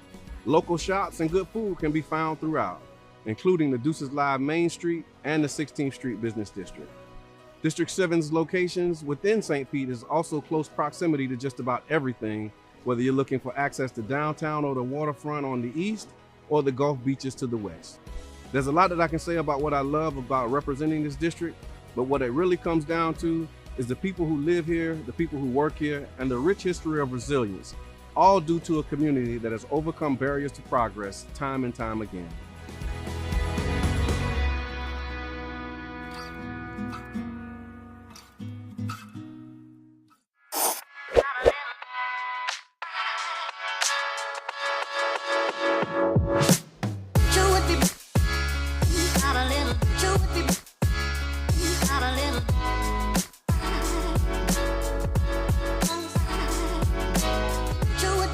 This is Ray Jack's food store in South St. Pete on MLK, and we're here for the inauguration of the Fresh Pace Healthy Neighborhood Store program. As you know, we are in an area where we have a food desert, a food disparity, and we've had a small business owner that had the ability to step up and participate in a program that actually will provide healthy foods to the residents within a walking distance of their residence.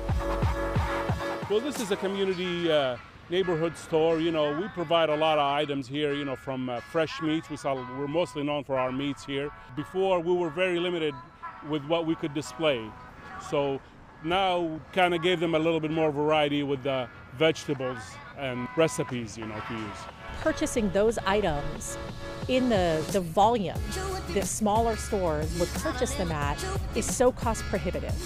And so this program allows for monthly grants to store owners to make those purchases so they don't have to use their reserves to do that, and in turn can sell that food at a very affordable cost to their customers coming in. It's a real partnership with small neighborhood stores like Ray Jack's Meat Market here in South St. Petersburg, and it's funded primarily through American Rescue Plan funds. We are allocating about $1.2 million in funding to address food insecurity in our city. We're going to have 6 by the end of 2024. This is only phase 1, and I'm so glad that they saw this area of town, this district, to have its kickoff. It's visually appealing, it makes sense from a business perspective, and of course the community gets what they need in terms of healthy food at an affordable cost. It looks great, the produce looks great. There are a variety of healthy choices that would appeal to young folks through seniors. Everyone ought to have access to healthy food choices.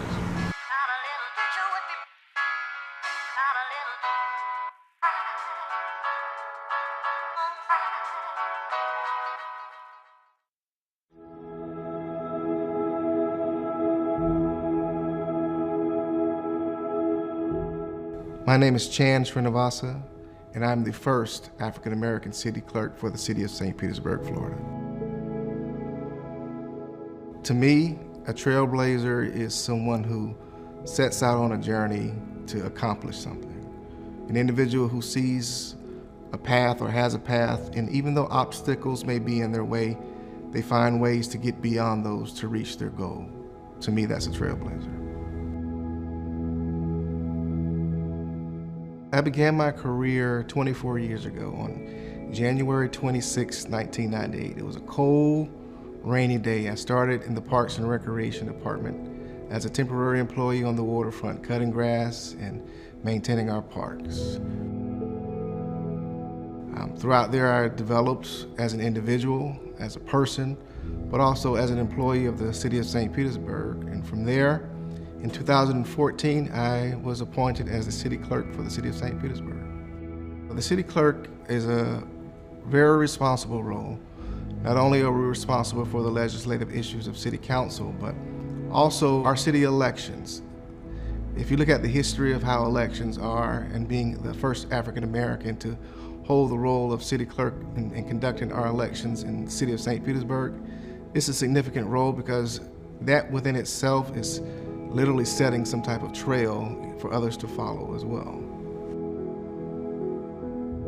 It dawned on me the day that I got appointed that I'm the first.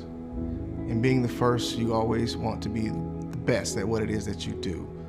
Failure is never an option for me. If obstacles come, you strategize and you adapt and you go beyond them. Personally, my grandfather, a gentleman by the name of Josh Stanford, the greatest influence in my life. Professionally, there were two individuals, Thomas Jet Jackson and Clarence Scott. Jet taught me the importance of community and showing compassion towards people and always making your presence known. Clarence taught me the significance of being not necessarily a perfectionist, but doing your best and also reaching back, helping others, and never forgetting where you came from. St. Pete is progressing, and we're becoming a more diverse and inclusive community. And it says a lot about the character of the people of the city of St. Petersburg, that we look beyond someone's skin color, but we look at the content of their character. To me, that's what it says.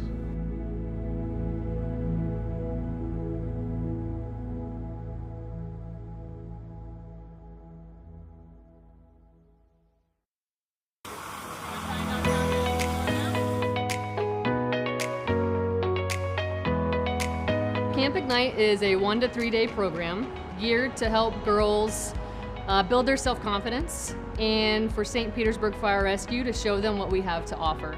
Go out there and get after whatever it is that's their calling. They'll get CPR certified. It's important for us to have female mentors to help girls be able to see what they can possibly be one day. If you can see it, you can be it, right? So that just inspires them, like, hey, if she can do that, so can I. This is our way of being proactive and ensuring that we have a very diverse workforce that reflects the community we serve. We have a big mix here. We got more people coming. I think it's just important for us to look like who we work for.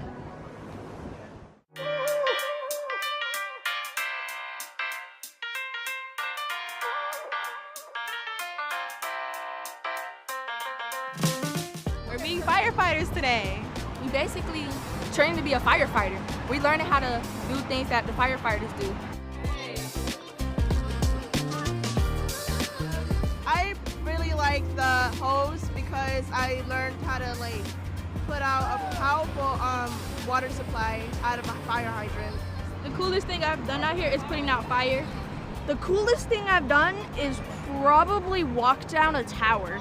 It's like having a ton of adrenaline go through your whole body, and then it's like you're scared, but like you know you're safe. I think it's a cool idea, and I like how they put this together for girls to learn about firefighters and show that you can be anything you want. I feel like it's great for me because I want to become a firefighter when I grow up, and becoming a firefighter, you get to help people, and usually when you call in, it's usually the worst day of their life, so you're there to make that better. I think they're pretty cool. I think I would want to be a firefighter. It seems fun. I never really thought about doing it before, but doing this actually kind of changed my mind a little bit. Together we ignite. Together we ignite. Together we ignite. Together we ignite. Together we ignite. Together we ignite. Together we ignite. Woo!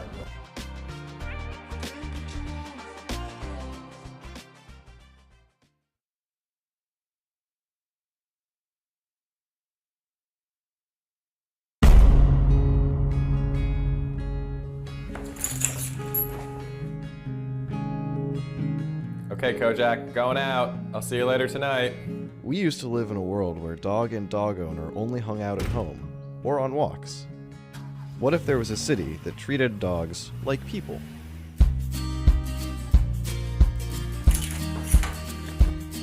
Hey, Kojak, you ready to go? Let's go.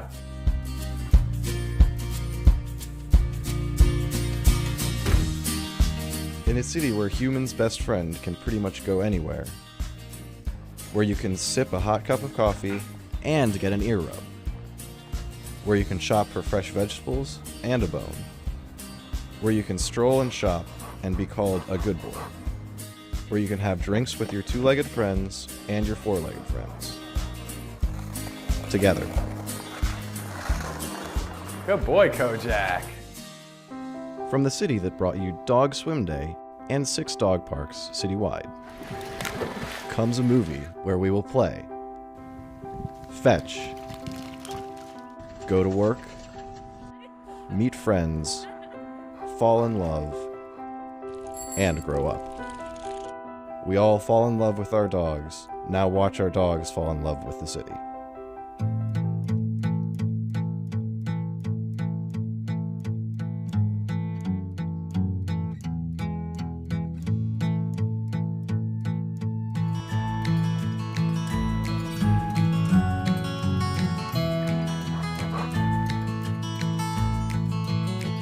It's a great time to be a dog in St. Pete.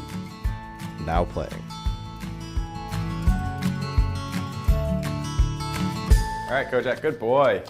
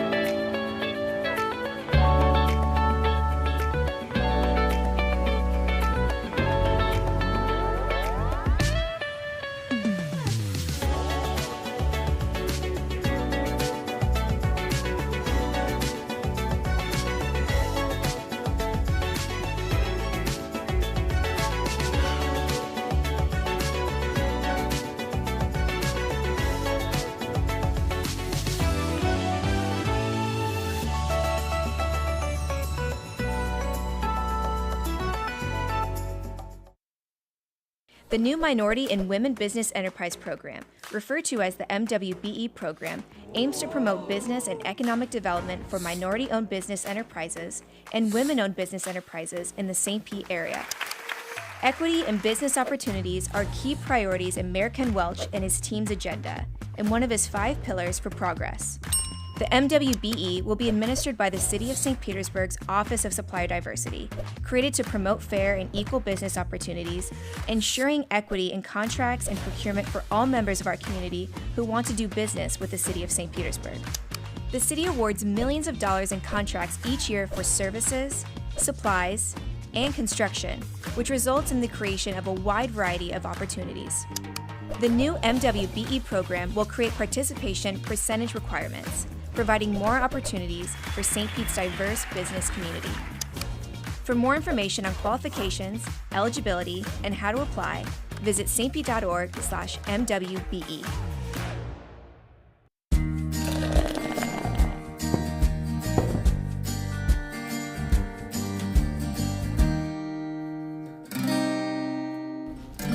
So if you live in St. Petersburg, right, most Sure. people know that the world's first commercial airline flight was here. True. Right, from St. Petersburg to Tampa. But what a lot of people don't know, could have been disastrous for the whole idea of the whole airline business, the chain came off the sprocket. The engine was basically powering a propeller like a bicycle chain and a bicycle sprocket that turned the propeller. And halfway across the bay, the chain came off. And he had to land the airboat in the middle of Tampa Bay and repair it. Remember when you were a kid and your chain would come off and you have to put it back on, your hands would get all greasy Sure. and dirty? Well, him and AC File both had to do that, and they both got their hands all filthy and stuff, but they put it back in the air and they made it.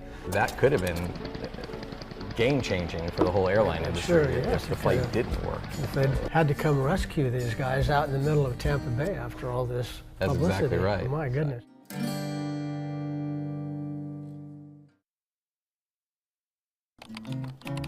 feels like my whole career, I've just found a job, but never the job.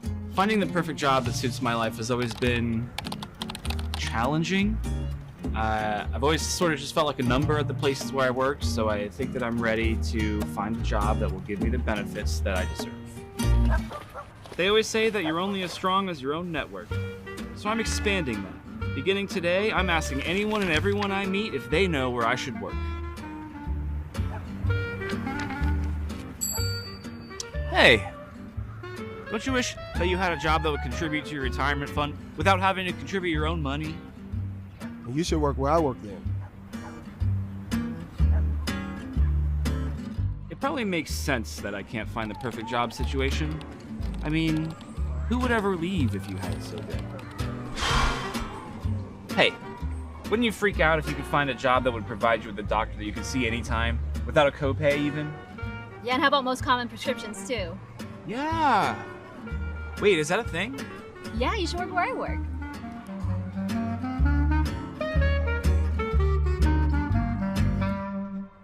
Everyone always says, find a job you love and you'll never work a day in your life. But I feel like a job like that doesn't actually exist. It's just a thing that you can say. Hey. You know what I want? I want a job that carries over my sick and vacation leave, instead of it just going away if I don't use it. Well, you should work where I work.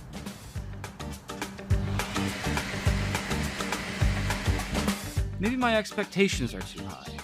Maybe a job is just a job. I mean, who really works somewhere that has the perfect package? Hey, little guy. You have a maid, don't you? I should take a page out of your book. Get a job without a desk. I don't have a desk. Wish I could find that job. Well, you should work where I work. I'm starting to think that there is a place that has the benefits that matter to me. A place where I can find a solid work-life balance, but there's no way there's any job possibilities, right? You really should work where we work. Wait, you guys too? Yeah, man, there's plenty of job opportunities at the city of St. Pete. Where would I even begin? Easy. Just go to stpete.org/jobs and then go from there. Oh, I have to go. Okay, wait. He's got our mic. I need to work where they work. Cut.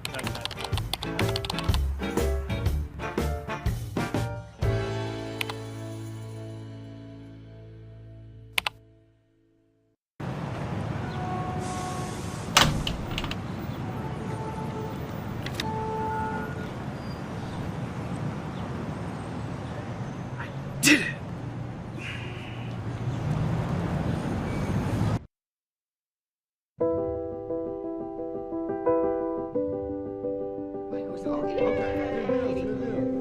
Evan?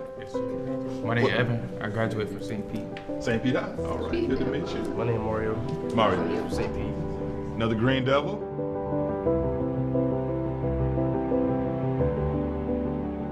We have a license A, B, and C that allow you to move up through the ranks of a treatment plant. Okay, 1, 2, 3, everybody.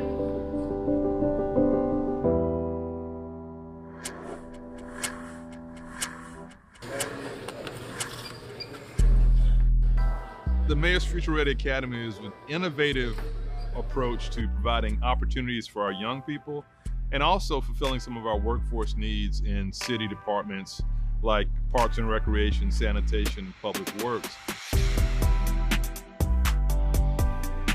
This was an innovative way that our departments thought to open the doors of opportunity to let our young people know about the career path, not just a job, but a career with the city of St. Petersburg.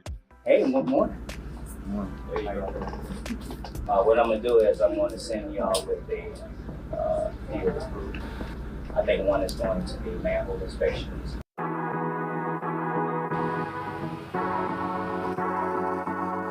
Our Future Ready Academy really consists of going through each department through the city and then learning new experiences through each department and what each department consists of.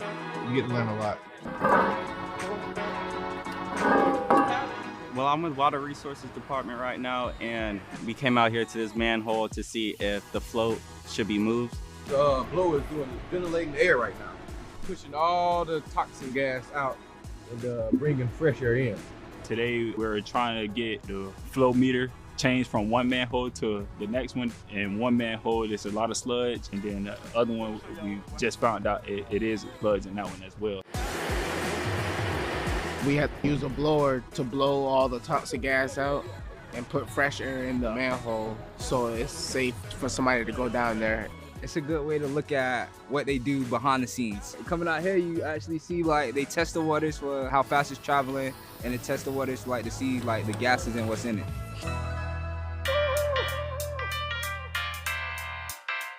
They clean out at the lift stations things that come through the toilet filtration system. That's like the flush wipes. They're really not flushable or biodegradable. There's just a lot of things that people flush that don't need to be flushed. Today I'm with Park and Recs, the construction crew. They building a clay pit. We had to stack all the bricks up and then make our own mix, spread it in so it can lock.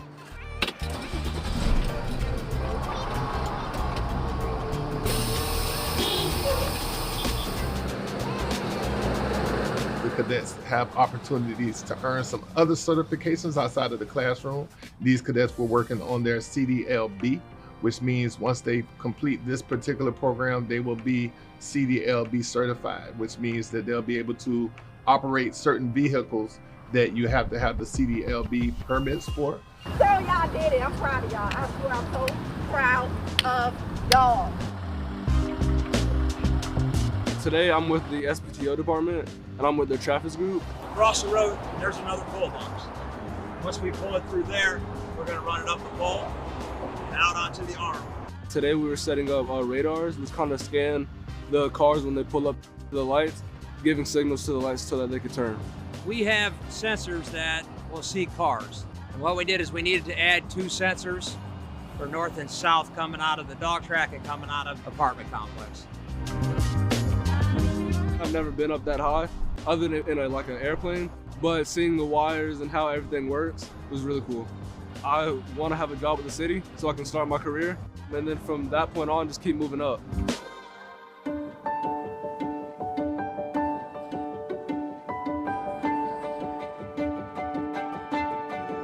You are a leader. You are important. You deserve everything that you desire. And St. Petersburg is a great place for you to achieve those things. Is that right? The program was good. At some points it was a little hard to kind of, I guess, keep going, keep pushing through it. But being here today, it's really good. I feel very accomplished. He started out and he continued and completed everything that he set out to do. So I'm proud of him. I just think it's incredible when we talk about this program. 9 graduates, 6 full-time opportunities, 3 CDLs, 1 part-time. I mean, it's just incredible to think about what you've accomplished in that time period. I feel like I'm real proud of myself. I feel like I did a good job throughout the whole program. You know, not giving up and just keep working so I can better myself in life. I'm just so thankful for the program. It gives him a start in life, and I'm really, really proud of him. You are the first. You set the standard, and you've proven the concept of this program.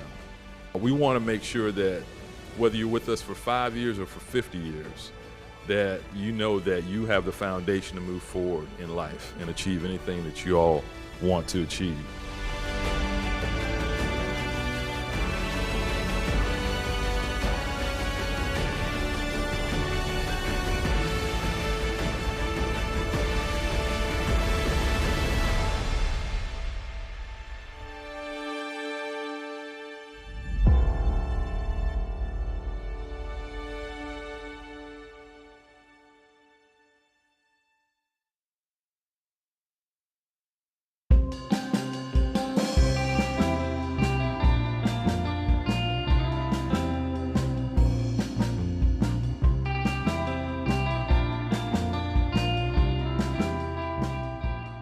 Morales, and I'm the owner of the Happy Snapper food truck, and we've been in business for a little over 3 months. My name is Raphael. I am a full-time charter captain here out of O'Neill's Marina in St. Petersburg, Florida.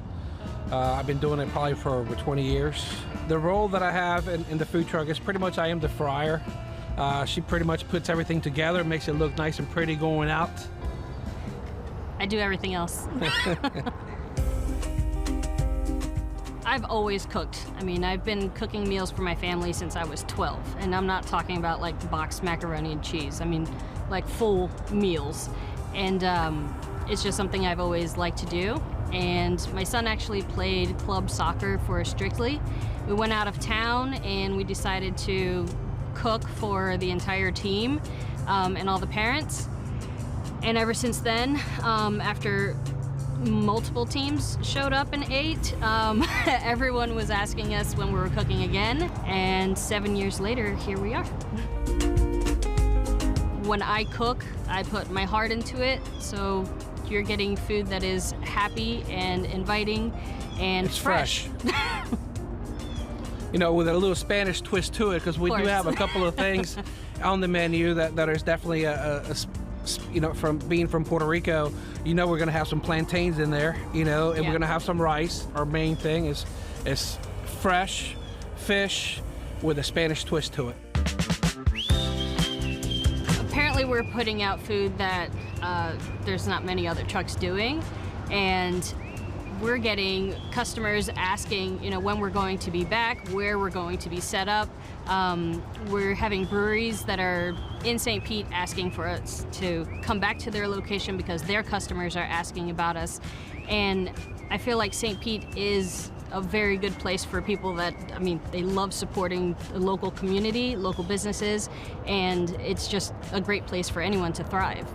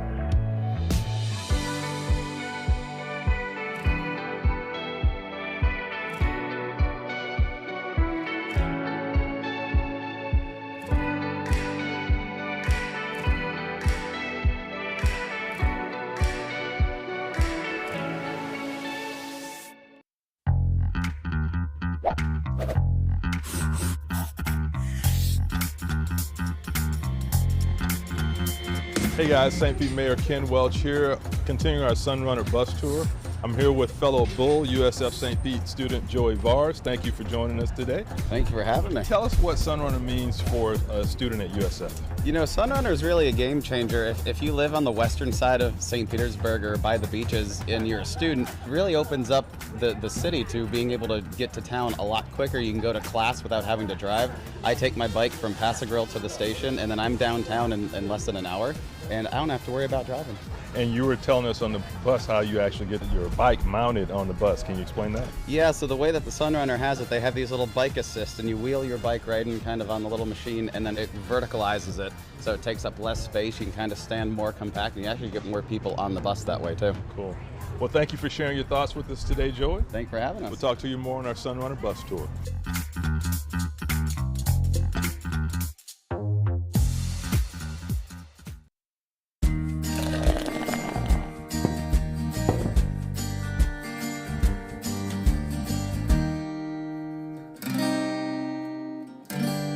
Water is an issue in the state of Florida. Do you know where our original water source was? Back in the day, I believe it came from what we call Mirror Lake today. And Back then, because it served as the city's reservoir, they imaginatively called it Reservoir Lake.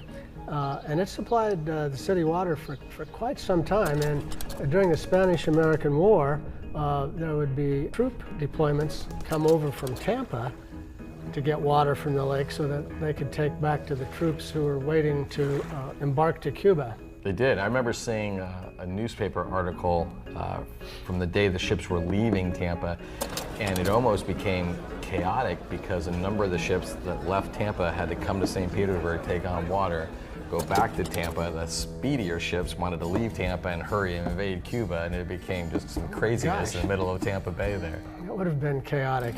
Very chaotic.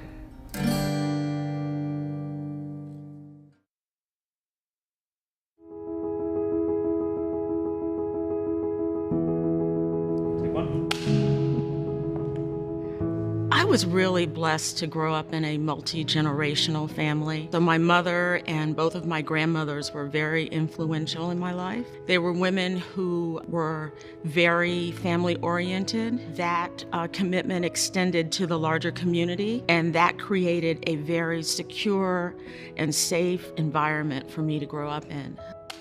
Most of us growing up in the 80s were latchkey kids. When I started going home after school, Alone was the very first Oprah Winfrey show. And I really looked up to Oprah in the way she was able to talk to people and learn about lives that were things that maybe I didn't see in my own community. Back in small town Louisiana, opened up a whole new world to me. My childhood was full of family, so my role models were my immediate and extended family members. And while many of them are no longer physically here with us, I still have all of their teachings, the lessons, the love for family, the hard work ethic, laughter and talking that applies to my life now, that I hope my daughters will carry into their lives and hopefully eventually their families. My mother is definitely the strongest role model in my life. She was the instrumental person in getting us out of Cuba.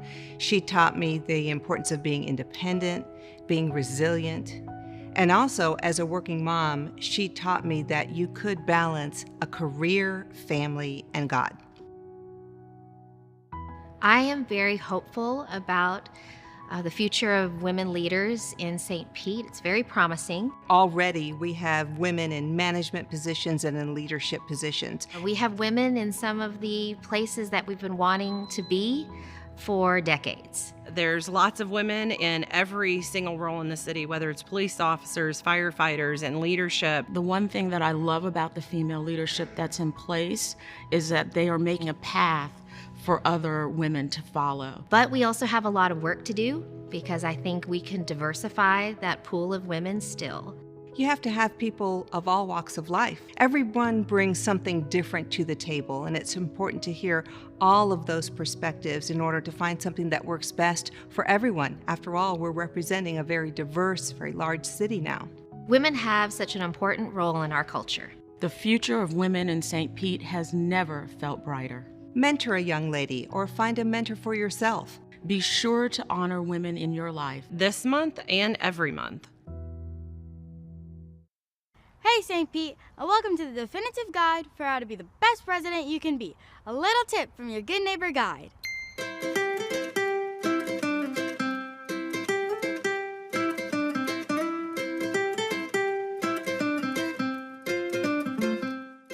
It's time to talk some trash. Well, not really, but we are talking about waste here. We all have waste, and so what we do with it is super important. Let's break it down. The good, the bad, the do's, and don'ts. The city works around the clock to dispose of our various waste, so let's do our part by being a good neighbor. So, when it comes to your trash collection day, remember, place your container with the lid opening facing the street by 7 a.m. And don't forget, remove your container from the curb by 7 p.m. later that day. Here's what not to put in your container: appliances, furniture, and any hazardous materials, such as batteries, paint, electronics, and more. But there's good news, people. The city will pick up the following items for free: Box springs, footboards, refrigerators, car batteries, fuel tanks, sofas, car tires, headboards, stoves, dishwashers, mattresses, washers, doors, nightstands, water heaters, dryers, ovens, and windows. There's a super helpful link on the bottom of this screen that will give you more details on special pickups. Yard project got you loaded with yard waste? No worries. We've got you covered with 5 brush sites around the city. St. Pete residents can drop off yard waste and other organic byproducts for free. You just have to show proof of city residency like a driver's license or utility bill.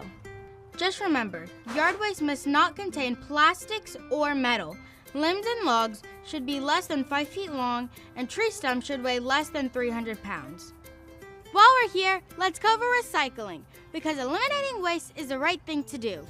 Let's break down what the City of St. Pete recycles. Here's what to recycle: aluminum and steel cans and lids, cardboard, glass containers, milk and juice cartons, all paper materials, plastics labeled number 1 through 7, and plastic cups and bottles. What isn't recyclable? Ceramics, electronics, flimsy plastic like food wrap, anything tainted by food, think pizza box. Light bulbs, batteries, mirrors, plastic bags, or styrofoam. One more time for the people in the back. No plastic bags in the recycling bin. Thank you. There's a printable Good Neighbor Guide and a whole bunch more information on this topic that can be found on the City of St. Petersburg's website. The St. Pete Collects app is also a super convenient way to help you with all your waste matter questions and schedules. Join us in the road to zero. St. Pete's plan to be zero waste by 2050. And remember the 6 R's: refuse, reduce, repair, reuse, recycle, and rot.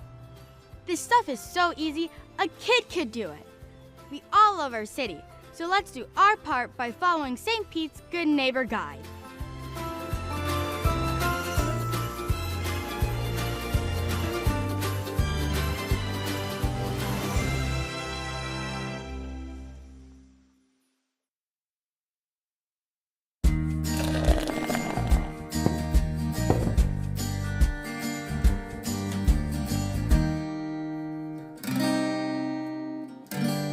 Talk a little bit about the Vinoy, because it, back in the day, used to be a big major building in town that would catch people's eye right away, and they'd ask questions about it. What is this thing? The gentleman who built it was Amer Vinoy Lofner, and the story goes, and this goes into the category of lore again, I think, but he and his wife had a place on Beach Drive, right across from where that Vinoy would be built. Mm-hmm. And they were having a party that went on to 2 a.m., 3 a.m., 4 a.m. And at some point, he bet Walter Hagen, one of the era's foremost golfers, that he couldn't drive a golf ball off the crystal of his watch without breaking the crystal.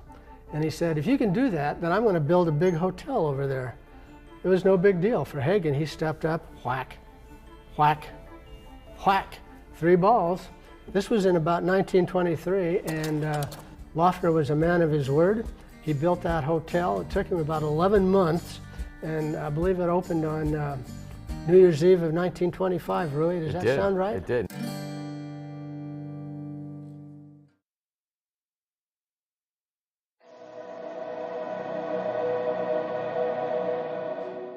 Mi nombre es Lisette Hanowitz y yo soy parte del Consejo Municipal de la Ciudad de St. Petersburg. To me, a trailblazer is someone who sees opportunities that others can't see. Sometimes they see a world that doesn't exist. And I think people that are trailblazers has this burning desire inside to do something. And that doesn't end when they blaze that first trail.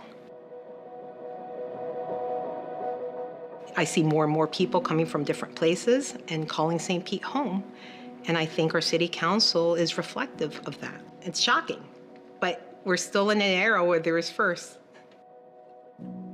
What really became clear to me what my trailblazers were, as I got older is my mom and my family. And you don't appreciate the struggles they go through until you're older in life, and then you can see how difficult it was for them. And my family came from Cuba in the 60s through the freedom flights, and they left the country to go to another country where they didn't speak the language, completely different culture, and brought nothing with them and started anew. And if that's not a definition of a trailblazer, I don't know what is. My mom passed away last year. And when I won the primary, my mom was alive, and I was able to share that with her. And I wish I would have been able to share it with her that I won. The fact that my family left Cuba for freedom, and here I am being an elected representative. My family left a place where there are no elections, and I was elected to represent our city. That made me very proud, and I wish my mom would have been able to see it. It made me so proud that my daughter saw me be elected. She was so excited, and all the other little girls, her friends. And in me, they saw themselves. And I think that's important because there were times when I was a child, I didn't see elected representatives that looked like me.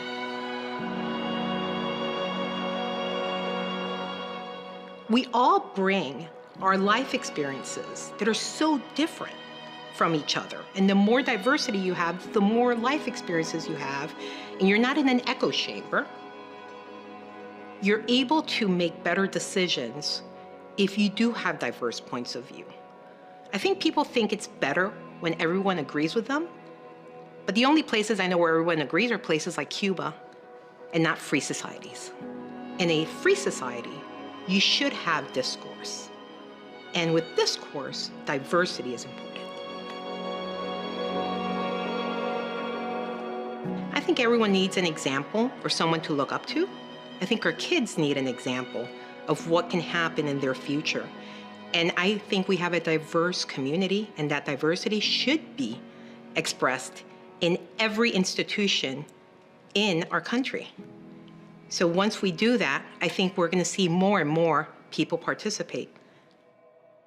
It's never too late. I had to drop out of school when I was 16 to help my mom work and pay the rent. And I went to school at night while I got my bachelor's and my MBA, and I went to law school at the age of 30. My path wasn't the normal path. And I think sometimes people think that it's too late for me. I can't get that degree. I can't learn that skill. And it isn't too late. I think if you want to do something, you should do it no matter what age.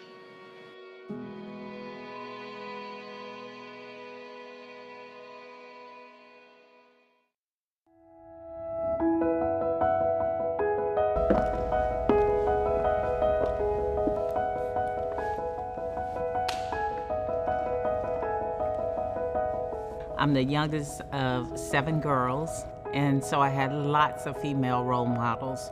One in particular is most definitely my mother.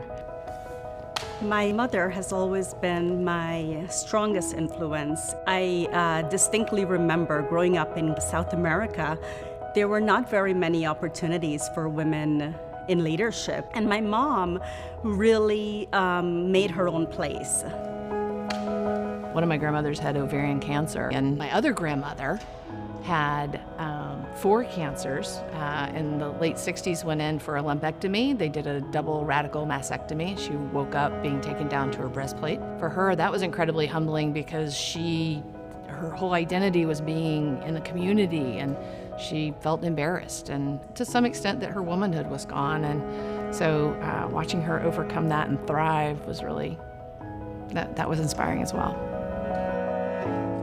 Growing up, I really admired one of my high school teachers in particular.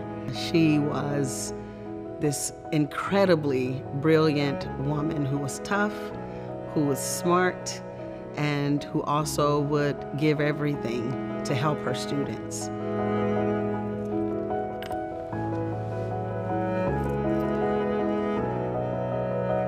I think it's critical to have a mentor. I found mentors that taught me self-acceptance, self-love. They help you find a way. They help you find an opportunity to a path to your full expression. Well, I think mentorship is extremely important to the pathway to success. Having someone there who is really going to be the shining example, who is going to be your guide through life, is really what's so important and what so many of us need. Every life, you should have somebody that is your champion and somebody you can champion. And I think that's really important as we think about elevating others.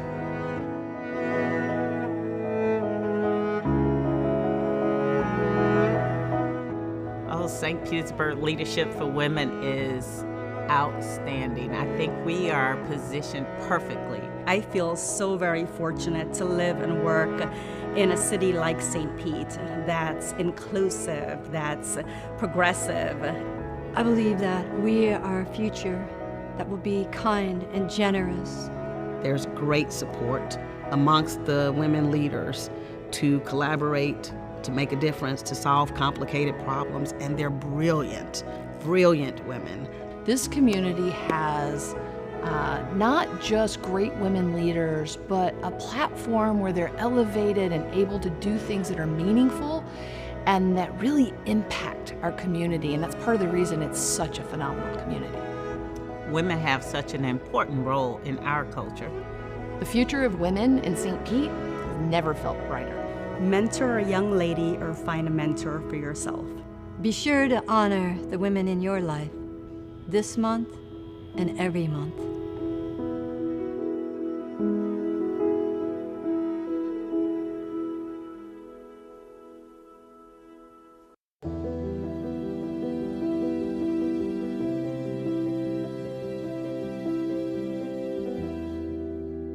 So Bobby, I have heard the origin story of your relationship with Jamie and how that kept you here, but I don't think I've ever heard why you wanted to start the studio. Well, you know, that's a very good question, but I think it stemmed most from, I mean, somebody told me this years later that Jamie was just trying to find something for me to do because Dave Ellis and myself, we had not fully formed what the studio would be. And Jim was out looking for a building, found this place, and we were calling it a theater, but not necessarily. And I had never run a nonprofit before. I'd worked for dozens of them, but I'd never run one. And so I think it was a convergence of several things, and we just grew into it being what we now understand to be the studio, which is something David Ellis and myself never did an elevator speech or the one sound bite. It's many things. Lately, people have been calling it St. Petersburg's living room, which sounds nice. It's a home for the visual and performing arts, but it's evolved. But we never had a specific defining, we're gonna do this. It just evolved.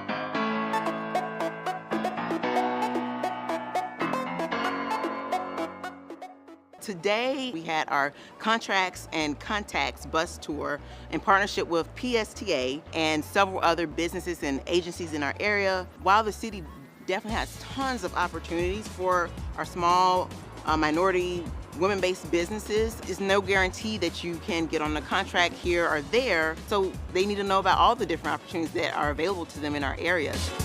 We want to invest into our community. So for us to educate them and them educate us, it's a win-win for both of us. We also find that the community, when they can actually put their stamp on a project and say, I was part of that, it's just a wonderful sense of accomplishment. There is lots of opportunity out there, not just within the city, but around the city, in the county even, for them to get work and do work right here locally, close to them. We just want to make sure we have the engagement and increase the likelihood of small businesses being able to participate.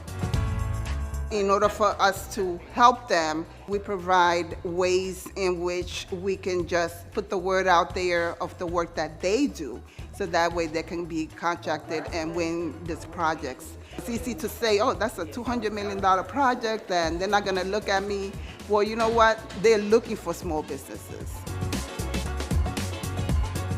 We did a lot of networking on each of the buses between the different groups, and there was a lot of really, really good conversation I heard being had. People was kind of saying like, oh, I could use you on this project, and I'm working on a project that I need this type of work on. And so those connections were going on, you know, even as we were riding the bus to the different stops. It's a benefit to both the city and to us as business owners to come together to network. After all, we live here, and so what better way to come together and make the city better than to use our talents and our skills and our expertise to make a positive difference. It's been really exciting to see this program develop. We've been registered as a small business with the city for several years now. I'm really excited that they have expressed that commitment to encouraging small businesses like mine. I think that it says that this city cares about its businesses and its minorities within the city. For me, I feel like this is huge because a lot of times we hear people talk, but there's little action behind it. So this is a place where the talk and the actions align, where we see a real commitment from the city to increase the number of diverse suppliers and to create a pathway to allow us access to those opportunities. We do plan on having a lot more creative, new types of events coming out of our office. So we're just looking forward to offer our business community something different and something that they can hopefully make new connections with.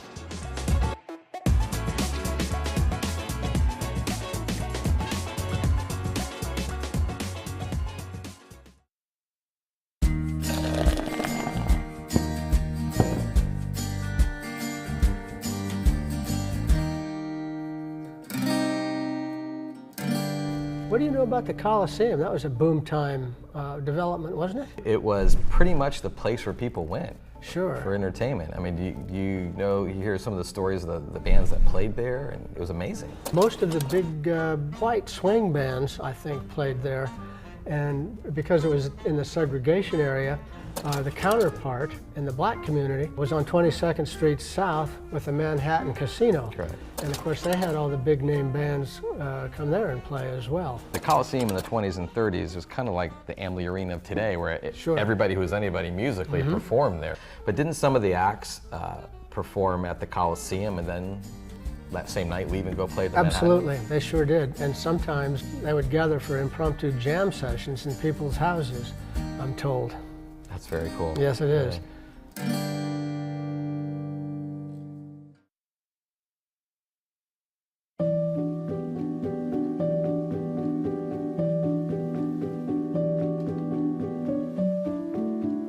Today we're celebrating the grand opening of our Sunken Gardens History Center, which is housed in the restored original 1940s entrance building to Turner's Sunken Gardens, one of Florida's last remaining roadside attractions. Since 1935, Sunken Gardens has been a landmark in St. Petersburg, providing a beautiful oasis in our busy city, a place to relax, enjoy nature, and the joy of gardening. What a great decision this was 20 years ago, because as we all know, St. Pete's become a lot more busy in the last 20 years. And so this is quite an oasis for us to have. The city purchased Sunken Gardens in 1999, and thanks to an excellent staff, volunteers, and a really dynamic foundation, today the Gardens is a must-see experience for residents and visitors alike. The historical assets of our city must be preserved and maintained, and that's why this History Center is so important. It honors our past and the early pioneers who paved the way for the Sunken Gardens of today. Behind me is our new History Center, which we're so excited to have and present to you. And you'll notice in the window we have our founder, George Turner Sr., just as he was in 1940. The Gardens is really a family story.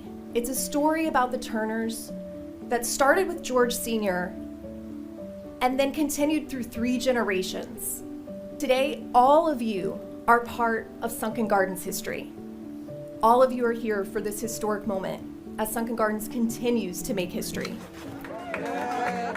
This was originally the entrance in 1940. Was about 4 years after they decided to make a go of having an attraction as opposed to selling fruits and vegetables. Over the years, it changed usage. When I was a girl, it was what we called the drink stand. More recently, it's been used as an overnight birdhouse to keep the birds safe. But now it's our new History Center. To see my grandfather in the window, it's icing on the cake. It's like he's there overseeing his garden. St. Petersburg citizens in 1999 voted to tax themselves to save Sunken Gardens. That almost never happens. So my hope is that people understand the importance of historic sites like this, historic gardens, historic places that really give Florida its character. They're the reason that we want to live here. We need to preserve them, and I really hope people fall in love with it all the more and understand the importance of preserving it.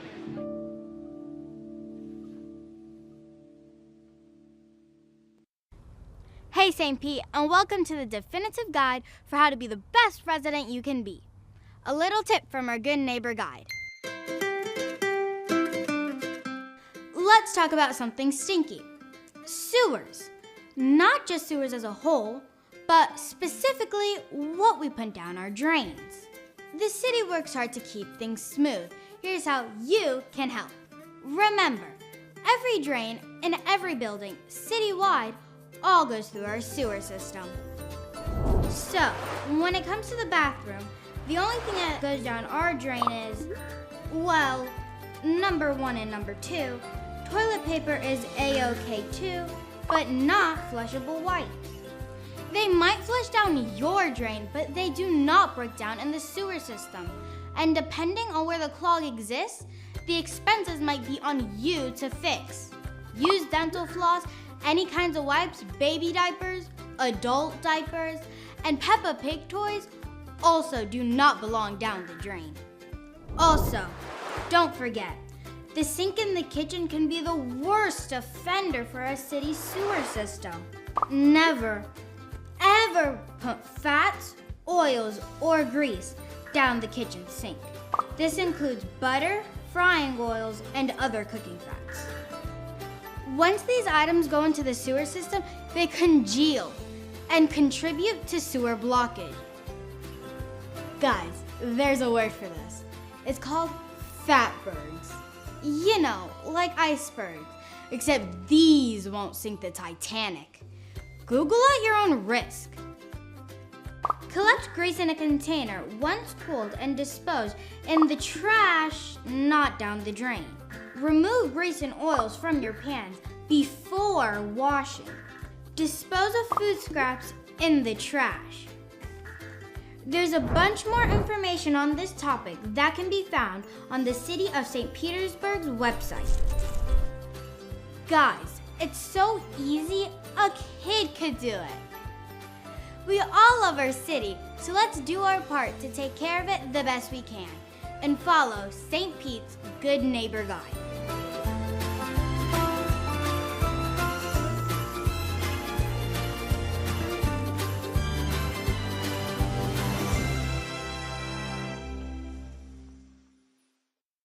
To address St. Pete's growth and rising housing costs, Mayor Welsh launched the Housing Opportunities for All plan in April of 2023. It is a multi-year plan that will help residents settle, stay, and feel stable in St. Pete. Housing affordability is a key element in Mayor Ken Welsh and his team's agenda, and one of his 5 pillars for progress. The next milestone in the Housing Opportunities for All plan is the citywide expansion of the Rebates for Affordable Residential Rehabs program, previously only offered in the South St. Pete CRA. The program provides rebates to eligible homeowners to make improvements to their properties, making it easier to stay in their homes. Examples of potential improvements covered by rebates are structural repairs, roof replacement, electric and plumbing upgrades, window and door replacement, HVAC replacement, insulation upgrades, kitchen and bath upgrades, and accessory dwelling unit construction. For more information on qualifications and how to apply, visit stpete.org/home rebates. Hi, St. Pete. Mayor Ken Welch here, coming to you with an important message about voting.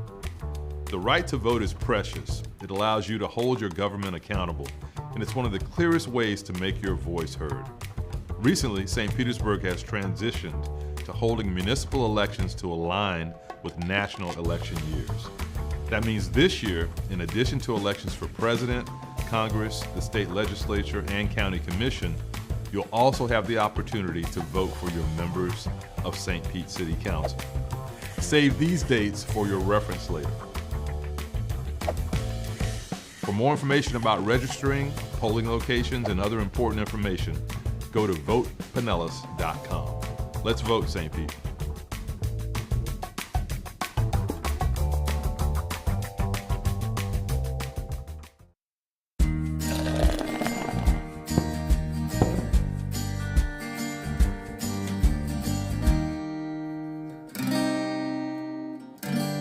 Wardsville, that was actually named for perhaps a businessman and his wife who was maybe for a while the postmistress in town. They took care of everybody's mail here, and we needed a name, and we were Wardsville until, you know, the magical day where we became St. Petersburg. And speaking of that, how did it happen? That's a great story. If you ride the trolleys, you hear a great story about, you know, a coin flip where, you know, Peter Demenz and John Williams, who owned most of what is now downtown St. Petersburg, General John Williams, flipped a coin, right? The winner gets the name of the city, loser gets the name of the first hotel. Makes complete sense, right? The city is St. Petersburg, named after St. Petersburg, Russia, where Peter Demenz is from. The Detroit Hotel is our first hotel, named after Detroit, Michigan, where Williams is from. Great story, but it's not true. We needed a name. And the postmaster wanted a name. Peter Demenz had a press conference saying he was taking his train to St. Petersburg. John Williams didn't want to call it St. Petersburg. So there's all kinds of discussion. So what do you think happened after that? I think somebody, perhaps one of the partners in that railroad enterprise, said, look, we have to name this after Peter Demenz. And so we're going to name it St. Petersburg, and you go to the post office and tell Ms. Ward that's what it's going to be. And that's probably about how it happened, as simple as that. It's as close as it came.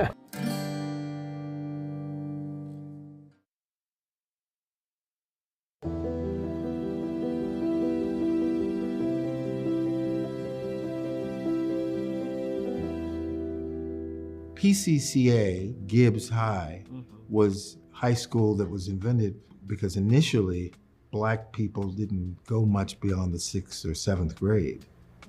And they created it. And then they put this performing arts magnet there. And I remember the first time I went there, just the art in the hallways that was from students, very sophisticated. And I thought, who wouldn't want a job there? Teaching motivated, talented young people. And obviously you were called because you taught. How long did you teach at Gibbs? I believe I taught for 9 years, 8 or 9 years. Yeah, a long time. I think teaching at PCCA for those years made me a better artist. Working with young artists and inspiring young artists. But beyond the inspiration, teaching them how to coexist as artists in the community. They did not seek artists who were teachers. First, you didn't have to have a teaching degree to work in the magnet. I didn't know that. No, they wanted you to be an artist first. So you came with your artist degree or your art, and then from there, once you were inside, because I didn't have a teaching degree, once you were inside, once you got hired, then they put you through, Pinellas County School District has a phenomenal program so that you could get your teaching license. They wanted all of their educators to be working in the community so that their students had the opportunity to network and with the community members so that it strengthens the school and it also strengthens the community. And I think that was very important. I think it's a pivotal part of the program. I think it's a thing that makes it successful. And then not just the community as in St. Pete or the Southeast region, but our national community too. Because so many of our artists, visual and performing artists, have gone on to do great things. Broadway, LA, and beyond, tours, all those things, yeah.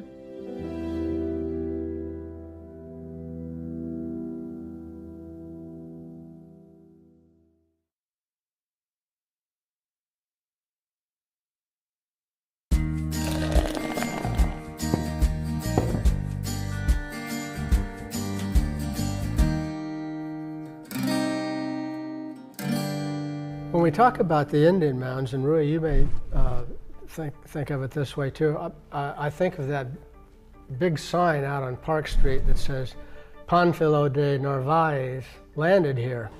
Everyone assumes that they landed somewhere on the Pinellas Peninsula when you can't really say exactly where.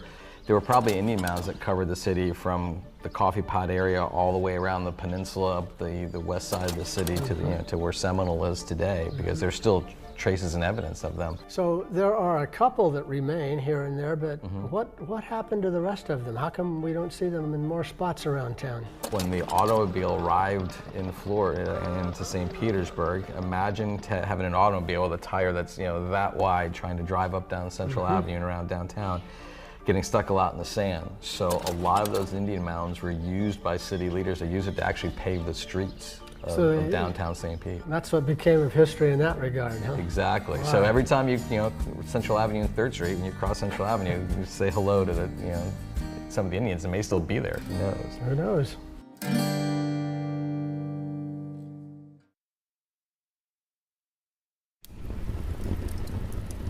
It was the best of times, it was the worst of times.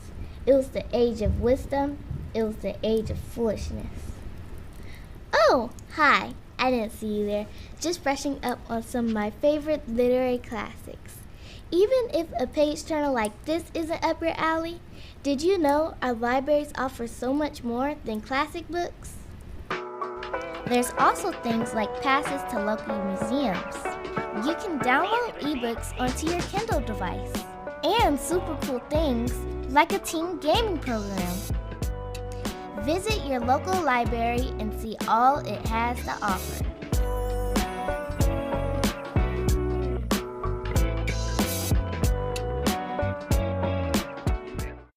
I look at Woodlawn as probably the most neighbor-friendly, kid-friendly neighborhood that I've ever lived in.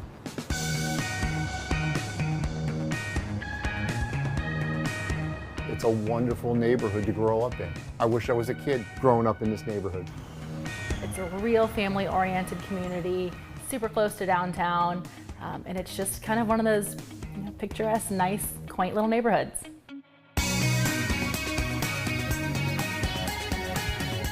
I think what was really cool about the neighborhood is it's different compared to a lot of the other neighborhoods where part of it is on a circle. So as soon as we drove in on the neighborhood looking for a house, I just knew that this neighborhood had kind of some extra character to it.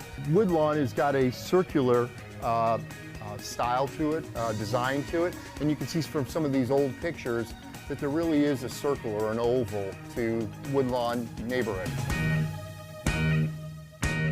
My favorite part of the day is driving home. You turn onto our street from MLK, and there's beautiful oak trees, blooming crepe myrtles, and then there's a park. We have a park just at the end of our street. So here in Woodlawn, we have 3 public parks within our community. We use those parks a lot for our garage sale in the fall. There's cookouts that go on in those neighborhood parks, and they become very handy. And that's where we have all of the holiday events, all of our neighborhood events, potlucks, things like that. But then on the weekends, you can just kind of go out there and hang out. So I've worked out in the park, take my dog to the park. There's a basketball hoop for the neighborhood kids to hang out. Got it! As the fall and into the winter and into the holiday season, every one of those little pocket parks gets used for certain events. Christmas caroling going on during Christmas, there's an Easter egg hunt through the neighborhood. Halloween is huge in this neighborhood. And then Halloween, you forget about it. It is crazy around here. Woodlawn likes to party. So, like everything, trees come and go, and a lot of the trees in this neighborhood are laurel oaks, and they've got a time period of about 70 years in their lifespan. And we realized early on that the trees in this neighborhood were going to go away. What we did several years ago as part of a grant is got additional oak trees planted in several of those quadrant parks just to give a little shade so it's not as hot during the summer. And I would guarantee that 50 years from now, 100 years from now, the folks that are living here in these houses will be looking at those trees, wondering who planted them, and gosh darn it, they got to be getting old. Maybe we need to think about putting some new ones in. There's so many generations of families here, old houses, new houses, young families, families that have been here for 20 years. But amidst all that, it's just a really cool community feel. When we saw this house, as scary as it was, we knew it was the house just based on coming into the neighborhood and feeling so welcomed. And the other interesting thing is about the folks that live in Woodlawn, the majority of them are very passionate about living here. It's just a very outgoing and nice community.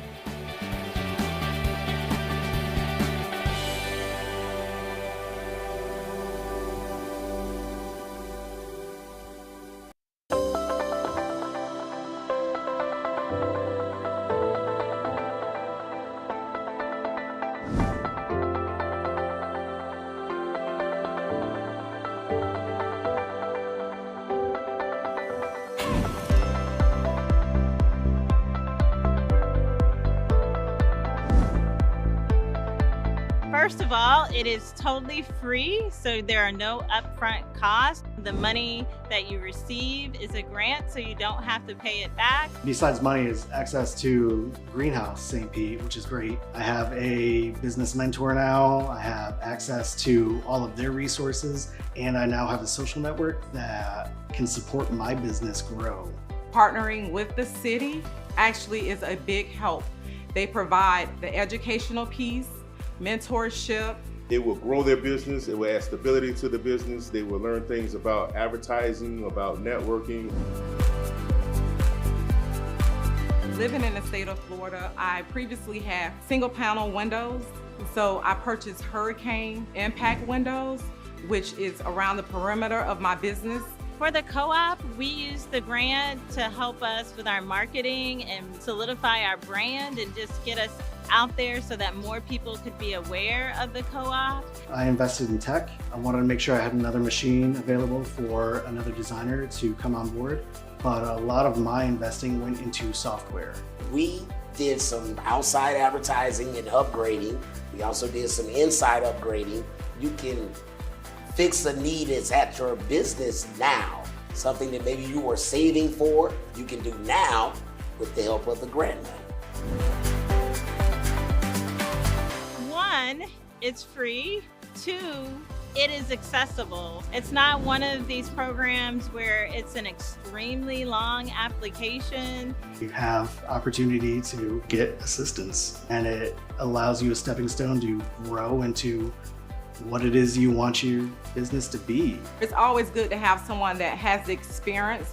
It makes life a lot easier because they can tell you what to do and what not to do. I think that it's a great plan for anybody with a small business to become part of the business community. There's no need for someone to miss out on something. If you grow your business, it grows our business, and then it grows St. Pete.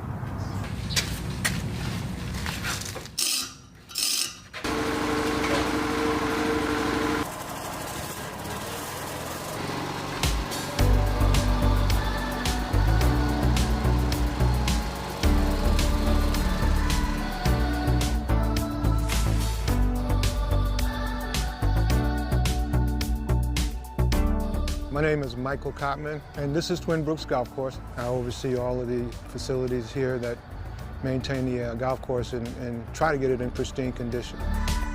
It's a 9-hole golf course. We have a practice facility in the back, which is 3 practice holes. It's a really unique facility because it's in the middle of the city.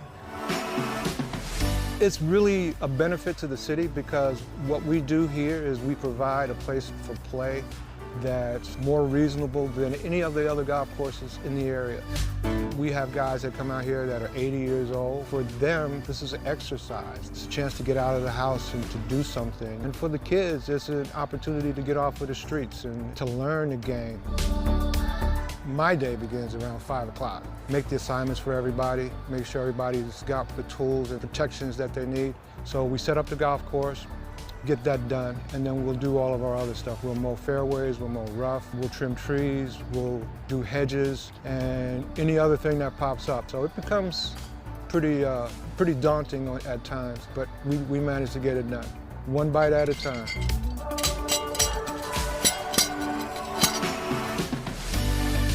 So every day is a different adventure. When I got on this particular property, we didn't have fairways, we didn't have moguls, we didn't have mounds. Now we have a primary place to play where it looks like an 18-hole manicured golf course, even though it's 9 holes. There's a satisfaction that you get when the transformation process, to see it go from what it was to your vision, is so fulfilling.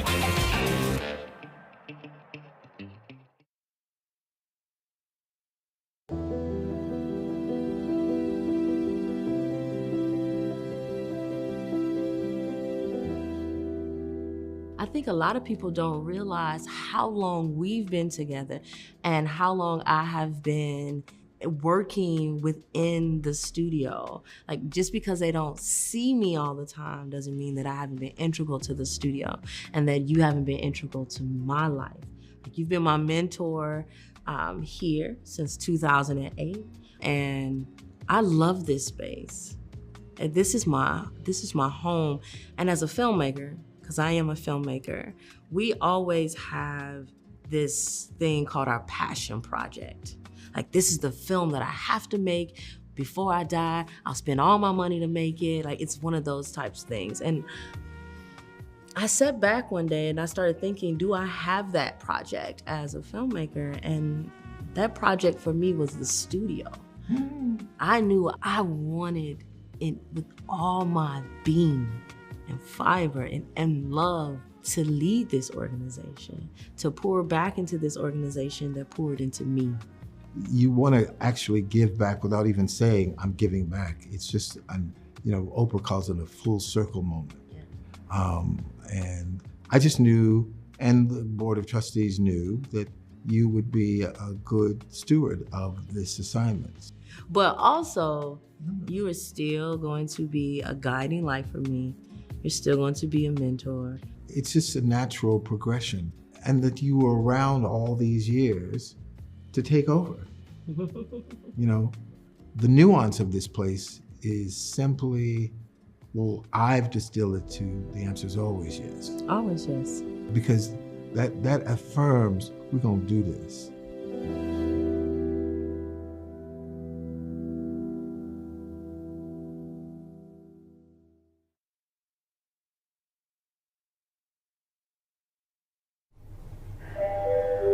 Fire Tech Echo, Engine 5, District 10, District 5, Engine 4, structure fire.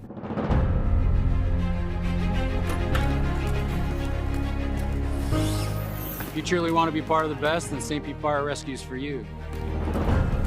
I love this job. We have no idea what's gonna happen every shift. We just go to work. We don't know when the wind's gonna come. When the public calls on us, it's normally their darkest times and their darkest moments, and they depend on us. We have to trust each other. In a fire, all we have is the team. We go into some very dangerous situations sometimes, so we need that feeling like there's someone there right along with you. The spectrum of how we positively impact every person in our community is huge. St. Petersburg Fire Rescue responds to over 60,000 calls per year. Of those 60,000 calls per year, over 70% are medically related. We are fire and EMS. We are one team together, but we also have a lot of other avenues that a firefighter or paramedic can progress in their career. St. Petersburg has specialty teams, technical rescue team, a dive team, and the hazardous materials team. So it's above and beyond the normal fire training that you get. It takes a hardworking, selfless person with some good moral character. There's a lot of pride in this job and a lot of tradition that comes with it as well. We're called to keep the citizens safe, but also keep each other safe. And you have to have that passion, that want to, that drive to not only do better, but be better. I joined the military. I became a firefighter in the Air Force. It was a natural progression from the military service to a paramilitary organization such as St. Pete Fire Rescue. The fire department is a semi-military organization, so we take direction through a chain of command. We train to an exhaustive level. We feel that the more you train, the better prepared you are to go. I went through the cadet program. It was an awesome opportunity. Not only do they take you under their wing, they pay for your education, fire academy and EMT school. We depend on each other. We live in an intimate setting. We live like in a house, and we're very much like a nuclear family. It's brothers and sisters. We have our fun times. We like to play with each other. The best parts are always lunch and dinner, because when everyone sits at the table, we go over how our 2 days were when we got off, see what everyone's doing. It's where you grow as a person. You kind of learn life lessons. Camaraderie is very important. It makes the job easier, not so much of a job. We're here every third day, so we treat this just like we treat our house. We have to clean the bathrooms just like we clean the bathrooms. Take out the trash, make sure it looks good. Clean the trucks, inventory the trucks. You take care of it just like you take care of your home. Every station has a gym with full equipment. The department's training division is very involved in health and fitness initiative. We have an extensive behavioral health program. We assess risk within the fire department in 3 main areas. One is behavioral health, physical fitness, and on-the-job duties that we do, and then in training. In St. Petersburg Fire Rescue, it's important to us to have a fire response service that reflects the community that we serve. St. Petersburg is a very diverse city, and we can all work to reach a common goal together. We've had folks that come to us and reach out to us, and that's the kind of trust we're looking for with our public. One of our biggest programs is our Home Safe program, which provides free smoke alarm installations to City of St. Petersburg homeowners. Another big component is public education and community outreach. We provide public education on fire safety and injury prevention to citizens of all ages.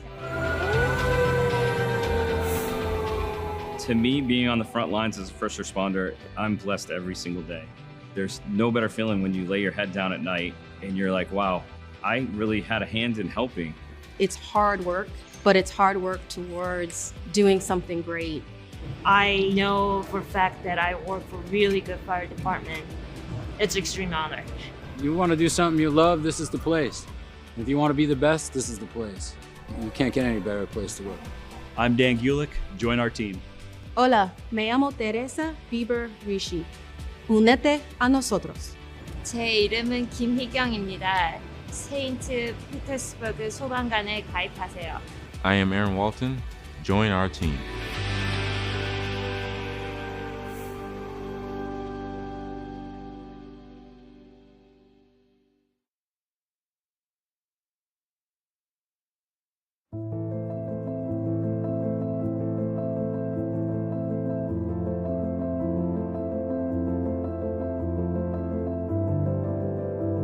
Growing up, one of my biggest female role models was my grandmother.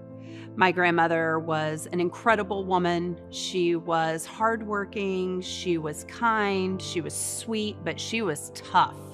And she really taught me from a very, very young age how important it is not only to work hard for everything that you want, but once you achieve those things, to give back to others. When you look at who did I look up to, I have to say my mother was definitely the primary one, because she was actually able to take so little and provide so much. She taught me what fortitude was. She taught me what commitment was.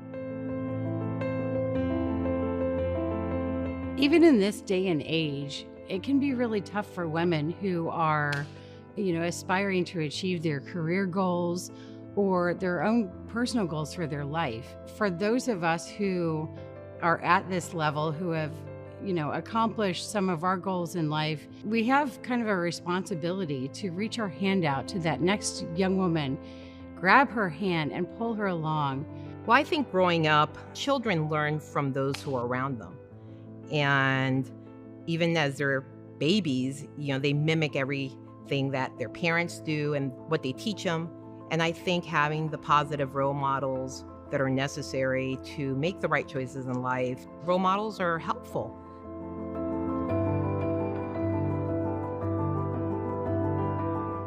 Well, really, I think the sky's the limit when it comes to female leadership in our city. I think there is a day when we will have a woman in the mayor's office. The future of female leadership in St. Petersburg is awesome. It looks bright. I am so encouraged. We take a lot of our lived experiences and we apply logical applications to making decisions. I'm inspired and encouraged by the number of young women who are rolling up their sleeves, getting involved in their communities, and really stepping up to be true leaders. There was a time where it was, when is there going to be the first female on city council? Then we got to, there's a supermajority of women on city council. And I think that question in terms of whether or not women can be a part of our city and whatever leadership position isn't a question anymore. Women do lead. Women have such an important role in our culture. And the future of the women in St. Pete has never felt brighter. Mentor a young lady or find a mentor for yourself. Be sure to honor the women in your life this month and every month.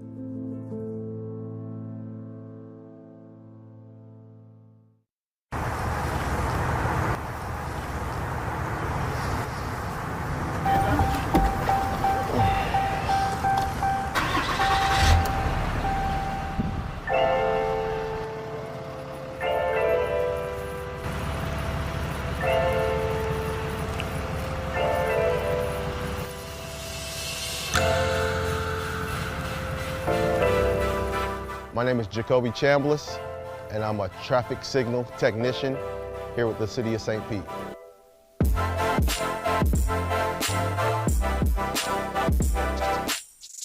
We maintain our traffic signals here. We have the signal heads, we got the cabinets, we have the controllers, we got the conflict monitors. So we just make sure that everything stays operational and safe.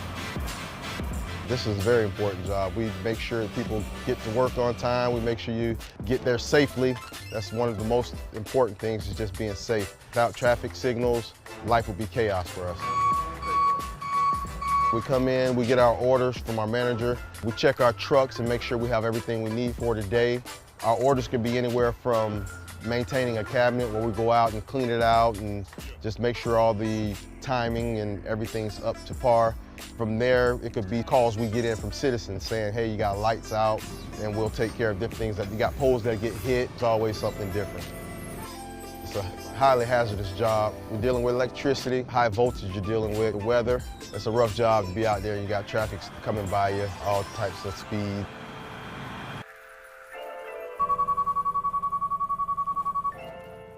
But I can tell you that the City of St. Pete, they take pride in what we do as far as taking care of our signals, and we're out here swapping our equipment out at a rapid pace here. We're trying to change out all these cabinets. We're putting in new controllers. We're doing a lot to make sure the city stays safe and to upgrade and change with the times. Every day is just always an adventure. It's always something more to learn. I enjoy the people I work with. I enjoy the City of St. Pete. I enjoy what I do. I enjoy helping the citizens. I just enjoy what I do, man. It's a great job.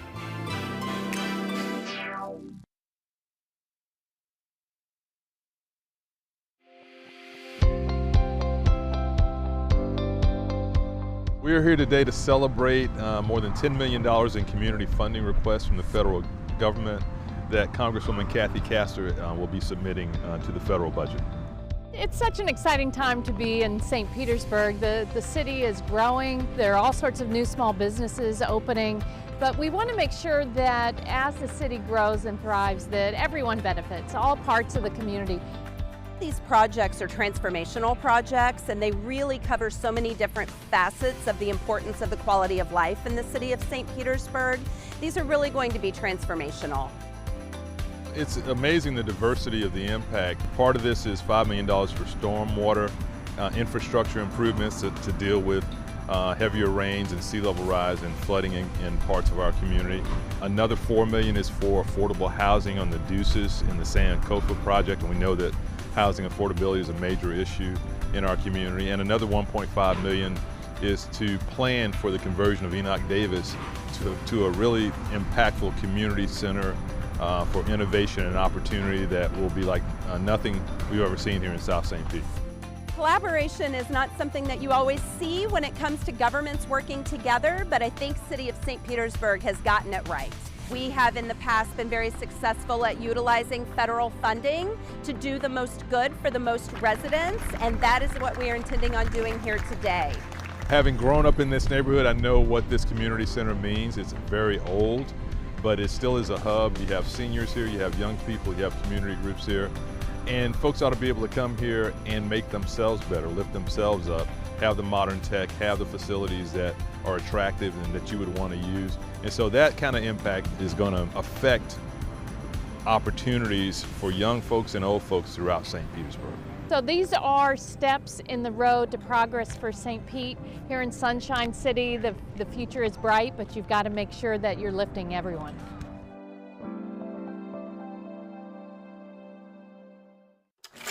Located in the heart of the city is the famous Al Lang Field, where every winter great names in baseball appear to limber up their muscles in St. Petersburg sunshine.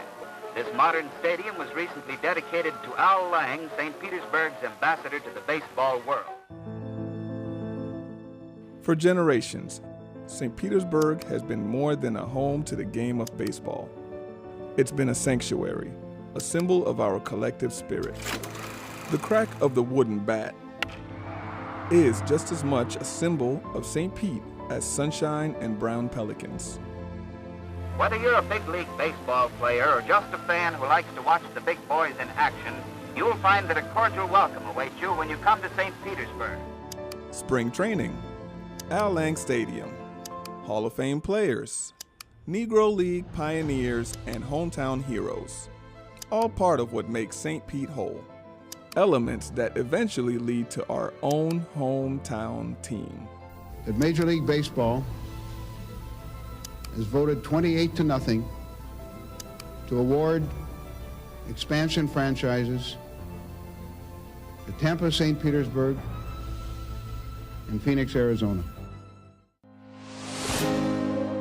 And now we stand at a fork in the road, the dawn of a new era of baseball in St. Petersburg, and a lot riding on its success.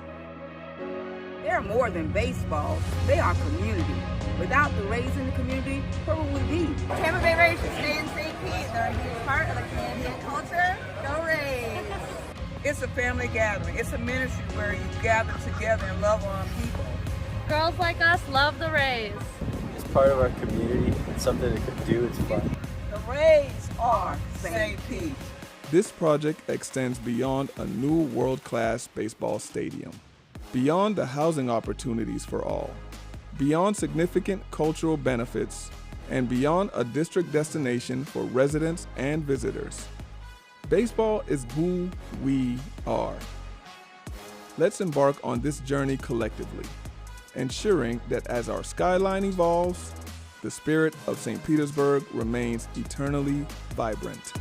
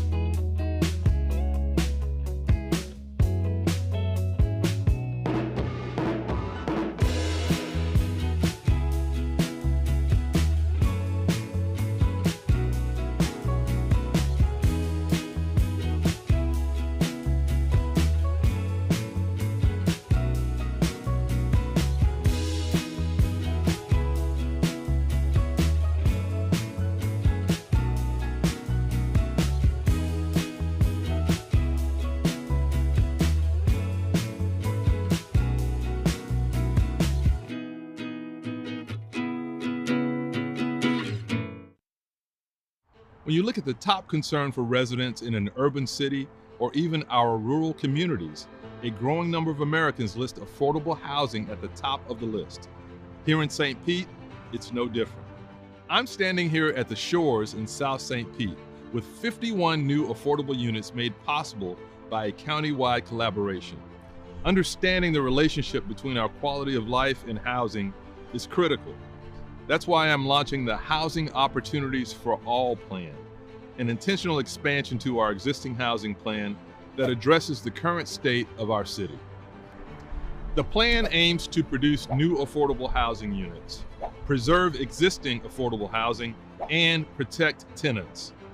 Housing Opportunities for All is more than a priority in our administration. It's a foundational part of our mission, a pillar for progress.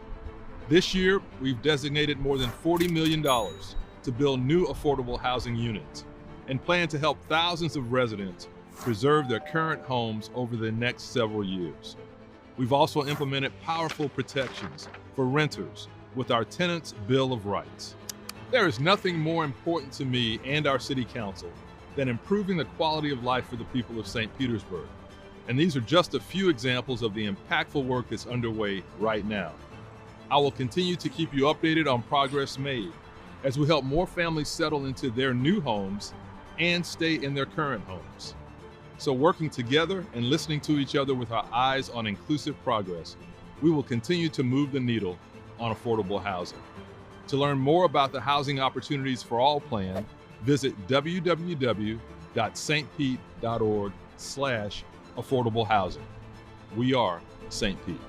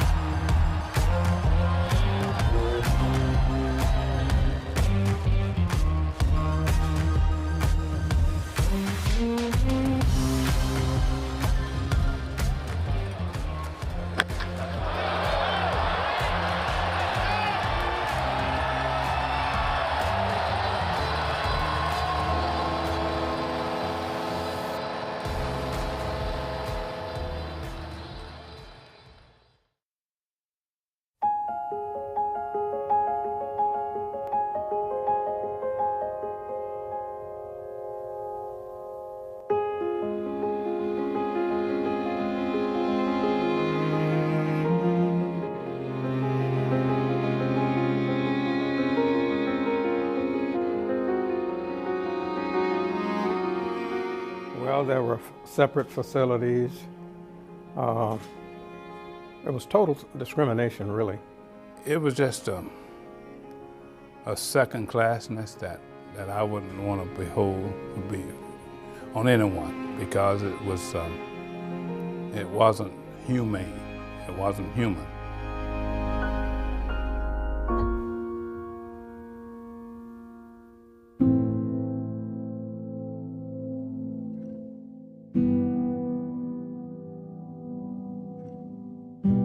We African Americans could not eat at the lunch counters. We could not even sit on those green benches downtown. We were not treated equally as the white citizens in this city. In 1963, I was hired on the St. Petersburg Police Department. And when I went to work at the police station, I determined that the police department wasn't totally integrated. The locker rooms were most definitely segregated. They were put in the corner. Patrol cars that they did have were the old ones, but maybe not in very good shape. We African American police officers were always assigned to work in the African American neighborhood only. We could only investigate complaints from citizens of color. We could only arrest citizens of color. You know, you're trying to enforce the law and trying to get respected or be respected, and you know, you're getting disrespected by the people you're working for. In 1965, there were 15 African American police officers on the St. Petersburg Police Department. That includes 1 sergeant, 2 detectives, and 12 uniformed officers. They wanted equal responsibilities. They wanted to be able to police white neighborhoods like Snell Isle, like the Old Northeast, and they wanted to be able to arrest a white person and take them in without having to have an assist from a white officer. So we 12 uniformed officers started having meetings among ourselves at different one of our homes to discuss the racial attitude that was against us as a police department. And at one point, finally, I think it might have been Fred Crawford who said, "The heck with it, let's sue them. If they fire us, they fire us." And that's actually where that nickname came from, you know, the Courageous 12, because every one of those guys put their jobs on the line when they decided to sue the city. On March 31st and April 1st of 1966, we went to federal court in Tampa, and Judge Joseph Lee ruled against us and ruled in favor of the police department in the city. That meant that we had lost the lawsuit. So the NAACP agreed to file the appeal for us at no cost. On August 1st, 1968, the appeals court ruled in our favor, and we had won that lawsuit. When we won that lawsuit, we had different assignments. I'm the first African-American police officer assigned to work in an all-white neighborhood. It was 100% white. We were very proud and honored because we felt that we accomplished what our mission was set out to be. We were honored at City Hall City Council meeting on September 13, 2007. And they gave us the key to the city and a proclamation. And we really thank the city for what they did for us. I never dreamed that I would see a black chief of police here in St. Petersburg. They have 1 African-American chief now, and they had 1 previously black chief before. And it's part of what we was put that lawsuit for. We want to make sure that when people enter our lobby now, we want to recognize the doors that you walk through are the doors that these Courageous 12 open for minorities here in the St. Petersburg Police Department. Police department in the city put a plaque in the police station with all our names and our pictures on it, and a narrative let people know what we did to be honored. I have put into place that every sergeant and lieutenant shall read the lawsuit, and they will be tested on it to make sure they are aware of what happened, so we make sure that never happens again. What we did help these young men that come on the force now, that came on the force after. I look around now, I see deputy chiefs, I see majors. It sort of makes you feel good.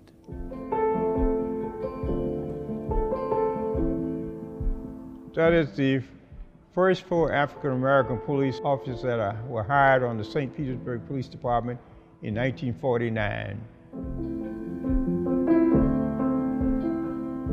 That's the Courageous 12.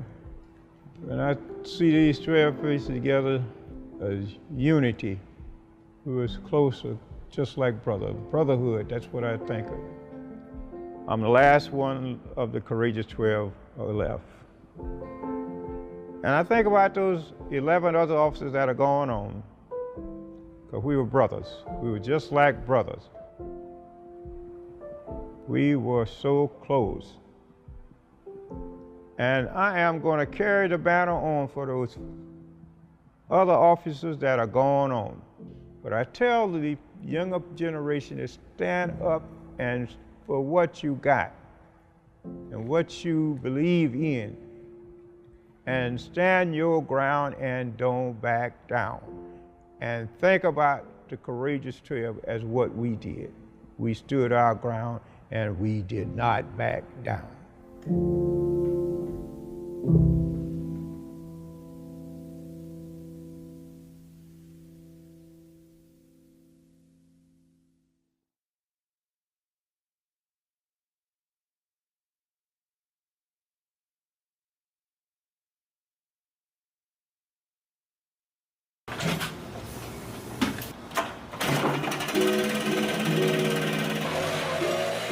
My name is Dominic Colangelo.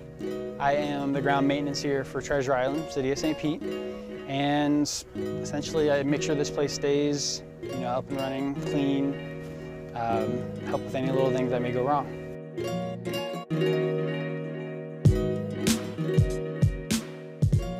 When I come to work, the first thing I do is I blow the sand, leaves off the deck, kind of clean it up over there.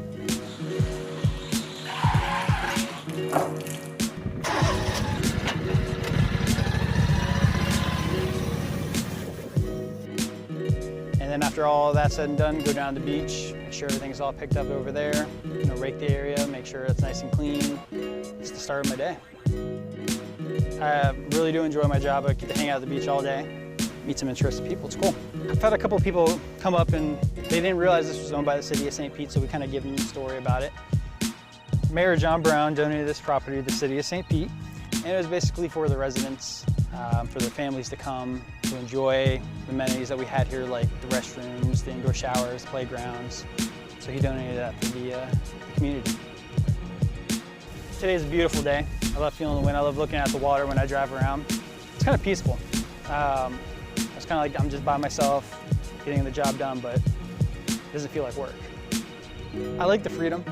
I like being out by the water. It's always a beautiful day, and it's something a lot of people don't get to do.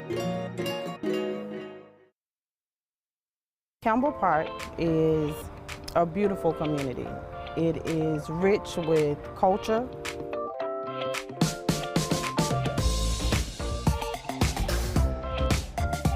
All right, Campbell Park is located right across the street from Tropicana Field, where the Tampa Bay Rays play. Right across the highway, you got an overpass right here that you can walk over. It's right down the street from the local skate shop, Anchor. It's in a pretty dope location, honestly. What I think is unique about Campbell Park is you can have a yard, you can have green space, you have this beautiful park across the street, and then you just go a little further and now you're into the density of downtown, which is really exciting to have an actual residential corridor with yards so close to a really booming downtown area. We are one of the more accessible communities when it comes to traveling, as far as going downtown, interstate travel, any of our shopping centers. This is the perfect place to be when it comes to all of those things. You can skate anywhere in St. Pete just using the trail, and you can just hop off the trail, walk across the Trop, and then hop right over the highway and you're here, and you can just shred. It's a dope park. I love taking my dog for walks into the skate park. I love going there and seeing all the energy of everyone using the skate park. The skate park has brought an environment for diversity, and so our children are able to attend the skate park and have a safe place to skate without being on our roadways.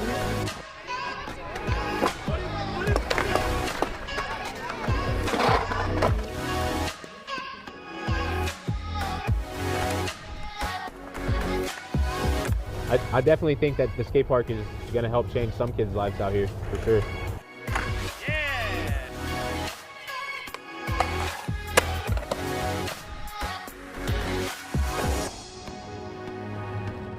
I live right across the street, so I just come right across the street, come skate, blow off some steam, have some fun.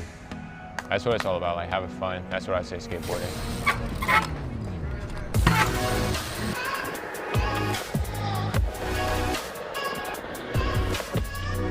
Back in the day, growing up skateboarding, skateboarders and BMX bikers never got along. To see BMX bikers and skateboarders getting along so well together in a skate park is really transformative, because if BMXers and skateboarders can be in harmony, then everyone can be in harmony together.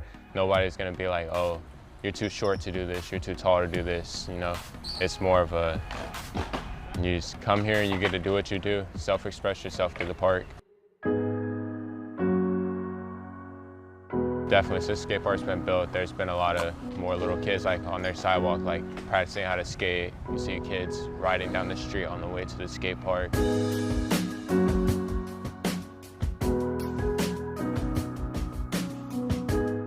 Since I've lived here, a lot of the areas have been cleaning up, moving towards a more positive direction. Everyone has kind of come together and worked hand in hand in improving things for everybody. Something where you create positive activity throughout the day has such a spillover effect on pushing out crime, which has been amazing. All walks of life can come here. Like, skateboarding is one of those things that's just like, it doesn't care what color you are or how much money you have. Like, if you have some wheels, a board, and some shoes, like, you're part of the crew, you know? Like, you can shred. Everybody's welcome. The neighborhood has changed over the years. It was beautiful when I was a child, but it's beautiful now that I'm an adult. I'm blessed to have been able to see all of those changes over my 46 years here in the neighborhood.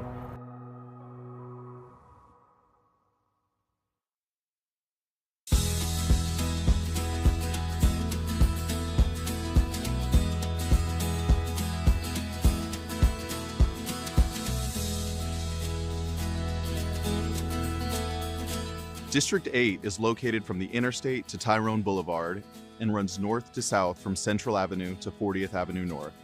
I'm Richie Floyd, your council member for District 8. I'm standing along the shores of Jorgensen Lake Park, located directly behind our main public library, a place where students and residents throughout our city have visited and utilized over the decades and still frequent to this day. The newly renovated President Barack Obama Main Library will be an impressive, well-known asset to all in our community. Another major landmark in District 8 is St. Pete High. This highly rated school, built back in 1926, has served as a campus for generations of Green Devils in the Sunshine City. You haven't experienced all of St. Pete if you haven't stopped by Mazzaro's Italian Market. This true Italian market serves as a destination for lunch, fresh roasted coffee and beverages, and homemade pasta. District 8 is also home to one of our best business districts, Grand Central, with plenty of places to eat and shop. Grand Central was also the birthplace of St. Pete Pride and the Pride Parade, and still plays a role in our city's annual Pride events. If you're looking to escape the grind of the city, this district also features several city parks, including Gladden Park and Booker Creek Park, which includes new pickleball courts. District 8 has the right mix of people, neighborhoods, parks, shopping, and culture. In a lot of ways, it's the best representation of what St. Pete is all about.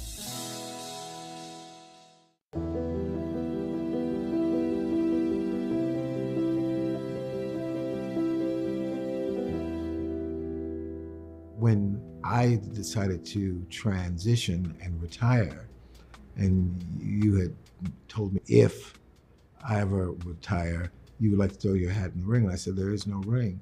And then I turned it over to the Board of Trustees, but I did give them this 411. Erica is an intelligent, credentialed person, working artist, but she's an artist. And I think that's important.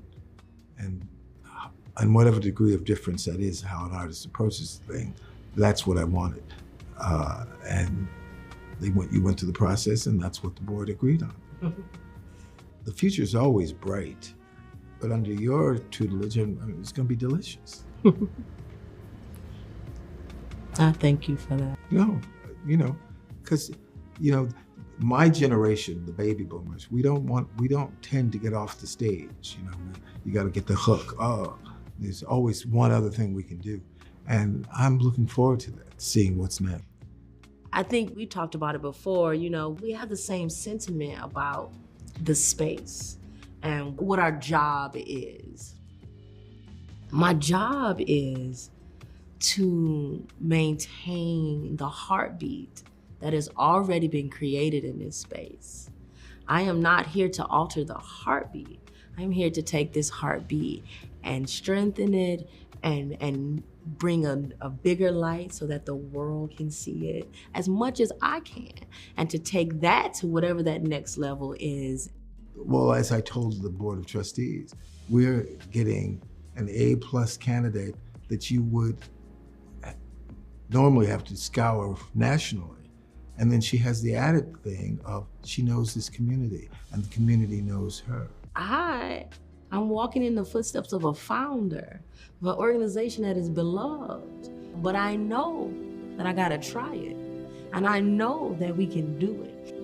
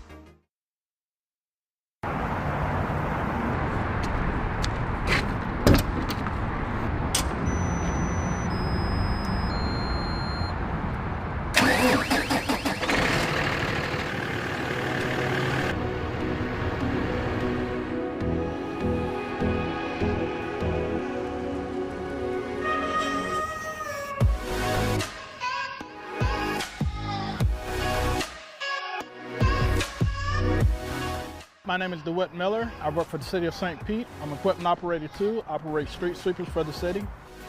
I'm a second generation street sweeper operator. My dad did it. I like it, I'm by myself. It's no rush, get a certain area done. The object is to get the area clean. Like you gotta go and say, oh, you gotta get the area done in one day. That's not how we operate. The object is to get it clean and do the best that you can. Street sweeping is very important, I think, because without street sweeping, you would have all the pollutants build up in the curb line and the gutters, and then it will make the streets flood. Pollutants, what I mean by that, you got sand build up, leaves, trash along the gutter lines. My job is to keep it clean, pick it up.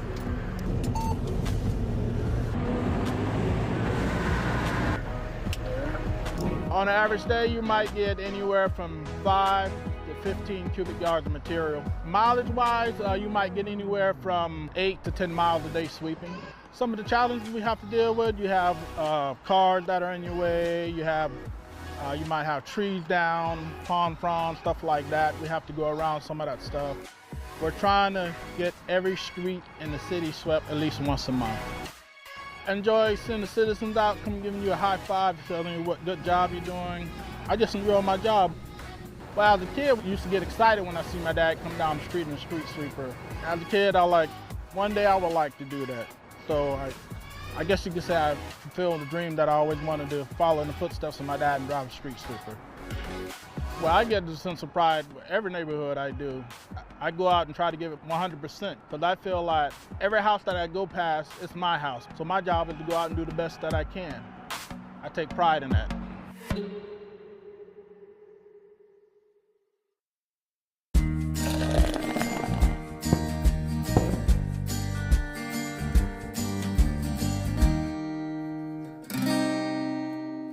A lot of these baseball fans go to the Rays games, and we see these, unbelievable great players come through St. Petersburg and play, but it's not the first time. And a lot of people don't realize that all these legends that they hear about, these Hall of Famers, would just walk the streets of downtown St. Petersburg. Absolutely.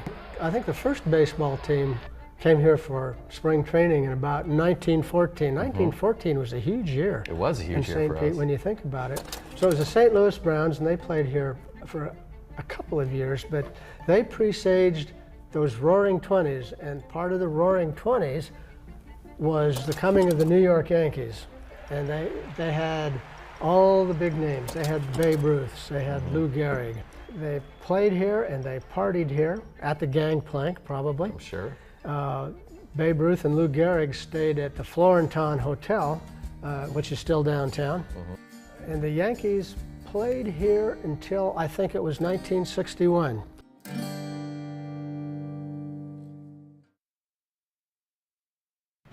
St. Pete, it's that time of year. Hurricane season has officially begun from now until November 30th. Now, we all know hurricane preparedness is a part of life here in St. Pete, and the best time to prepare for a hurricane is before there's one approaching. So let's all take the necessary steps together to proactively prepare for this year's season. And here are a few tips. Sign up to receive emergency notifications with Alert Pinellas. Know your evacuation zone. Review Pinellas County's Hurricane Guide. Avoid the lines and fill your sandbags now. Follow @StPeteFL and @Mayor Ken Welch on social media. More tips can be found at stpete.org/hurricane. Your safety is always a top priority. When emergencies arise, we need to work together. We are St. Pete. The American Rescue Plan Act provides relief funds to governments negatively affected by COVID-19. The City of St. Petersburg has received about $45 million in the ARPA funds for investment and have identified key projects that will directly impact St. Pete residents, focusing 75% of funds on affordable housing and support, and 25% of funds on health and social equity efforts. These projects also fall within Mayor Ken Welch's 5 pillars of progress: housing opportunities for all, neighborhood health and safety, equitable development, arts and business opportunities, education and youth opportunities, environment, infrastructure, and resilience. So, what happens next? We plan to spend ARPA funds in the following categories: $34 million for housing affordability and support, and $11 million for health and social equity. Here's a closer look at the plan. To address the affordable housing crisis in the city, 75% of the ARPA funds will be allocated to affordable housing and support. The city received the Housing Champion Award from the Florida Housing Coalition, which recognizes the city for dedicating the highest percentage of COVID-19 state and local fiscal recovery funds from the ARPA to affordable housing. What might that housing assistance look like? Financial assistance toward things like new housing units, shelters for families in need, and additional supportive services. With the rest of the funds, the plan addresses mental health challenges and food insecurity. 25% of the ARPA funds will be used to develop projects that treat root causes of these conditions and situations. Things like food security programs, mental health counseling, youth development and nonprofit funding, and other neighborhood services. For more information about the city's use of ARPA funds, visit stp.org/ARPA.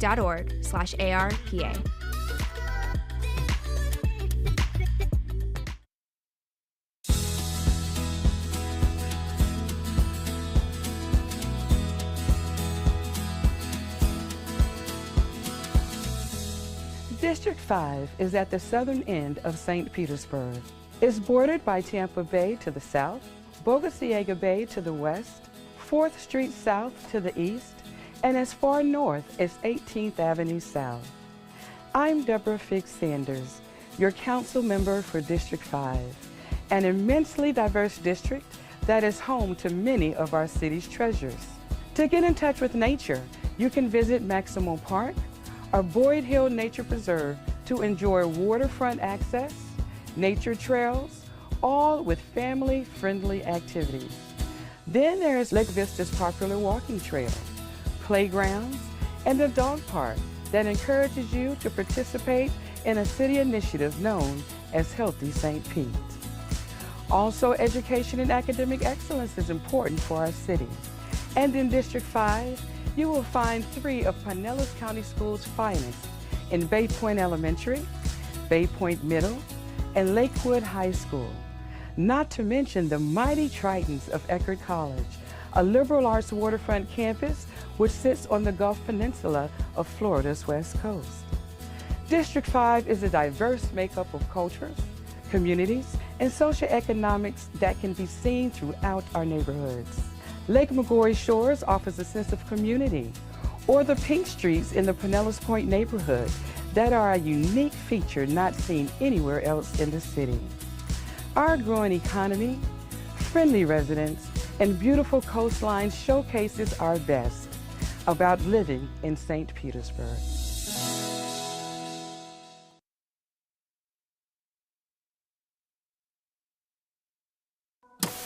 It's a housing development that we can all be proud of. We never want to lose that fundamental focus on inclusion for every part of St. Petersburg.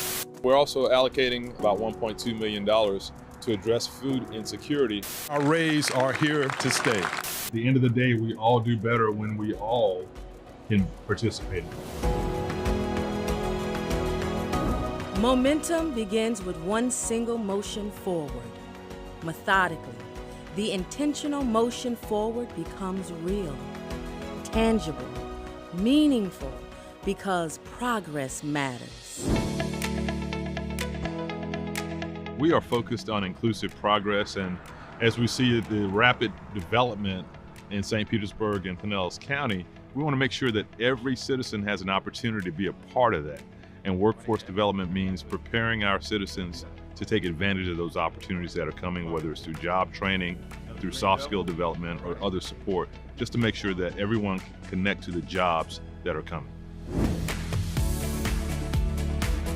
We are implementing a MWBE program, Minority and Women Business Enterprise Program, that will carve out certain parts of our city business for those minority and women-owned businesses.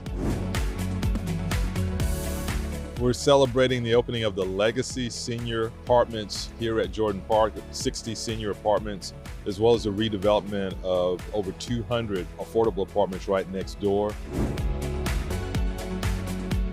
In the city of St. Petersburg, we put small businesses first because when they're competing and thriving, they're the heart of a healthy, vibrant, and diverse community that we all love. Today, we take a significant step towards honoring the promises made to the gas plant community some 40 years ago. This is what progress looks like, and our Rays are here to stay. Now we stand up on a solid foundation of progress. We see the possibilities that lie ahead, and without hesitation, we will proceed.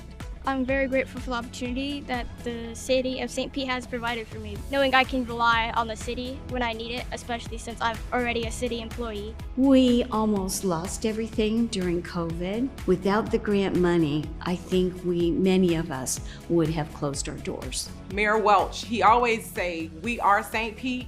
You're definitely feeling like you are a part of that we when you receive that microfund grant program to help your business. I want to give a huge thanks to the City of St. Petersburg, not only for funding our grants, but for providing educational resources through the St. Pete Greenhouse to help us grow our small businesses. It's nice to live in a city that cares about its people. 1, 2, 3.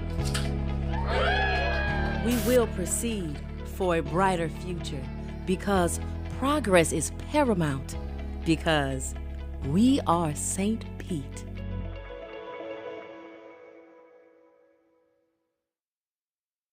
Moved to St. Pete in 2014. We drove around and walked around different neighborhoods and noticed that they had events, community gatherings, cleanups, signage, cool logos, flags, all kinds of stuff like that. And I thought, I wonder why we don't have that. For the longest time, one of the things that annoyed us was anytime we met locals from St. Pete, one of the first questions they would ask us is, what neighborhood do you live in, right? And so people would say, well, I live in Kenwood, or I live in North Kenwood, or I live in Old Northeast, or Old Southeast. And we would just say, you know, we're that neighborhood north of North Kenwood. When we were initially looking at this house, on Zillow they had it listed as North Kenwood, which we thought was a bit of a stretch. A little bit of a chin scratcher. Yeah, I think they were trying to kind of just jump on the Kenwood bandwagon. We wanted to have an identity. We wanted to have something that we could be proud of, but also that our neighbors could be proud of together. We went into this just wanting to organize a neighborhood association, and we didn't realize how much it would change our lives for the better. About a year ago, I joined up and became part of the core team reviving the neighborhood association, and as part of that, we decided to really start fresh, and we interviewed, asked neighbor input and talked about coming up with a new name. I started doing some research and realized that we actually did have a name. We were Highland Grove neighborhood. Highland Grove was actually a much larger neighborhood, and we decided to split the neighborhood into two smaller neighborhoods. On the west side of 28th Street, a neighborhood formed called Station View, and on the east side of 28th Street, our neighborhood formed, and our neighbors voted to call it St. Pete Heights. So St. Pete Heights is an amazing location, actually. It's pretty central. Our big intersections are 30th Ave North and 38th Ave North. We make up a kind of a perfect square in the center there, also from 275 over to 28th Street North. The more people start to see the name, hear the name through things like signage, which we're working on now, flags and other merchandise. We just got our branding done by a local St. Pete artist. I am the guy behind the St. Pete Heights branding project. I work with the committee closely to come up with a new brand identity that represents who they really are. From the beginning of the project, our goal was to create something that can represent the people of the neighborhood. As opposed to when you're working with a business, you're thinking about the customers in mind. In this case, we wanted to represent the community, the people, and some of the things that makes them unique. My job was to find a way to tell their story through a visual identity, through beautiful typography, colors, and something that is able to showcase their passion behind the love for the neighborhood. People are going to have pride to be in this neighborhood. It's a new neighborhood. People don't necessarily know what St. Pete Heights is, probably never heard of it.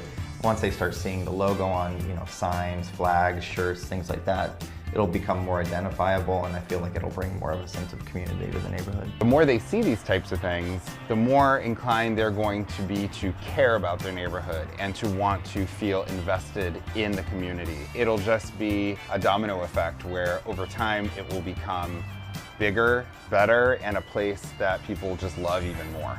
I can't wait to put that flag up in front of my house. I can't wait. It's gonna look really cool.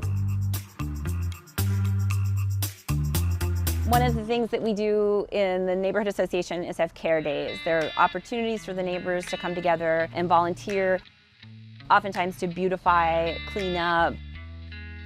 It really can be anything.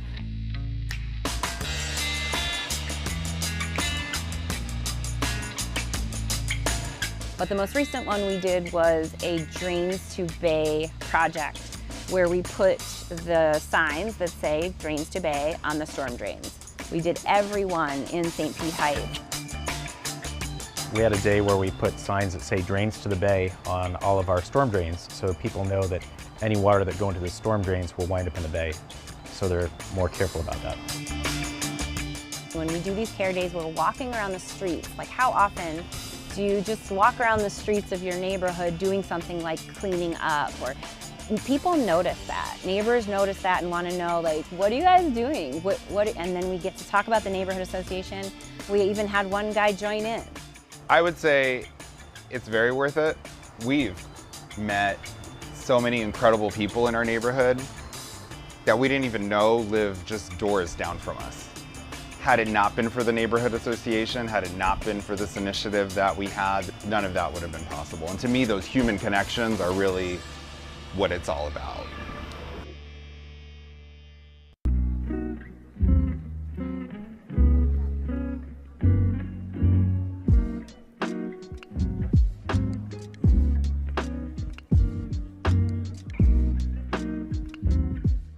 Pablo Mardones. I'm the owner of the Chrome Factory here in St. Pete. I'm Angie Gray. I am the assistant right-hand woman of Pablo. Yeah. Me and my friend Felipe, we opened this store together. We had this idea that we were kind of tired working like our corporate jobs, you know, although life was very like stable and all that.